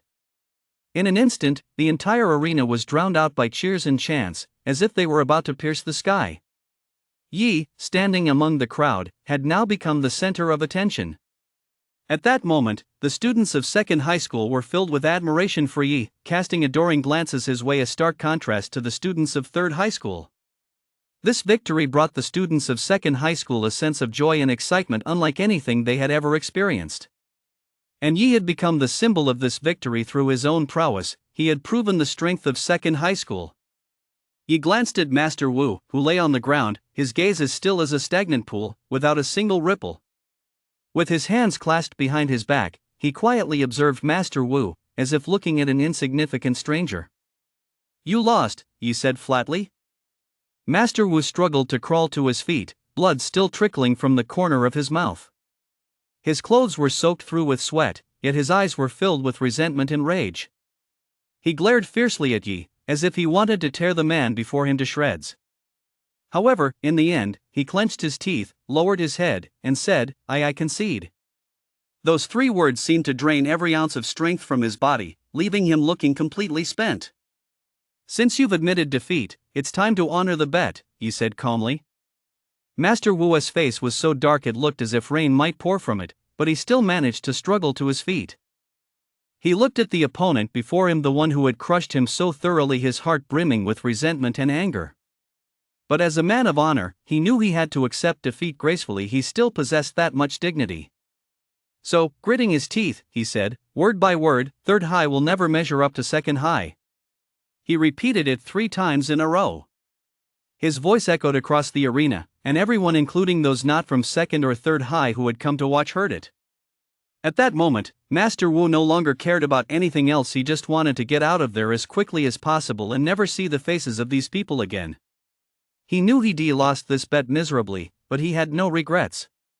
He understood that only by experiencing failure could he grow stronger. One day, he would reclaim everything he'd lost today. Off the stage, the students from third high watched Master Wu's desolate figure walk away, their eyes filled with anger, resentment, heartache, and a sense of injustice. They couldn't accept this outcome, especially losing to second high in front of such a large crowd. They knew Master Wu had given it his all, and that the outcome of this single match didn't mean third high school was permanently inferior to second high school.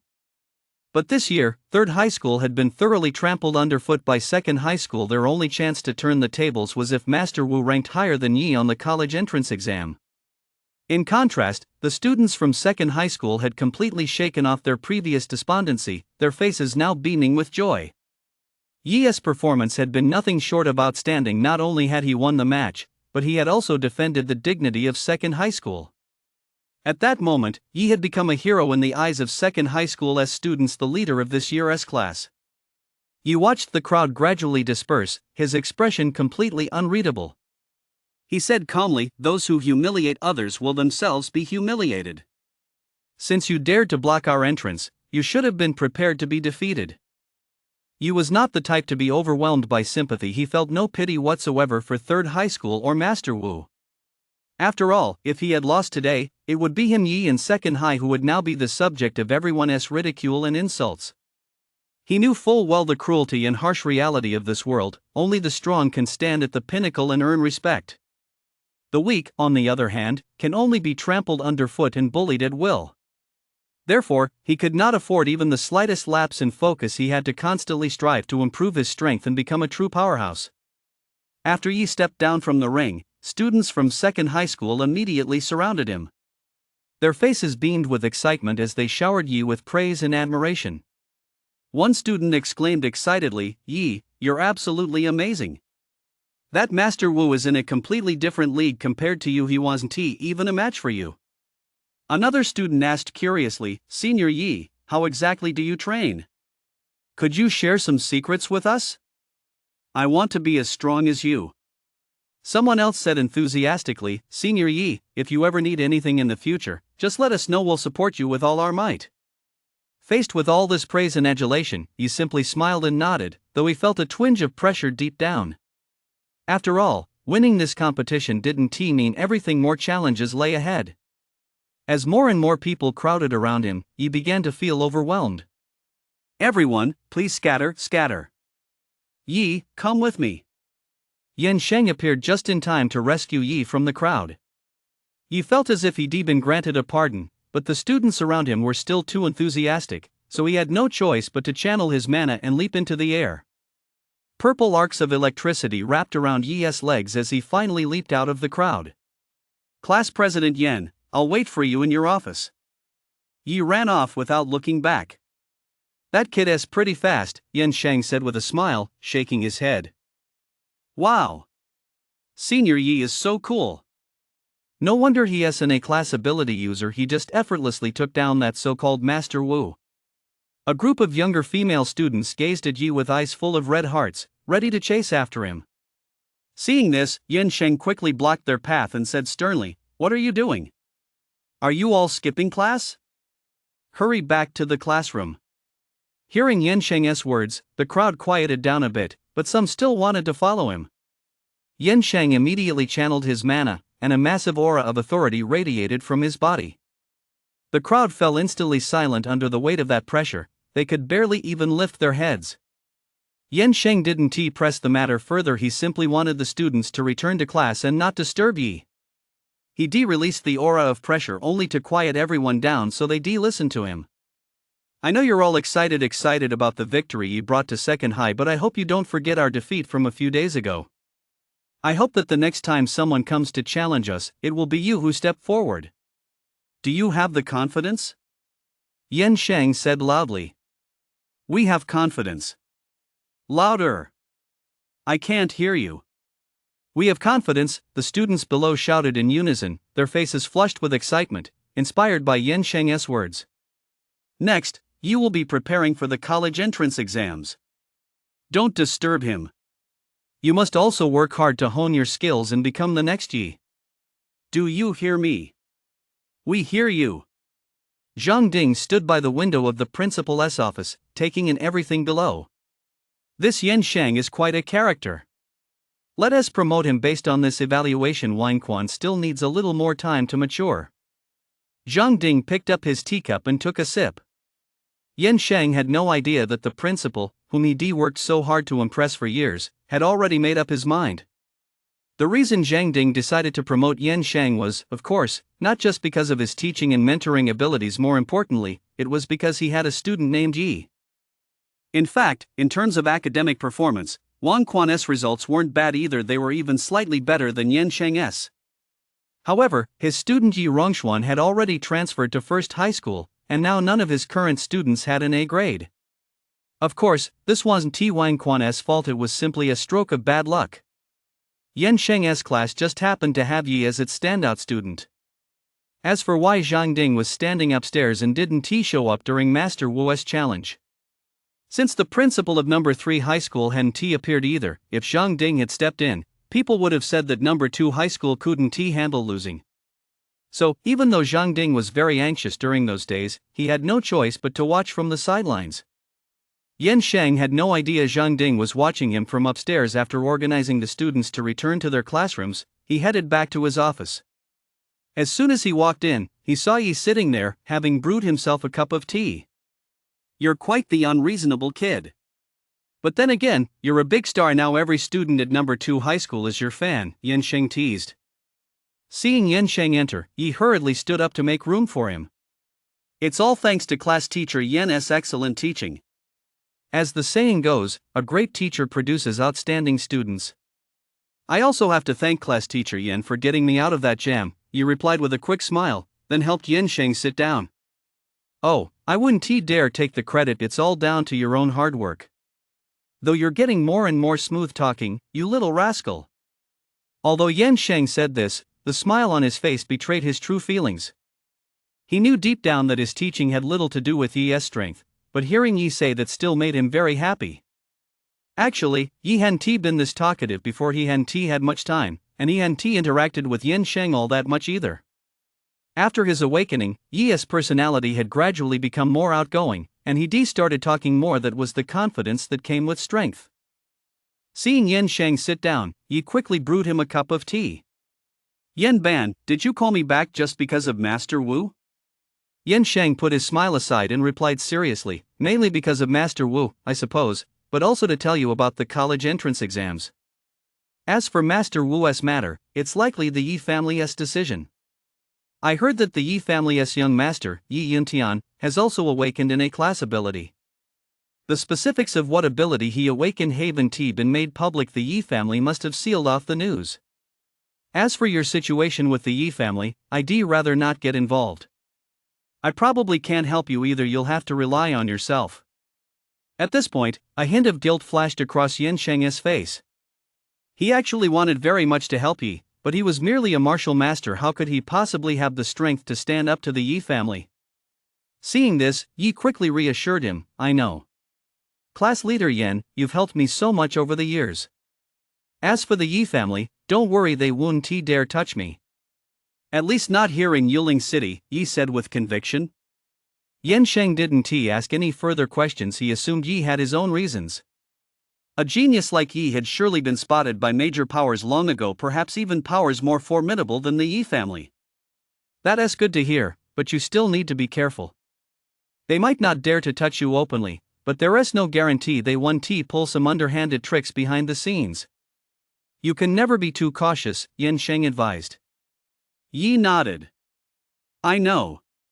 Also, before the college entrance exam, you'll need to have your blood drawn and your information recorded. It's no big deal, we'll go do that as soon as you get back. After that, there won't be anything major left. By the way, how is your preparation for the academic portion of the exam going? What? Is there an academic portion to the college entrance exam? Isn't this supposed to be a martial arts exam? Yi's eyes widened, his face full of confusion. Seeing this, Yan Sheng felt helpless. Judging by Yi's reaction, he clearly had no idea what was going on. Even if you're taking the martial arts exam, you still have to score 100 points on the academic portion. You don't really think martial arts schools only admit illiterate students, do you? Plus, you need at least 40 points to pass the academic portion, otherwise, you might get rejected because of your academic score. He used to work part-time at night, and most of the time in class he'd fall asleep from exhaustion, so his academic scores were a complete mess. He scratched his head and sighed inwardly. I never thought that even after time traveling, I still couldn't escape studying for the academic exams. But Yi really didn't need to worry. Even if his academic scores were poor, he could apply through the special admissions program. He already had the energy storage bracelet issued by Magic Capital Martial Arts University. There was no way he wouldn't get accepted. It was just that if Yi's academic scores were too low, it would be difficult for him to rank at the top of the college entrance exam results. You should just focus on attending classes at school for the next 10 days or so, and I'll arrange some extra tutoring for you later so you can score at least 40 points. Yan Sheng said earnestly. In fact, he'd always been aware of Yi's situation. He'd reminded him several times about sleeping in class. But when he realized nothing had changed, he stopped bringing it up. After all, he understood that Yi needed to work part-time to support himself and his younger sister, Yao. If he didn't let Yi work part-time, how would the two siblings make ends meet? So, despite feeling a bit helpless inside, he had no choice but to understand and support Yi. Yan Sheng propped his forehead with one hand, feeling a slight headache coming on. Yi could only give an awkward smile, not daring to say a word. Just then, a knock sounded at the door. Come in. A burly figure walked in. Upon seeing him, Yan Sheng quickly stood up. Principal, you're here. The man who had entered was none other than Zhang Ding, the principal of No. 2 High School. Zhang Ding said affably, I hope I'm not interrupting. Not at all. I was just talking to Yi about the college entrance exams. There are a few matters that require your decision, Principal. Oh? What are they? Tell me about it. Zhang Ding sat down as well. Yan Sheng then explained to Zhang Ding that Yi's cultural scores weren't up to par and that he wanted to arrange for some teachers to give Yi some extra tutoring. He stood to the side, not daring to say a word, looking just like a student who had done something wrong. Of course. You can go ahead and make the arrangements. Just say it's on my orders. Zhang Ding naturally knew that Yi had already been specially admitted, so it didn't matter if he didn't take the college entrance exam. Still, it was a good opportunity to do Yi a favor. Thank you, Principal, Yi said respectfully from where he stood. Zhang Ding nodded with a smile. By the way, Yan Sheng, go notify those teachers right away. Also, stop by the Human Resources office, you'll be moving to a new office soon. Hearing Zhang Ding's words, Yan Sheng's face lit up with excitement. He knew full well that he was about to be promoted. Thank you, Principal. I'll go right away. Yan Sheng bowed and headed straight for the Human Resources office. You watched Yan Sheng walk away and felt genuinely happy for him. Over the past 3 years, Yan Sheng had indeed been a diligent and responsible homeroom teacher. Well, I'm heading back to the classroom, too. Wait a moment. I happen to have something to discuss with you as well. Zhang Ding beckoned to Yi. Yi was a bit puzzled. What else could Zhang Ding possibly have to say to him? But he obediently sat down anyway. Your current strength has broken through to the martial artist level, hasn't it? Yi hesitated for a moment, then nodded. I just broke through. Although Zhang Ding had sensed it during Yi's battle with Master Wu, hearing Yi admit it himself still came as a bit of a surprise. Second high school is finally producing a genius truly worthy of an S-class ability, Zhang Ding thought to himself. Since that's the case, I'll tell you a bit more about the college entrance exam. As for your academic scores, just make sure they're not too bad. Once you enroll at Magic Capital Martial Arts University, you'll receive resource rewards based on your exam scores.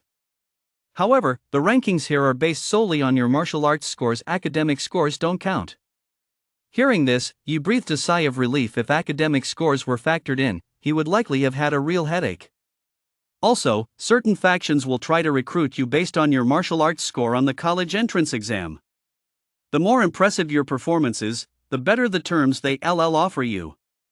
Ha! What factions? Are there other factions besides the Federation? Yi was a bit puzzled. He'd never heard of this before, nor had he seen anything about it in the news. Zhang Ding wasn't surprised by Yi's reaction.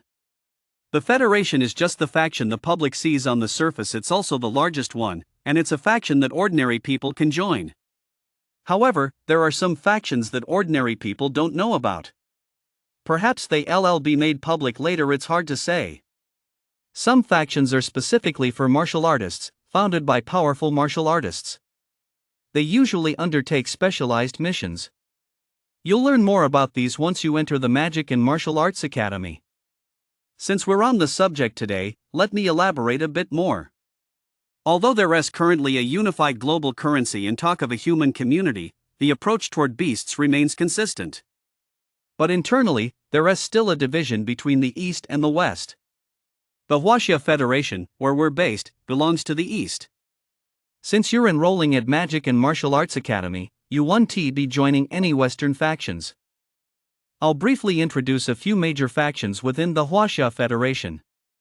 The first is the Xinhua Alliance. Its current leader is Hua Angua, the strongest martial artist in the Huaxia Federation, a peak Emperor stage powerhouse with the potential to break through to a stage beyond Emperor stage. The Xinhua Alliance is dedicated to preserving human civilization and passing down its heritage. The second is the Tianxin Society. You probably won't join them. The society's leader is also an Emperor stage powerhouse, but most of its members have awakened brain-based abilities. They're primarily engaged in scientific research. Today's intelligent robots, weapons, and other technologies are all related to their research. They're a faction that drives technological advancement. The third is the Huan Yu Pavilion. Its pavilion master is also an Emperor stage powerhouse. I've heard they mainly deal with the Calamity Gate, though I'm not entirely sure of the details. I won't go into further detail about the others. You'll likely learn about them later. Overall, different factions generally have different roles, but they all exist to ensure humanity's survival. You paused for a moment and asked, so, Principal, have you joined any factions yourself? Me, I'm just part of a small faction. You'll definitely be able to join a better one. Zhang Ding didn't reveal which faction he belonged to, and he didn't feel it was appropriate to press him further. I'm telling you all this mainly so you have a general idea. Do your best on the college entrance exam later. The better you perform, the more resources you'll gain. Most importantly, if you catch the attention of the human leadership, your future prospects will be brighter, and your safety will be better protected. Yi had indeed considered hiding his true strength before. Given his abilities, getting Jack into the magic and martial arts academy shouldn't be a problem, and his cultivation actually didn't require as many resources as others. He only needed to hunt magical beasts. So he thought that just getting in would be enough, but after hearing Zhang Ding's words, his perspective shifted somewhat. Zhang Ding was right. If he could perform outstandingly, he would receive greater patronage and protection.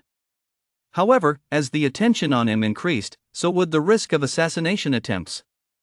But the fact that he possessed an S-class ability could never be kept secret forever. After all, the truth can't be hidden forever. Moreover, given his terrifying cultivation speed, even if he wanted to hide it, he likely wouldn't be able to. Rather than being evasive and hiding behind a veil of secrecy, it would be better to openly demonstrate his strength. Yi nodded. I understand. I'll do my best on the college entrance exam. Zhang Ding nodded in satisfaction upon hearing Yi's words. I can't offer you much help with your cultivation, it's mainly up to you. But if you have any questions, just let me know, and I'll figure something out. Yi was deeply moved. Thank you, Principal. I'll do my best. Over the next few days, Yi spent his days studying academic subjects at school and his evenings practicing the iron forging technique. As the days passed, Yi's mana core underwent a wondrous transformation. Originally transparent, the mana core was now covered by a faint yellow hue, resembling a murky, yellow lake. Within this murky, yellow lake, mana flowed slowly, as if it were alive. It intertwined and merged, forming a strange energy field. Within this energy field, every strand of mana grew stronger, as resilient as if it had been forged through 1,000 hammers. Although the amount of mana in his mana core had decreased, he sensed an unprecedented surge of power. This power did not stem from the quantity of mana, but from the improvement in its quality and density. Now, the mana inside Yi's mana core had taken on a brass-like hue, and its quantity was roughly the same as when he was at the 8th stage of awakening. However, Yi wasn't worried in the least. He could clearly sense that although the amount of mana in his mana core had decreased, its intensity had increased. That day, Yi was in his office receiving one-on-one tutoring from his teacher, but he looked very weak and seemed a bit out of it. Yi, is everything okay with your cultivation? You've looked really pale these past few days, the female teacher asked with concern. This female teacher was the one who had been providing Yi with special tutoring in his academic subjects recently. She paid close attention to Yi, caring not only about his academic progress but also frequently checking on his physical condition. After all, Yi was now the hope of second high school. There could be no mishaps. This was also what Zhang Ding had instructed her to do. Yi smiled gratefully. Thanks for your concern, teacher. I'm fine. I've just been having some trouble mastering a new cultivation technique lately.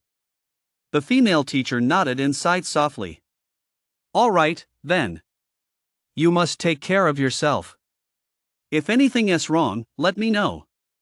Don't push yourself too hard and risk long-term damage, especially with the college entrance exams coming up.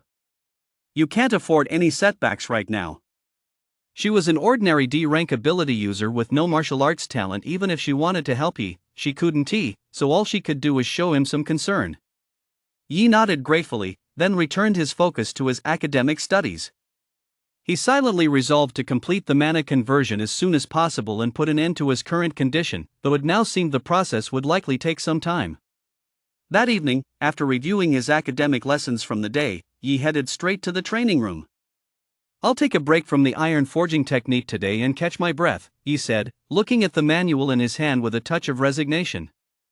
It wasn't that he didn't want to continue cultivating the iron forging technique, but reality prevented him from doing so. He simply had no more blood left to cough up. If he forced himself to continue cultivating, he feared it might even endanger his life. So, he decided to set the iron forging art aside for the time being and try cultivating other techniques instead. He thought of that mysterious thunder fire tempering art. Perhaps by cultivating this technique, he could strengthen his physique, thereby making his future cultivation of the iron forging art a bit easier.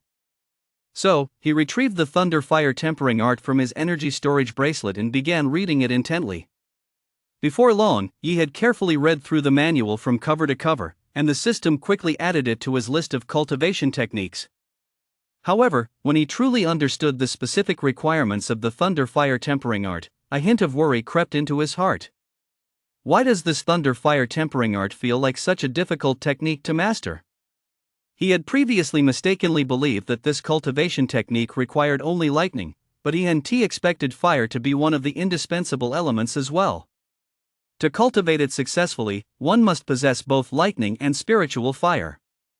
During the cultivation process, one must endure the torment of being struck by lightning and forged by fire, gradually increasing the intensity of both lightning and spiritual fire to ultimately strengthen the physique. Fortunately, Yi only needed to spend half the money. As for the thunder, he was certain that the purchased thunder wouldn't be as good as his own starfall thunder. He only needed to buy the spirit fire, though that was still a huge expense. Fire wasn't something you could buy just once. Each spirit fire had a limited number of uses and was a consumable item. He opened the Federation Mall and clicked on the Heaven and Earth Spiritual Treasures section. Underworld Ghost Fire, 100 million Federation coins. Dragon S Breath Flame, 500 million Federation coins. Purple Lightning Flame, 300 million Federation coins. Sky Scorching World Burning Flame, not for sale.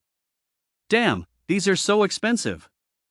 And there's even one that's not for sale. I bet that one's worth even more. He stared at these top-tier spirit fires, practically drooling with envy. Still, Yi knew better than to get carried away and scrolled all the way to the bottom of the store. Lava Fire, 2 million. Wood Spirit Fire, 3 million. Tree Heart Flame, 5 million. I'll buy a lava fire to try first. If it doesn't work, I'll get the Tree Heart Flame later. Yi thought for a moment and placed an order for a lava fire. Lava fire is actually a spirit fire born from magma. It's considered one of the most common types of spirit fire. However, despite its commonality, it's quite effective and is considered a very cost-effective option.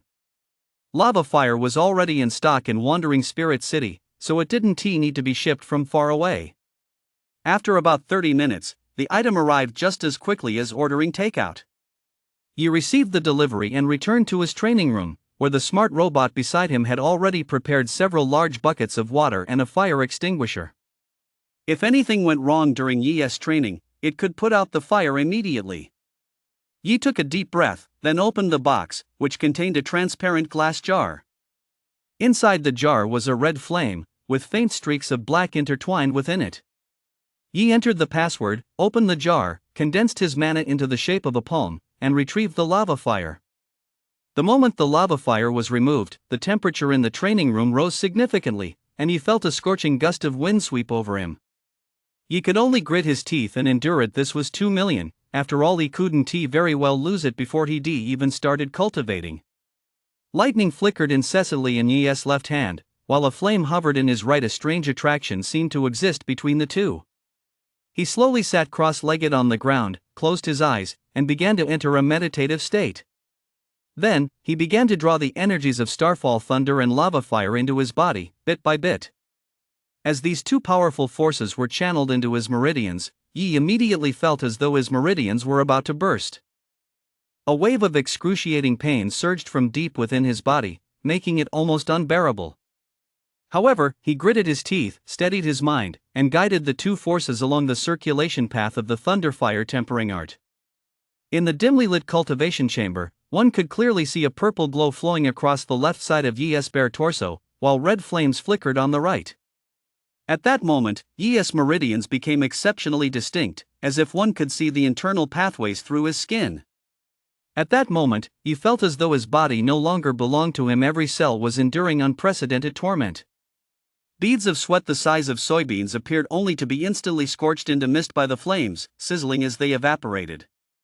His face was contorted to the extreme, and the veins across his body bulged, as if his body might burst at any moment. Ah! He let out continuous, agonized howls, a sound like that of a wild beast that echoed throughout the training chamber. Yet, despite the excruciating pain, he gritted his teeth and persevered, knowing this was a process he had to endure. If he couldn't even bear this much pain, how could he ever become a true master? Fortunately, the soundproofing in the training room was excellent. Otherwise, if Yao had heard his agonized screams, who knows how worried she would have become. Finally, after about half an hour, the light emanating from Yi's body gradually began to fade. Cracks began to appear all over Yi's body, spreading from his head all the way down to his feet. It looked as if he were about to split open, a grotesque and terrifying sight. As time passed, the light surrounding Yi gradually faded, and the cracks slowly disappeared. By now, Yi was soaked in sweat, his clothes clinging tightly to his body, but his breathing had gradually steadied. Yi performed an internal scan of his physical condition and discovered that his meridians had widened slightly. Furthermore, some previously blocked sections of his meridians had been unblocked during his cultivation. If Yi were to practice the 9 Netherworlds Thunder technique at this moment, his cultivation speed would likely increase by about 0.5%. However, although his meridians had widened and opened up somewhat, their condition was not ideal. After all, having been struck by lightning and forged by fire, his meridians looked somewhat damaged and dull. I need to repair my meridians first, otherwise, forcing myself to cultivate might cause them to shatter, and that would be a real problem. Yi furrowed his brow, thinking to himself. Just then, Yi suddenly remembered his body-strengthening wine. He hurriedly took out the bottle and downed it in one gulp. Yi felt a cool liquid slide down his throat into his stomach, then spread rapidly throughout his body. His body instantly grew warm, as if enveloped by a gentle flame. This pleasant sensation made Yi let out a low moan. Immediately afterward, Yi felt his meridians begin to absorb the energy from the body-strengthening elixir. His meridians, which had been somewhat damaged, began to slowly repair themselves at that very moment. Before long, Yi was surprised to discover that his meridians had actually returned to their original state, and had even taken on a faint earthy yellow hue. Normally, the process of absorbing the strengthening elixir is actually uncomfortable, but compared to the lightning strikes and fire forging he'd endured before, it was like heaven versus hell. In the face of greater suffering, minor discomfort becomes a pleasure, which is why Yi felt comfortable while absorbing the strengthening elixir. This doesn't mean Yi has a masochistic streak, so please don't make fun of him. Yi carefully sensed the condition of his meridians; they were considerably more resilient than before. Now, if he used cultivation time on the 9 Netherworlds Thunder technique, he should be able to withstand a greater amount. After his condition had recovered, Yi took a deep breath and circulated the mana within his body, allowing it to flow slowly to every limb and bone. As the mana flowed, Yi's body gradually tensed up. He let out a soft cry and tensed his body with a sudden burst of force. To everyone's surprise, the skin on Yi's body began to peel away bit by bit, revealing the fair, jade-like skin beneath. Yi stood up, stretched his limbs, and then swung a powerful punch into the air. The wind from his fist whistled, actually producing a whooshing sound. A look of surprise and delight flashed across Yi's face. I never expected that just one cultivation session could boost my physical strength this much. Feeling the power surging through his body, Yi marveled inwardly. He was extremely satisfied with the speed of this improvement in his strength. He believed that as long as he continued cultivating in this manner, it wouldn't be long before he broke through to a higher realm. Yi looked at the lava flame and noticed that after this training session, it had shrunk by about 1/3. He furrowed his brow and muttered to himself, logically, one lava flame should be enough for more than 5 training sessions, but I didn't expect it to only last me 3. This meant that Yi had to consume a massive amount of resources for each training session. Without sufficient financial backing, it would be difficult to maintain this pace of training. With that in mind, Yi couldn't help but sigh. This cultivation really is a money pit. Based on the current situation, each of Yi's cultivation sessions would cost approximately 700,000 Federation coins, and that was just a conservative estimate. As Yi progressed in his cultivation, he would inevitably need to use higher-grade spiritual fires, which would incur even greater expenses. Fortunately, Yi possessed Starfall Thunder, which saved him a considerable amount of money, but even so, he felt immense pressure. Body tempering really isn't something the average person can afford. If it weren't for my body-strengthening wine and Starfall Thunder, a single cultivation session would likely cost me over 2 million, and the results might not even be as good as they are now, Yi mused. However, upon assessing his physical condition, Yi felt that the expenses and pain were well worth it. At worst, he'd simply have to hunt more exotic beasts later on. The primary goal was to convert resources into tangible combat power. Resources were meant to be used. Combat power and resources were inherently interconvertible. The stronger your combat power, the easier it was to acquire resources. The more resources you had, the stronger you became. At least, that was the case for Yi. System: open the panel. Host: Yi. Realm: second tier martial artist, early meridian opening.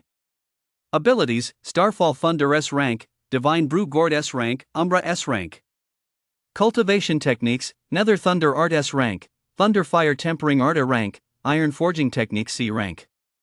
Combat skills: Thunder Dragon Sky Shattering Strike Minor Mastery, 7-star Step Major Mastery, Shifting Shadow Major Mastery. Ability points: 50,000. Cultivation time: 7 years, 5 months. An entry for early stage of meridian opening had appeared in the cultivation realm column. Having broken through an entire minor realm in a single cultivation session, Yi was very satisfied with his cultivation speed. Unlike the martial artist path, where each major realm has 9 stages, the body tempering path has only 3 minor realms: early, middle, and late within each major realm. Although physical refinement cultivation might seem more difficult than that of martial artists at first glance, this is not actually the case. Physical refinement consumes far more resources than martial arts cultivation. Furthermore, breaking through each realm requires a great deal of time to refine one's foundation. Yi was able to break through to the early stage of meridian opening so quickly. Precisely because he had been consistently consuming strengthening wine all along. It was only the lack of a physical refinement cultivation technique that had prevented him from breaking through before. His current breakthrough was therefore entirely reasonable. The 7 years and 5 months listed in the cultivation time column were actually acquired by Yi on that final night in the wilderness. After returning from the wilderness, Yi did not rush to use his cultivation time. He knew that during the cultivation of the iron forging technique, even the slightest misstep could lead to the collapse of his mana core. That agonizing sensation as if bound by invisible iron chains left him physically and mentally exhausted with every training session. Every day of cultivation felt like a battle against his own limits, with muscle soreness and mental exhaustion intertwining, as if to remind him that gaining strength was by no means an easy task. This was actually a good thing for Yi, as his cultivation progress had been both rapid and effortless compared to others. Such painful cultivation also allowed Yi to calm his mind and guard against arrogance and impatience. For the next few days, I'll focus on the thunder fire tempering art, Yi thought to himself. Once my physical cultivation has strengthened, taking the thunder light pearl will yield even better results. He was now in the meridian opening stage. As his meridians gradually strengthened, his body would be able to withstand greater power.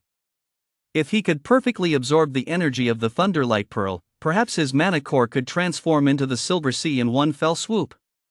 According to the records in the body tempering art, the mana within the mana core turns yellow during the first stage known as the Copper Sea, which increases the breakthrough probability by 10%-20% when advancing to Martial King. In the second stage, the mana turns silvery white known as the Silver Sea, increasing the probability by 20%-30%.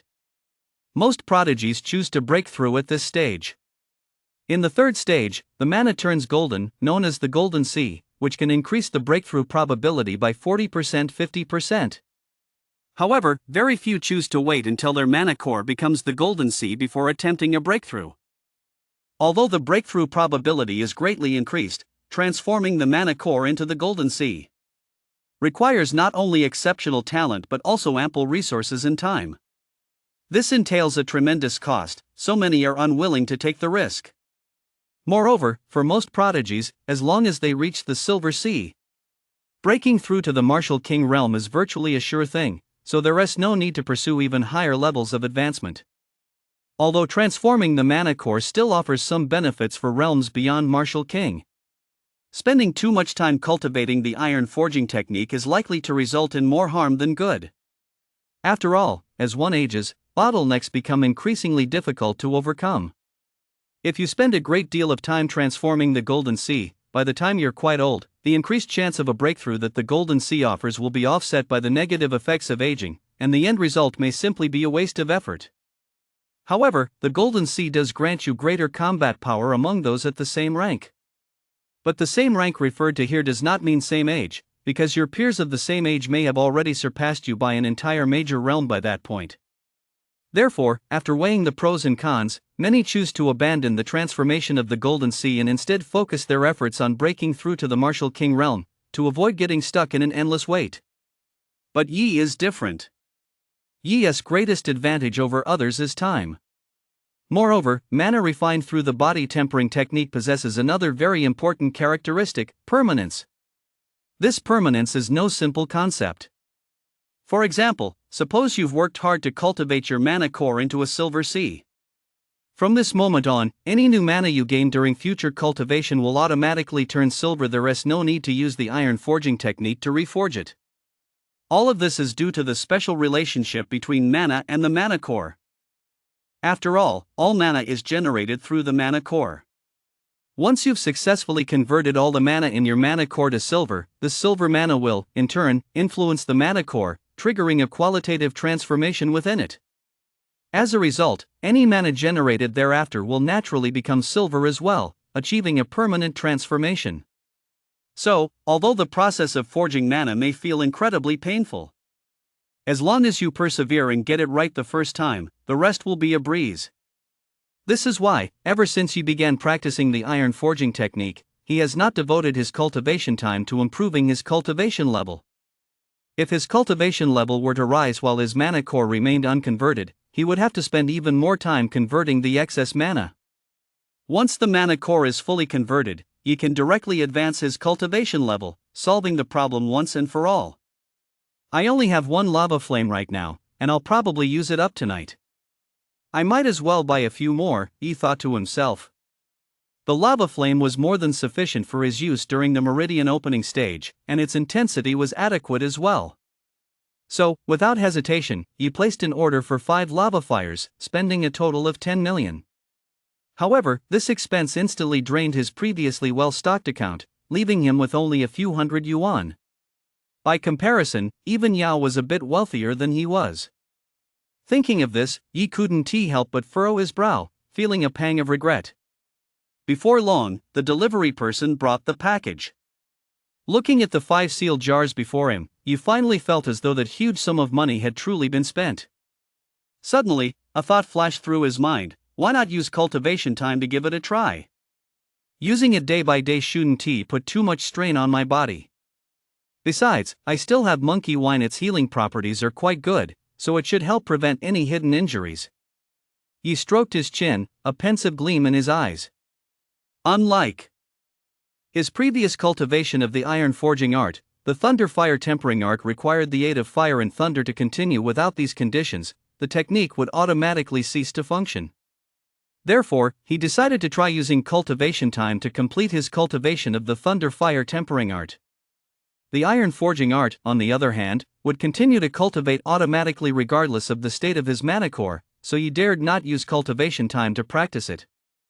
Yi took a deep breath, his gaze resolute as he retrieved the half jar of monkey wine from his energy storage bracelet and carefully placed it before him.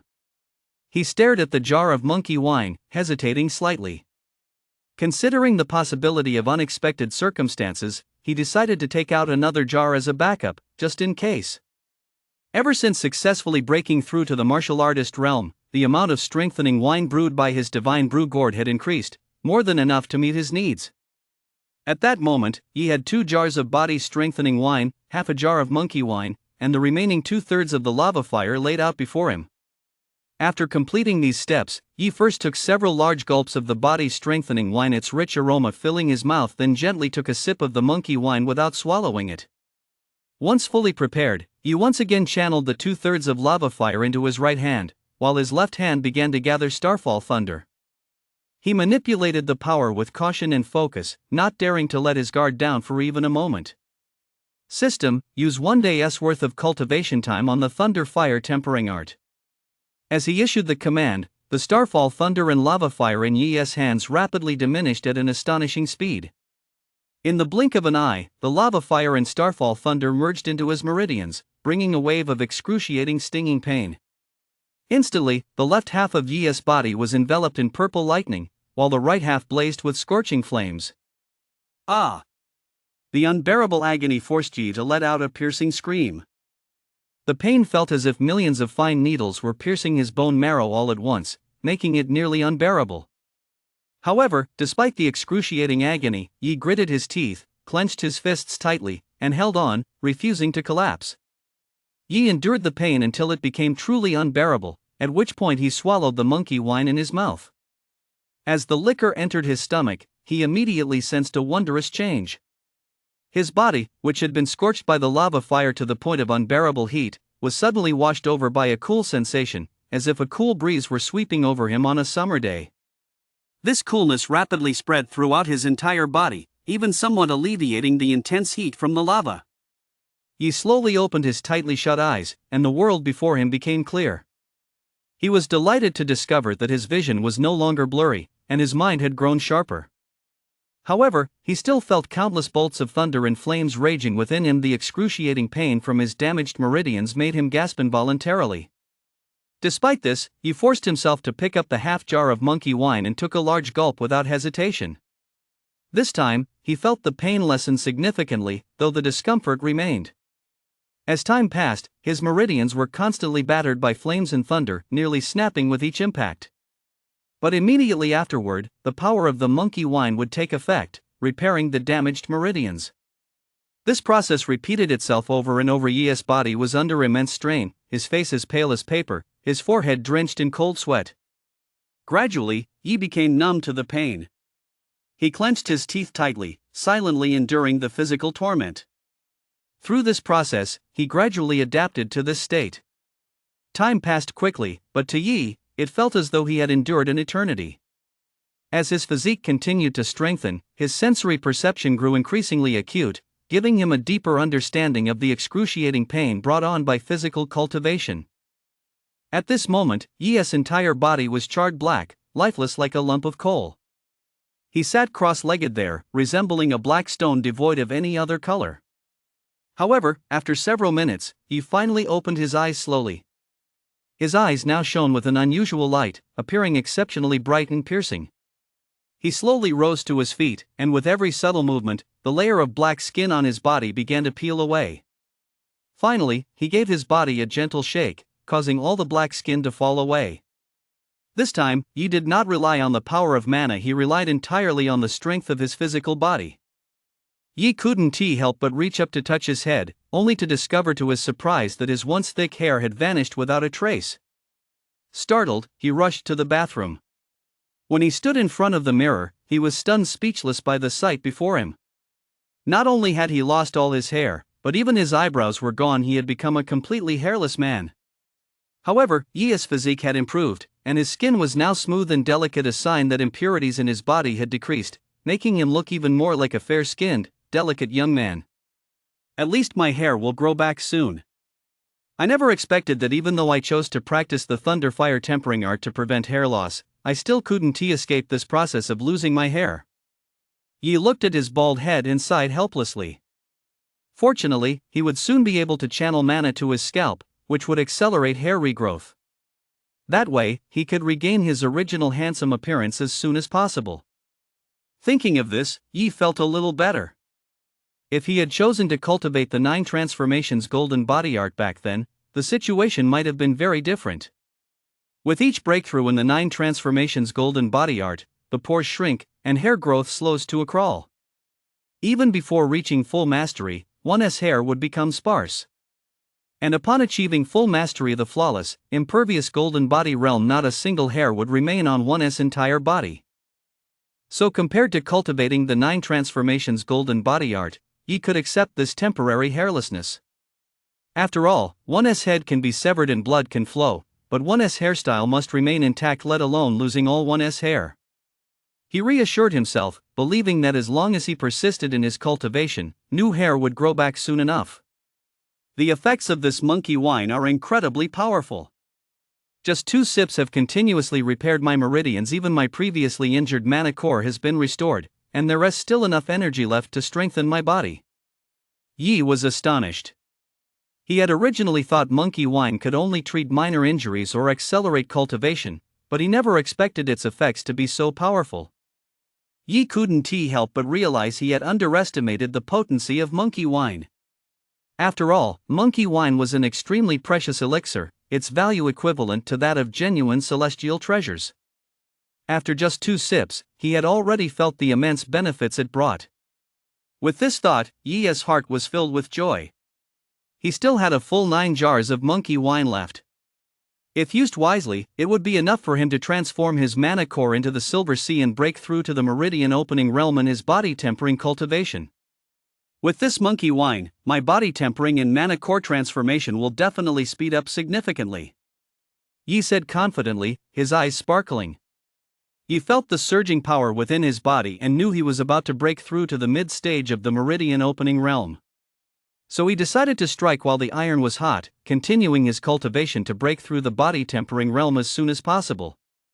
Yi thought to himself, since I've already lost my hair anyway, I might as well just keep cultivating. Without hesitation, he picked up another lava flame. Since his previous cultivation session had burned all his clothes to ashes, he couldn't be bothered to change after all, there was no one else around. So, sitting cross-legged on the ground completely naked, he began a new round of cultivation. For an entire night, Yi continuously used strengthening wine and monkey wine to aid his cultivation, completely exhausting all 5 lava fires. He used up half a jar of monkey wine, which might not sound like much, but Yi only had 9.5 jars total, and now he was down to 9. Moreover, with each jar of monkey wine consumed, it became harder to obtain more later on. Although the cultivation process was extremely painful, he could clearly feel his strength had significantly improved. The sense of fulfillment brought by this growth left him utterly captivated. At this moment, Yi's eyes shone brightly, brimming with confidence. He swung his fist with all his might. A powerful gust of wind whistled past, emitting a crisp sound. System, open the panel. Host, Yi. Realm, second-tier martial artist, mid-stage meridian opening. Abilities, Starfall Thunder S rank, Divine Brew Gourd S rank, Umbra S rank. Cultivation techniques, Nether Thunder Art S rank, Thunder Fire Tempering Art A rank, Iron Forging Technique C rank. Combat skills, Thunder Dragon Sky Shattering Strike Minor Achievement, 7-star Step Mastery, Instant Shadow Mastery. Ability points, 50,000. Cultivation time, 7 years, 4 months, 25 days. I didn't expect to reach the mid-stage of meridian opening only after consuming 5 lava fires that S10 million. Yi looked pained. He couldn't continue cultivating now, even if he wanted to. When he returned from the wilderness, he still had over 40 million on him. He never imagined he'd run out of money in just a few days. However, there was still a sum of money that Zhao Hai hadn't transferred to him yet. He was now relying on that payment to get by. I'll leave it at that for now. It's already dawn time to head to school. Now that Yi's physique had grown stronger, he didn't need much sleep. Even if he didn't sleep, it wasn't a big deal. So even after staying up all night, Yi was still full of energy. Yi changed his clothes and headed straight to school. He'd been too busy lately, so he let Yao take care of his own meals. Yao didn't make a fuss about it. He knew Yi was in the critical phase of preparing for the college entrance exams and couldn't afford any distractions. As usual, Yi went to the office of the teacher who was giving him extra lessons. The female teacher looked at Yi and paused for a moment. She didn't recognize him right away. Yi scratched his bald head, feeling a bit awkward. "Teacher, it's me, Yi." "Oh, what happened to you?" The female teacher was at a loss for words. One moment Yi looked like he was about to faint, and the next he had no hair. Was this some kind of quirk of a genius? "I've been practicing a martial art recently. This is part of the process. I didn't cut it off on purpose." Seeing the strange look on her face, Yi hurried to explain he certainly didn't want to be misunderstood as having some weird quirk. "Oh, all right. I don't know much about this stuff anyway. Just do what you think is best." She was just an academic teacher. She really didn't understand martial arts cultivation. Still, judging by her expression, she clearly didn't quite believe Yi. Yi couldn't really explain it after all. He did look a bit strange right now. Just as Yi was racking his brain trying to figure out how to explain things to his teacher, a familiar voice suddenly rang out. "Is this the classroom? This is so annoying. They actually make us take an academic test." Immediately afterward, the door swung open, and a dark-skinned student walked in, his face full of impatience. It was none other than Jack. "Jack?" Yi asked, sounding a bit uncertain. Although the voice certainly sounded like Jack S., the burly, dark-skinned, muscular man standing before him was a far cry from the Jack he remembered, making it hard for Yi to confirm at first whether this was really him. Ah, Chen? Jack looked at the bald man in front of him with equal confusion, finding it hard to believe this was Yi. Jack, how did you turn into such a muscle-bound hunk? Did you finally succeed in losing weight? Yi stood up, circled Jack, and scrutinized him from head to toe. Seeing Yi's surprised expression, Jack lifted his chin smugly, flaunting his arms and deliberately showing off his bulging muscles. Blown away, huh? I told you ages ago that losing weight is a piece of cake for me, I just never wanted to. Yi looked at Jack with a helpless expression. He recalled Jack's past experiences trying to win girls over and couldn't help but shake his head. There had been several times when Jack had confessed his feelings to girls, but without exception, he'd been rejected because of his appearance. Whenever this happened, Jack would always run to Yi to vent, promising to start losing weight. However, after just 2 days of feeling down, he'd revert to his old self, and his passion for love would quickly fade. Yi also remembered when Jack had once pursued the girl with the best academic grades in their grade. She was not only beautiful but also had a gentle personality. She was practically a dream girl. Unsurprisingly, Jack was once again ruthlessly rejected. But this time, Jack didn't lose heart. Instead, he began flaunting his wealth. He showered her with all sorts of expensive gifts, handbags, clothes, and more, confident that this would win her heart. The result, however, was shocking. The girl returned all the gifts without hesitation. She even gave Jack a stern scolding, accusing him of not knowing how to respect others. That was the most heartbreaking experience of Jack's life. He was devastated for a whole month. When Jack recounted this experience to Yi couldn't help but reflect, those young boys and girls who haven't yet entered the real world and still retain their pure hearts are probably the only group that won't be blinded by money. I just wonder if he'll regret it later. Before, even though Jack was chubby, he actually looked pretty cute. Now that he has lost some weight and turned into a muscular hunk, he seems to have matured a bit too quickly. Still, overall, he is quite good looking. Yi watched Jack's smug expression and chuckled to himself. He knew Jack liked to show off his physique, so he didn't want to call him out on it. He'd let him enjoy the moment a little longer. What about you, though? What made you decide to shave your head? And even shave off your eyebrows? Wanting to start over? Jack looked at Yi's appearance and was quite curious. After all, Yi used to be quite handsome. Even he had to admit he was no match for him, so how did he end up looking like this now?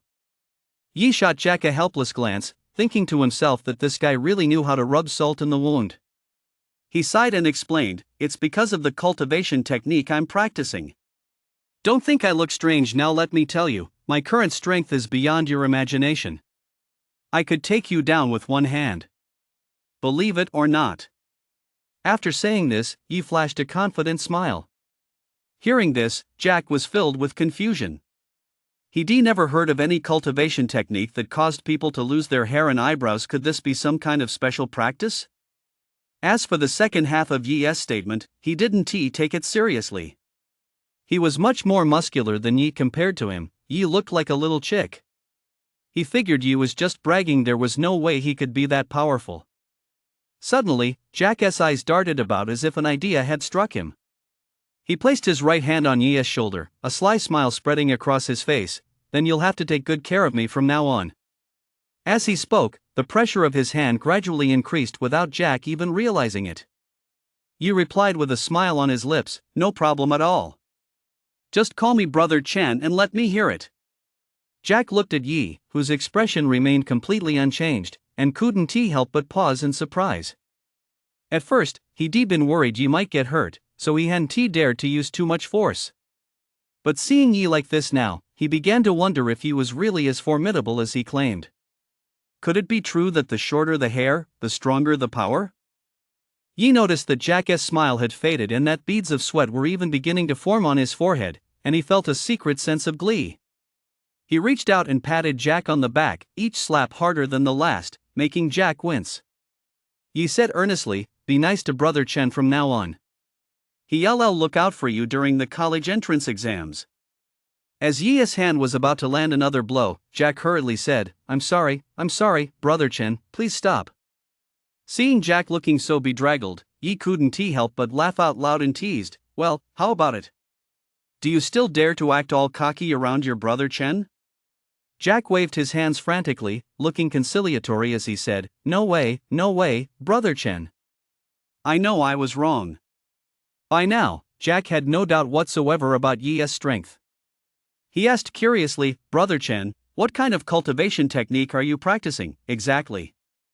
Is it really true that the less hair you have, the stronger you get?" Yi's lips curled slightly into a mischievous smile. He lowered his voice mysteriously and said to Jack, "This is something a senior at Shanghai Jiaotong University's School of Martial Arts secretly told me. She said that as long as you shave off your hair and everything, your cultivation speed will increase significantly. It's kind of a little trick, isn't it? Otherwise, how could I have become this strong?" Jack furrowed his brow and asked skeptically, "If that's the case, then why didn't that senior shave her head?" Yi chuckled inwardly but replied with a straight face, "Because our levels are still relatively low, mana flows uncontrollably to areas like our hair during cultivation. Haven't you noticed that since we started cultivating, your hair has been growing faster?" Jack scratched his head and nodded thoughtfully, "It does seem that way." "Exactly. If we shave our heads, we can save that little bit of mana. Our senior classmates have already reached that level. That amount of mana is insignificant to them. But for us, that mana is precious, we absolutely can't waste it." Upon hearing this, Jack suddenly had a lightbulb moment. "So that's how it is. Then I'll go get my head shaved right away." Seeing Jack looking completely dumbfounded by his words, Yi couldn't help himself. He turned his head to the side and chuckled quietly. The teacher watched Yi and Jack whispering to each other, completely ignoring him, and was at a loss for words. "Excuse me, student, is there something you need here?" the teacher finally asked, unable to hold back any longer. "Oh, right, hello, teacher, my name is Jack. Yen's class sent me here for academic tutoring," Jack replied hurriedly. "Another student with poor grades," the teacher sighed inwardly. "Is it a trend this year for underachievers to make a comeback? Why are all these students who awaken top-tier abilities such academic underachievers?" Jack and Yi had no idea that, in the teacher's eyes, they'd already been labeled as academic underachievers. If he had known this, he would have been the first to protest. After all, he was only struggling because he didn't have enough time to study. If he had the time, getting a passing grade wouldn't be a problem. Jack, on the other hand, was a true underachiever. There was no excuse for him. "Are you here for academic tutoring too?" Jack asked Yi curiously. "Don't you know what our situation is?" Yi replied exasperatedly, his face darkening. Part of the reason Jack and Yi were friends was because Yi's grades were just as bad. They were evenly matched, both academic underachievers. All right, come over here. I'll explain it to both of you at the same time," the teacher hurriedly interrupted, cutting short their conversation. Before Jack arrived, Yi had been attending class alone, which was indeed a bit boring, and he always looked listless. Now that Jack was there, and since they were good friends, they were a bit more energetic in class. This actually made things a little easier for the teacher. After all, their only goal was to score 40 points, and at this rate, that shouldn't be a problem. After school that evening, the two finally finished their day's studies and were getting ready to head home together. "Where have you been these past few days? Yan Ban said you went to special training. What kind of training made you lose so much weight?" Yi asked, voicing his curiosity. Jack was about to keep bragging, but suddenly a terrifying thought crossed his mind. He sighed, "It really was special training. They almost trained me to death." "What happened?" Yi asked curiously. "My dad found out I'd awakened an A-class ability. He was over the moon and rewarded me with a ton of stuff. Even the apartment you're living in now has been transferred to my name, and he gave me some business holdings too. Are you just showing off your wealth? Should I pay you rent?" Yi was at a loss for words. Was this kid here purely to flaunt his wealth in front of him, or was he just being a total snob? Jack sighed, "You know our family's situation. Although the Merchants Guild has some pretty capable martial artists under its wing, they don't bear the Chu surname after all. Paying those martial artists' salaries takes up a huge chunk of the chamber's budget. Plus, if the chamber wants to take it to the next level, a truly powerful martial artist is essential. To recruit a powerful martial artist, the chamber has to pay a hefty price, even shares.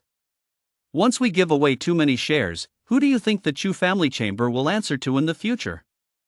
That's why, over the years, our Chu family chamber hasn't expanded its operations. Yi glanced at Jack with some surprise. He previously thought of Jack as nothing more than a rich kid, but he hadn't expected him to be so concerned about his family's situation. That's true after all, in this world, strength is what matters most, Yi remarked thoughtfully. Exactly, Jack agreed wholeheartedly. But with you and the Chu family now, there is no need to worry about these things. Once you become powerful enough, all these problems will be solved. Jack shot Yi an exasperated look. That's exactly right. That's why my dad rewarded me with so many things at first.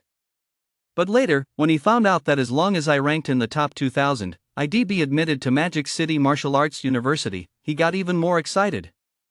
Isn't that a good thing? Yeah, it definitely is.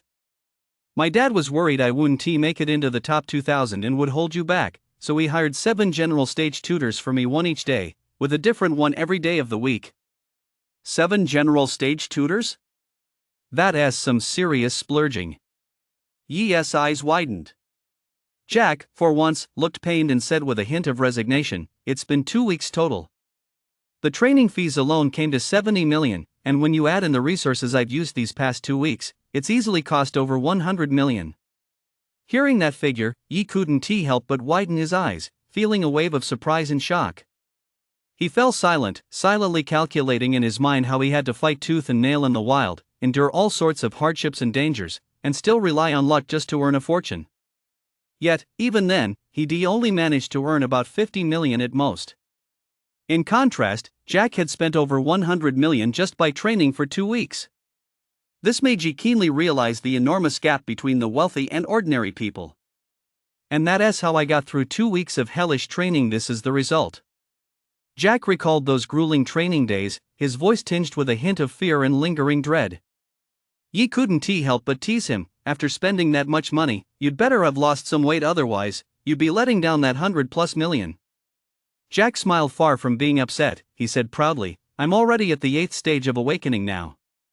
Who knows, I might even break through to the 9th stage before the college entrance exams. What do you think? Pretty impressive, right?" However, this time he didn't take a dig at him as he usually did. Instead, he nodded earnestly in agreement. "Then you really did get your money's worth." After all, Mu Qingwan, whom they met earlier, had only reached the 6th stage of awakening with the full support and assistance of alchemist Master Wu, a peak 5th stage practitioner. Although Jack's ability level was 1 rank higher than Mu Qingwan's, he didn't have the support of a powerful alchemist like Master Wu. To have broken through to the 8th stage of awakening through his own efforts and the guidance of those 7 general stage practitioners was already quite remarkable. However, Yi knew full well that, given Mu Qingwan's talent and potential, she would certainly not stop at the 6th stage of awakening by the time of the college entrance exams. After all, a peak 5th stage alchemist is no pushover. Whenever he thought of Mu Qingwan, the corners of Yi's mouth would involuntarily turn up, revealing a faint smile. He wondered to himself, if, by then, Mu Qingwan were to be defeated by him once again, would Master Wu still insist on taking her as his direct disciple? He found himself looking forward to the college entrance exams more and more. What about you, though? How is your training coming along? But it's no big deal, I'll have your back during the exams. Jack began to get carried away again. Me? You couldn't beat me even if you used just one hand. You'd better worry about yourself, Yi replied nonchalantly. Oh come on, having your big brother look out for you isn't something to be ashamed of. Don't be shy, Jack said this while wrapping his arm around Yi, a smug grin on his face. You'll find out soon enough. I'm heading back now. Yi gave his shoulder a light shake, dislodging Jack's arm from around him, then vanished in the blink of an eye. Damn, could Ah-chun really not be bragging? Jack watched Yi's receding figure, still somewhat skeptical. Back home, Yi ate dinner and reviewed what he'd learned that day as usual, then headed straight for his training room. Just then, his younger sister Yao suddenly said in a bright, cheerful voice, "Brother, I'm sure you'll be fine." This remark took Yi by surprise. After all, he'd been so busy with various matters these past few days that he'd barely spoken to Yao. Yet, right at that moment, the little girl suddenly expressed her concern for him. Yi smiled with relief and replied gently, "Yeah, it's fine. There's only 1 week left until the college entrance exams. Once they're over, I'll take you out to have some fun." Hearing this, Yao nodded slightly and replied obediently, "Okay." Throughout this period, Yao had witnessed all of Yi's hard work. But she knew there was nothing she could do to help her brother, so she could only offer him verbal support.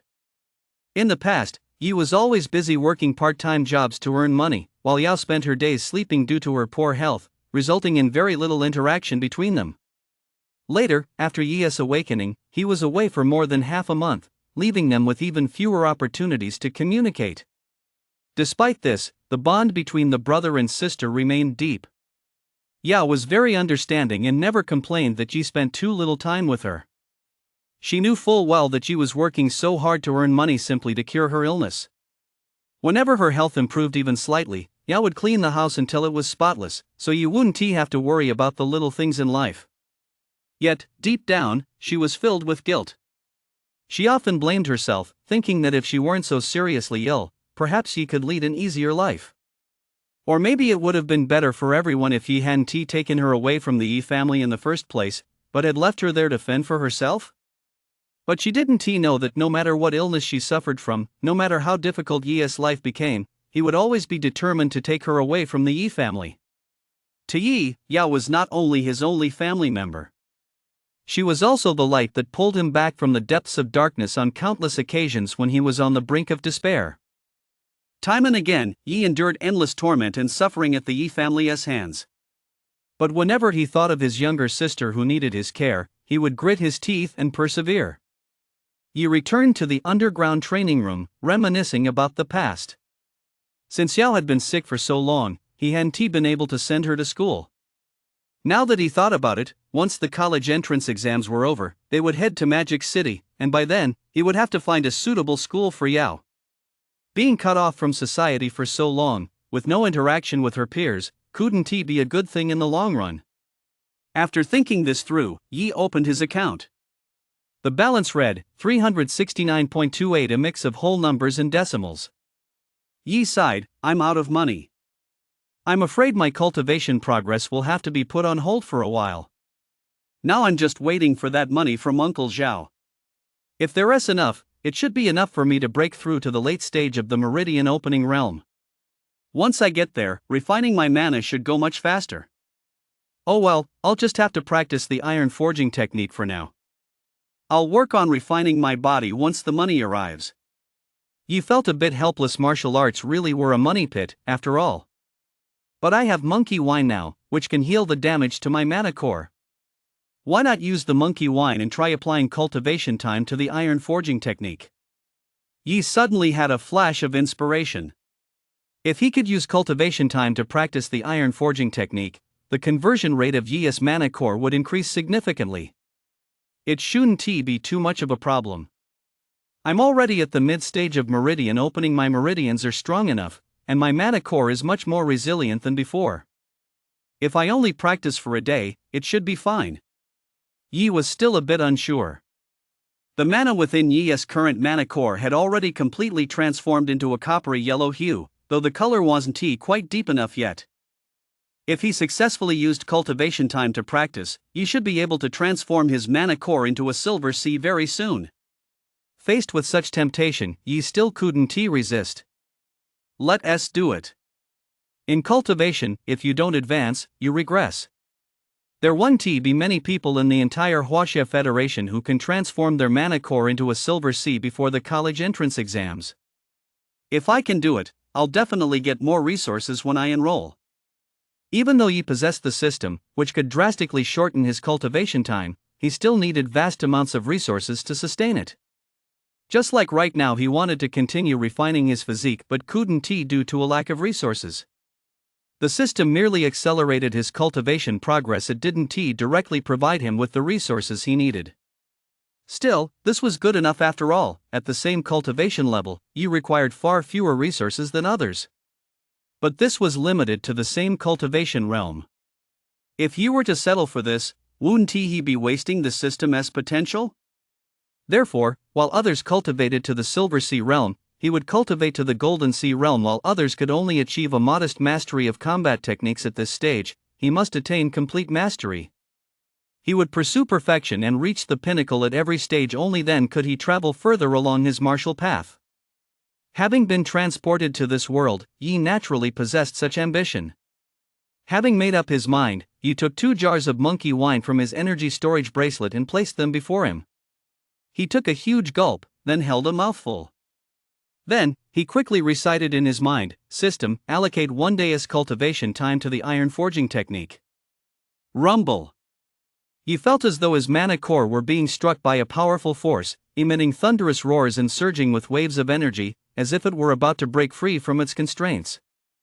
Fine beads of sweat quickly broke out on Yi's forehead, trickling down his cheeks, while the veins in his neck throbbed. He was clearly enduring immense pain.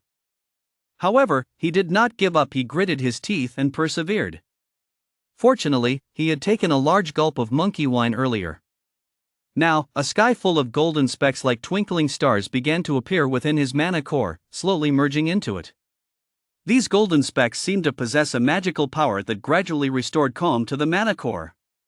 But this was only the beginning. Even more arduous trials lay ahead. A giant hammer appeared above Yi's mana core. Its design was more intricate and magnificent than any he had conjured before. However, just as the hammer came crashing down, Yi had no time to admire its form. The hammer crashed down onto the mana core at an astonishing speed. In an instant, water splashed everywhere, and a vacuum formed where the hammer struck. Yi hurriedly swallowed the remaining monkey wine in his mouth, but the intense pain caused him to cough up a mouthful of blood, which mixed with the monkey wine. Without a moment's hesitation, he reached out and grabbed the jar in front of him, gulping it down in great swigs. With the help of the monkey wine, Yi's mana core began to repair itself. After that single blow, the hammer vanished, and Yi's mana core returned to calm. Yi slowly opened his eyes. Thank goodness it was only 1 strike. If there had been another, I really wouldn't have been able to withstand it. Yi felt a chill run down his spine. A whole day's worth of cultivation time had condensed into just a single strike. One could only imagine how powerful that strike must have been. However, the results were clearly visible. Several strands of mana within Yi's mana core were already glowing with a faint silver light, while the rest had deepened to a richer coppery yellow. Just 1 strike produced such amazing results. At this rate, I might actually reach the Silver Sea realm before the college entrance exams. Yi's face was beaming with excitement. At that moment, Yi was completely absorbed in the rapid transformation of his mana core. The pain of cultivation had long since been cast aside. One more time. Maybe I'll break through to the Silver Sea realm tonight, Yi said, his face brimming with excitement. He sat cross-legged but didn't begin cultivating immediately. Instead, he quietly regulated his breathing. Although his mana core had already transformed significantly, the effects of the monkey wine still needed time to take full effect. He had to wait until his mana core had fully recovered before continuing his cultivation. After resting for a while, his mana core finally returned to its original state. System, activate 1 day's worth of cultivation time for me to practice the iron forging technique. Next, his mana core once again materialized a massive iron hammer, which he slammed down hard onto his mana core. And so, while sipping monkey wine and making use of his cultivation time, Yi patiently waited for his mana core to recover, then repeatedly went through this process, continuing his cultivation all night long. Eventually, Yi was able to endure a full day's worth of cultivation time without coughing up blood, indicating that the strength of his mana core was steadily increasing. The next morning, Yi slowly opened his eyes, a gleam of excitement flashing in his gaze. I've finally succeeded. My mana core has completely turned silver. His voice was filled with joy and excitement. At this point, the mana within his mana core had completely transformed into silver. All that remained was to wait for the mana to gradually transform the mana core itself. Once the mana core is fully transformed into the Silver Sea, it will expand slightly, a minor additional benefit of the transformation. By conventional standards, Yi cannot yet be considered to have truly reached the silver sea level, but it is only a matter of time. Yi's complexion appeared somewhat pale, yet there was not the slightest trace of fatigue on his face in particular. His bright, lively eyes revealed an unstoppable confidence and resolve. My mana core should be fully transformed before the college entrance exams, he murmured to himself, his heart brimming with anticipation. Yi knew full well that, with his current strength, he was already more than capable of standing out among his peers. Many exceptionally gifted individuals choose to directly use cultivation time to enhance their cultivation, in order to break through bottlenecks faster and reach higher realms. But Yi wasn't satisfied with that, he had even grander goals. He wasn't just an ordinary genius, he was a peerless prodigy blessed with a system. His ambition wasn't limited to his current achievements, he sought to reach even greater heights. How could Yi stop here, he said with boundless enthusiasm, his tone brimming with unshakable confidence. Once upon a time, Yi had only hoped to live a peaceful life in this world alongside his younger sister, Yao. Ever since he awakened the system, his strength has skyrocketed like a rocket. As his strength grew, Yi's mindset and outlook underwent a complete transformation. The once insecure and introverted teenager had now become confident, cheerful, and outgoing. This transformation stemmed from his increased strength, which gave him the confidence to face the world. At this moment, Yi's sole focus was on continuously improving his strength to create a better life for Yao, while also seeking revenge against the Yi family and uncovering the truth behind his parents' disappearance all those years ago. Perhaps when his strength improved even further, his goals would shift once again. Therefore, Yi is in no rush to break through his current realm. Instead, he is focusing on further enhancing his mana core, hoping to break through to the legendary Golden Sea realm. Given Yi's current strength, while he can't guarantee winning first place, leading Jack into the top 2000 should pose no problem. Although he has mastered combat techniques at a high level, he understands the truth that there are always greater mountains beyond mountains and greater people beyond people. His cultivation speed is already unmatched in the small city of Yuling, but he is keenly aware that Yuling is just a small place, and there is a much broader world beyond it. Even in this small city of Yuling, Yi knows that Jack spent over 100 million to enhance his strength. However, there are many families far wealthier than the Chu family, and the resources they possess far exceed Yi's imagination. Perhaps the scions of these prominent families could cultivate directly using rare celestial treasures and earthen treasures. Yi simply wasn't aware of this yet. He might very well encounter such opponents in the upcoming college entrance exams. However, Yi did not let this lead him to belittle himself. He knew full well that although he lacked resources, he possessed 3 unparalleled S-rank talents, something no amount of wealth could ever buy. Furthermore, his combat skills had already reached the minor accomplishment or major accomplishment level, which was undoubtedly a major advantage. Therefore, Yi remained full of confidence. The most important thing right now is to continue enhancing my mana core. With my current combat abilities, I should be able to achieve a decent score on the college entrance exam. But if I were to miss the opportunity to advance to the Golden Sea by focusing too much on my exam scores, it would be a case of losing more than I gain, Yi concluded after careful consideration. After breakfast, Yi headed to school. From a distance, Yi spotted Jack's back.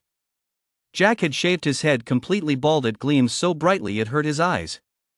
Yi covered his mouth to stifle a laugh and hurried after him. However, Yi noticed that Jack looked completely drained, with 2 dark circles under his eyes. "What's wrong with you? You shaved your head and now you look like a wreck, or did you pull an all-nighter last night?" Yi looked at Jack, who appeared completely exhausted, with a hint of disdain. Jack shot Yi an exasperated glare. "The college entrance exams are just a week away. Do you really think I'm an idiot? Then what's wrong with you?" "My dad knows I have to take the academic section of the exam. I went home yesterday, and he already hired a tutor. I studied all night. If I hadn't down a stimulant, I probably wouldn't even be able to keep my eyes open right now." Yi's mouth dropped open, and he gave Jack a thumbs up. "That's impressive." Then, after a pause, he added, "I mean your dad." Hearing Yi's words, Jack's expression darkened even further, but he didn't have the energy to argue with Yi anymore. He silently pulled a potion from his pocket and downed it. Seeing Jack down a potion worth tens of thousands of yuan as if it were water, Yi was momentarily speechless, though he silently cursed him as a rich snob. The two headed to school with their shiny bald heads on display. Along the way, many people stared at them curiously and whispered among themselves. Even some of the young female fans who had cheered for Yi after he defeated Master Wu kept their distance once they recognized him. This made Yi lament the superficiality of this appearance-obsessed world. Just losing his hair had caused such a reaction. Bald guys really have no rights. Jack, on the other hand, didn't care at all. He wasn't exactly popular to begin with. Still, it was for the best. At least he didn't have to worry about anyone harassing him now. But he really needed to grow his hair back as soon as possible, otherwise, walking around with a light bulb on his head really wasn't very presentable. The two entered the office, and the teacher was stunned the moment she saw Yi and Jack looking like that. "What is going on with you two?" the teacher asked, frowning, her eyes filled with confusion and bewilderment as she scanned them from head to toe. She muttered to herself, "Another one's gone crazy? Have I been assigning too much homework lately? Is the pressure really that intense?" She didn't blame the students themselves but instead began to question her own methods first. Yi stood silently to the side, but Jack stepped forward, straightened his back, and declared loudly, "Teacher, this is my cultivation technique. It speeds up my cultivation." His face beamed with pride, as if he discovered some incredible secret. Yi quickly turned her head away, afraid she might burst out laughing. The teacher turned to look at Yi with deep suspicion, expecting a reasonable explanation. But Yi seemed incredibly guilty, his eyes darting around, afraid to meet her gaze. "All right, come on over and let us start class." The teacher sighed helplessly. Although she still had her doubts, she chose to believe Jack's words. After all, she really knew nothing about cultivation, and he was just a life-type ability user. Faced with Jack's confident demeanor, she had her doubts but couldn't be certain whether what he said was true. When Jack heard that class was about to begin, the lively and smug expression he had just moments ago vanished without a trace. In its place was a listless, lethargic expression, as if all the strength had been drained from his body. The two spent the entire day in class, and after school, they walked home together listlessly, just as they always did. Although they walked side by side, neither of them spoke much, mainly because they were too exhausted. Yi grumbled to himself, if only cultivation time could be used for academic classes. Yi had tried using cultivation time to study academic subjects before, but the results had disappointed him. There wasn't even an option for academic subjects on the system panel. Come to think of it, that made sense. After all, the system was called the martial god system. It really had nothing to do with academics. Yi would much rather go out into the wilderness to hunt beasts than engage in this kind of high-intensity mental exertion. A famous saying came to Yi's mind: if you don't work hard when you're young, you'll only regret it when you're old. And right now, he was truly regretting it.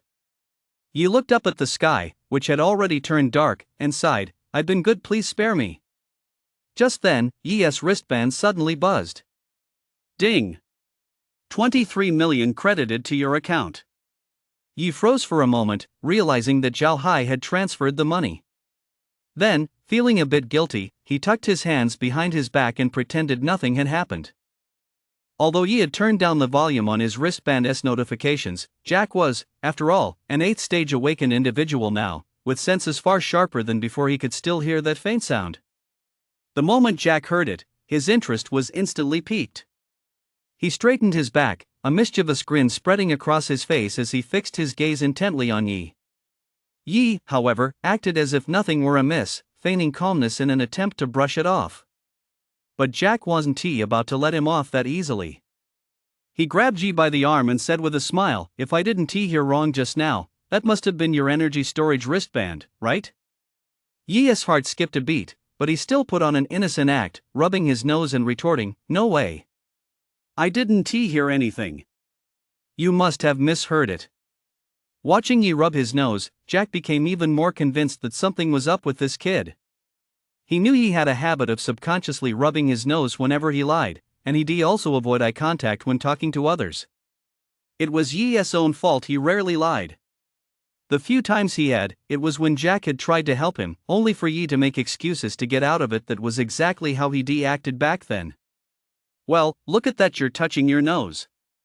You're definitely lying, Jack said smugly. Yi's face immediately turned red with embarrassment. He hadn't expected that subtle gesture to give him away. Jack's gaze kept sweeping up and down Yi's body, finally settling on his butt. Then, with a mischievous grin, he said, "You aren't by any chance?" Yi knew exactly what he meant. His face instantly felt like it was on fire, and he hurriedly waved his hands, saying, "I'm not. Don't go spreading rumors." Jack was a real loose cannon, he never held his tongue. Seeing Yi's extreme reaction, Jack became even more convinced of his suspicions. He rubbed his hands together and said with a lecherous grin, "Brother Chen, why didn't you tell me about a connection like this? Are you even my brother anymore?" Yi rolled his eyes. "Shut the hell up. You think I'm as shameless as you, don't you?" Jack didn't say a word, just stared at Yi with a meaningful look. Yi couldn't stand Jack's piercing gaze any longer. He sighed and said, "Fine, I'll tell you." He knew Jack wouldn't let him off the hook today unless he came clean. Jack looked excited and urged, "Brother Chen, go ahead, I'm all ears." He was full of anticipation, thinking Yi would share the source with him. Yi spoke with a sigh of resignation. "Remember when I asked you for a copy of your Chu family's bestiary? It's just like that." Jack was completely baffled and asked in confusion, "Does our family's bestiary even record this stuff? I'll have to ask my dad for a copy later." Yi rolled his eyes and snapped, "Get lost." With that, he gave Jack a light smack on the head. Yi had thought Jack would get the hint at that point, but he underestimated Jack's way of thinking. Jack's eyes lit up, and he looked at Yi with a lecherous grin that sent a shiver down his spine. Yi rolled his eyes and explained, "I went out into the wild and made a little money. This is from a previous haul, it just came in." Jack, however, ignored the rest of what he said. The moment he heard the words "went out into the wild," he jumped up in surprise and shouted, "What? You went out into the wild?" Yi immediately clamped his hand over Jack's mouth. "Keep your voice down, it's not like anyone doesn't already know." Yi let go of Jack only after he regained his composure. Jack looked serious, a hint of anger in his voice, and said to Yi, "You actually went out into the wilderness? Don't you know how dangerous it is there? If something happened to you out there, what would your sister do? And I'd never be able to forgive myself for giving you the bestiary." Seeing Jack's anxious expression, Yi felt a warm wave of emotion well up inside him. He smiled reassuringly and said, "Don't worry, nothing happened to me. Besides, you should trust my abilities, I wouldn't take risks lightly." Hearing this, Jack's expression softened slightly, but he still couldn't help but scold him, "You can't act so recklessly in the future, and you certainly can't keep things from me. Don't you trust me to help you?" Yi hurriedly explained, "I just didn't want you to worry, so I chose to keep it to myself, but I promise it won't happen again." Jack's expression gradually softened, and his tone became gentler. "All right, as long as you're okay. But from now on, no matter what happens, you have to tell me right away. We can figure out a solution together." Yi nodded vigorously to show he understood. "By the way, earlier, didn't your energy storage bracelet show 23 million? Jack finally realized. He'd been so preoccupied with Yi going out into the wilderness that he hadn't even noticed the 23 million alert. Yi scratched his head sheepishly. "Yeah, made a little profit." Jack, who had just calmed down, became excited again. "A little profit? What exactly did you do out there?" Yi said shyly, "I just killed a few beasts and picked up some rare treasures. I was just lucky." Jack stared in disbelief and exclaimed, "Lucky? Rare treasures?" Yi didn't say anything. He patted Jack on the shoulder, waiting for Jack to process the information. At first, Jack had thought Yi had just gone out for a stroll in the wilderness, but he never expected Yi to come back with such a haul. Add to that Yi's mention of rare treasures, the flood of information suddenly overwhelmed him. It took Jack quite a while to snap out of it. "What else are you hiding from me?" Yi picked out a few key points and explained them to Jack. After hearing about Yi's experiences over the past 10-odd days, Jack couldn't help but exclaim, "That's truly amazing. The Konoha flower, the warrior squad, the battle between mythical beasts, you've encountered all of that. You really do have good luck. The fact that Yi had survived all those events was more than just luck. Earlier, Jack had thought Yi was bragging, claiming he couldn't even handle a single opponent on his own, but now it seemed Yi wasn't just making things up. Your earnings should be well over 23 million. Did someone rip you off? Jack was, after all, the young master of the Chu Trading Guild. Although he rarely got involved in the guild's affairs, he still knew a thing or two about market prices. Yeah, I definitely got ripped off and by your very own Chu Merchants Guild, Yi said with a wry smile. The Chu Merchants Guild? Tell me all about it. I'll see who dares to rip off my brother. Don't you know that the Chu Merchants Guild has always been built on integrity? Jack was instantly livid. Uncle Zhao handles all my business. Uncle Zhao? Zhao Hai? Yi nodded. Jack looked puzzled. He's not the type to do something like this. The local branch of the Chamber of Commerce under his management has always run smoothly. Never mind that. No one has the right to rip off my brother, Jack said, reaching for his phone. Yi quickly stopped him. I never said this money covered everything. What do you mean? Is this just a portion of it? Yi nodded and explained, yes, these are some exotic beast materials I collected on my last day there. They were hard to divide up, so it took a while. Can you just say everything at once? I actually thought the Chu Family Merchants Guild had a crooked manager and was about to clean house. Jack looked at Yi, speechless. You're just too impatient, okay? You were about to make a call before I even finished speaking. Uncle Zhao really is a decent guy. He took great care of me at the base and gave me a lot of discounts on the materials, Yi said with a smile. I knew it manager Zhao isn't that kind of person. Otherwise, he wouldn't have stayed at the base for so long. Exactly. Right when I started doing business with him, I mentioned your name. As soon as they heard the name Young Master Chu, who would dare to shortchange me? Yi boasted. Jack also began to feel smug at that moment. Exactly. Don't you know who I am? I have to say, my name carries some weight at the Chu Chamber of Commerce. Seeing Jack's smug expression, Yi knew the matter was settled. So now you're a rich man too, why not treat us? Jack slung his arm around Yi's shoulder, a mischievous grin on his face. What money? If those 23 million don't hit my account soon, I'll be living on thin air, Yi said, spreading his hands in a helpless gesture. Ha! How much did you sell your previous haul for? Did you spend it all? Yi did a quick mental calculation. About 50 or 60 million, I'd say. It's all gone. What? All gone? You've spent over 100 million in just the last 10 days or so. What's a little of what I've spent compared to that? Do you think buying gear out in the wild doesn't cost anything? Do you think my cultivation doesn't cost anything? Yi shot Jack a withering glance. That's true. Otherwise, you wouldn't be this strong. Jack nodded as if it were the most obvious thing in the world. I can't treat you to a meal, but I'll give you something good. Yi took a jar of monkey wine from his energy storage bracelet and handed it to Jack. This is monkey wine. It's great for healing wounds and can even treat injuries to your mana core. You'll need it someday, Yi explained. Jack didn't argue. He reached out to take the jar, opened it, and took a whiff. What a fine wine. This is the real deal. I won stand on ceremony. Jack won one to beat around the bush. He simply stowed the item away in his wristband.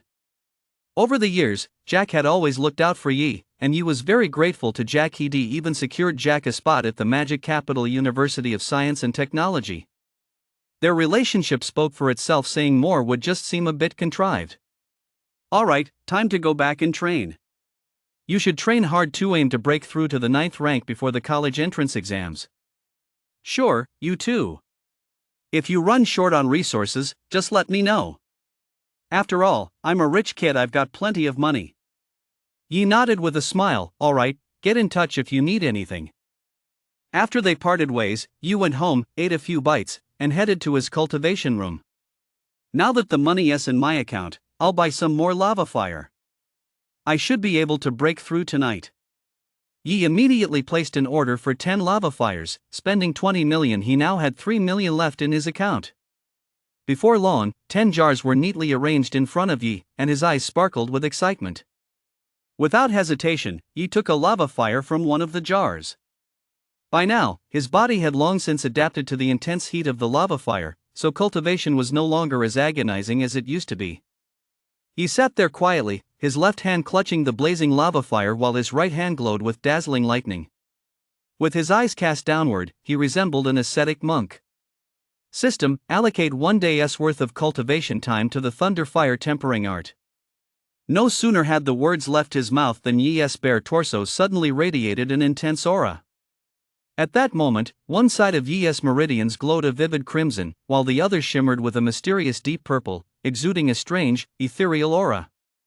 Now that Yi was using his cultivation time to practice the thunder fire tempering art, his clothes would no longer be burned to ashes nor his hair singed as they had in the past. The surface temperature of his body gradually rose, but aside from that, there were no other unusual phenomena. This was because, after prolonged training, Yi's control over the lava fire and starfall thunder channeled into his body had greatly improved, and the strength of his meridians had also significantly increased. That was why his clothes used to burn and his hair used to singe, but now that he'd become proficient, such incidents no longer occurred.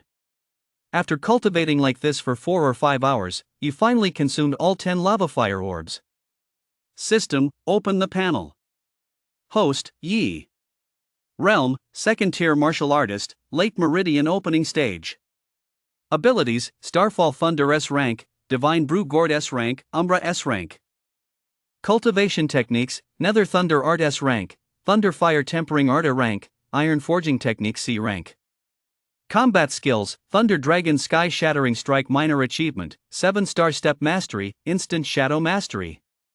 Ability points: 50,000. Cultivation time: 7 years, 4 months, 15 days. I've finally reached the late stage of meridian opening. Now that I'm cultivating the iron forging technique, my mana core will transform even faster, he said excitedly. Nothing is more exhilarating than a boost in strength. July 6th. The sun hung high in the sky, and the heat was unbearable. The entire city felt as if it were trapped inside a steamer. The sweltering weather did not dampen people's spirits, for today was one of the most important days in the Huaxia Federation, the first day of the college entrance exams. In this world, the college entrance exams are divided into 2 types, the academic exam and the martial exam. The academic exam is scored out of 750 points. Passing it grants admission to comprehensive universities, which cultivate professionals in various fields of society. The martial exam, on the other hand, is scored out of 800 points. Those who pass will enter martial arts schools for training to become individuals with formidable combat abilities. Many believe that the talent cultivated through the martial exam is more crucial, but in reality, the academic exam holds equally significant importance that cannot be overlooked. The various professionals trained at comprehensive universities play a vital role in maintaining social stability and the normal functioning of society. Furthermore, even if a person lacks exceptional combat talent, it does not mean they cannot contribute to the nation. Fields such as the manufacturing of equipment for martial artists, the development of medicinal potions, and research into cultivation realms all require the participation of a large number of scientific researchers. If robots designed exclusively for combat can be successfully developed in the future, it will greatly alleviate the burden on martial artists and effectively resolve the current shortage of martial artists. Therefore, whether it is the academic exam or the martial arts exam, both are indispensable parts of national development. Even though he had already taken the college entrance exam once in his previous life, he still felt a bit nervous about taking it again. He didn't practice his martial arts last night and got up very early this morning. Yao, unusually, didn't sleep in either and got up early as well. The two of them had breakfast together. Brother, today's the academic exam. You've got to do your best. Don't be nervous, Yao said in a clear, bright voice. Ah, it's precisely because it's the academic exam that I'm a little nervous. If it were the martial arts exam, I wouldn't be nervous at all. Yi sighed. Oh, it's okay. We're not aiming for a high score. 40 points will do. Ya knew full well that her brother's academic scores were abysmal even after cramming for the last 10 days or so. It was impossible for him to do very well. Yi muttered to himself, "What I'm really afraid of is not even getting 40 points." But he didn't say it out loud. He did keep his nerves to himself so as not to worry Yao. Yi forced a smile. "You're right, 40 points shouldn't be a problem." Hearing Yi's words, Yao breathed a sigh of relief. Passing was all that mattered. The academic portion of the martial arts exam lasted only 1 day, with a total of 100 points, 50 in the morning and 50 in the afternoon. It started at the same time as the general college entrance exam, but that exam lasted 3 days, and the test papers were significantly more difficult than those for the martial arts exam. These past 10 or so days of crash courses had covered most of the essential topics for the martial arts exam's academic portion. Of course, it was impossible to cover every single topic unless they were unlucky and the old man setting the questions decided to get creative, in which case they'd be doomed. After lunch, Yi headed straight to school. On the way, he saw quite a few parents dropping off their kids for the exam. Watching these people, Yi felt a bit uneasy. Ah, Chen. Yi didn't even have to turn around to know it was Jack. Jack rushed over and threw his arms around Yi's neck. "Why do you get here so early? Aren't you here early too? Nervous?" Yi asked, his face drooping. "Why would I be nervous? It's my dad who was nervous. He woke me up." Jack nodded toward the side. A middle-aged man in a suit was smiling at them, and a black wildfire was parked nearby. It was probably worth 4 or 5 million. Judging by the situation, Jack must have spotted Yi, told his dad to pull over, and hopped out right away. "Hello, uncle." Yi greeted him politely. This was his first time meeting Jack's father, Chu Huarong, the chairman of the Chu Business Association. "So you must be Yi. Jack's been telling me all about you, but I've never met you before." "I really have to thank you this time for giving Jack the chance to take the entrance exam for Magic City Martial Arts University," Chu Huarong said with a smile. "No need to thank me. I just lowered the score requirement a bit. I didn't give him a direct admission spot," he said, looking a bit embarrassed. If he'd chosen Beijing Martial Arts University back then, he could have secured a direct admission spot for Jack. Lowering the score was already quite generous. Although Jack has awakened an A-class ability, his combat prowess isn't particularly strong. Without the score reduction, Jack wouldn't have stood a chance. "The fact that he has this opportunity now is already excellent," Chu Huarong said earnestly, afraid that Yi might regret not choosing the Beijing Martial Arts University. Zhao Hai had told him everything about Yi, so he naturally knew that Yi now possessed the combat strength of a martial artist. As a businessman, he judged that Yi was bound to become a powerful figure in the future, and for the Chu family to latch onto such a powerful ally was a golden opportunity. "Oh, come on, you two, stop thanking each other back and forth. It's giving me a headache," Jack said impatiently. "You little brat, I haven't even scolded you yet. If I hadn't woken you up today, would you have overslept? You're not the least bit nervous about the college entrance exam. I can't even be bothered to tell you off." Just thinking about Jack made Chu Huarong furious. "What's there to be nervous about? Whether I do well or not on the exam, what good does it do to worry now? If it really doesn't work out, just let me go home and take over the family business. Then I'll have Ah-Chen looking out for me, and I can just coast through life."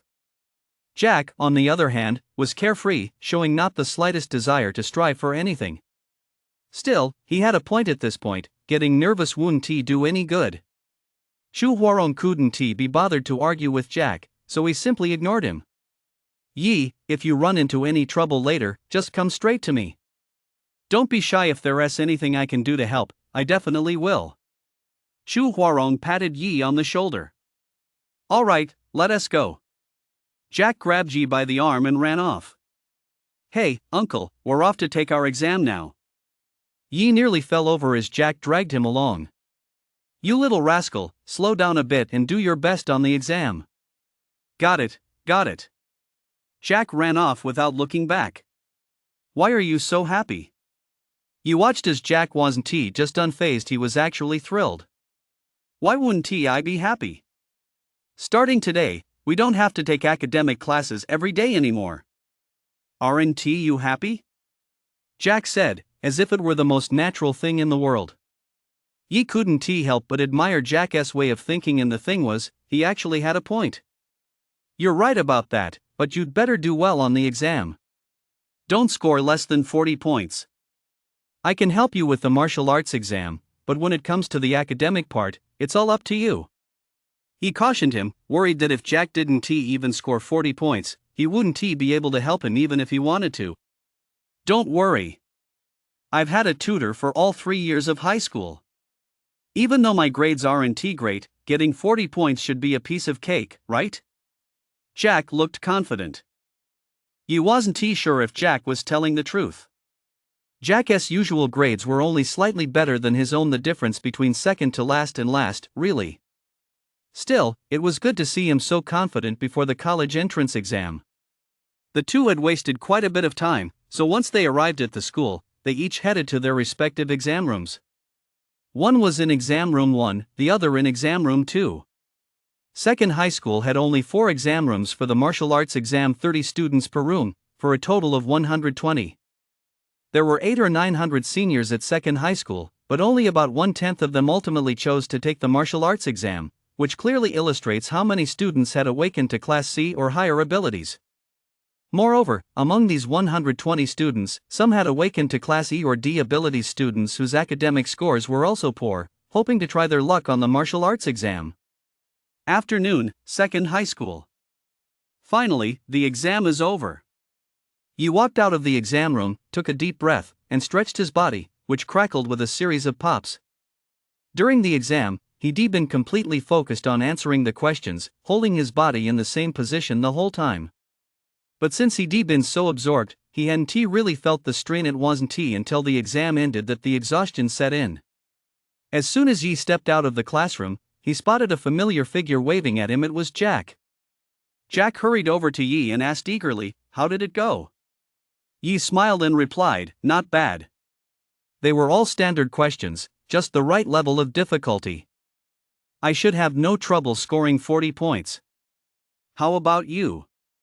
He felt somewhat relieved that the exam hadn't included any new question types or particularly difficult problems, which had made answering them relatively easy. Jack said confidently, "Me? Need I even say? I'm definitely fine. This was a piece of cake for me." His face beamed with a smug smile, and he looked completely confident. You looked at Jack's cocky expression and couldn't help but laugh. That's good to hear. This year's written exam really wasn't too difficult, so neither of us should have any trouble. But next up is the martial arts test. When he mentioned the martial arts test, Jack dropped his playful expression and grew serious. He nodded and said earnestly, "That's right. Today's written exam was just an appetizer. The real challenge is still ahead." He knew the real highlight of the martial arts exam would be tomorrow. Just then, Yan Shang and Zhang Ding appeared in the hallway. It was obvious they were looking for Yi, so he hurried over to meet them. "Yi, how did the exam go?" Zhang Ding was smiling, but contrasted with his burly, fierce appearance, that smile looked a bit intimidating. Yi knew that Zhang Ding was already trying his best to appear less fierce in front of him and was being as gentle as possible. "It went okay. Shouldn't be a problem. This year's questions weren't too hard." Hearing Yi say this, Zhang Ding and Yanshang both breathed a sigh of relief. Yi was currently the most promising candidate at number 2 high school to crack the top 100 on the college entrance exam. If he were to fail at the very first hurdle, it would be far too dramatic. As long as there's no problem, that is fine. The lower difficulty is actually a good thing for you guys. The passing score for the academic portion of the martial arts exam doesn't go up just because the questions are harder. Easier questions mean you're getting a head start, Yan Sheng interjected at that moment. The passing score for the academic portion of the martial arts exam has always been fixed at 40 points. It hasn't changed in years. For students like Yi and Jack, who traditionally struggle with academic subjects, this passing score is undoubtedly a godsend. The simpler the questions, the greater their chances of passing the academic exam. Furthermore, since the academic exam is only out of 100 points, even students with excellent academic scores find it difficult to create a significant gap in their scores. The 700-point martial arts exam is what truly determines success or failure. However, this year's reduction in the difficulty of the academic exam means that the weight of the academic score in the martial arts entrance exam is relatively lower. In the past, many students were denied admission to the martial arts university because they failed the academic exam. From this perspective, the number of students admitted to WUDA this year may increase. Tomorrow we'll head to the Martial League to test your rank in physical fitness. Don't practice tonight, you need to be in top condition, Yan Sheng reminded him. He was worried that Yi would, as usual, practice late into the night and show up at school the next morning looking utterly exhausted, as if suffering from kidney deficiency. Yi scratched his head sheepishly. He naturally knew exactly what Yan Sheng was referring to. It won't happen again.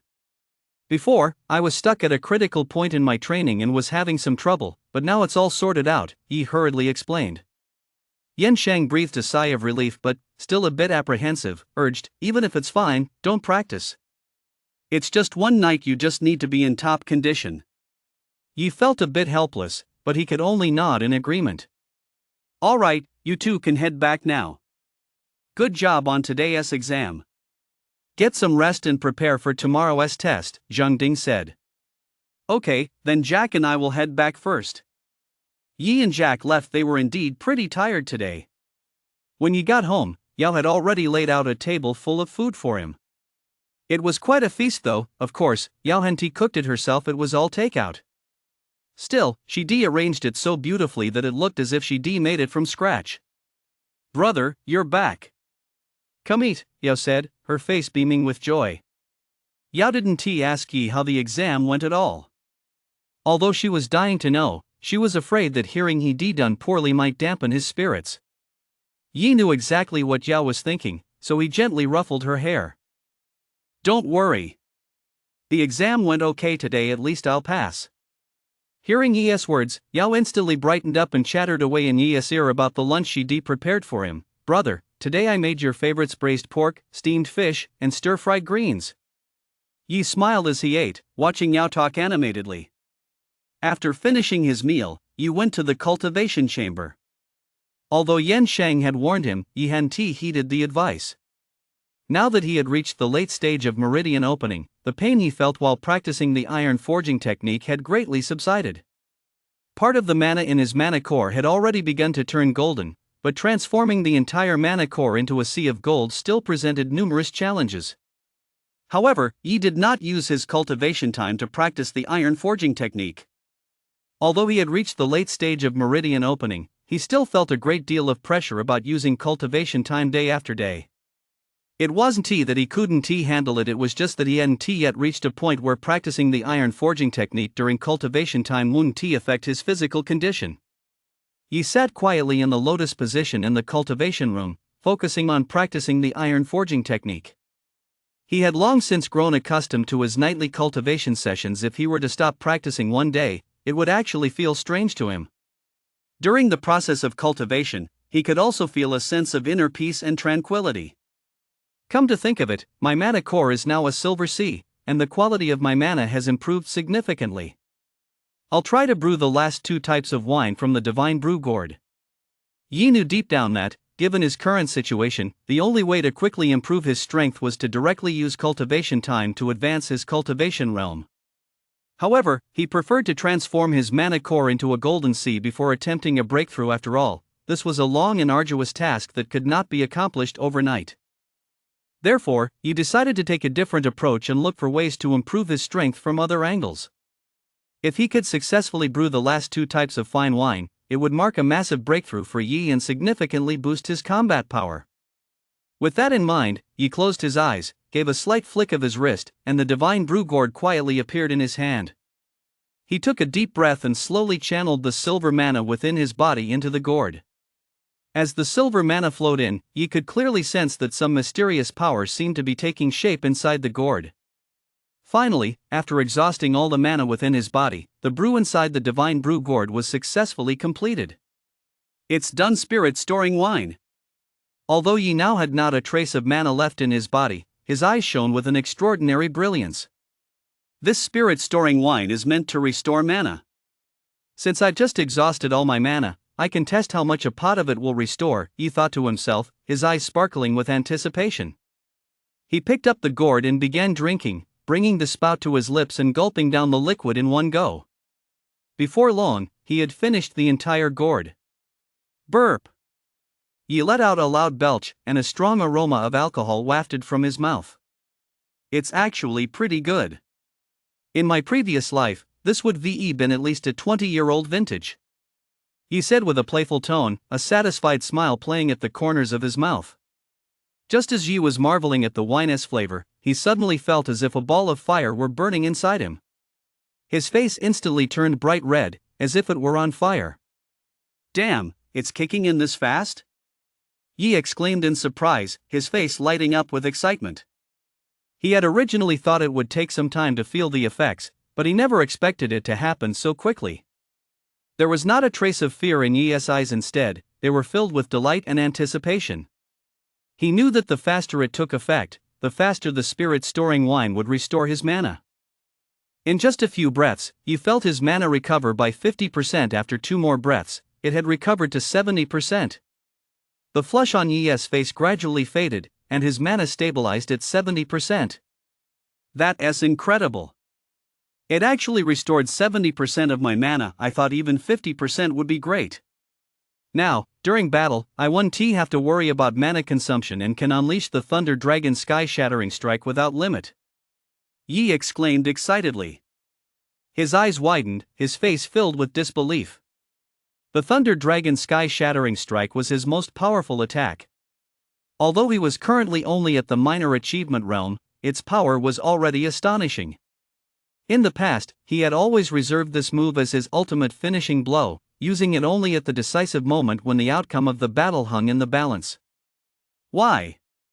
It wasn't to catch his opponent off guard, but because if he used the Thunder Dragon Sky-Shattering Strike right from the start and failed to hit his opponent, he would find himself at a massive disadvantage. Moreover, turning the tide would be nearly impossible, because he could only use the Thunder Dragon Sky-Shattering Strike once it was used. He wouldn't have enough mana left to cast it again. Therefore, he usually wore down his opponent gradually, waiting until he was absolutely certain he could land the blow before unleashing the Thunder Dragon Sky-Shattering Strike. During his 10-odd days in the wilderness, he had encountered all manner of strange beasts. But not a single one could withstand a single strike from the Thunder Dragon Sky-Shattering Strike. Every time, he secured victory with this move. It truly lives up to its reputation as an S-rank support type ability. I really underestimated the power of the Divine Brew Gourd. Yi felt a bit embarrassed. Because it was a support type ability, he had never really taken it seriously, focusing instead on cultivating Starfall Thunder. As a result, his mastery of Starfall Thunder was stronger. If he had also devoted attention to cultivating the Divine Brew Gourd, the mana he consumed while brewing would have been significantly reduced, and his brewing speed would have increased. It was simply a matter of proficiency. Let us try the Blue Spirit Brew next. Yi's heart was now filled with anticipation. He couldn't wait to discover the miraculous effects of Blue Spirit Brew. Before long, he successfully brewed a pot of Blue Spirit Brew, but this time, the mana consumed was noticeably less than when he had brewed the spirit-storing wine earlier. However, when it came to using Blue Spirit Brew for healing, he found himself at a loss. Blue Spirit Brew is meant for healing wounds, but I'm not injured right now. Just as he was wavering, a wild thought struck him. Never mind, since I'm not injured, I'll just create a wound myself. So, Yi made up his mind and resolutely pulled the thunderbolt out of his energy storage bracelet. He furrowed his brow, gripping the muzzle in his hand, his eyes betraying a hint of hesitation and inner conflict. After all, inflicting injury on oneself was no easy task. But Yi knew full well that unless he tried it himself, how could he truly understand the efficacy of Blue Spirit Brew? At critical moments in battle, one inevitably finds oneself trading injuries. One must always know just how much damage one can withstand. Only then can one fight with greater ease and confidence. Finally, after an internal struggle, Yi steeled himself mentally. He closed his eyes tightly, clenched his teeth, and without hesitation, thrust the thunderbolt into his own arm. Since he had now reached the late stage of the meridian opening realm, the strength of his skin had greatly increased. Ordinary attacks simply couldn't break through his defenses easily. Therefore, Yi deliberately applied extra force this time. Ugh, that hurts. With a pained groan, Yi snapped his eyes open to see a gruesome gash on his arm, from which blood was gushing out. Damn it, I forgot that Thunderbolt is a Class B spear. My current physical cultivation is no match for it. Yi winced in pain, feeling a twinge of regret. Without a moment's hesitation, he quickly downed the blue spirit brew. Instantly, he felt a powerful surge of energy converge on his wound.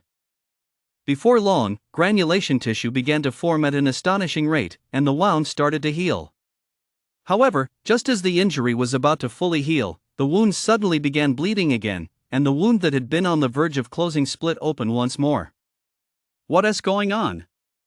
Wasn't he almost healed? Yi was filled with confusion. He hurriedly took another sip of blue spirit brew. The bleeding stopped immediately, and the wound began to heal again. But just as it was about to close, the same thing happened all over again.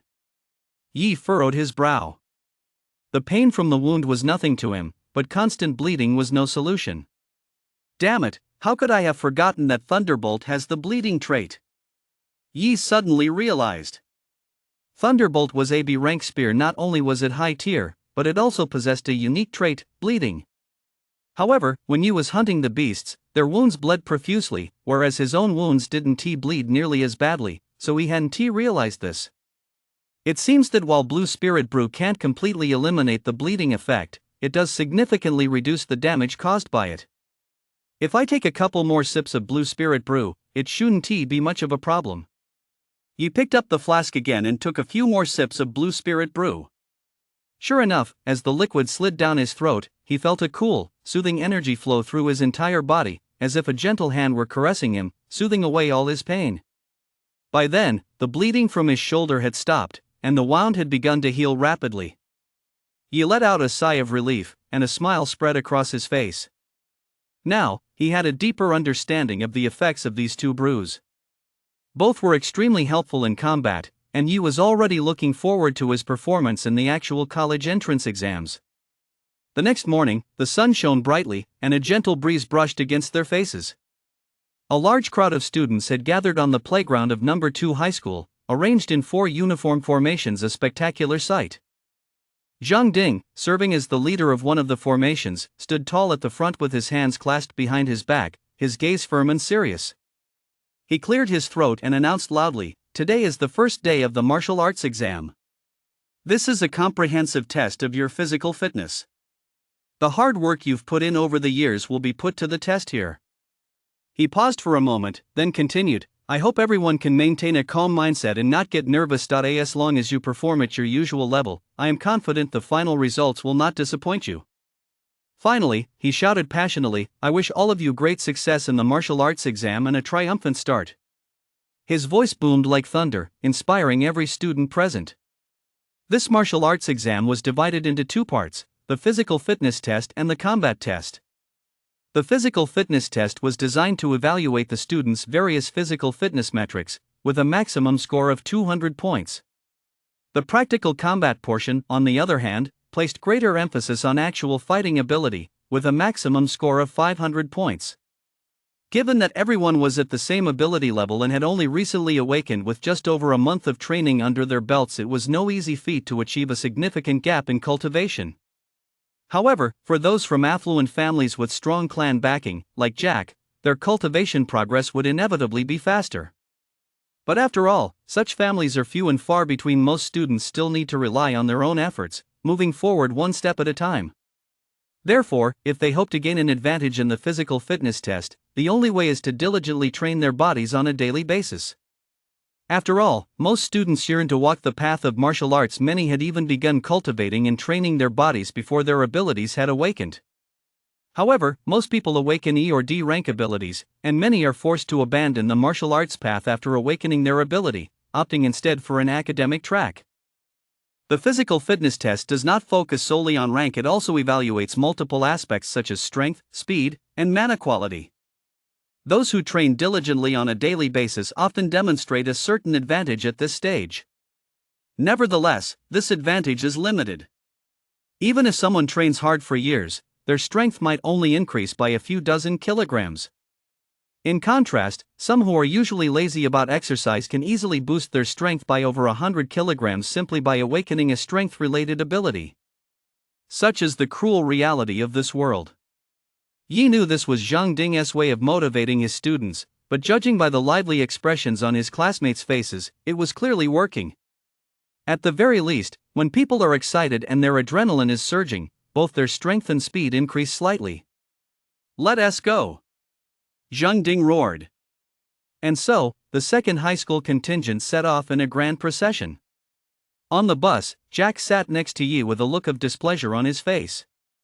"Didn't you say that shaving your head would speed up your cultivation? How come your hair has grown back?" Last night, Yi had ordered a bottle of hair growth lotion, and with Mana's help, his hair and eyebrows had grown back overnight. Ever since Yi had broken through to the late stage of the meridian opening realm in his physical cultivation, practicing the thunderfire tempering art no longer caused his body hair to be completely destroyed. Plus, today's physical fitness test was being held at the Martial League, and candidates from all over Yuling City were there. It was packed. Yi didn't want everyone to think he was some weird martial artist. He had to maintain a certain image. His appearance was back to normal, but he couldn't quite pull the wool over Jack's eyes. "I just had a slight breakthrough in my cultivation, so my hair grew back. Besides, my cultivation level is higher than yours now, so a little mana doesn't matter to me anymore." By the end of his explanation, Yi could barely hold it together and almost burst out laughing. Jack knew full well by now that Yi was lying to him. He wanted nothing more than to beat Yi up, but since he couldn't beat him, he could only curse Yi 100 times in his mind. Furious, Jack turned away and ignored Yi. Soon, the group from second high school arrived at the entrance to the Martial League aboard 2 buses. The Martial League building was located right in the heart of Yuling City. Soaring high into the clouds, it seemed to touch the sky, giving off an unparalleled sense of sci-fi grandeur. The building's exterior was constructed with state-of-the-art materials, gleaming with a metallic sheen and featuring sleek, powerful lines. At the entrance stood a spacious plaza paved with high-tech materials that sensed people's footsteps and emitted dazzling lights. In the center of the plaza was a massive fountain, its water jets shooting skyward and forming a beautiful rainbow as the sunlight refracted through them. How can I put it? You can tell at a glance that the Martial League is incredibly wealthy. But that's only natural. The Martial League building isn't just a structure, it's a symbol representing the power and glory of the martial artists. In a world overrun by monstrous beasts, the Martial League is the very source of hope for humanity. Just as Yi was marveling at the grandeur of the Martial League building, suddenly, a repulsive voice echoed from the distance. The voice was laced with mockery and contempt. "Oh my, isn't the second high? Yi Rongxuan, so this is where you used to go? TSK, only this many people? How pitiful. I suppose you've had a rough time." As the words trailed off, a lanky, sullen-faced boy slowly approached. His gaze swept over the second high school group, a smirk of disdain playing at the corners of his mouth. Standing nearby, Yi Rongxuan's lips curled slightly upward, and he replied with a touch of smugness, "Humph. Why don't you take a look at what second high school is really like? It's already impressive that even this many people showed up for the martial arts exam." Though his voice wasn't loud, it carried clearly to the ears of the second high school students. Yi Rongxuan's words instantly turned the second high students' faces grim, their eyes betrayed anger and resentment. After all, anyone would be upset at being looked down upon like that, especially since this person had previously attended second high himself. Second high had just arrived, and first high followed closely behind, though first high's contingent was much larger than second high's. Second high had brought 2 buses, with a total of just 120 students taking the test. In contrast, the students from first high school were all from wealthy or influential families. They arrived in 10 luxury buses alone, with some coming in private cars. At least 700 people had come to take the test. Second high school's overall level was indeed far behind first high school's, and there was a significant disparity in the quality of their student body. The students at first high school all came from well-off families and had generally begun taking body tempering potions from a very young age to build a foundation. Naturally, their level of awakened abilities was far superior to that of second high school, a fact that second high school could do nothing to change. You're just here to weed out second high school's students. To slander second high school like this right now, Yi Rongxuan, you really have no shame. A member of second high school in the crowd, filled with resentment, spoke out angrily. Yi Rongxuan spotted the speaker at a glance. His expression turned icy, and his pupils instantly transformed into red vertical slits. Humph! Yi Rongxuan snorted coldly, unleashing a wave of intimidating pressure toward the man. The man's expression changed drastically. He hadn't expected Yi Rongxuan to strike so directly. Seeing this, Yan Sheng was about to intervene when a figure moved first. That figure darted forward like lightning, moving at an incredible speed, and in the blink of an eye, arrived right in front of the man. It effortlessly blocked the aura of intimidation Yi Rongxuan had unleashed, dissipating it into thin air. What's the matter? Is he wrong? Yi stood before the man who had insulted Yi Rongxuan and spoke in a matter-of-fact tone. Yan Sheng had also intended to intervene just now, but Yi had beaten into it. If Yan Sheng had actually intervened, this conflict among students would have escalated to involve the teachers. Furthermore, the teaching standards at number 2 high school were already significantly lower than those at number 1 high school. If a conflict had broken out, number 2 high school would undoubtedly have been at a disadvantage. Yi! You're nothing more than a discarded pawn of the Yi family. What gives you the right to act so arrogant? Someone like you is a perfect fit for number 2 high school. When Yi Rongxuan saw Yi, he couldn't control his emotions. Mana began surging through his entire body, as if he were about to strike at any moment.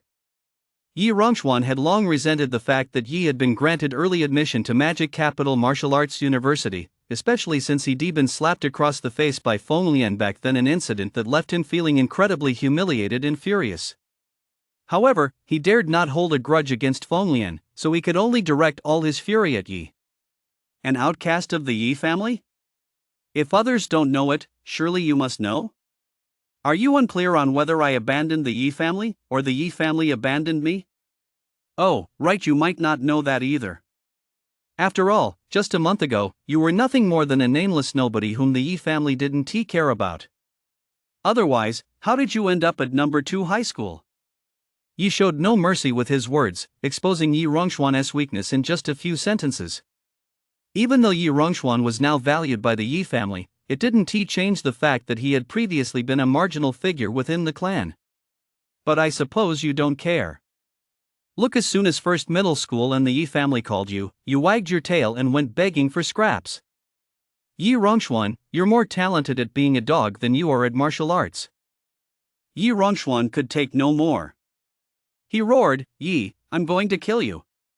As his words fell, his hair stood on end instantly, like a blazing ball of fire, and a crimson flame ignited on his fist as he charged toward Yi with staggering ferocity. This punch, fueled by Yi Rongxuan's rage, packed quite a punch, but it was riddled with flaws in Yi's eyes. It was practically full of holes. Yi remained standing in place, neither dodging nor flinching, his hands still clasped behind his back.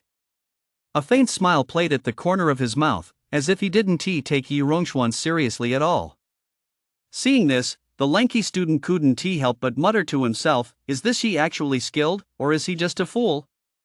Just as Yi Rongxuan's fist was about to strike Yi, Yi suddenly shifted his body slightly to the side.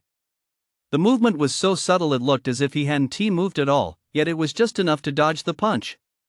Immediately afterward, arcs of lightning flickered along Yi's left leg. A flash of lightning like light sliced through the air as he delivered a powerful roundhouse kick, striking Yi Rongxuan squarely in the chest, which had been left wide open. Yi Rongxuan let out an agonized scream and was sent flying more than 10 meters away like a kite with a broken string, spitting blood from his mouth. His shirt was torn to shreds, exposing his chest, which had been charred black by the lightning. Is that all? Looks like you haven't improved much since you went to first high school. Is this the best you can do? Yi shook his head, deliberately feigning deep disappointment. Yi's strike was no light blow, but he didn't dare to really go all out. If he killed Yi Rongxuan in broad daylight, he probably wouldn't be able to get away with it. Still, the blow was enough to make Yi Rongxuan suffer at the very least. It would certainly affect his performance on the upcoming physical fitness test. Upon hearing Yi's words, Yi Rongxuan was instantly overcome with rage. He coughed up a mouthful of blood and passed out.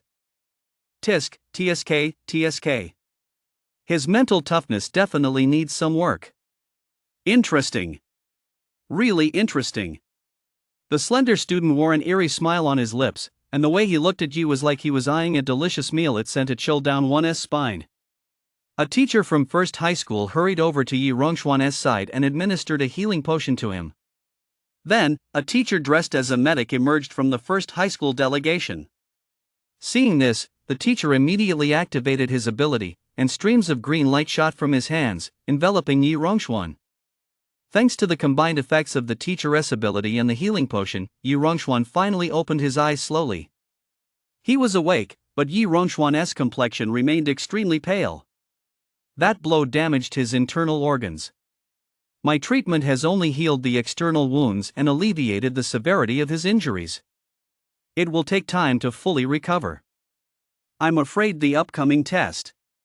The school doctor trailed off at this point, but everyone understood exactly what he meant.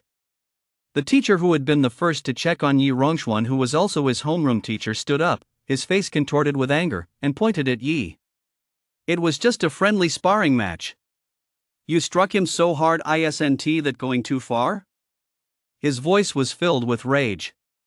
As he spoke, he projected an aura of intimidation toward Yi, attempting to intimidate him. However, Yi stood there with a calm smile, seemingly completely unaffected. Just then, Yan Shang stepped forward, blocking the pressure for Yi, and quipped, "What's this? A student can't beat his teacher?" His tone carried a hint of sarcasm. Yan Shang, don't be so unreasonable. Yi Rongxuan has suffered such severe injuries, his upcoming tests will inevitably be affected, and this could jeopardize his future. In the martial arts, falling behind at the start means falling behind at every step. With such a heartless student, one really has to question the quality of education at your second high school. Hey, teacher, don't try to use moral grandstanding to twist the facts. Yi Rongxuan was the one who attacked me first. I was just acting in self-defense. Yi said this, but ever since he heard the school nurse mention that Yi Rongxuan's upcoming tests would be affected, a smirk hadn't left his face. Humph. Even if Yi Rongxuan struck first, you didn't have to hit him that hard. You clearly did it on purpose. The teacher had completely lost his head by this point. Yi Rongxuan's ability, Blazing Mastiff, was an excellent offensive ability. He actually had a very good chance of getting into one of the top 2 schools. Back when Yi Rongxuan transferred to First High School, he'd gone to great lengths to get him into his class, and he devoted himself wholeheartedly to mentoring Yi Rongxuan over the past month. Yi Rongxuan had only stood a chance of getting into one of the big 2 schools to begin with, but Yi's kick had effectively shattered that sliver of hope. How could he not be furious? Hey, Yi Rongxuan is a student at your first high school, you know? Just a moment ago, he was saying that our second high school's level is nowhere near that of First High School. He attacked me like that. I couldn't possibly hold back. What if I'd been the one to get hurt? I just didn't expect him to be this weak. He couldn't even last a single move. Yi wore a guilty expression, as if he truly hadn't expected Yi Rongxuan to be so weak. Yi Rongxuan's homeroom teacher was left speechless. It was true that Yi Rongxuan had struck first and been defeated by Yi in a single move, so he couldn't say anything. He certainly couldn't admit that Yi Rongxuan was weak. With so many people gathered at the entrance, it would be a blow to First High's reputation, even though they already lost face enough. He only said that out of anger, but he was certain that Yi had definitely gone out of his way to hit him hard on purpose. Did Yi do it on purpose? Of course he did. Yi deliberately held back at first, waiting until Yi Rongxuan's fist was right in front of him before striking, and it wasn't just to show off. If he countered right away, the first high school teachers would definitely realized how powerful Yi's attack was and stepped in to block it. At most, he'd have gotten a few comments from bystanders, but no actual harm would been done. But Yi deliberately waited until the attack was right in front of him before striking back. By then, the first high school teachers would inevitably be too slow to react. Moreover, from the very beginning, they assumed Yi Rongxuan was the stronger fighter, so they certainly wouldn't have believed Yi could dodge Yi Rongxuan's punch. Yet the fact was that Yi not only dodged it but also defeated Yi Rongxuan with a roundhouse kick. At that moment, the two sides were locked in a standoff, and the tension on the field reached a fever pitch. Just then, a middle-aged man wearing glasses stepped forward. The man's eyes seemed half-closed, only a thin slit was visible, and Yi even wondered if he could actually see at all. This man with the narrowed eyes was none other than the principal of First High School, Kai-Chen. Let us call it a day. Yi, would you like to join our First High School? Kai-Chen wasn't the least bit angry that Yi had injured Yi Rongxuan. Instead, he extended an invitation to Yi. Everyone had assumed Kai-Chen had come out to back Yi Rongxuan up, but to their surprise, he was actually inviting Yi to join the school. Yi was also taken aback. You're not holding it against me that I injured Yi Rongxuan? He is a student at your First High School who had a shot at making it into the top 2. He isn't anymore, is he? I think you have a better chance of getting into one of the top 2. Since he has already lost one opportunity, why not find a way to make up for it? Why get angry? Kai-Chen countered. Yi also put aside his previous nonchalant attitude. In Yi's eyes, this principal of First High School was quite an impressive figure. Even if he weren't the principal, he'd still be someone to be reckoned with. The test is coming up soon. Can it still be changed? Yi asked, somewhat puzzled. After all these years of being a powerhouse, our First High School still has a bit of leeway. As long as you agree, I can transfer your enrollment right now. Kai-Chen. Do you really think I have no one at second high? At that moment, Zhang Ding stepped forward. He thought Yi was hesitating, but in reality, Yi was merely curious. Oh, isn't this forward Zhang Ding, long time no see. Kai-Chen still wore his trademark smirk, as if nothing could rattle him. Cut the nonsense. I let you poach Yi Rongxuan slide, but if you're trying to poach Yi now, don't blame me for not holding back. An overwhelming aura erupted from Zhang Ding, causing everyone from First High to step back.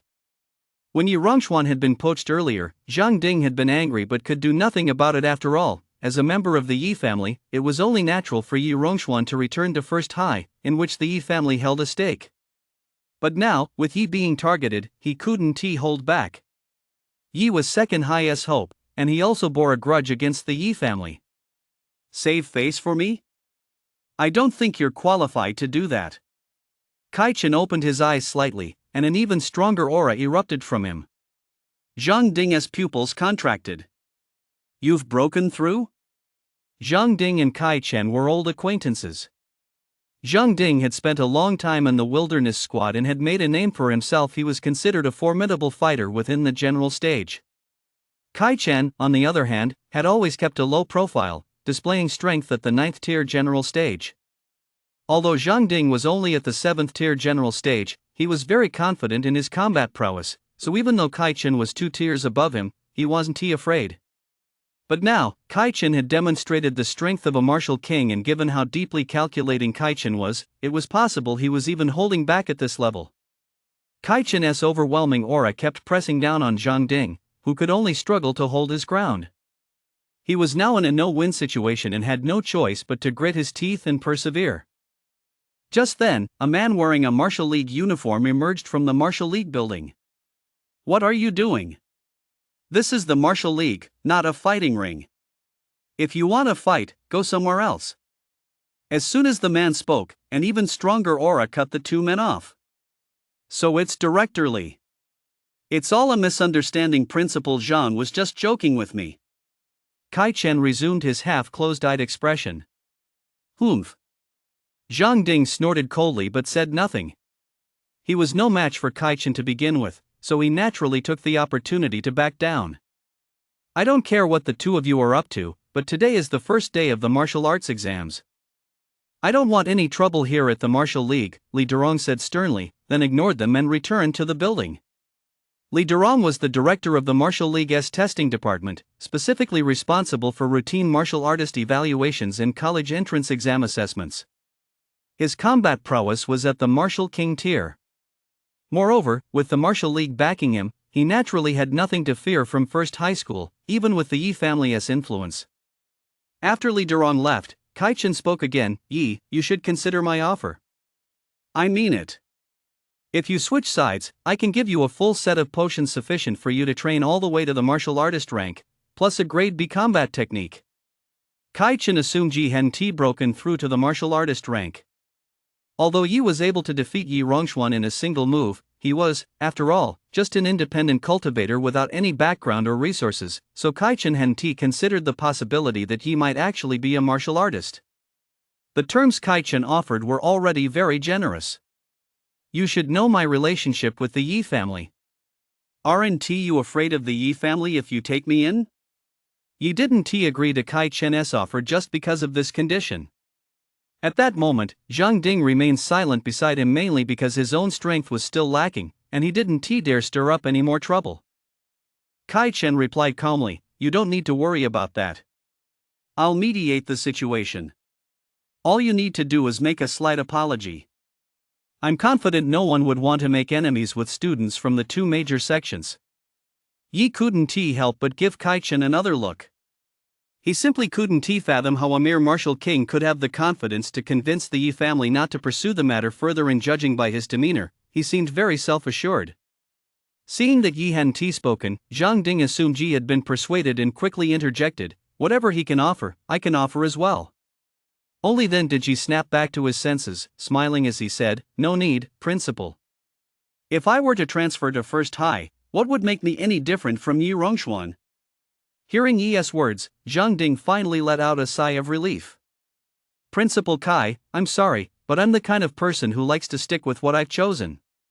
Since I've been at Second High all along, there is no need for me to switch schools at this point. That's truly a shame. Since you've already made your decision, I won't say anymore. I hope you don't come to regret it." Kai Chen didn't take offense. After saying this, he turned and walked away without so much as a glance at Yi Rongxuan on the ground. Seeing that Kai Chen had invited Yi Rongxuan grew even angrier, his eyes brimming with hatred as he stared at Yi. "Make me regret it? After the test comes the real battle. The resources he provided won't be enough to significantly improve anyone in such a short time. What exactly does regret even mean here?" Yi was somewhat puzzled. He believed that someone like Kai Chen wouldn't say something like that for no reason. "Never mind. I'll deal with whatever comes my way. We'll see when the time comes." Since he simply couldn't figure it out, he decided to put it out of his mind and returned to the formation to prepare for the upcoming test. All schools participating in the martial exam's physical fitness test, led by your teachers, are to enter in order.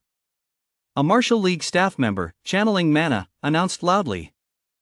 Yi also returned to the second high school S line. The test at hand was more important. The first high school S group was being tested ahead of second high school. Once they were done, it would be second high school S turn. Upon stepping into the martial artist building, a strong sense of technological sophistication washed over them. The spacious hall was soaring and open, seemingly boundless, allowing one's gaze to stretch endlessly. In the center of the hall, a floating metal sculpture emitted a mysterious glow. This sculpture depicted Li Tianming, the first leader of the Martial League. In that era when monstrous beasts appeared and humanity suffered massive casualties, it was he who stepped forward, single-handedly repelling the beasts' assault and securing a safe haven for humanity. He gave humanity hope and truly became the one who brought light to the human sky. Huge screens are embedded in the surrounding walls, displaying real-time information and moving images, making one feel as if they were immersed in a digital world. The corridors inside the building are spacious and bright, with smooth metal flooring that reflects the lights from the ceiling, creating a surreal atmosphere. The interior of the martial artists building is not only vast but also brimming with a high-tech feel, making one feel as if they were in a world of the future. The atmosphere here feels like a true futuristic world, a stark contrast to the place where Yi had lived for the past 18 years, creating a strong sense of disconnection. It's not that this technology isn't available to ordinary people, rather, it represents the pinnacle of human achievement, and both the highly skilled technical personnel and the manufacturing materials required are scarce resources. Take this Martial League building, for example. From the outside, it appears to be nothing more than a skyscraper reaching into the clouds. But only when people actually step inside do they discover just how vast its interior is. This is not only due to the application of humanity's most advanced spatial technology, but also because the entire building was constructed using a rare metal called ethereal stone. This material exists only on the other side of the Calamity Gate. It not only possesses spatial properties but also boasts extreme hardness and defensive capabilities. Therefore, given the current situation, these technologies cannot yet be made widely available to the general public. Perhaps only after technological levels advance further and material costs decrease will all of humanity have the opportunity to enjoy such a living environment. Guided by staff members, Yi and his group walked through a passageway and arrived at a vast plaza. In the center of the plaza stood 4 massive pillars, each so thick that it would take about 3 adults to encircle one with their arms. There are a total of 4 testing pillars here, capable of measuring your strength, rank, and mana quality. Testing pillars 1 and 2 are for students from First High. Testing pillar 3 is for students from Second High, and testing pillar 4 is for students from Third High and other schools. It wasn't that the Martial League was favoring First High, it was simply because First High had the most candidates, over 700, while Second High had only a little over 100, and the remaining students from Third High and other schools combined probably numbered around 300. It was already quite generous to allocate a separate pillar just for Second High. No one spoke up to object at that moment. After all, their own schools didn't have nearly that many students. However, many students from First High School were glaring defiantly at Second High School, especially at Yi. After all, Yi had just humiliated First High School. Yi couldn't help but find it amusing to him. The students of First High School seemed just like little kids fighting over candy. Line up. The test begins now. Everyone moved quickly, and soon they were lined up in 4 rows. First High School, Ning Chuan, begin the test. The First High School line had already started the test. The student whose name was called took a deep breath, then slammed his fist into the testing pillar. Ning Chuan, strength, 813 kilograms. You have 2 more chances. Would you like to continue? Asked the staff member. I'll continue. The student named Ning Chuan threw 2 more punches, one at 805 kilograms and one at 817 kilograms, ultimately achieving a strength score of 40.85 points. Next is the level test. Place your hand on the testing pillar and channel your mana. Ning Chuan placed one hand on the testing pillar, and a stream of red mana flickered faintly along his arm. Ning Chuan, 8th tier awakening, level score, 40 points, mana quality, level 5, score, 25 points. Hearing the staff announce his results, Ning Chuan was overjoyed. He was very satisfied with this performance. The physical fitness test consisted of 4 sections: strength, speed, rank, and mana quality, with each section worth 50 points. A full score in strength required reaching 1,000 kilograms, a full score in rank required reaching the first stage of martial artist, and a full score in mana quality required reaching level 10. Logically speaking, cultivation level and strength should correspond to one another. However, the students here had only awakened a month ago. The fact that most of them had high cultivation levels was likely due to taking potions to boost their stats. Although many had high cultivation levels, they struggled to demonstrate the strength commensurate with those levels. If given enough time to grow, their strength would naturally rise to the appropriate level. For a student named Ning Chuan to demonstrate strength matching his cultivation level at this stage was already quite remarkable. As for mana quality, students at this stage simply haven't had much time to train, so a mana quality of only level 5 is perfectly normal. For the first student from First High School to achieve such results was a great start, instantly boosting the school's morale. In contrast, the other schools were feeling the pressure. Ning Chuan's performance would have ranked among the top at any other school. The first student from Second High School to take the stage may have been affected by this as well. Despite being at the 6th stage of awakening, he only managed 475 kilograms, and his mana quality was a mere level 2, a truly poor performance. This made the students from First High School even more smug, their faces beaming with triumphant smiles. Some even went so far as to mock aloud, "Is this the best Second High has to offer? A 6th stage awakener who can only muster the strength of a 4th stage awakener? If someone like that ventured into the wilderness, they'd probably end up as nothing more than food for beasts." Ha ha ha. The mocking laughter from the First High team rose in waves, unceasing and relentless. The Second High student being mocked hung his head in shame, burying it deep in his chest, looking as if he might burst into tears at any moment. Yan Sheng hurried over to comfort him. don't listen to their nonsense. There's still the speed test and the practical assessment coming up. You'll have another chance after each one. Don't let what these people say affect your performance in the remaining tests. Remember, you must never give up until the very last moment. Encouraged by Yan Shang, the student began to feel a little better. In fact, although this student's performance wasn't entirely satisfactory, given his current scores, he would still be able to get into an average martial arts college. However, compared to first high school, such results did indeed pale in comparison. In the subsequent tests, the first high school team performed outstandingly, achieving excellent results. Even their weakest member reached the 6th stage of awakening. However, among the teams from second and third high schools, many students were only at the 2nd or 3rd stage of awakening. Reaching the 6th stage of awakening was already a decent achievement in terms of raw strength. They were no match for first high school. The atmosphere at third and second high schools was oppressive, a stark contrast to the laughter and cheer at first high school. Yan Sheng and Zhang Ding could do nothing about it. This wasn't something that could be changed with a few words. The facts were right there, and no amount of talking would make a difference. Pursuing the martial arts inevitably requires vast resources, yet the students at second and third high schools almost all came from ordinary families.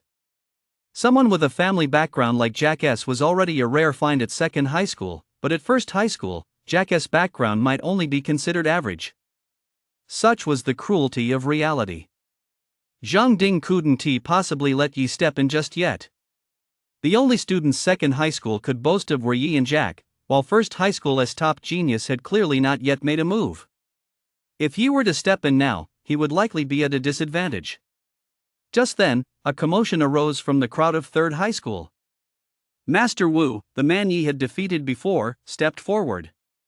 Although he was sponsored by the Yi family, he hadn't enrolled at first high school after all. He was a student of third high school.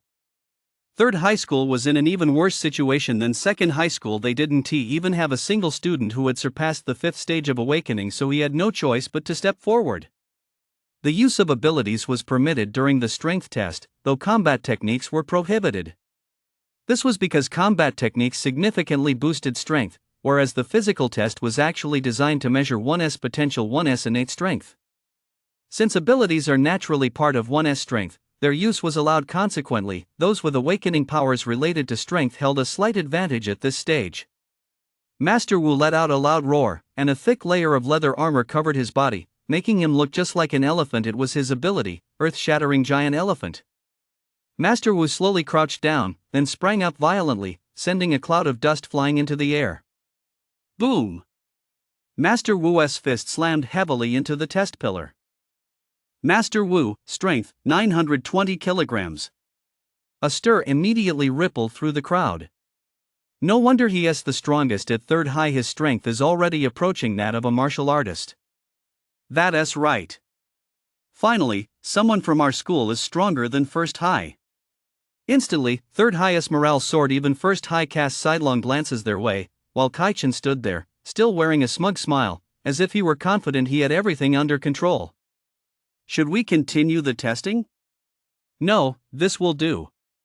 Master Wu's ability, Earth-Shattering Giant Elephant, not only boasts formidable defense but also impressive strength, which is why he was able to generate a force approaching that of a martial artist. He also knew that the second time brings exhaustion, and the third time brings decline. Even if he threw 2 more punches, the result wouldn't be any better than this one. It was better to end it while everyone's spirits were still high. The staff member nodded. Master Wu, your strength test score is 46 points. Just 4 points short of a perfect score. That's truly impressive. Next, Master Wu channeled mana into the testing pillar. Master Wu, 9th tier awakening, 45 points mana quality, level 5, 25 points. Sure enough, Master Wu had already reached the 9th tier of awakening. The last time he sparred with Yi, he was only at the 6th tier, advancing 3 tiers in just over 10 days. Truly worthy of a top-tier A-class ability. However, even for Master Wu, his mana quality remained at level 5, which was fairly average. But that wasn't surprising. If he advanced 3 stages in such a short time and still maintained decent mana quality, Master Wu would truly be a monster. Of course, that excludes someone like Yi, who is on a whole different level. Master Wu's results would rank first at first high school, where test takers generally perform well. Most are at the 8th stage of awakening, with very few at the 9th stage and certainly no one at the 9th stage capable of unleashing such immense power. Many students at 3rd high school were already buzzing with excitement, celebrating Master Wu's achievement. I don't know what 1st high school has to be so smug about. Master Wu is number 1 here at 3rd high school. This score would still be number 1 at 1st high school. Exactly. They just have better resources, otherwise, they might not even be as good as us.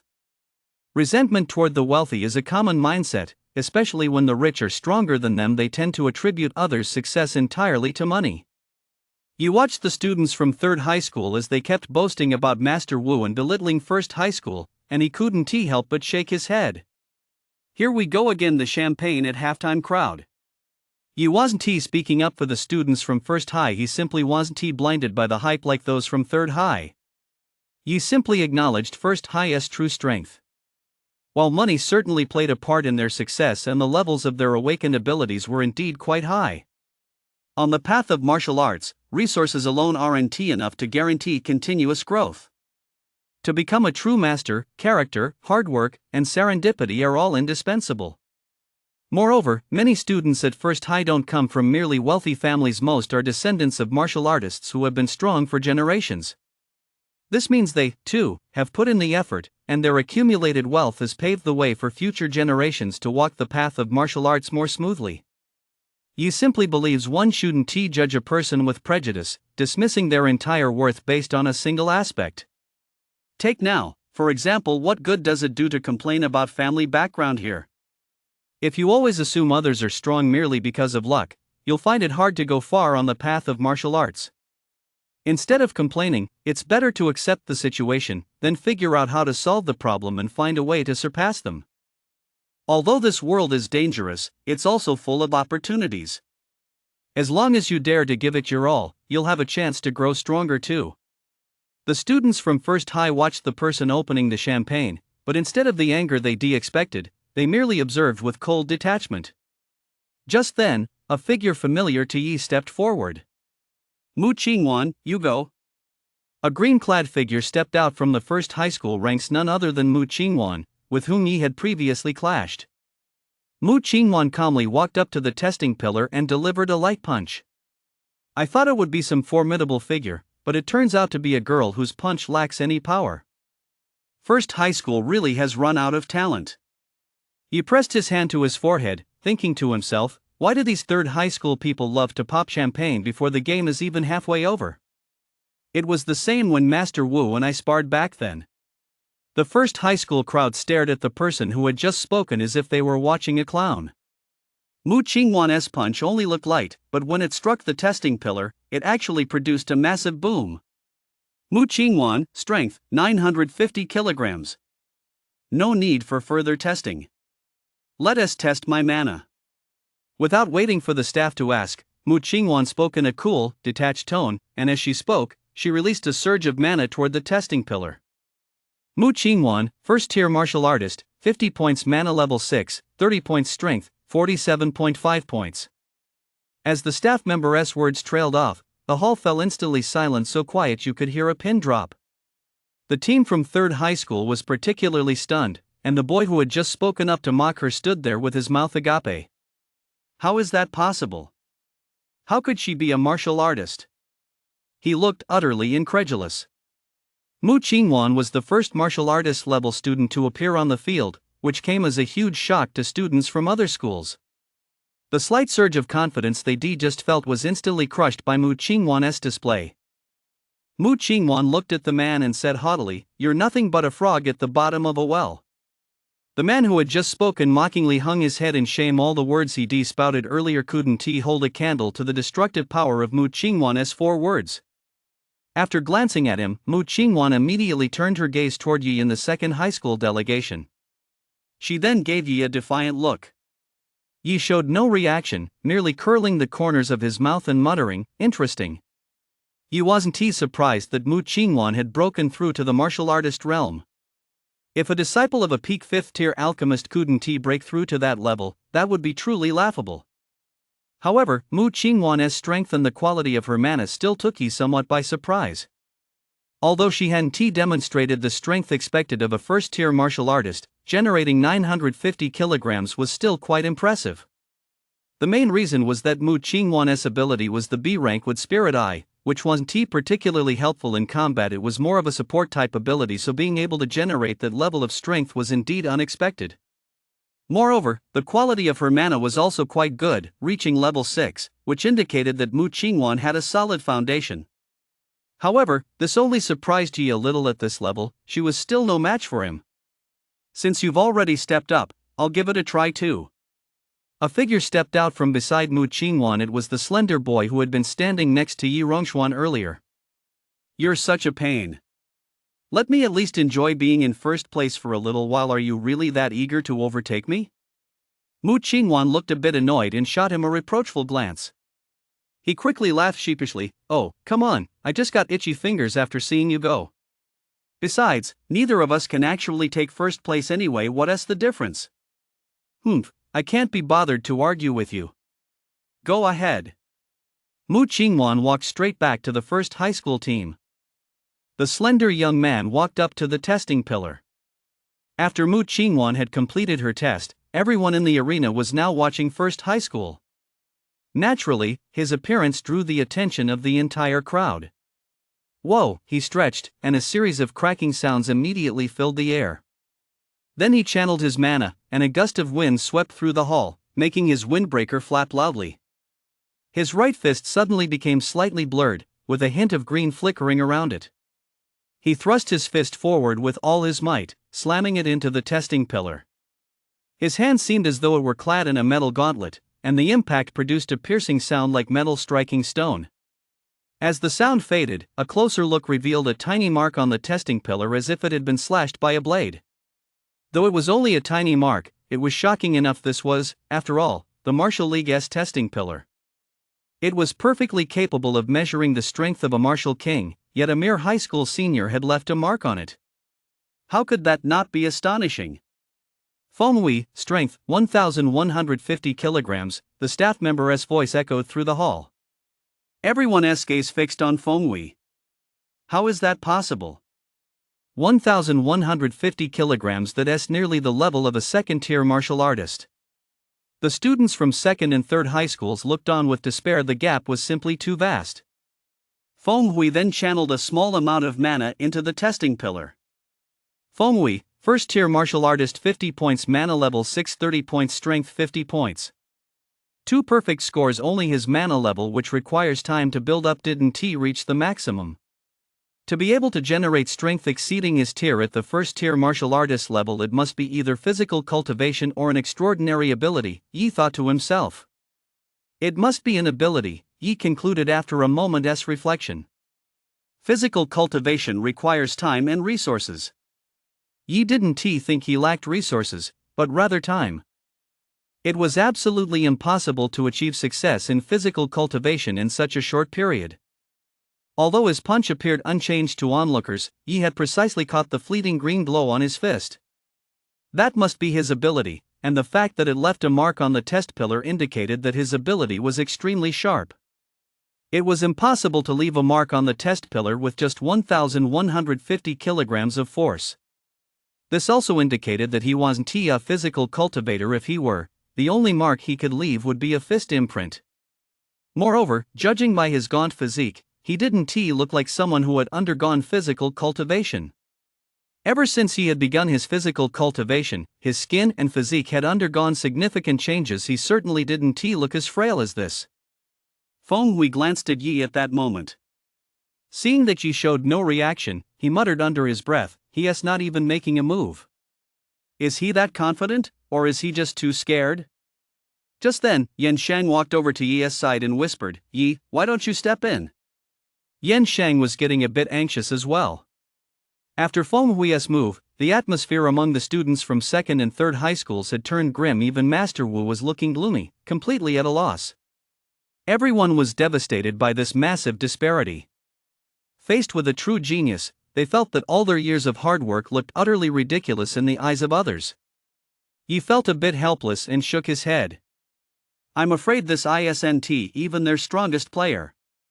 If I step in now, it might boost morale a bit, but after that, we'll be helpless." Even though Feng Hui's scores were indeed excellent, Yi knew that his talented cousin, Yi Yuntian, hadn't even made his move yet. He didn't believe for a moment that Yi Yuntian, having been groomed by the Yi family, would be outclassed by Feng Hui. The Yi family now hated Yi with a passion, yet dared not take action against him. The college entrance exams presented the perfect opportunity, and Yi was certain the Yi family wouldn't let it slip by. "You're right. We'll just have to wait and see." Yan Sheng also knew that Yi was their only chance to outperform First High School once he stepped in. They'd run out of options. Later, First High School sent out testers, many of whom were 9th tier awakened, and a few were even first tier martial artists. However, their strength wasn't as terrifying as Feng Hui's. None of them reached the 1,000 kilogram level. But that was already enough to leave students from other schools gasping for breath. During the subsequent tests, Jack gave everyone a pleasant surprise. Jack, 9th tier awakened, score 45 points, mana level 6, 30 points strength 900 kilograms, 45 points. Jack had actually broken through to the 9th stage of awakening in the final few days, and his mana level wasn't low either. It seemed his intensive training during that period had paid off. What did surprise Yi, however, was that Jack was able to generate 900 kilograms of strength. Jack's ability was the A-rank Swift Wind, which, in theory, shouldn't provide much of a strength boost. Could it be that his muscular build played a role? Yi wasn't sure. The rest of the participants were unremarkable, though there was a minor incident in the middle. Yi Rongxuan, who had been injured by Yi, also took part in the test.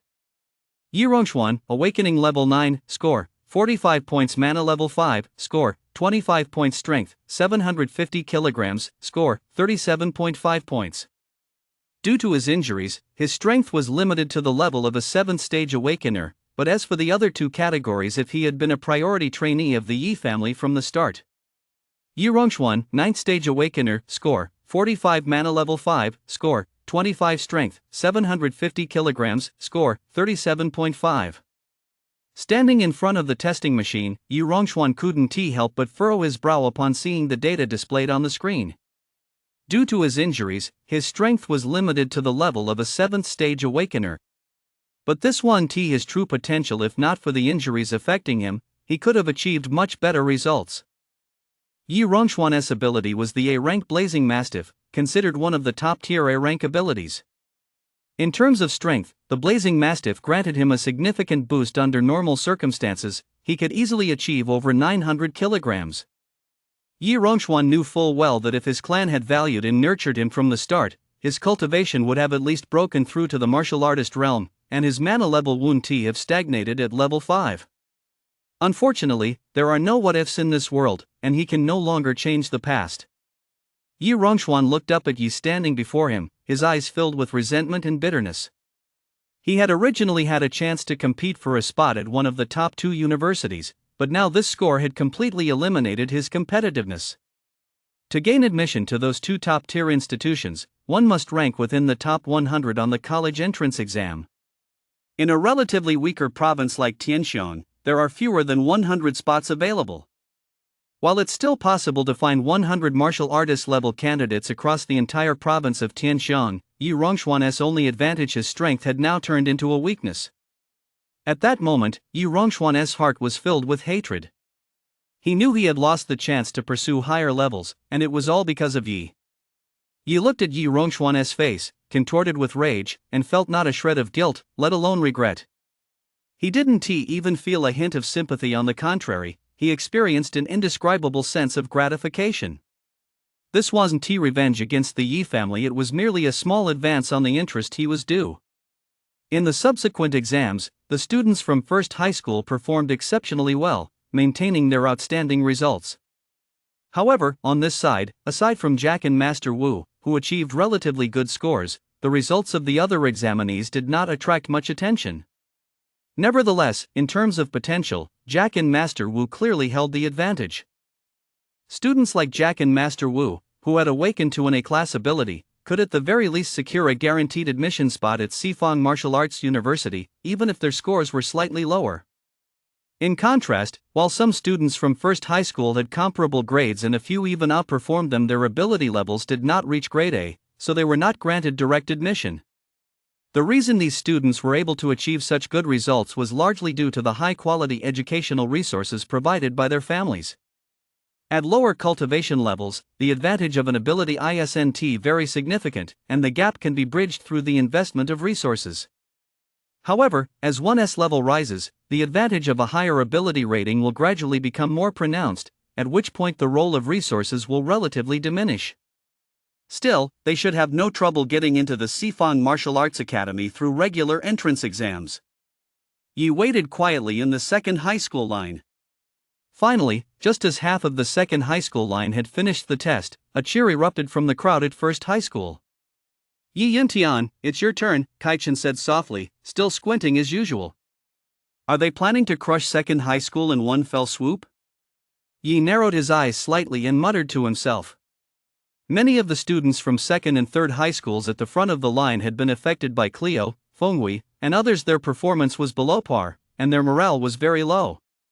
With half the students still left to test, it seemed Kaichin had great confidence in Yi Yuntian, believing he could achieve a score high enough to crush all the students who were yet to come. Moreover, judging by the reaction of the first high students, it appeared Yi Yuntian's usual performance was already quite impressive. Otherwise, there wouldn't have been such a loud outcry. Yi Yuntian wore a black martial arts uniform, looking very low-key and unremarkable. His facial features were sharply defined, with a high, straight nose.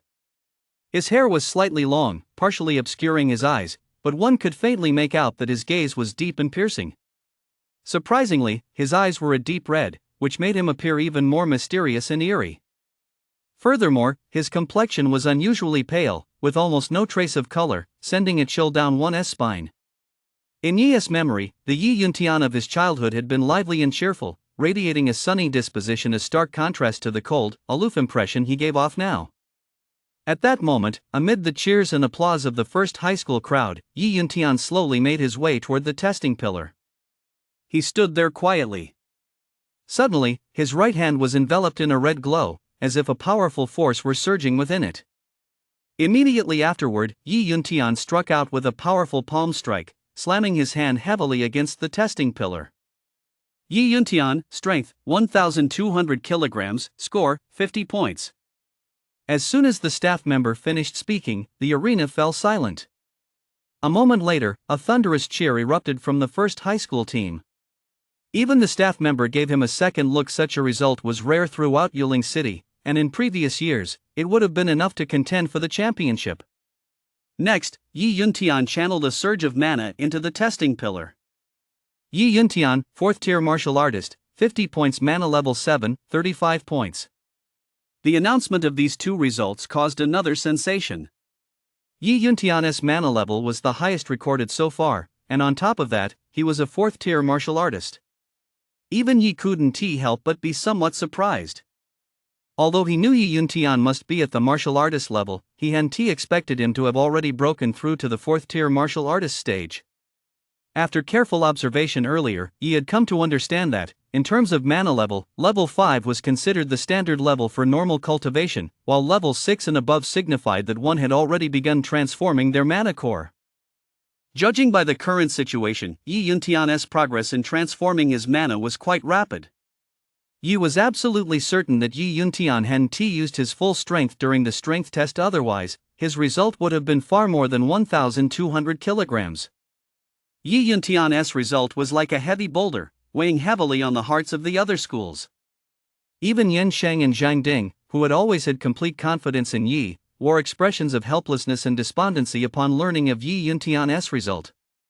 Clearly, they had not anticipated Yi Yuntian's score to be so outstanding. In their minds, Yi simply could not have achieved such a result. As expected, the sovereign clan's depth of resources is beyond what people like us can even fathom. We'd been hoping to turn the tables with Yi, but it was just a pipe dream after all. Even with Yi alone, we can't turn defeat into victory. Zhang Ding's face was filled with despondency. Earlier, he naively believed that having Yi with his S-class ability would be enough to defeat First High. But judging by the current situation, First High was crushing Second High in both average scores and top-tier performance. He had always assumed Kai-Chen was on par with him, but he never expected Kai-Chen to have already attained the rank of Martial King. Even his students were leagues ahead of Second High School. Next, Yi was set to appear after Yi Yuntian. If he lost, Second High School's only hope would be shattered. Moreover, in Zhang Ding's mind, Yi was certainly no match for Yi Yunxiang. The meager resources he'd given Yi weren't even enough for Yi to break through to the martial artist rank. Not to mention the mana core conversion at this point, everyone from Second High and Third High, including Zhang Ding and Yin Shang, had already given up hope. Kai-Chen stood there quietly observing their reactions, a faint smile curving his lips. This was exactly the effect he'd been aiming for.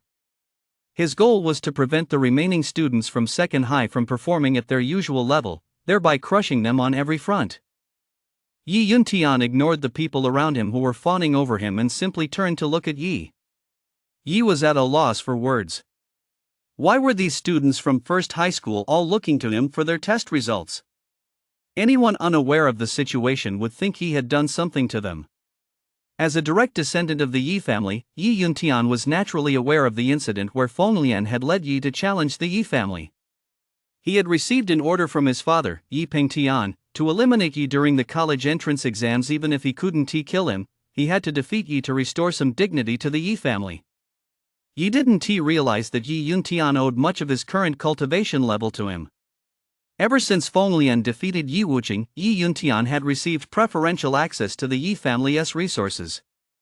He had consumed no small number of rare and precious elixirs and had also received assistance from Master Wu. Otherwise, it would have been impossible for him to reach the 4th tier of martial artist in level 7 mana in such a short time. Furthermore, Yi Yuntian had actually secured guaranteed admission spots to Beijing University and Magic City University, though the terms were not as generous as Yi's. This indicated that Yi Yuntian's ability was quite special. Otherwise, he wouldn't have received those spots. Originally, he hadn't intended to break through so quickly. After all, at this stage, the higher the level, the harder it is to acquire mana. But in order to defeat Yi, he had no choice. He knew Yi had already been granted a guaranteed admission to Magic City Martial Arts University, so there must be something special about him. He wasn't as brainless as Yi Rongxuan. Let me see what kind of skills my dear little brother possesses that would make a genius from Magic City Martial Arts University fight alongside you against the Yi family. Yi Yuntian narrowed his eyes slightly, a strange red glow flickering in them, as he spoke in a chilling tone. In that case, there is no need for me to wait any longer. Yi stood up, walked to the very front of the line, and said with a smile, "How about I cut in line? Is that okay?" The student standing first hesitated for a moment, then hurriedly replied, "Sure, no problem," and stepped aside to make room for Yi. Students from Third High, Second High, and even some from First High knew that Yi was no ordinary student, and at that moment, he drew the attention of nearly everyone in the arena. "Who is this guy? Is he really that strong?" some from First High asked, puzzled. "If he can beat Yi Rongxuan, he can't be weak. Don't you know?" he asked the outcast of the Yi family. "No wonder he went so hard on Yi Rongxuan, so they have a grudge. But even if he beats Yi, it's no big deal. That's true. There are plenty of students at our school who are stronger than Yi Rongxuan. But is he stepping in now because he thinks his grades are better than Yi Yuntian's? No way. Yi Yuntian is a direct descendant of the Yi family with endless resources. How could a cast-off like him possibly compare? Beating Yi Rongxuan is probably the best he can do." The First High School team buzzed with speculation, quickly piecing together everything they knew about Yi in just a few words. Master Wu watched as Yi stepped forward, his expression complex. "Yi, can you really surpass Yi Yuntian?" Yi strode purposefully toward the testing pillar, his right hand encircled by purple arcs of electricity. The terrifying lightning radiated a heart-stopping aura of destruction.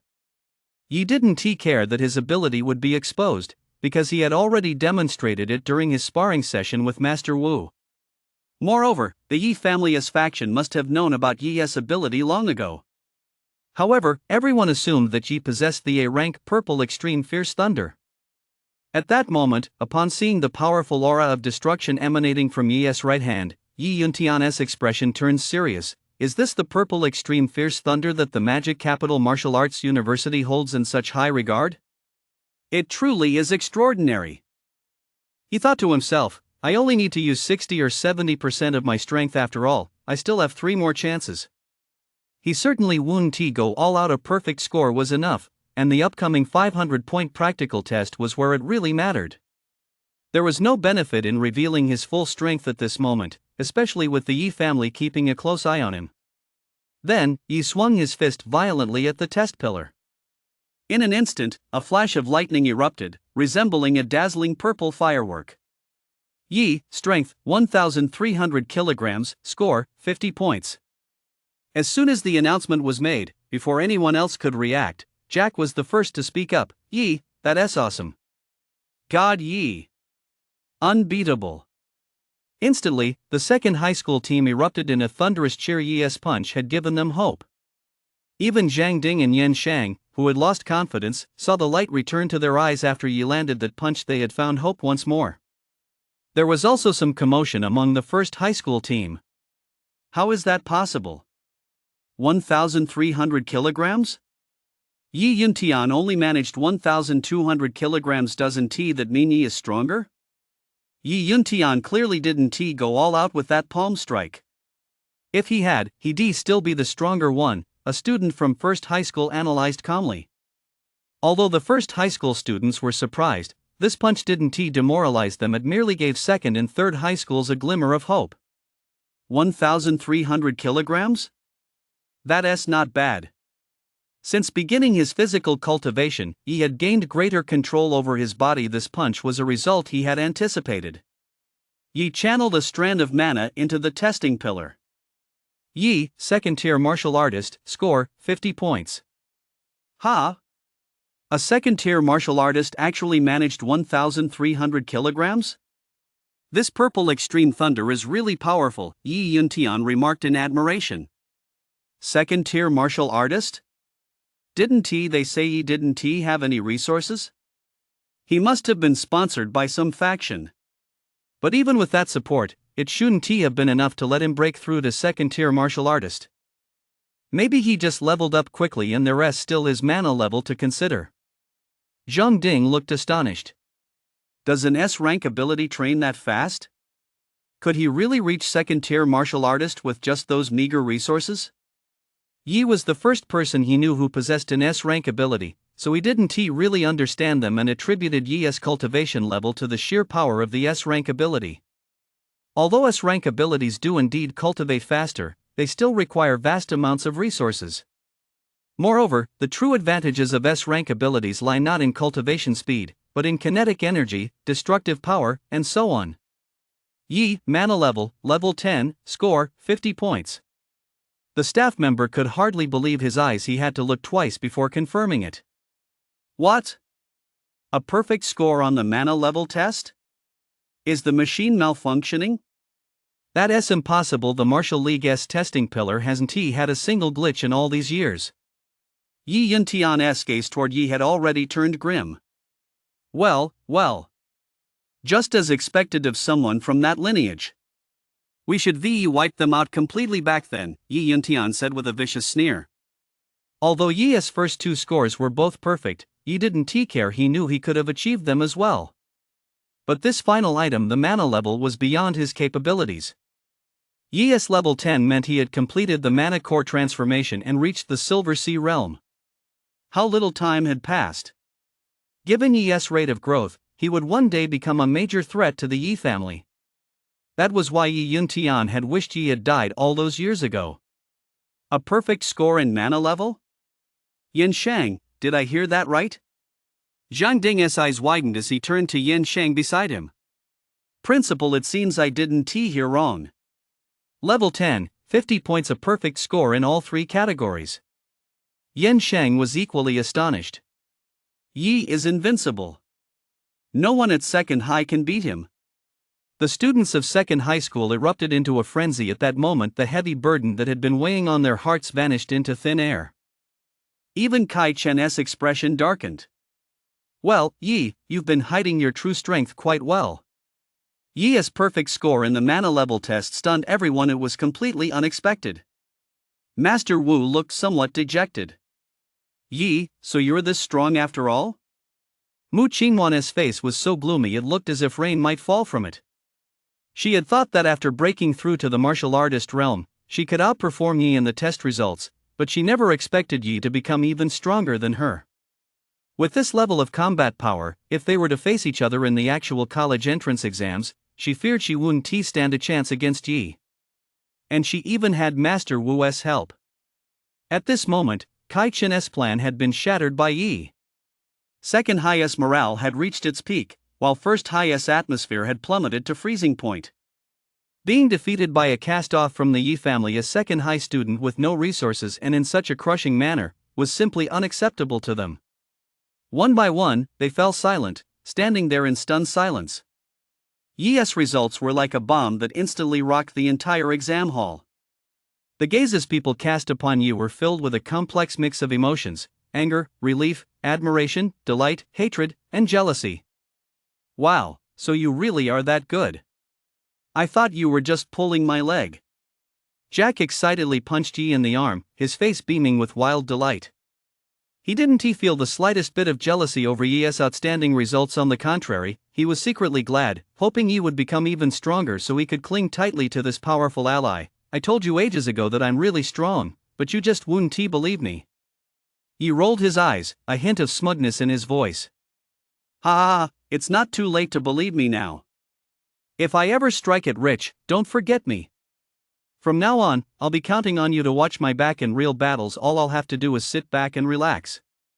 Jack flashed a sycophantic smile, as if he could already see his bright future after successfully enrolling at Magic City University of Martial Arts. Now, he was absolutely confident he'd get into Magic City University of Martial Arts, not because he had enough faith in his own abilities, but because he believed in Yi's strength. Yi shook his head helplessly. In truth, one of the main reasons he'd chosen to take the college entrance exam was to help Jack.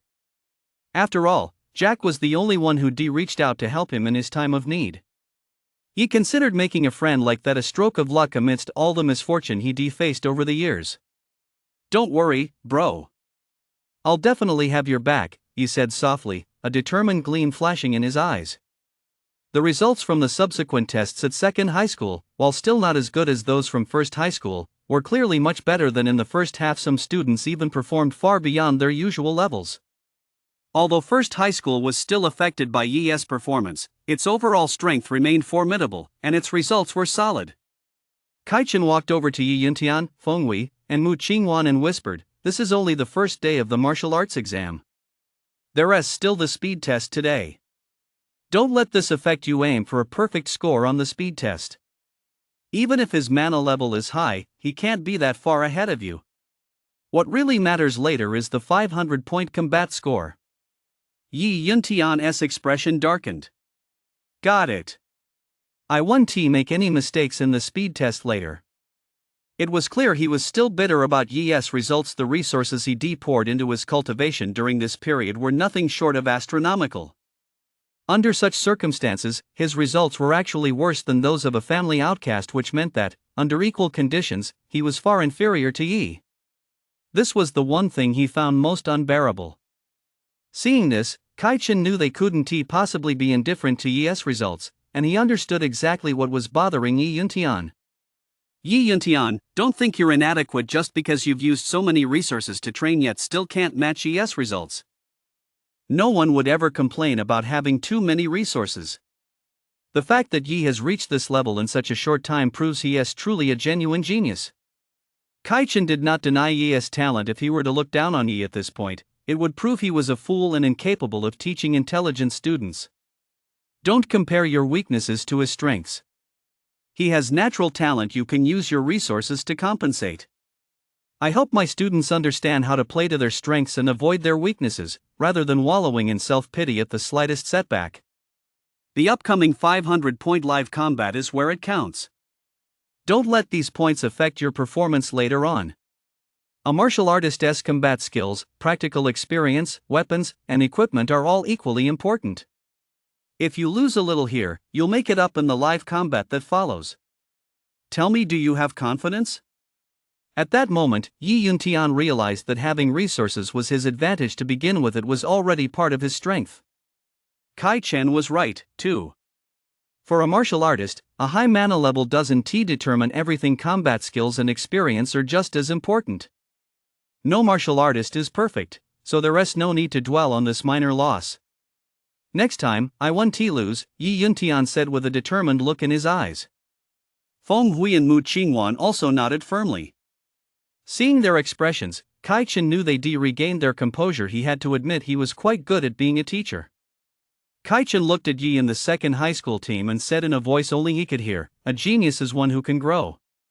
Yi felt a chill run down his spine. He turned to look, but saw nothing. All right, the test is over. Next up is the speed test. Follow me. Director Li, who had previously intervened to stop Zheng Ding and Kai Chen, appeared in the hall.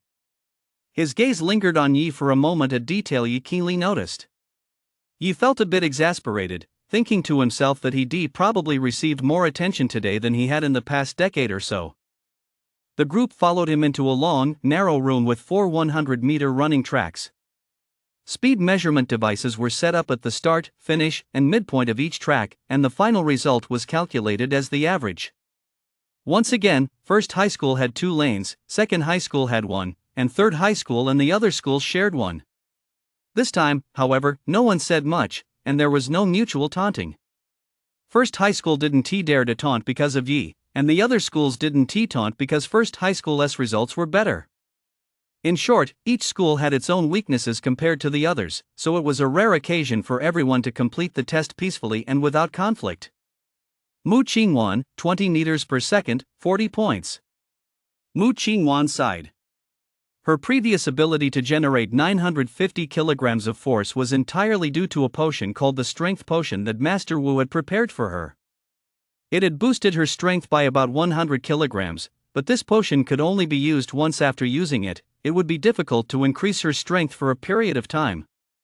She had taken it specifically for this college entrance exam, but since she didn't possess a combat ability, not increasing her strength for a while wouldn't affect her much.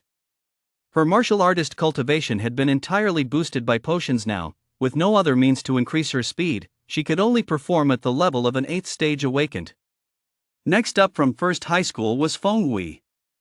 A green glow appeared on his feet once more, and with a loud boom, he shot forward. Feng Hui, speed, 26.8 meters per second, score, 50 points. Hearing the result, a confident smile returned to Feng Hui's face. Even Kai Chen smiled and nodded. Don't underestimate the fact that Feng Hui was only 6.8 meters per second faster than Mu Qingwan. Improving speed is extremely difficult, and every fraction of a second gained could mean a slightly better chance of survival on the battlefield. Yi looked at Feng Hui and said quietly, his ability must have tremendous explosive power. Both strength and this speed test work in his favor. Even though Feng Hui was fast, Yi still noticed that his speed at the starting line was slightly faster than his speed at the finish line. Moreover, during the previous strength test, the fact that he left a faint mark on the test pillar also indicated his strong explosive power. When it comes to explosive power, I won lose. Yi smiled slightly, his heart brimming with confidence. His Starfall Thunder possessed tremendous burst power and offensive strength, and it was an S-rank ability to boot. Therefore, Yi had absolute confidence in the capabilities of Starfall Thunder. Next up was Jack, whose ability was the A-rank Swift Wind, giving him a significant advantage in speed. Jack's feet seemed to take flight as he darted forward in an instant, running at a speed that belied his build. Jack, speed, 25.9 meters per second, score, 50 points. Yi was pleased to hear the staff announce the results for Jack. Running at a martial artist's speed with his 9th tier awakened strength was already quite impressive. Moreover, since this was a 100-meter track, if the distance were any longer, Jack's speed might not necessarily be slower than Feng Hui's. Next up for first high school was Yi Yuntian. He maintained his usual icy demeanor, which stood in stark contrast to his bright red pupils. A red mist shimmered around Yi Yuntian, and then he shot forward like an arrow leaving the bowstring. Yi Yuntian, speed, 32.5 meters per second, score, 50 points, the referee announced loudly. The crowd gasped in amazement and began to murmur among themselves. What incredible speed! That's the kind of speed only a 5th-tier martial artist could achieve. That's right. It's extremely rare for someone his age to possess such astonishing speed. Kai-Chin wore a satisfied smile, clearly pleased with Yi Yuntian's performance. So, how about it? Are you confident? Zhang Ding looked at Yi with some concern. However, Yi didn't look nervous at all. He simply nodded slightly and replied calmly, "It's fine. No problem." Yi Yuntian hadn't held back during this test. While his ability wasn't actually suited for speed, the fact that he could unleash 5th-tier martial artist level speed while at the 4th-tier level spoke volumes about his capabilities. Yi, can you beat me this time? Yi Yuntian was also very satisfied with his own test. He was certain that Yi, with his 2nd-tier martial artist strength, could never surpass his 5th-tier martial artist speed. Yi saw the fiery intensity in Yi Yuntian's gaze as he looked at him and knew that Yi Yuntian was declaring war on him. Can't you keep your cool? Yi merely smiled faintly.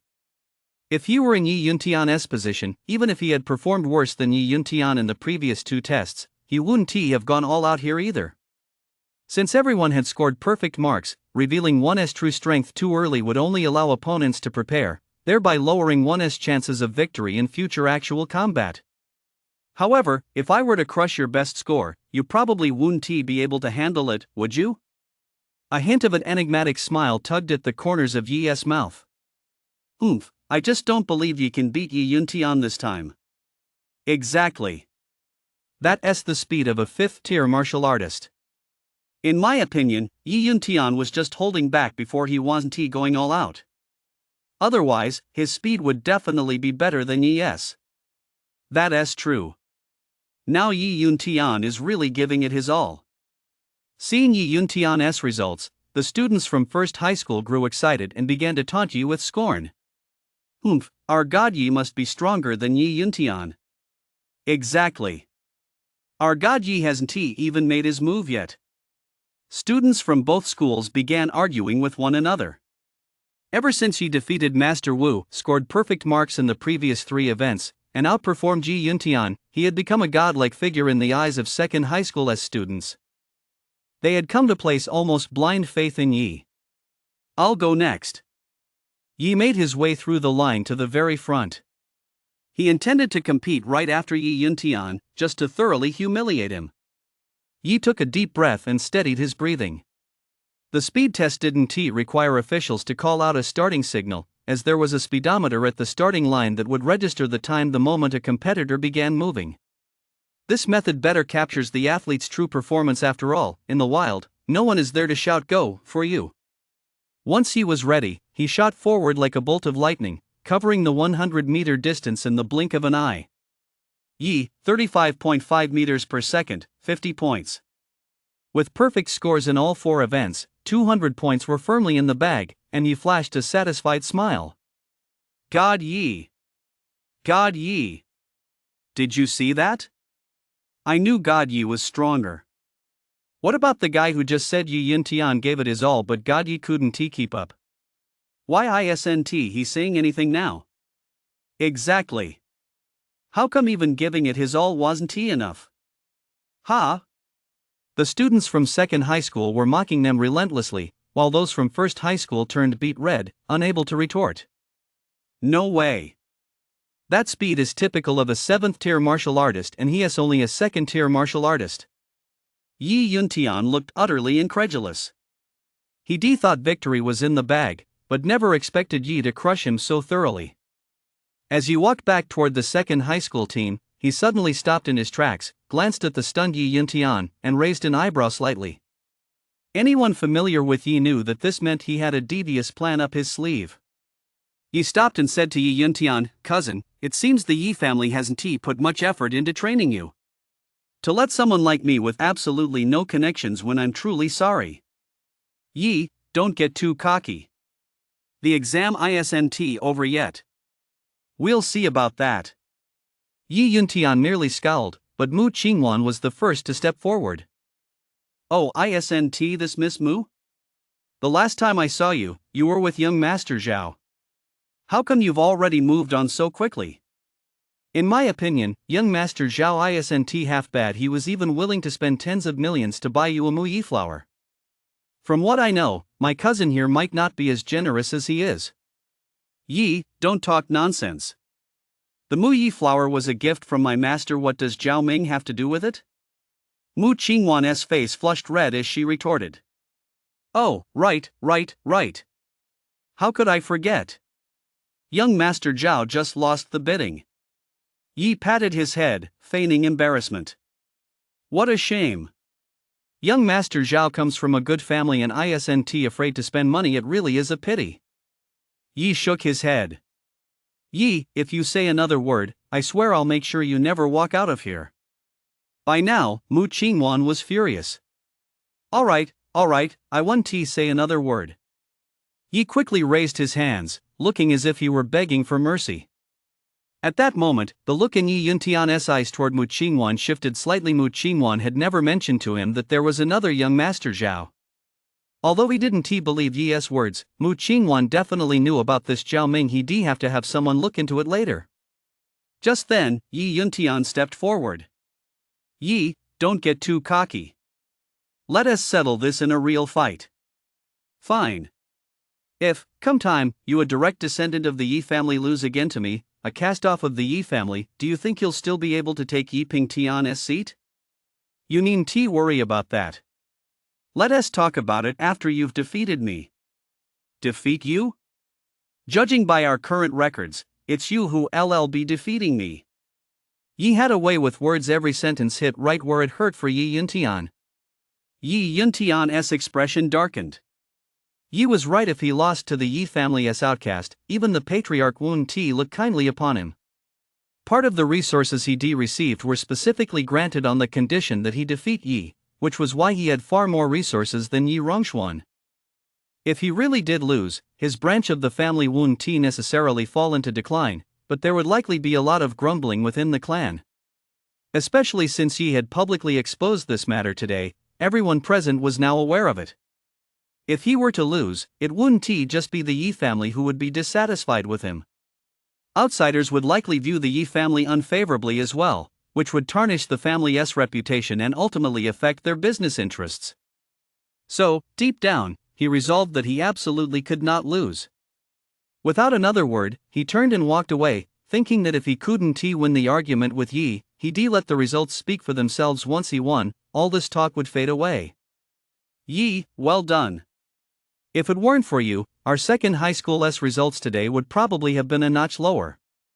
Zhang Ding came over with a beaming smile, and Yan Sheng followed close behind, his face brimming with excitement. That's right, 4 perfect scores. You've set a new record for Yuling City. Yan Sheng was thrilled. After all, Yi was his student, and he was naturally delighted by Yi's outstanding performance. Forget Yuling City, there's no one like this in the entire Tianshan province. A perfect score in all 4 subjects is probably something you'd only see in major cities like the capital or Magic City. Zhang Ding now felt like he wanted to put Yi on a pedestal. After Yi Yuntian had intervened, he'd already given up hope, but he never expected Yi to turn the tide single-handedly. Although he was now curious about how Yi had become a martial artist and reached mana level 10, his mind was filled with questions. He didn't ask. First, prying into the secrets of martial artists was a major taboo. Second, as long as Yi could lead number 2 high school further, he didn't care where Yi's power came from. Right now, Yi was the one to rely on. He wasn't about to be so tactless as to offend Yi just to satisfy his own curiosity. He didn't even know how he'd recover if he did. At that moment, Yi felt calm inside. Knowing his own capabilities, he wasn't surprised by this result. He smiled at the two of them and said, "This is just what I should be doing. I'm a member of number 2 high school, so naturally I have to look out for the school's best interests." Hearing this, Zhang Ding and Yan Sheng exchanged glances, both seeing surprise and delight in each other's eyes. They felt that Yi was not only talented but also incredibly humble. A student like this was truly a rare find. Then, Zhang Ding patted Yi on the shoulder and encouraged him, "Yi, keep it up. I believe you'll achieve even greater things. If you ever run into any difficulties, don't hesitate to come to me. I'll support you with all my strength." Yi nodded with a smile. "Well, I'll head back now. I have a sparring session tomorrow, so I need to prepare. Look at me, I was so caught up in my excitement that I almost forgot you have a sparring session tomorrow. Zhang Ding slapped his forehead. Then you'd better head back. Tomorrow's sparring session is even more important. After saying goodbye to Zhang Ding and Yin Shang, Yi and Jack struggled to make their way through the crowd. Everyone was just too enthusiastic. Once they stepped out of the martial artist's gate, they were met by a throng of reporters. With Zhang Ding's help as a shield, Jack and Yi finally managed to get into Jack's father's car. Let us go, Dad, or we won't be able to get away in a minute, Jack urged as soon as he got in the car. What's the rush? You haven't gotten me into any trouble, have you? Although Chu Huarong said this, his feet didn't hesitate. He quickly started the car and drove out of the crowd. No sooner had Chu Huarong driven off than a group of reporters began chasing after them. Chu Huarong began to panic a little. What kind of trouble have you gotten me into, kid? Why are so many people chasing us? He immediately stepped on the gas and sped off. Hey, old Chu, what kind of talk is that? Why do you have such a bad impression of your son? I know exactly what you're like. You've been causing me trouble since you were a kid, and now, during such a crucial time as the college entrance exams, you still dare to get me into trouble. Let me tell you, I scored second highest at number 2 high school today, 170 points, and I even got a perfect score on the speed section. Oh, not bad at all, you little rascal. All that money I've spent on you lately hasn't been wasted. Chu Huarong let out a sigh of relief and broke into a smile. Then what about them? Chu Huarong was a bit puzzled. If he hadn't caused any trouble, then what were those people chasing them for? No matter how hard Chu Huarong thought about it, he never imagined it was Yi's fault. Yi scratched his head sheepishly. Uncle, I think it's my fault.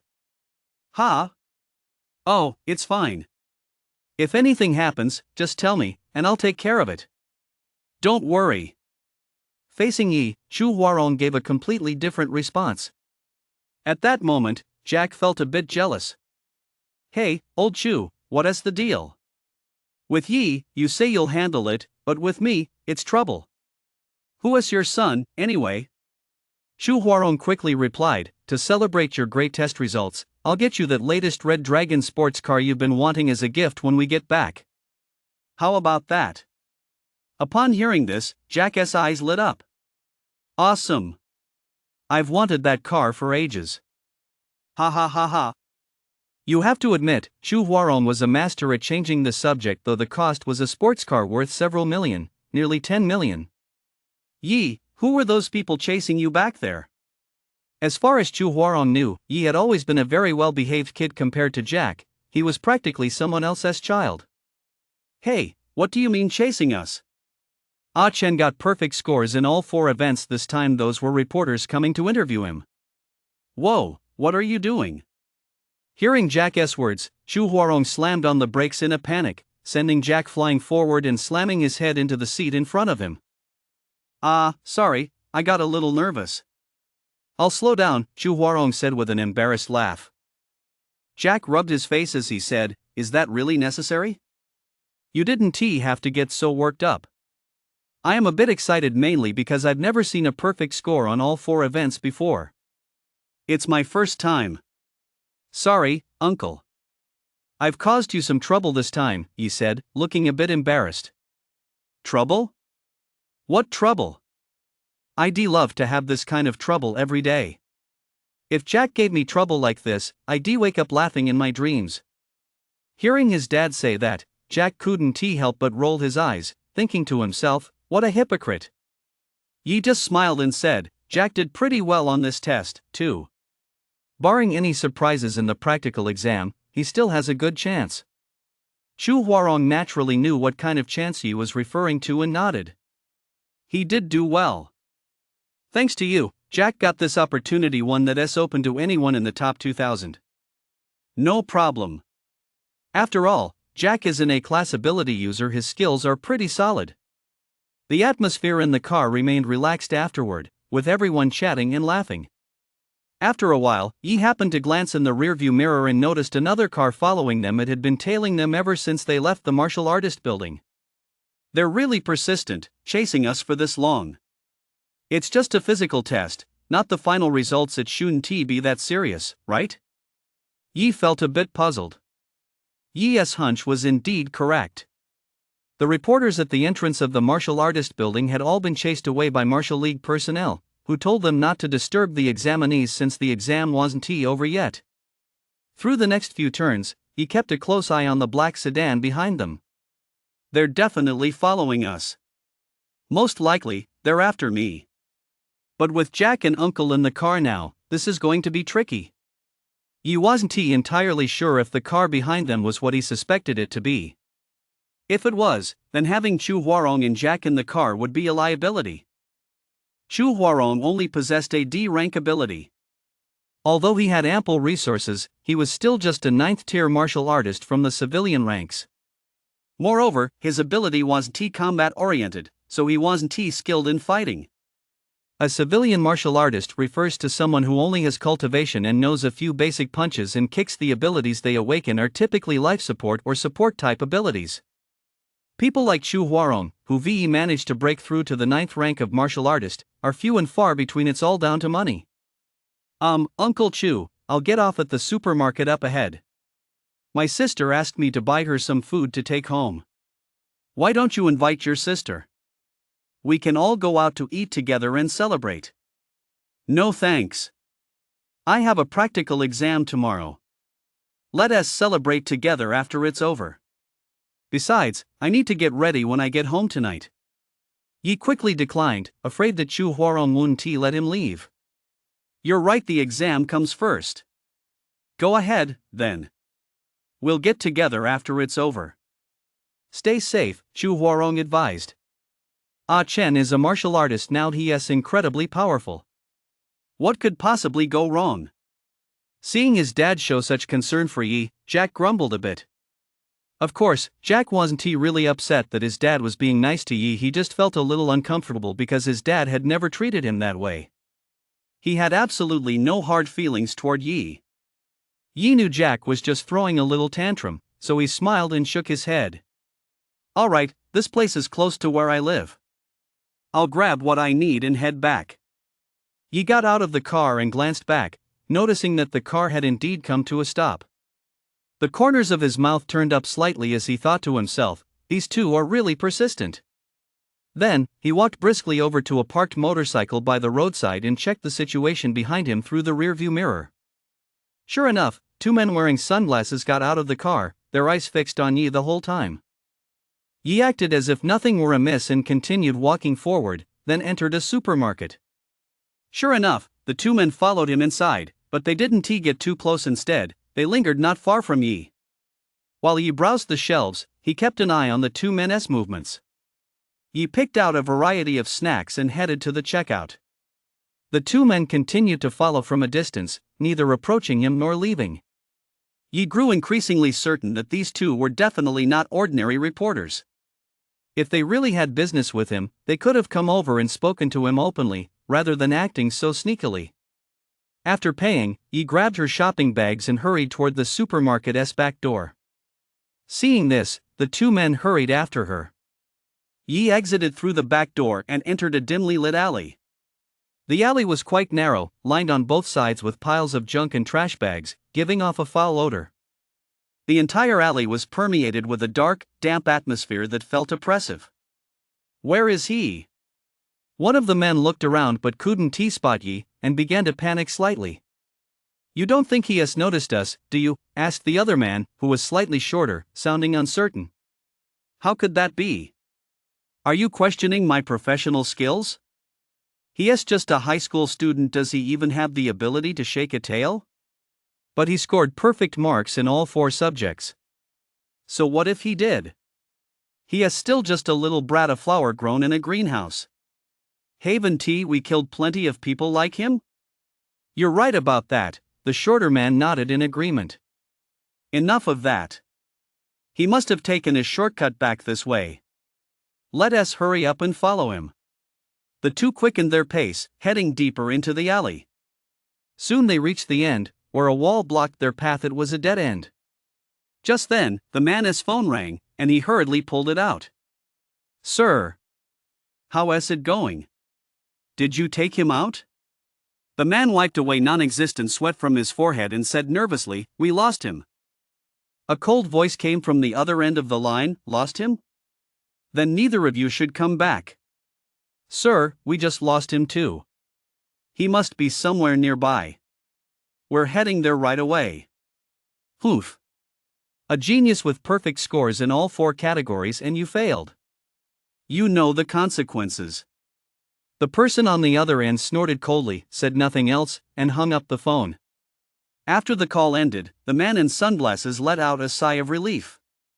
This is our last chance. We have to find him today, or we're all dead. The other man, who was a bit shorter, nodded, his face still pale with fear. He can't have gone far. How far can a high school student run right under our noses? Let us go. With that, the two turned to head back. In reality, if they had taken just one more step forward, they would have discovered that Yi was right there, hiding behind the pile of trash up ahead. Yi had heard the entire conversation between the man and the person on the phone. He immediately dialed Zhang Ding and Qin Hao's numbers and sent them his location. No good, these two are leaving. We have to stop them, or I won't even know who is trying to kill me. Just as the two men turned around, Yi stepped out and unleashed a thunder dragon shattering the heavens strike. The alley was narrow, and with the two men standing with their backs to Yi, there was absolutely no way they could dodge his strike. However, since they were standing side by side, Yi's attack could only target one of them. It was impossible to hit both at once. Yi chose the one on the phone. Judging by their conversation, the taller man in sunglasses held a higher position and was likely the stronger of the two. It made sense to take out the tougher opponent first. In the darkness, lightning flashed as a purple thunder dragon roared forth, carrying boundless pressure and a terrifying aura, streaking across the sky like a meteor. That bolt of lightning pierced the man's chest in an instant. Ding! Successfully defeated a martial master, level 1 ability user. Obtained 8 months of cultivation time and 1 source crystal. The system's voice rang in Yi's mind, filling him with delight. Ha! The cultivation time is a bit less than expected. And what is this source crystal? Yi muttered to himself, somewhat puzzled. Just then, the shorter man standing nearby finally snapped out of his shock, only to find his face suddenly splattered with blood. He whipped his head around and saw Yi standing there silently, a long spear in hand. It's you? The man's eyes widened as he stared at Yi in disbelief. However, Yi wasn't about to give him a chance to say a word. He acted swiftly, flinging a handful of black powder into the air to blind his opponent. He had just bought a large bag of coconut shell powder at the supermarket specifically for a sneaky opportunity like this. What? The man hurriedly waved his hands, trying to brush the powder away. But he was a split second too late. His eyes were still covered. Yi seized the opportunity and thrust his spear forward. This time, however, he missed. The man struggled to open his eyes, dodged to the side, and narrowly avoided the strike. Still, his left arm was pierced right through. What a pity, Yi sighed. You're asking for death, the man roared in pain. His right hand suddenly swelled to the size of a giant hammer and smashed toward Yi. Too slow. Yi instantly activated Shadow Shift combined with the 7-star step, effortlessly dodging the blow and positioning himself behind the man. Let us see how you dodge this one. Yi unleashed the Thunder Dragon sky-shattering strike once more, piercing right through him. Ding! Successfully killed an 8th-tier martial artist with an ability. Obtained 5 months of cultivation time and 1 source crystal. The system's voice sounded again. What a pity no ability dropped. But what exactly is this source crystal? Never mind. I'll look into it later. Let us deal with this first. Yi looked at the two bodies on the ground. They had died in the same way, both with a large hole pierced through their chests, but one had fallen forward while the other had fallen backward. A few minutes later, Qin Hao descended from the sky. Seeing Qin Hao drop from the sky, Yi couldn't help but marvel. Being able to fly really is a blessing. Inspector Chin, Yi said, bowing politely. What happened? Are you hurt? Chin Hao asked with concern as soon as he landed. Earlier, he solemnly promised Feng Lian that nothing would happen to Yi in Yiling City. He hadn't expected to almost be proven wrong. If something had really happened to Yi, he wouldn't have known how to explain it to Feng Lian. Feng Lian's status at Magic Capital University was higher than that of some professors, so it was no wonder he was anxious. Yi, however, remained calm. With both arms wrapped around Benlei, he tilted his chin toward the two people lying on the ground. There you go. I'm fine, but those two on the ground are probably dead. This wasn't his first time killing someone. He'd grown accustomed to it. If you don't kill them, you'll be the one who dies. As long as you're okay, that's all that matters. These two are dead. Are they from the Yi family? Yi shook his head. I don't know. I noticed someone following me on my way back from the exam today, so I lured them here and that's how it ended. Seeing that Yi was indeed unharmed, Chin Hao breathed a sigh of relief. You're pretty bold. Since you realized you were being followed, why didn't you stall for time and wait for me to arrive? At first, I wasn't sure if these two were after me. I thought they might be reporters. It wasn't until we got here and I heard them on the phone that I confirmed they were here to kill me. Besides, the opportunity was perfect. They had their backs to me. It would have been a shame not to act. Oh, and here's the phone. Yi pulled a cell phone out of his pocket and handed it to Chin Hao. These two must have a boss. They were still in contact with someone on the phone just now. You can look into it. All right. I'll send someone over to handle the scene shortly. You don't need to worry about it. Now that we've confirmed they were out to kill you, things will be easier to handle. Chin Hao took the phone and stowed it in his energy storage bracelet. Before long, a crowd gathered in the alley, all of them Chin Hao's men, including Zhang Ding. However, when Zhang Ding arrived and saw Chin Hao there too, he nearly had a heart attack. After learning what had happened, he was also very concerned about Yi. After all, Yi was now the pride and joy of No. 2 high school. Not a single mishap could be allowed to happen to him. It took Yi quite a bit of persuasion to convince Zhang Ding that he was fine, though Zhang Ding's expression still betrayed his deep concern. Seeing that there was nothing for him to do there, Yi told him to go back first. Upon noticing that Chin Hao was also present, Zhang Ding felt reassured about Yi's safety and left. Yi was still deeply moved. Regardless of Zhang Ding's motives, whether it was because Yi was useful to second high school or because he genuinely cared, at the very least, he was genuinely looking out for Yi. As the saying goes, a gentleman judges by deeds, not intentions. It was understandable. Before long, a man in uniform approached Chin Hao. Inspector, it's someone from the Abyssal Cult. Chin Hao's expression darkened slightly. He thought they were from the Yi family, but he hadn't expected them to be members of the Abyssal Cult. Are you sure? Chin Hao asked again. This was no trivial matter. Anything related to the Abyssal Cult was always a tough nut to crack. The man nodded. Yes, one of them has a tattoo of a purple lotus flower on his back. There's no mistaking it. Only one of them has it? Yeah, the one with the tattoo is at the martial master level. The other is just a martial artist, probably just an outer circle member. Chin Hao nodded. That makes sense. Wait, what did you say? Martial master? Ah, yes. The man paused in surprise. Chin Hao turned to look at Yi, clearly incredulous. You really killed him? Yi scratched his head. Just a fluke. I managed to sneak up on him. Chin Hao looked at him meaningfully. You little rascal, what cultivation level are you at now? Second tier martial artist. I just tested it today. To be able to defeat a martial master and a martial artist nearing that level with only a second tier martial artist's cultivation, that wasn't something that could be achieved by mere luck. At that moment, Yi's standing in Chin Hao's eyes rose a little higher. As a student of Magic Martial Academy, he knew better than anyone that the Academy valued combat prowess over cultivation level. It trained elites capable of taking on 100 enemies alone on the battlefield. You're definitely a good fit for Magic Martial Academy. Yi was left baffled by Qin Hao's seemingly out-of-the-blue remark. You'll see in time. Once you join Magic Martial, you're bound to make a big impact. By then, I might even need you to look out for me, Qin Hao chuckled. I'll take that as a compliment, Inspector. Though for now, I still need you to look out for me. The man reporting the situation nearby heard their conversation and found his mouth dropping open without even realizing it. These two had actually been killed by this young martial artist standing right before him, and it sounded like he'd been granted special admission to the Martial League and was on good terms with the inspector, too. Each piece of information was enough to send shockwaves through his mind. Oh, right, this matter might also be related to the Martial League.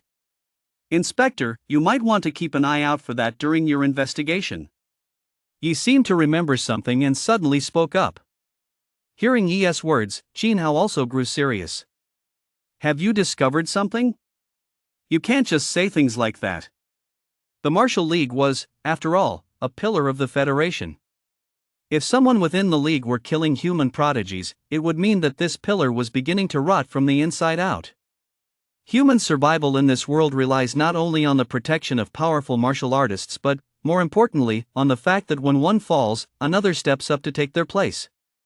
It can be said that talent is the Federation's most vital asset. If that talent were to dwindle, humanity would likely be on the brink of extinction.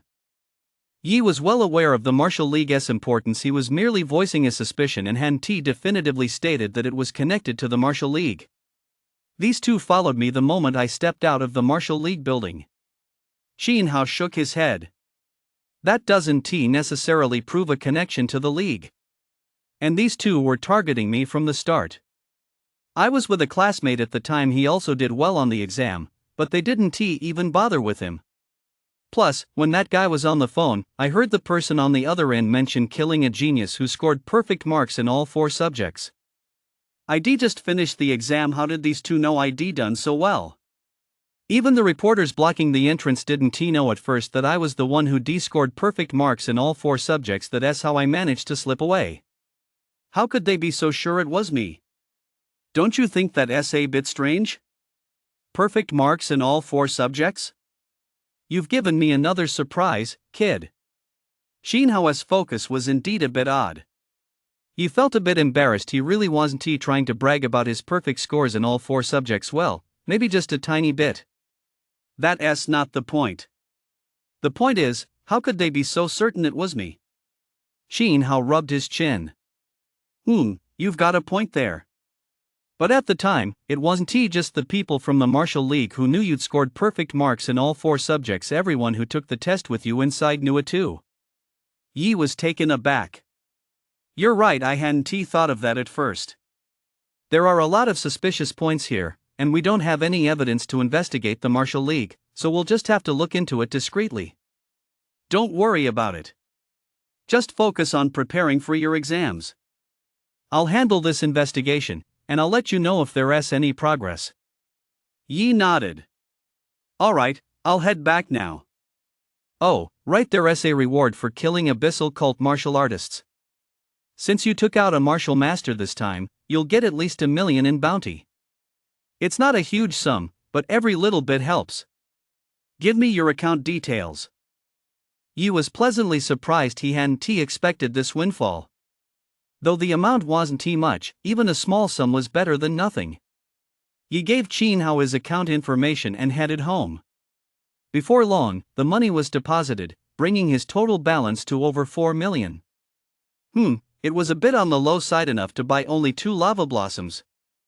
It certainly wouldn't get him very far, but it still felt good to receive the payment.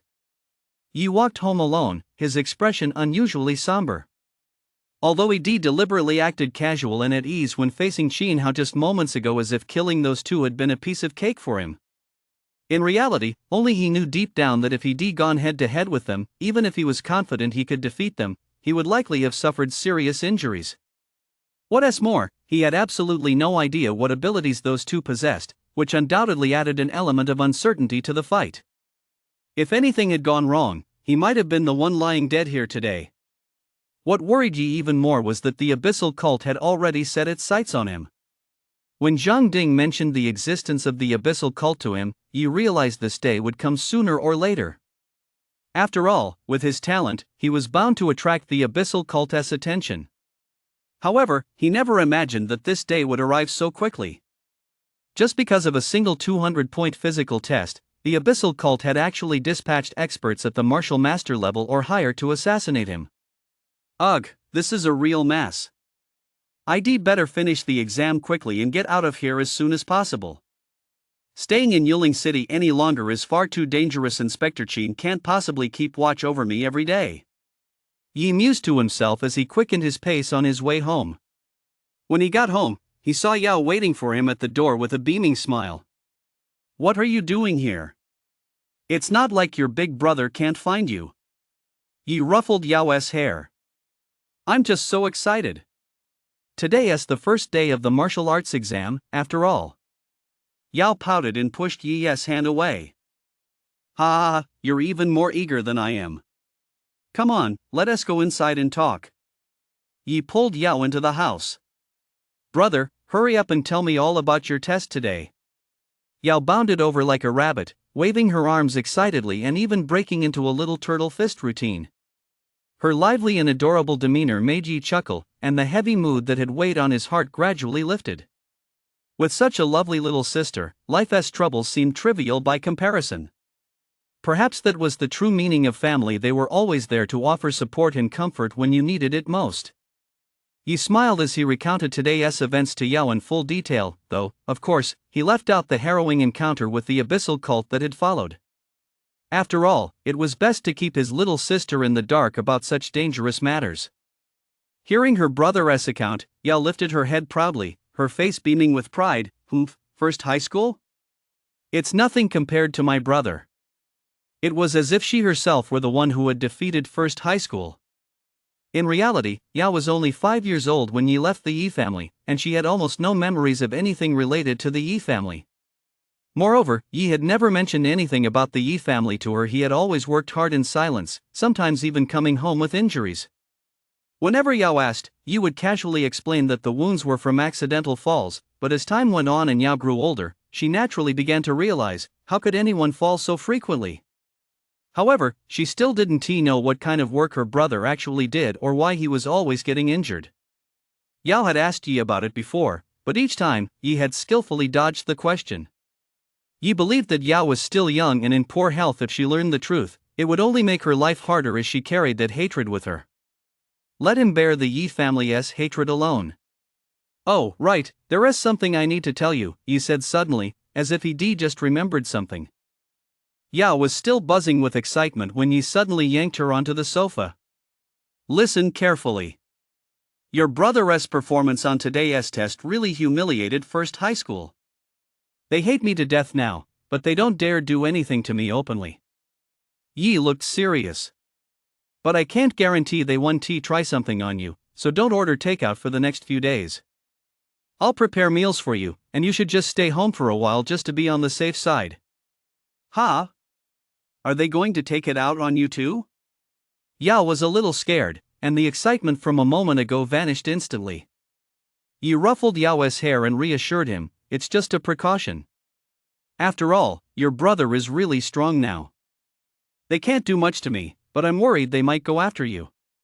But that's just the worst case scenario. You don't need to worry too much. Once I'm done with my exams in a few days, I'll take you out to have some fun, okay? Yao nodded earnestly. Alright, tell your brother what you want to eat, and I'll buy it all for you. Yao had been quite nervous at first, but looking at the dazzling array of food on the phone, he became completely absorbed in it, and his earlier fear vanished without a trace. Yi shook his head helplessly. An 11 or 12-year-old was exactly the age when a child craves food the most. His concern wasn't unfounded. In the city, the Yi family might not have acted so rashly, but now that they crossed paths with the abyssal cult, the situation had become unpredictable. After buying food for Yao, Yi made a point of calling Xin Hao to instruct him to keep a close eye on Yao and protect him. Xin Hao agreed without hesitation, his tone decisive.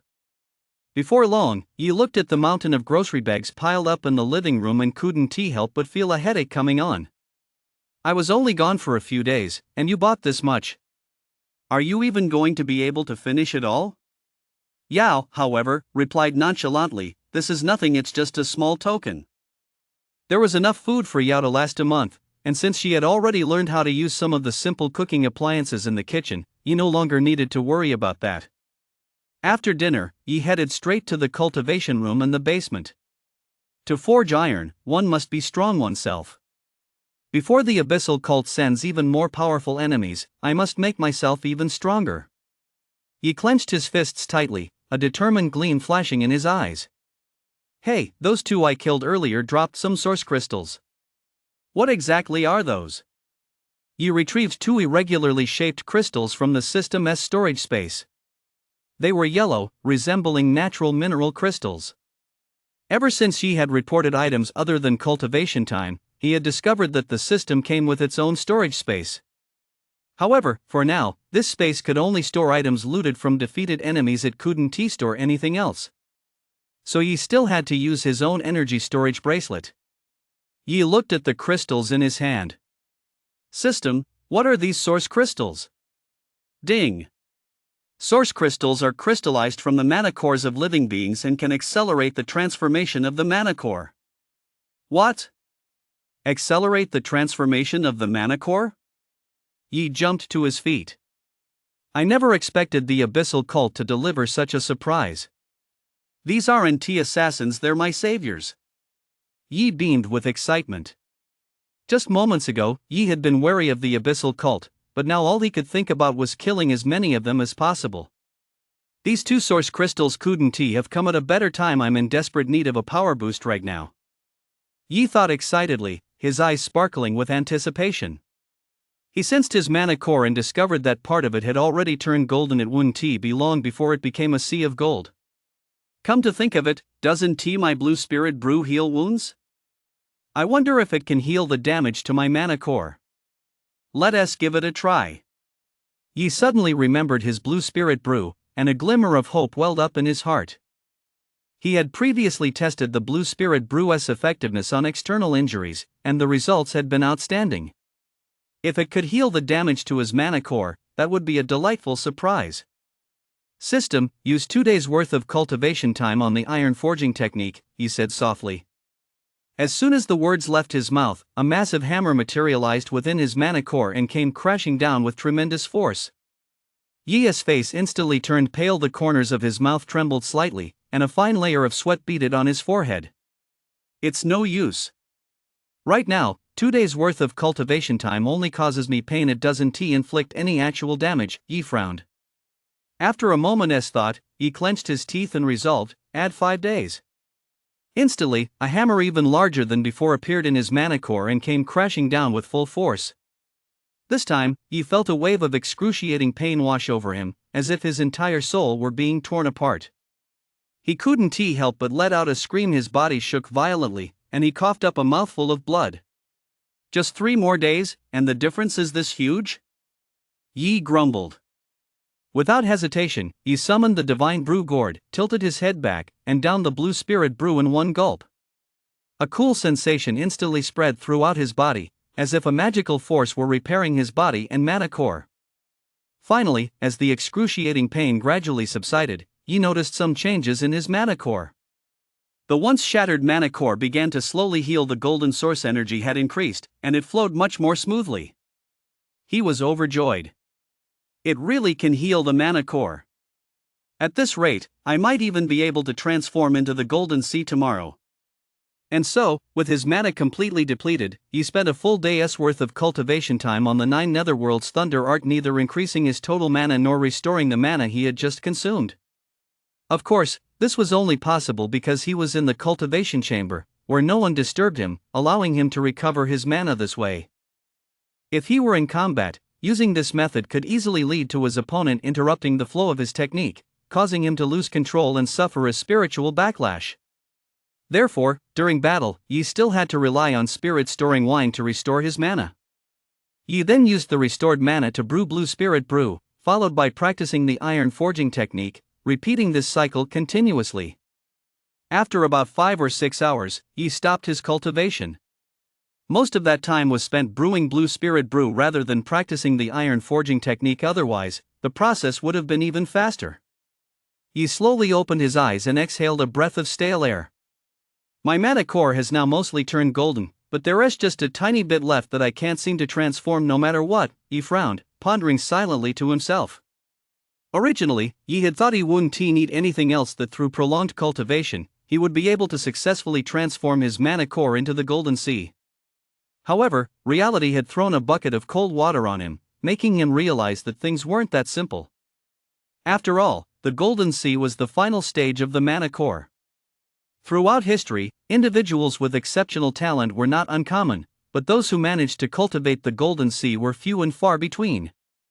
The reason for this was likely not merely the vast amount of time required, but was also closely related to that final sliver of mana that proved so difficult to transform. However, Yi wasn't overly concerned. He still had 2 precious source crystals and a thunder light pearl left in his possession, and he refused to believe that these items wouldn't be enough to help him break through. Yi took out a source crystal, carefully placed it against his dantian, then closed his eyes and began to channel and absorb the energy within it. Instantly, he felt a gentle, soothing energy surge from his dantian into his mana core. Ah! Yi let out a moan of embarrassment. This was the first time since his awakening that he found cultivation so pleasant.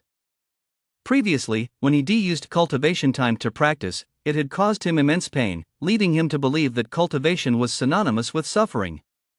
I never expected absorbing a source crystal to be so comfortable. I thought it would be painful, Yi said, somewhat surprised. The source crystal transformed into fine strands of energy that coursed through Yi's mana core. Ha! It's actually repairing the latent injuries left over from my previous cultivation of the iron forging technique, Yi said, a hint of surprise in his eyes. Cultivating the iron forging technique was essentially a process of forging iron. Such a simple yet brutal method inevitably left behind some latent injuries, which he hadn't noticed before. It wasn't until the source crystal-less energy began repairing these injuries that Yi finally felt them. The source crystal-less energy quickly healed these latent injuries, and then the excess energy surged toward the last wisp of unconverted silver mana, enveloping it and slowly seeping into it. So that is how it's converted, by infusing the source crystal-less energy into it, much like assimilation. But the energy left after healing those latent injuries probably won't be enough.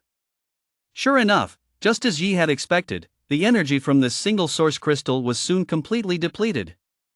A portion of that final wisp of mana now glowed yellow. Yi wasn't disappointed, on the contrary, he was delighted. This meant that the final wisp of mana could indeed be transformed using the source crystal-less energy, and he still had another one on hand. Yi took out another source crystal and guided the absorption process just as before.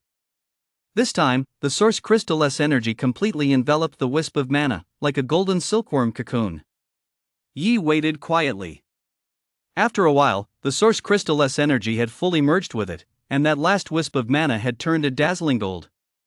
The very moment that wisp of mana turned gold, Yi's mana core erupted with an intense golden light. When the golden light faded, Yi discovered that his mana core had transformed into the Golden Sea. Just as with his previous transformations into the Copper Sea and Silver Sea, where the mana would first transform and then gradually influence the mana core to complete the process, he hadn't expected this step to be skipped entirely this time. Yi channeled his mana, sensing the changes brought about by the transformation of his mana core. As he raised his hand, a bolt of lightning as thick as his arm struck the wall of the training chamber, instantly blasting a massive hole in it. That is powerful. This training room is supposed to withstand attacks from a martial master, yet I never expected my offhand strike to blast a hole right through it. If I were to encounter those 2 from the Abyssal Cult right now, I could take them both down in a head-on battle, he said confidently. Yi wasn't exaggerating in the slightest. Among humans, there were likely fewer than 10 who had managed to cultivate a Golden Sea-level mana core. Its value goes without saying. It would be truly incredible if such a mana core couldn't be used to defeat enemies of higher ranks. Now that my Golden Sea has fully transformed, I can finally use the cultivation time in the system, he said with a delighted expression. System, open the panel. Host, Yi. Realm, second tier martial artist, late meridian opening. Abilities, Starfall Thunder S rank, Divine Brew Gourd S rank, Umbra S rank. Cultivation techniques, Nether Thunder Art S rank, Thunder Fire Tempering Art A rank, Iron Forging Technique C rank. Combat skills: Thunder Dragon Sky Shattering Strike Minor Achievement, 7-star Step Mastery, Instant Shadow Mastery. Ability points, 50,000. Cultivation time, 8 years, 1 month. I actually have over 8 years of cultivation time left? I thought cultivating the iron forging art took up a lot of it, but there is still this much left. Yi was somewhat surprised. But what about my Thunderlight Pearl? Now that I've fully converted my mana, does that mean it's useless? Yi searched the martial artist forum for relevant information but couldn't find an answer, mainly because no one had reached the Golden Sea realm yet. Can I still improve once I reach the Golden Sea realm? A thought suddenly popped into Yi's mind. Since the idea had occurred to him, he decided to give it a try. He closed his eyes, took a deep breath, channeled the power within his body, and then used the iron forging technique to begin condensing a massive hammer. By now, Yi had mastered this technique to a high degree of proficiency. The giant hammer he condensed was not only more solid than before, but its shape had also become more refined. Yi directed the giant hammer to crash into the Golden Sea, only to see it shatter with a thunderous boom, scattering into countless fragments throughout the Golden Sea. However, the Golden Sea merely rippled slightly. It wasn't easily shaken as he had imagined. Ha! It's so hard the hammer shattered, yet the Golden Sea barely reacted. Yi muttered to himself in surprise. He had originally thought the giant hammer would at least create some ripples, but it seemed the Golden Sea's resilience far exceeded his expectations. But Yi didn't give up. He decided to try again. This time, he materialized another hammer within his mana core, though this one was different from the previous one. Its surface shimmered with purple lightning, resembling a mysterious rune. That's right, Yi had infused the hammer with Starfall Thunder, attempting to harness the power of divine lightning to enhance its destructive force. When Yi, controlling the hammer imbued with divine lightning, struck the Golden Sea once more, it finally showed a noticeable reaction. The hammer struck the Golden Sea, sending up a spray of water and stirring up a surge of turbulent waves. The tranquility of the Golden Sea was shattered. The rolling waves formed ripples that spread outward continuously. Although the Golden Sea was agitated, there was no noticeable change in the mana, or perhaps there was, but Yi didn't sense it. If I can make it move, that means there's a chance. Yi's spirits soared. He immediately used 10 days of cultivation time to condense the giant hammer, then infused it with Starfall Thunder. The hammer's power was now extraordinary. With a single strike, even though Yi's Golden Sea was extremely resilient, it was pounded into a massive crater. Yi's face paled, but he was overjoyed. He sensed that his Golden Sea had actually undergone a change. It's working. Maybe I've pioneered a new realm of the mana core. Yi's face beamed with excitement, as if he discovered a new continent. I still have over 8 years of cultivation time left. I might as well splurge a little. If I run out, I'll just go kill more, but if I miss this realm, I'll truly have missed my chance. Yi steeled his resolve and continued to use his cultivation time to forge his mana core. Finally, through his relentless efforts, a wisp of purple mana appeared within his mana core. To Yi's perception, this wisp of mana was brimming with explosive power, as if it were the very essence of Starfall Thunder. This single wisp of mana was equivalent to 3 wisps of golden mana, which meant that among those of the same cultivation level, his strength was likely more than 10 times that of a Silver Sea martial artist. And since those who had already reached the Silver Sea were already considered geniuses, compared to ordinary practitioners who hadn't reached that level, Yi was at least dozens of times stronger than them. What did this mean? It boiled down to 4 words: unrivaled at the same cultivation level. Yi continued his cultivation. By the late hours of the night, more than half of the mana in his mana core had already transformed into purple. The transformation was happening even faster than when he had transformed into the Golden Sea stage, likely due to Yi using more cultivation time at once. However, he had already consumed over 4 years of cultivation time, leaving him with 3 years and 8 months remaining. That's about right. Next, I'll take the Thunderlight Pearl. Yi had already purchased the items needed to absorb the Thunderlight Pearl earlier, so he didn't need to make any further preparations. The facilities in this cultivation room were quite comprehensive. Not only was it equipped with a bathroom, but it also featured a spacious bathtub. Yi was very satisfied with this, as he needed exactly this kind of environment for the next stage of his cultivation. He turned on the faucet and filled the bathtub with warm water, then took a medicine packet from his energy storage bracelet and dropped it into the water. The packet dissolved rapidly, blending with the water, and the originally clear, warm water instantly turned emerald green. This packet had multiple benefits, including tempering the body, healing injuries, and enhancing absorption efficiency, all of which were very useful for absorbing the Thunderlight Pearl. Yi stripped off his clothes, stepped into the bathtub, and savored the warm water. Then, he placed the Thunderlight Pearl in his mouth and bit down hard. The pearl's outer shell shattered instantly, and a searing sensation immediately spread throughout his mouth. The Thunderlight Pearl consisted of 2 layers. The outer layer was for external use, while the inner layer contained precious spiritual essence that could be ingested. Yi swallowed the spiritual essence of the Thunderlight Pearl, spat out the remaining shell, and tossed it into the bathtub. When the shell came into contact with the jade green medicinal liquid, something wondrous happened. Streaks of purple lightning flashed through the liquid, and the entire bathtub was enveloped in a mysterious glow. Once the essence of the Thunderlight Pearl entered his body, he immediately felt a violent surge of energy raging through his veins. This force seemed poised to burst through his meridians, causing him extreme discomfort. Beads of sweat began to form on Yi's forehead. He furrowed his brow, struggling to endure this indescribable agony. The power within his meridians appeared completely uncontrollable, violently battering his body and placing immense pressure on him. Finally, under Yi's guided channeling, all the spiritual energy from the Thunderlight Pillar flowed into his mana core. Fortunately, Yi had already reached the late stage of meridian opening, and his meridians were strong enough, otherwise, some of them would surely have shattered, causing the spiritual energy to be lost. Once the spiritual essence entered the mana core, it immediately transformed into a furious bolt of lightning that struck the mana core. For anyone else, this blow would likely have been excruciatingly painful, but Yi had already been tempered countless times by the iron forging magic hammer. This level of pain was a piece of cake for him. As the lightning continued to strike the mana core, with each strike a surge of energy infused into it, and Yi could clearly feel the mana transforming. Truly a treasure of heaven and earth, the effect is indeed remarkable. Yi couldn't help but exclaim. Yi didn't realize that the effect was so pronounced precisely because his absorption was flawless. If it were anyone else, some of the energy would have been lost the moment they swallowed the spiritual elixir. Once the energy entered the mana core, Yi's Starfall Thunder itself, a top-tier lightning-type ability, exerted a natural suppressing force over the essence's energy.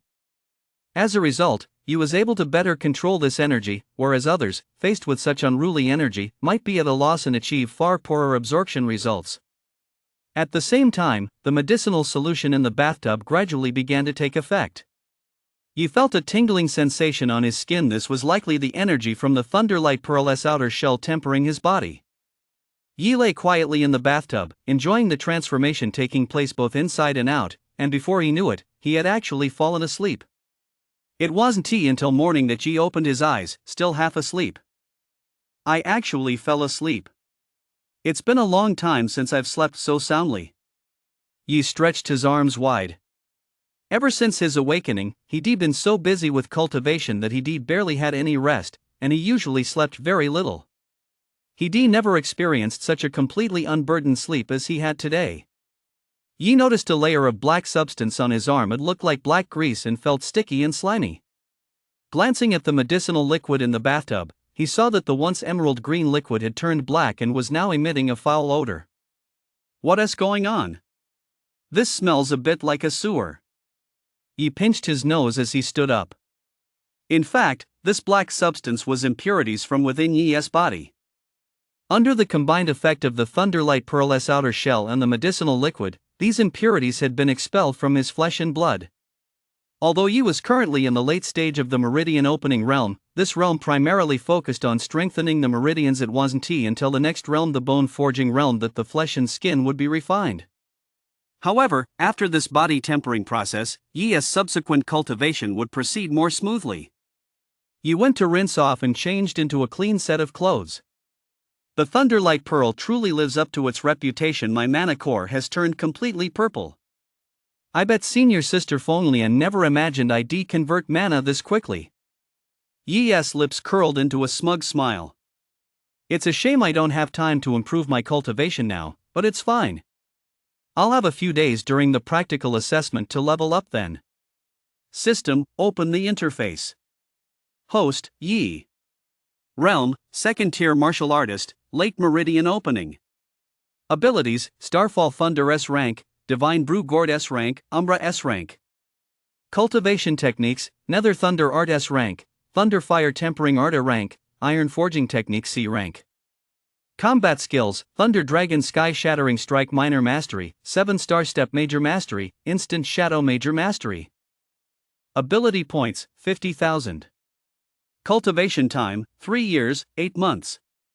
His ability points hadn't changed. When he killed those 2 abyssal cult assassins, they didn't drop any ability points, which came as a bit of a surprise to Yi. However, he didn't dwell on it. Perhaps the ability points had been converted into source crystals instead. It's only been a little over 3 years. I'll have to make sure to reap the rewards during actual combat.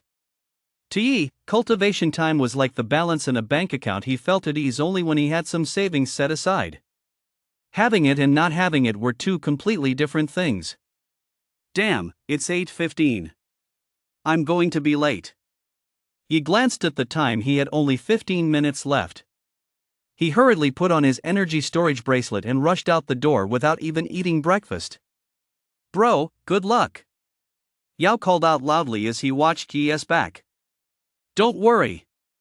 Yi didn't even turn around. He just waved his hand, signaling to Yao not to worry. Yi lived in the city center, where traffic was heavy, and this was right in the middle of rush hour. It would be faster to walk than to take a taxi. Yi glanced anxiously at the time. Forget it, I'm using my ability. The Huaxia Federation had regulations prohibiting the use of abilities in urban areas, especially in crowded places. But Yi couldn't worry about that now. If he didn't use it, he'd be late, and besides, it was for the college entrance exam. As long as he didn't disrupt public order, it shouldn't be a big deal. After weighing the pros and cons, Yi hesitated no longer. Purple arcs of electricity flared from beneath his feet as he weaved through the crowd. Mom, there's a superhero. Wow, look at that guy, he's so amazing. He can actually control lightning, a young girl exclaimed in surprise. Yeah, I never thought I'd see such a powerful ability user here.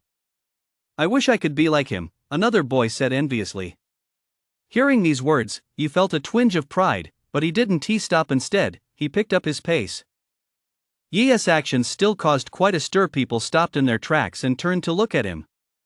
However, the commotion quickly caught the attention of a traffic police officer.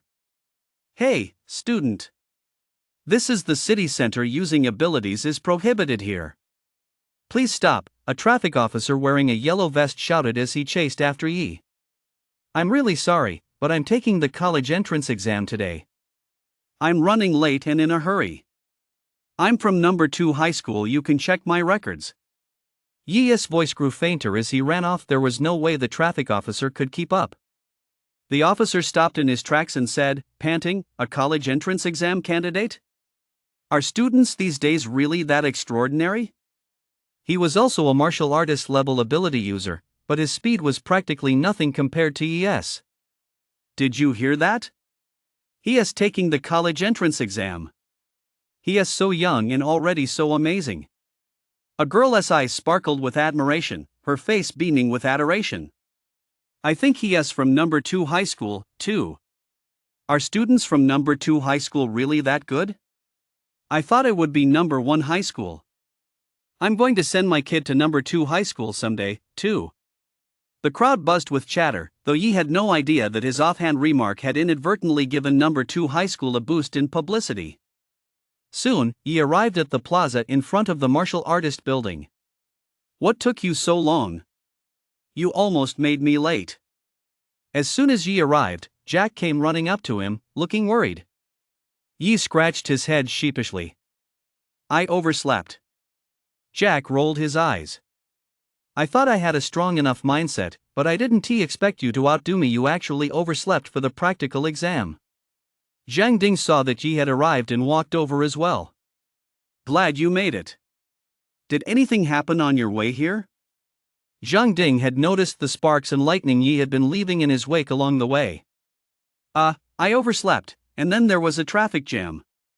I really couldn't make it in time, so I used my ability to speed up. I'm afraid the traffic police might come asking questions later, Yi said sheepishly. As long as you made it, that's all that matters. Don't worry about the rest, I'll handle it. Just focus on what's coming next. Yi nodded. I'll now read the rules for the field exercise. This field exercise will last a total of 3 days. The exercise uses a point system. Hunting a Tier 1 awakened beast is worth 1 point, a Tier 2 is worth 2 points, and so on. For martial artists, a Tier 1 awakened beast is worth 100 points, a Tier 2 is worth 200 points, and the points increase by 100 for each subsequent tier. Next, we'll distribute a scoring bracelet that will track your points. It also has a distress button. If you find yourself in danger, you can press it, and a protective shield will surround you. However, once you press it, your assessment will end there. The choice is yours. Inside the scoring bracelet are 3 fasting potions. These will serve as your food for the next 3 days. Read the instructions carefully. Next, sign the waiver. If you have any regrets, it's not too late to back out now. After Director Li finished reading the rules, the staff went down to distribute the scoring bracelets and waivers. Since this is a live-action assessment, unexpected incidents are bound to occur. Some students might be killed before they can activate the protective shield. This happens every year. Of course, if you die, the League will provide your family with a compensation payment. The benefits are quite generous. Death is inevitable. The wristbands issued by the Martial League can withstand attacks from Martial Master level opponents. As long as you activate your shield, you're essentially out of mortal danger. That's why the mortality rate for the exam isn't high, less than 1 in 1,000, but there are still some students with weak mental fortitude who give up here, which is quite normal. Soon, Yi received his points wristband. It wasn't very large, so he slipped it onto his other wrist and then signed the life and death agreement. Once all preparations were complete, the group boarded a series of buses that took them to the exam site. Soon they arrived at an open field on the outskirts of town, where several mechanical gates stood. Just as everyone was wondering what was going on, a voice suddenly rang out, "We will now proceed with the lottery.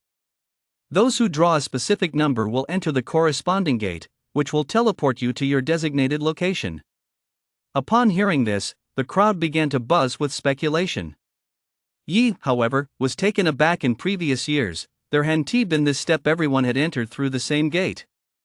But this year, this new procedure had been added, which came as a surprise to him. In past years, since everyone entered from the same place, some students would form teams in advance. For instance, wealthy students could easily have a few strong students carry them to a decent score. However, this method had no impact on students aiming for the top 2. No one had absolute certainty of getting into the top 2. If you brought someone along and lost a few points, you might fall out of the rankings and fail to gain admission. Moreover, even if someone entered the top 2 through improper means, they would undergo a rigorous assessment upon enrollment. If their abilities weren't up to par, they would still be expelled. Therefore, this change wouldn't have a significant impact on the top 2. However, the situation is different for ordinary martial arts schools and especially for the Four Directions Martial Arts School. Every year, some students gain admission to the Four Directions Martial Arts School through such means, though the number is certainly not large. But there are plenty of students who enter ordinary martial arts schools this way. This random lottery system does enhance fairness to a certain extent, but it's impossible to guarantee complete fairness. Even if you're admitted randomly, there is still a chance you'll run into each other in the exam hall and form a team. This is unavoidable. After all, there is no such thing as absolute fairness in this world. Everyone's ability is different. Some excel at combat, while others excel at support, yet they're all evaluated the same way. Is that fair? The Federation doesn't have enough resources to conduct targeted evaluations, and even if you're a support type, you still have the ability to slay beasts at lower levels. Yi had originally planned to take the exam with Jack, but now it seems he'll just have to leave it up to fate. After all, whether they'd be assigned to the same area depended entirely on the results of the lottery. When the lottery began, Yi and Jack drew their lots together. Yi drew number 1, while Jack drew number 8. Yi furrowed his brow slightly. Jack, when you go in, prioritize staying alive. I'll come find you. Especially if you run into Yi Yuntian and Fenghui from first high, don't hesitate, just run. Yi urged. Given Jack's abilities, even under ideal circumstances, making it into the top 2000 would be a long shot. If he were eliminated early, he'd have no chance at all. Jack understood the gravity of the situation. His usual carefree demeanor vanished, and he nodded.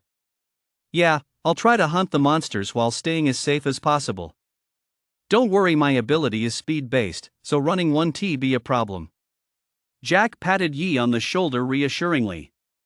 Yi knew there was no point in saying more now. He just had to find Jack as soon as possible. Yi Yuntian and Fenghui were assigned Gate 3 and Gate 5, respectively, while Cleo and Yi Yuntian were both assigned Gate 3. Cleo was overjoyed. Yuntian, we're in the same exam room. This time, we'll definitely beat Yi. Yi Yuntian's face betrayed no emotion as he coldly replied, beat him? I want him dead. But his voice was so soft that Cleo didn't hear it. As he stepped through the mechanical gate, a dizzying sensation swept over him, as if the entire world were spinning. By the time he regained his bearings, the scene before him had completely changed, revealing a desolate, dilapidated wasteland. This so-called teleportation technology was actually still in the early stages of development and had not yet reached full maturity. Not only was it incapable of long-distance teleportation, but even constructing the portals themselves was a rather tricky task. More importantly, these portals had limitations. They could only facilitate point-to-point teleportation. In other words, teleportation from one end to the other could only be achieved by setting up portals at two specific locations and linking them together. To use an analogy, it's like a pipe connecting two ends, allowing people to pass through it. The ruins Yi was now looking at had once been a bustling city. However, the city had long since fallen into ruin, turning into a desolate wasteland. As time passed, the area had been completely overgrown with dense vegetation, giving it a mysterious and dreamlike atmosphere. After a brief moment of shock, Yi sprang into action. He had to hurry and find Jack. Just as Yi had walked a short distance, several students from First High School exchanged glances behind him and followed suit. Yi kept weaving through the buildings. Around a corner, he encountered several fire pigs, all at the 6th or 7th awakening stage.